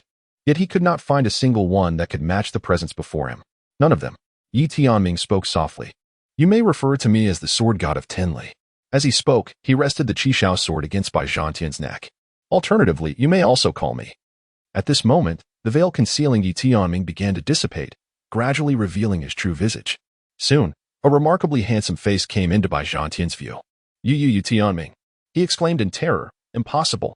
Absolutely impossible. You are the sword god of Tenli.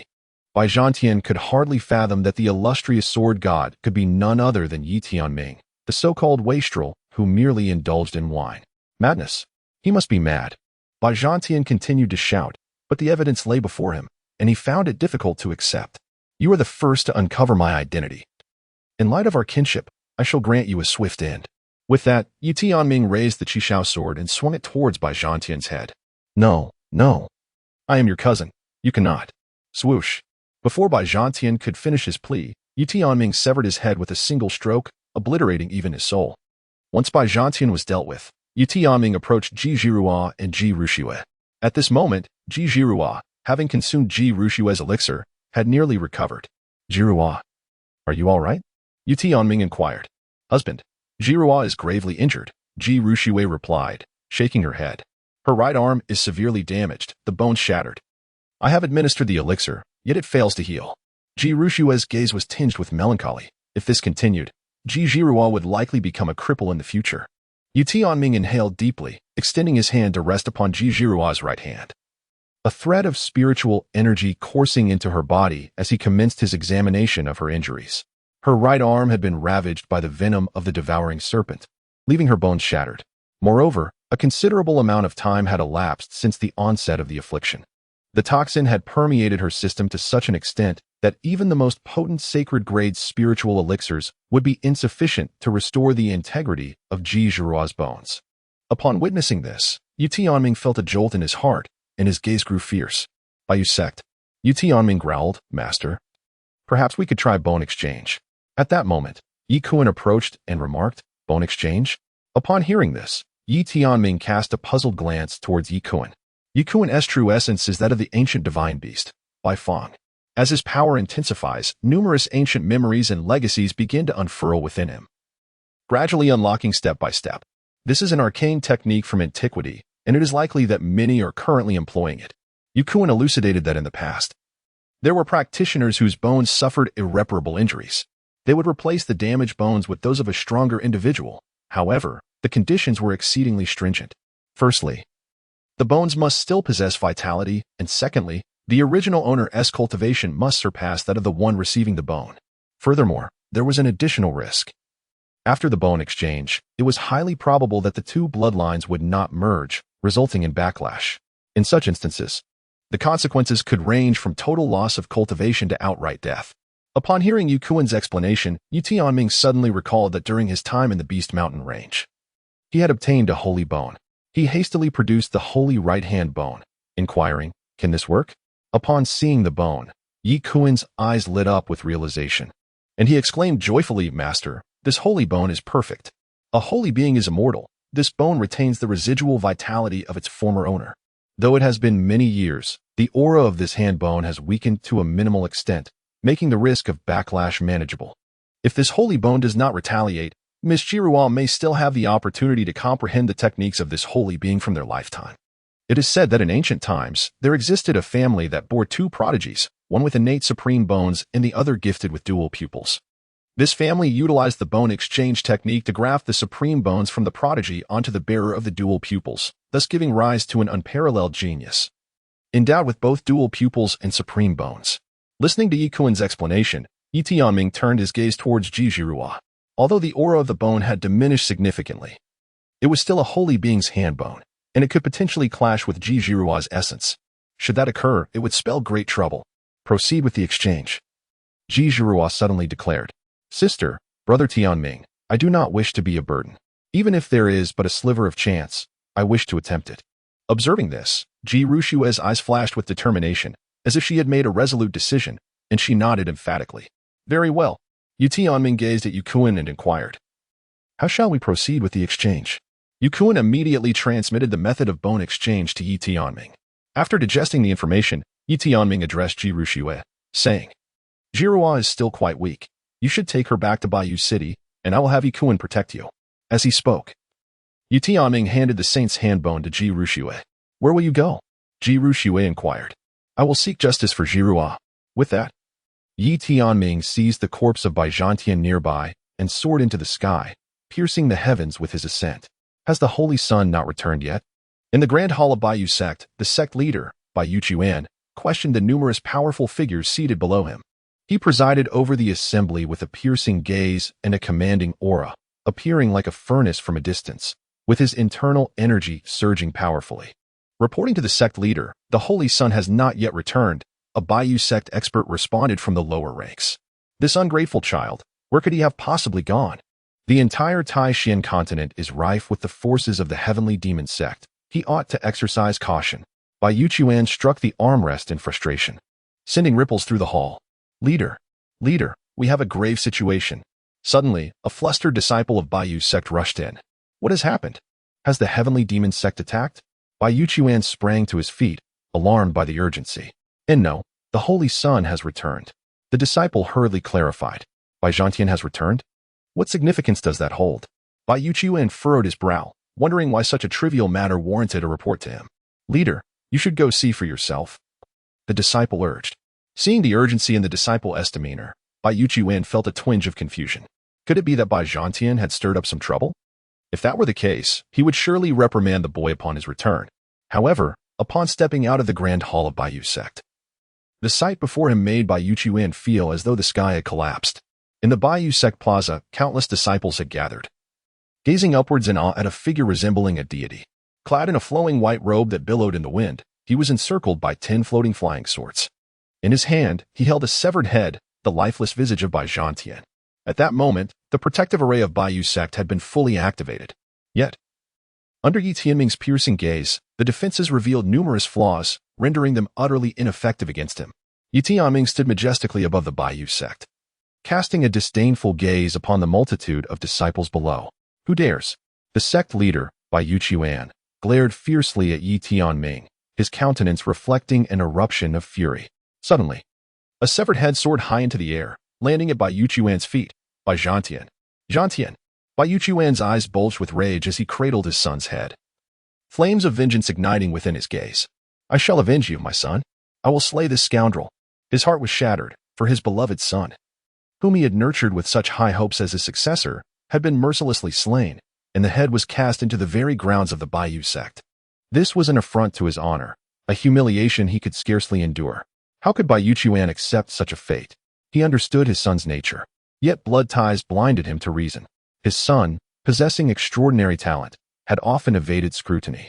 Even when trouble arose, the Baiyu sect and its leader shielded him. Never did Bai Yuchuan imagine that one day, his son would meet such a grim fate, with his head thrown back to the sect as an act of disdain. With a furious glare directed at Ye Tianming, Bai Yuchuan's seething rage sought an outlet. Sect leader, this man has breached our sect's protective formations. We should ascertain the reasons for this transgression. A formidable figure from Baiyu sect ventured to advise, only to be violently hurled away by Bai Yuchuan's hand. Foolish wretch. Once I have dispatched this brigand, we shall settle accounts. Bai Yuchuan bellowed, launching himself skyward, closing the distance to Ye Tianming to less than 100 paces. Both figures emanated formidable auras, undeterred by the weaker disciples beneath them. The air crackled with volatile energy, reverberating with explosive resonance. "Who are you to dare slay my son?" Ye Tianming demanded, his voice a tempest of fury. "Your son brought his fate upon himself through wicked deeds, bullying the weak, and provoking those he ought not to have trifled with," Ye Tianming replied coolly. "And yet, you had no right to take his life. Do you not comprehend that he is the holy son of the Baiyu sect?" Ye Tianming retorted, incredulous. "I am fully aware that he bears that title, however. His life taken is but a consequence. Shall he be permitted to take others' lives while his own remains untouchable?" Ye Tianming countered, his tone unwavering. "Ye Tianming mocked you." Ye Tianming was instantly rendered speechless. "Even if my son committed a grave error, you should never have taken his life." The aura of the White Feather sect's leader surged violently, reaching the pinnacle of the supreme realm, with an ominous hint of progressing into the Nine Tribulations realm. "Today, I shall slay you to avenge my son." Meanwhile, deep within the back mountains of the White Feather sect, a resounding clang echoed. A long blade sliced through the sky, soaring to Ye Tianming's side. The blade was enveloped by the ethereal silhouettes of 5 divine phoenixes, exuding an overwhelming presence. In that moment, the entire White Feather sect was enveloped by the resonant cries of these 5 phoenixes, the sect's treasured spirit artifact, the heavenly grade supreme quality. The 5 phoenixes' morning sunblade. The sect leader is truly determined to fight to the death. Upon witnessing Ye Tianming wield the 5 phoenixes' morning sunblade, a White Feather sect expert remarked with admiration, "With the holy sun deceased and the enemy approaching, if I were the sect leader, I would not be able to endure either," another expert from the White Feather sect added. "However, with 2 supreme realm powerhouses clashing, should the heavenly demon sect take advantage? Then," a White Feather sect expert sighed inwardly, continuing to gaze at the battlefield above. "Who exactly is this individual?" Observing his realm, "He appears to be only at the 7th level of the supreme realm, yet his aura is not in the least inferior to that of the sect leader. 10 flying swords encircle him? A swordsman? Could it be him?" An expert, after careful observation, exclaimed in astonishment. "Him? The 10-mile sword god." This name slowly escaped the lips of the expert, causing a ripple of excitement among the surrounding White Feather sect members. Since the emergence of the Heavenly Demon sect, if one were to speak of the most renowned figure in Taishan Prefecture, it would undoubtedly be the 10-mile sword god. Numerous plans of the Heavenly Demon sect have failed because of him. Even the discovery that the Great Qian Dynasty had fallen under the control of the Heavenly Demon sect was due to the 10-mile sword god. What a pity. With the 2 powerful adversaries of the Heavenly Demon sect clashing, one of them is bound to be injured. Just as these White Feather sect experts lamented, the battle in the heavens had already commenced. Ye Tianming's 10 flying swords were all imbued with the Ziwei heavenly fire, and his dual pupils were fully opened. His state of focus had reached an unprecedented level. This was his first encounter with a supreme being at the pinnacle of their realm, the leader of the Baiyu sect. In the public eye of Taishan Prefecture, undoubtedly ranked among the top 5 in strength, the 2 quickly engaged in battle, exchanging blows for hundreds of rounds. And both Ye Tianming and Ye Tianming grew increasingly astonished. They had not anticipated that, despite being 2 minor realms lower, Ye Tianming could contend with him so vigorously. In contrast, Ye Tianming's courage intensified with each exchange, as the 10 Chaos Divine Swords formed a tightly knit sword formation. Ye Tianming's attack struck against it, yet could not penetrate the sword array. After all, the 10 Chaos Divine Swords were divine weapons born from chaos itself, nurtured by the heavens and earth. Even imperial weapons paled in comparison to these 10 Chaos Divine Swords. Although Ye Tianming's current strength was insufficient to unleash their full power, it was exceedingly simple to withstand a high-grade spirit artifact. Even were he to leave them unattended for by Ye Tianming to strike, he would not leave so much as a scratch. Moreover, the 10 Chaos Divine Swords were further enhanced by the presence of the Ziwei Heavenly Fire, one of the 10 great divine fires, which was on par with the swords themselves. Very well, Ye Tianming exclaimed, stepping back. "With this strike, I shall see whether you can withstand it." Divine Demon 3 strikes. Ye Tianming roared, and suddenly, countless strands of spiritual power converged upon the Wufeng Chaoyang blade. The violent spiritual energy even demolished numerous structures beneath Baiyu sect. Observing Ye Tianming's move, many powerful figures within the Baiyu sect felt a surge of emotion. The Divine Demon 3 strikes were a martial technique bequeathed by their ancestors, said to have been comprehended by the founder after slaying countless powerful beings from the demon and divine races. One knowledgeable figure explained to the others. It is said that no powerful being from the demon or divine races could withstand the 3 strikes of our founder, hence the name Divine Demon 3 Strikes. While this figure spoke at length, Bai Yuqian had already charged toward Ye Tianming. His blade technique was sharp and relentless, as if he intended to cleave apart the very heavens and earth. Humph!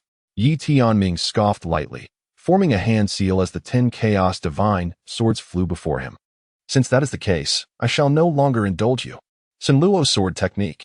Ye Tianming wielded 10 long swords, and behind him, a multitude of sword shadows took form. In an instant, countless sword phantoms coalesced behind him, enveloping the entire Baiyu sect in their ethereal presence. This sword technique was a mid-grade sacred martial skill rewarded by the system, possessing formidable power. It could swiftly transform into myriad long sword apparitions, inflicting widespread damage. The resonant clang of swords echoed as countless phantoms lunged toward Bai Yuqian. Upon witnessing this, Bai Yuqian bellowed in fury, brandishing his long blade to confront Ye Tianming's sword shadows. Quick! Activate the protective formation of the sect. The area of attack is too vast. We cannot allow them to destroy Baiyu's sect. Below, numerous powerful figures of Baiyu's sect shouted in unison, hastening towards the heart of the formation to activate the protective barrier. Ye Tianming and Bai Yuqian are both formidable powerhouses of Taishan Prefecture. Now, they have ignited their fervor, unleashing their ultimate techniques. If no intervention occurs, it is feared that by the time their battle concludes, the entire Baiyu sect may be annihilated. Soon, the protective formation of Baiyu sect was activated, enveloping the sect and its surroundings within a radiant barrier spanning hundreds of miles.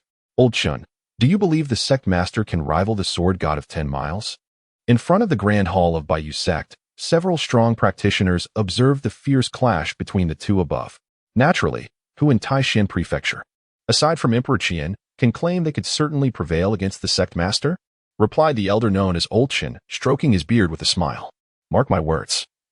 I believe the sword god of 10 miles will undoubtedly be unable to withstand the sect master's divine demon 3 blades. Just as Old Shin's words echoed, the jovial atmosphere shifted dramatically. In an instant, Bai Yuqian was sent hurtling backward from a mere exchange of blows, crashing heavily against the protective barrier of Baiyu sect. Witnessing this, numerous Baiyu sect practitioners rose into the air to reach Bai Yuqian's side. Sect master, are you all right? Inquired one practitioner. I am fine. Bai Yuqian managed to utter, but as he was assisted upright, a mouthful of blood gushed forth, staining his long robe. Beside him, Ye Tianming stood with his sword swirling around him, hands clasped behind his back, quietly observing Bai Yuqian. The sword god of 10 miles lives up to his reputation. The sect master concede defeat. Bai Yuqian clasped his hands respectfully, having discerned Ye Tianming's identity through their recent confrontation. Indeed, he was the illustrious sword god of 10 miles. However, even if you possess great strength, daring to intrude upon my Baiyu sect alone shows a lack of respect. Bai Yuqian's tone shifted, turning to the nearby Baiyu sect practitioners with a fierce command. Seize him. The other Baiyu sect practitioners exchanged glances and swiftly encircled Ye Tianming. A total of 5 Supreme Realm experts joined the fray. Including Bai Yuqian, there were even 2 Peak Supreme Realm experts among them. I initially believed you might reconsider, but it appears you remain obstinately defiant. Ye Tianming remarked coldly upon witnessing their formation. Humph! You killed my son. This blood feud must be avenged. Bai Yuqian bellowed. Even if you are the sword god of 10 miles, your escape is impossible against our overwhelming numbers. In response, Ye Tianming let out a derisive laugh. How do you know I am alone? With that, he called out, Blazing Flame. Netherworld.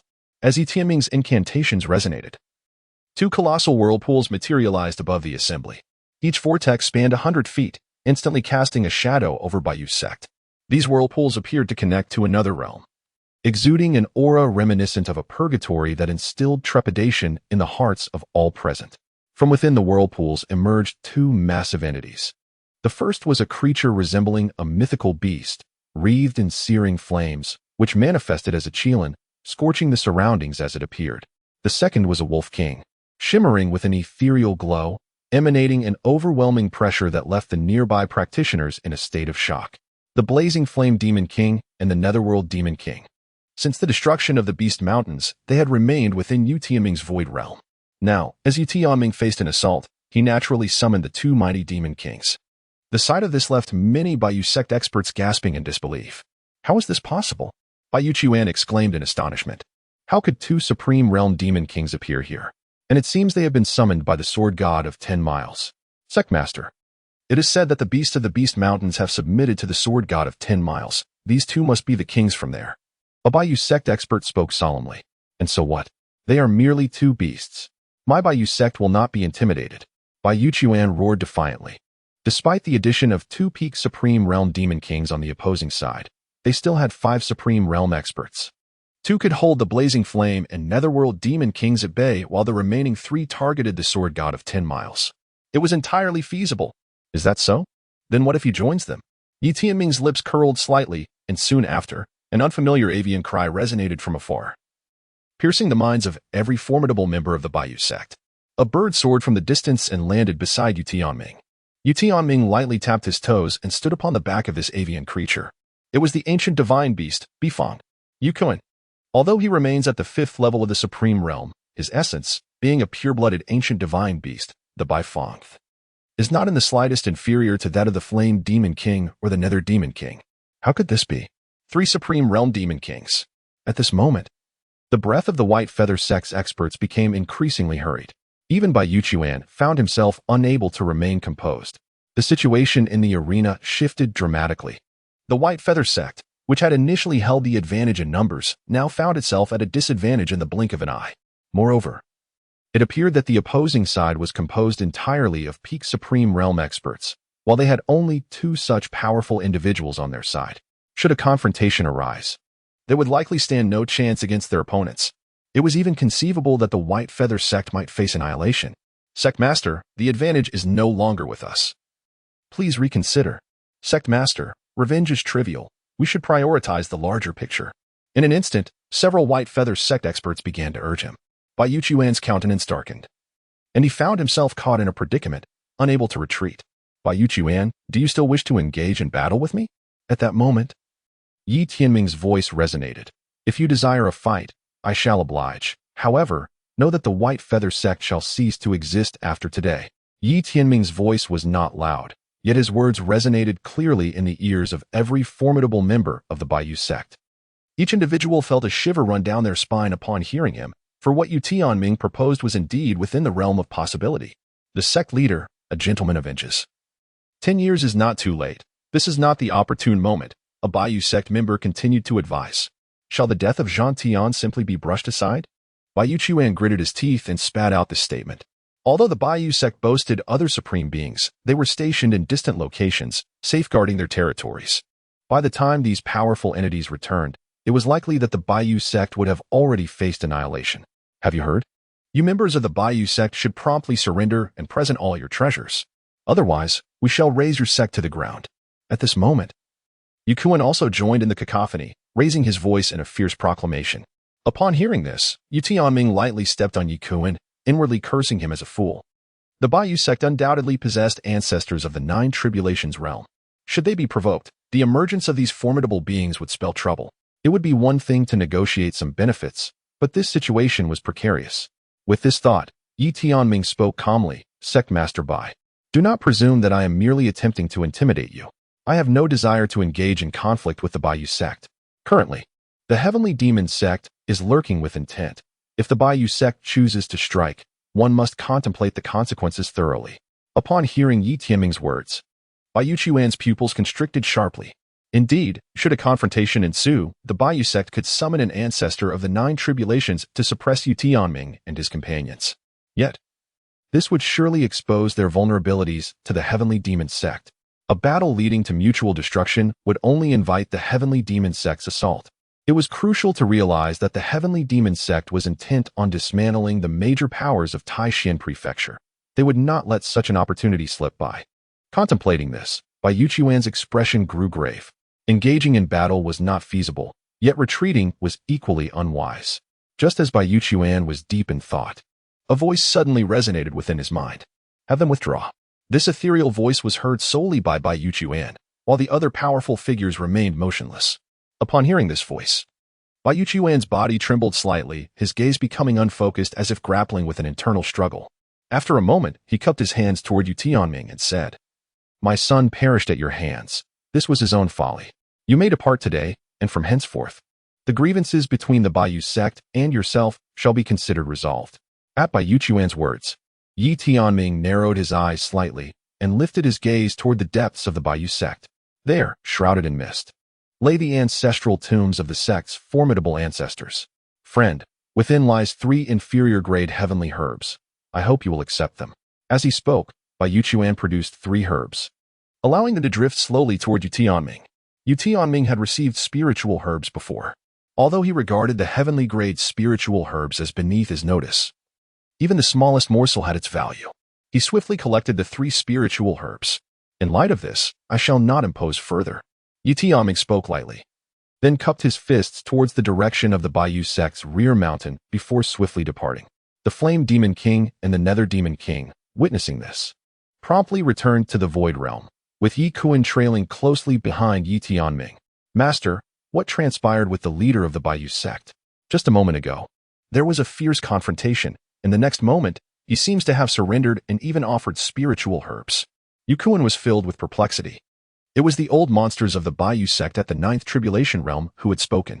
Ye Tianming spoke softly. Just now, there was a disturbance from the back mountain of the Baiyu sect. It appears someone has conveyed a message to Baiyu Chuan, likely one of the formidable figures from the 9 Tribulations realm of the Baiyu sect.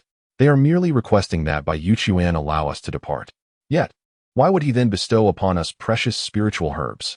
Ye Qian could not help but inquire. Spiritual herbs of the low-grade heavenly tier are already considered rare treasures in the Taishan prefecture. Yet the Baiyu sect offers them so readily, and not just 1, but 3 at once, especially to those who bear a grudge against them. This seems utterly unfathomable. I have slain Bai Zhantian, and the Baiyu sect did not pursue the matter. That alone should suffice to settle the score. Now, with their generous gift of spiritual herbs, it is evident they wish to create a sense of indebtedness. They likely anticipate that when the Baiyu sect faces adversity, we might lend them assistance. Ye Tianming explained. Yet Ye Qian still appeared somewhat perplexed. Shaking his head, Ye Qian observed the situation, prompting Ye Tianming to chuckle lightly before inquiring, what of Shui and Jirua? They have already been sent to the tavern in Baiyu City and are currently awaiting their master, replied Ye Qian, swiftly leading Ye Tianming towards Baiyu City. Meanwhile, at the rear mountain of Baiyu sect, Baiyu Chuan knelt reverently before 3 coffins, his expression filled with veneration. Ancestor, I fail to comprehend why we must allow this individual to depart, let alone befriend him. The voice from within the coffin responded coldly, Ye Qian. The current chaos in Taishan state is tumultuous, and the heavenly demon sect lurks with predatory intent. Do you truly believe Baiyu sect can contend with them? Even if we cannot, what are the remaining 3 great forces? The remaining 3 great forces? The voice within the coffin scoffed. Xianyu Mansion is the weakest among the factions, while the Great Qian Dynasty's emperor is in seclusion, his fate uncertain. As for the Qingyan Sword sect, they are a bunch of reckless fools incapable of confronting the heavenly demon sect. The sword god of 10 miles possesses formidable strength, accompanied by 3 supreme realm demon kings. He is the ally we should cultivate. With a heavy sigh, the voice continued, do you think our presence as 9 Tribulation Realm ancestors guarantees our safety? Surely. The heavenly demon sect harbors its own ancient beings of the 9 Tribulation Realm who remain hidden. The voice then posed a rhetorical question. Do you know why the 9 Tribulation Realm experts of each major faction are all in seclusion? Baiyu Chuan's expression shifted with realization. For this had been a source of his curiosity. Logically, not all 9 Tribulation Realm practitioners should be near the end of their lifespans. Some must possess several millennia left. After all, a 9 Tribulation Realm cultivator can live for up to 10,000 years. It is inconceivable that all have entered this realm over a millennium ago. Yet, the grim reality was that all 9 Tribulation Realm experts seemed to be in a state of closed-door cultivation, projecting an image of dwindling lifespans. Unless their sect faced annihilation, they would not easily reveal themselves. Unable to restrain his curiosity, Baiyu Chuan implored, I am unaware, please enlighten me, ancestor. Because of the heavenly tribulation, the voice from the coffin lamented, an unmistakable tone of resignation and sorrow evident. Each level of the 9 Tribulation Realm necessitates confronting the heavenly tribulation, to my knowledge. In all of Taishan state, only one has successfully navigated the 2nd heavenly tribulation. Yet, even he lacks confidence in transcending the 3rd level. Any action we take could potentially provoke the heavenly tribulation, leading to our own demise.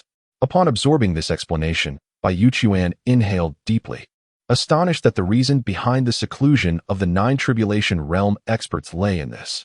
After a lengthy pause, he finally acknowledged, I understand. After bidding farewell to the 9 Tribulation Realm ancestor of Baiyu sect, Baiyu Chuan sighed and murmured. Could it be that the heavens of Taishan State are truly about to change? Upon returning to Baiyu City, Ye Tianming immediately made his way to the hidden stronghold of the Great Qian Dynasty. In the uppermost private room, he found Ji Zhirua resting, attended by Ji Ruxue. Husband, you have finally returned. Ji Ruxue exhaled a sigh of relief upon seeing Ye Tianming's arrival. Ye Tianming nodded and inquired, how is Zhirua faring? Ji Ruxue shook her head, her expression laden with concern. Her injuries have shown no signs of improvement. I shall proceed to replace her bones immediately. Ye Tianming spoke as he produced a fragment of a saint's bone. Upon seeing this, Ji Ruxue said, Husband, no matter what, we must ensure that Zhirua remains unharmed. She is my only sister. Do not worry, I will certainly heal Zhirua, Ye Tianming reassured her. Ji Ruxue nodded, understanding that Ye Tianming was about to treat Ji Zhirua's injuries, and thus she stepped outside. Gazing at Ji Zhirua, Ye Tianming said, Zhirua, the bone grafting may be somewhat painful. Please bear with it. Ji Zhirua gently nodded. I am ready, Brother Tianming. Upon witnessing this, Ye Tianming immediately settled into a meditative posture, channeling his spiritual energy into Ji Zhirua's body. The process of bone replacement was exceedingly intricate. It necessitated the complete pulverization of the shattered segment of Ji Zhirua's hand bone, followed by the meticulous extraction of these fragments, which would then be affixed to the saintly bone. Only through this painstaking method could the sacred bone seamlessly integrate with Ji Zhirua's corporeal form. Subsequently, the saintly bone had to be inserted into Ji Zhirua's arm, a step fraught with difficulty and immense pain. Should Ji Zhirua falter under the agony, she risked losing consciousness entirely. Observing the resolute determination in Ji Zhirua's gaze, Ye Tianming refrained from further words and began the laborious task of meticulously grinding her necrotic bones to dust. Hiss. In an instant, Ji Zhirua emitted a soft groan, beads of sweat cascading down her forehead. Nevertheless, she remained silent throughout the ordeal. Zhirua, if the pain becomes unbearable, you may cry out. It might alleviate your suffering, Ye Tianming gently urged. It's fine, continue, Ji Zhirua resolutely replied.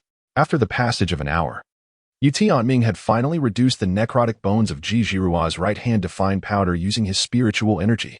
With a mere thought, he separated the bone powder from Ji Zhirua's body, subsequently sprinkling it onto the saintly bone, allowing for a thorough amalgamation. In that moment, the saintly bone erupted in a resplendent radiance, transforming into a translucent, lustrous marvel. Success. Ye Tianming was filled with joy, as this situation indicated that the saint's hand bone did not reject Ji Zhirua. He merely needed to place it within her body. Soon, Ye Tianming commenced the second phase. Carefully inserting the saint's hand bone into Ji Zhirua, he meticulously guided his spiritual energy, fearful of even the slightest error that could lead to the failure of the bone exchange. Ji Zhirua, enduring the pain, gritted her teeth. 2 hours later, Ji Ruxue anxiously awaited outside the room, pacing back and forth, causing Ye Kuan to feel dizzy. Madam, could you please refrain from this? It's making me dizzy just watching. He implored. I am truly anxious. If anything goes awry, how will I explain it to my father and mother? Ji Ruxue exclaimed with concern. Rest assured, madam. The master will certainly be fine. As soon as Ye Kuan finished speaking, the door to the room swung open. Ye Tianming emerged from within, his heart racing. Yet a hint of joy adorned his countenance. Husband. Zhirua was fine now. She was resting. Ye Tianming replied with a smile. That's wonderful. Ji Ruxue, overjoyed, hurried into the room. Upon seeing Ji Zhirua lying on the bed, she finally exhaled in relief. Sister, I am well. Brother Tianming said I just need to acclimate to this saint's bone, Ji Zhirua said with a gentle smile. Good, good. It's a relief to hear, Ji Ruxue replied, her eyes glistening with tears as she sat by the bedside, tending to her sister. Upon witnessing this, Ye Tianming couldn't help but smile lightly before descending the stairs. The matter concerning Ji Zhirua had finally reached a resolution, and he would soon return to the palace by tomorrow. My lord, I have prepared the meal for you. What do you think? As Ye Tianming just stepped down, the tavern keeper inquired with a cheerful demeanor. Lead the way. Ye Tianming merely uttered a few words, and the proprietor promptly escorted him to a private chamber, which had already been prepared.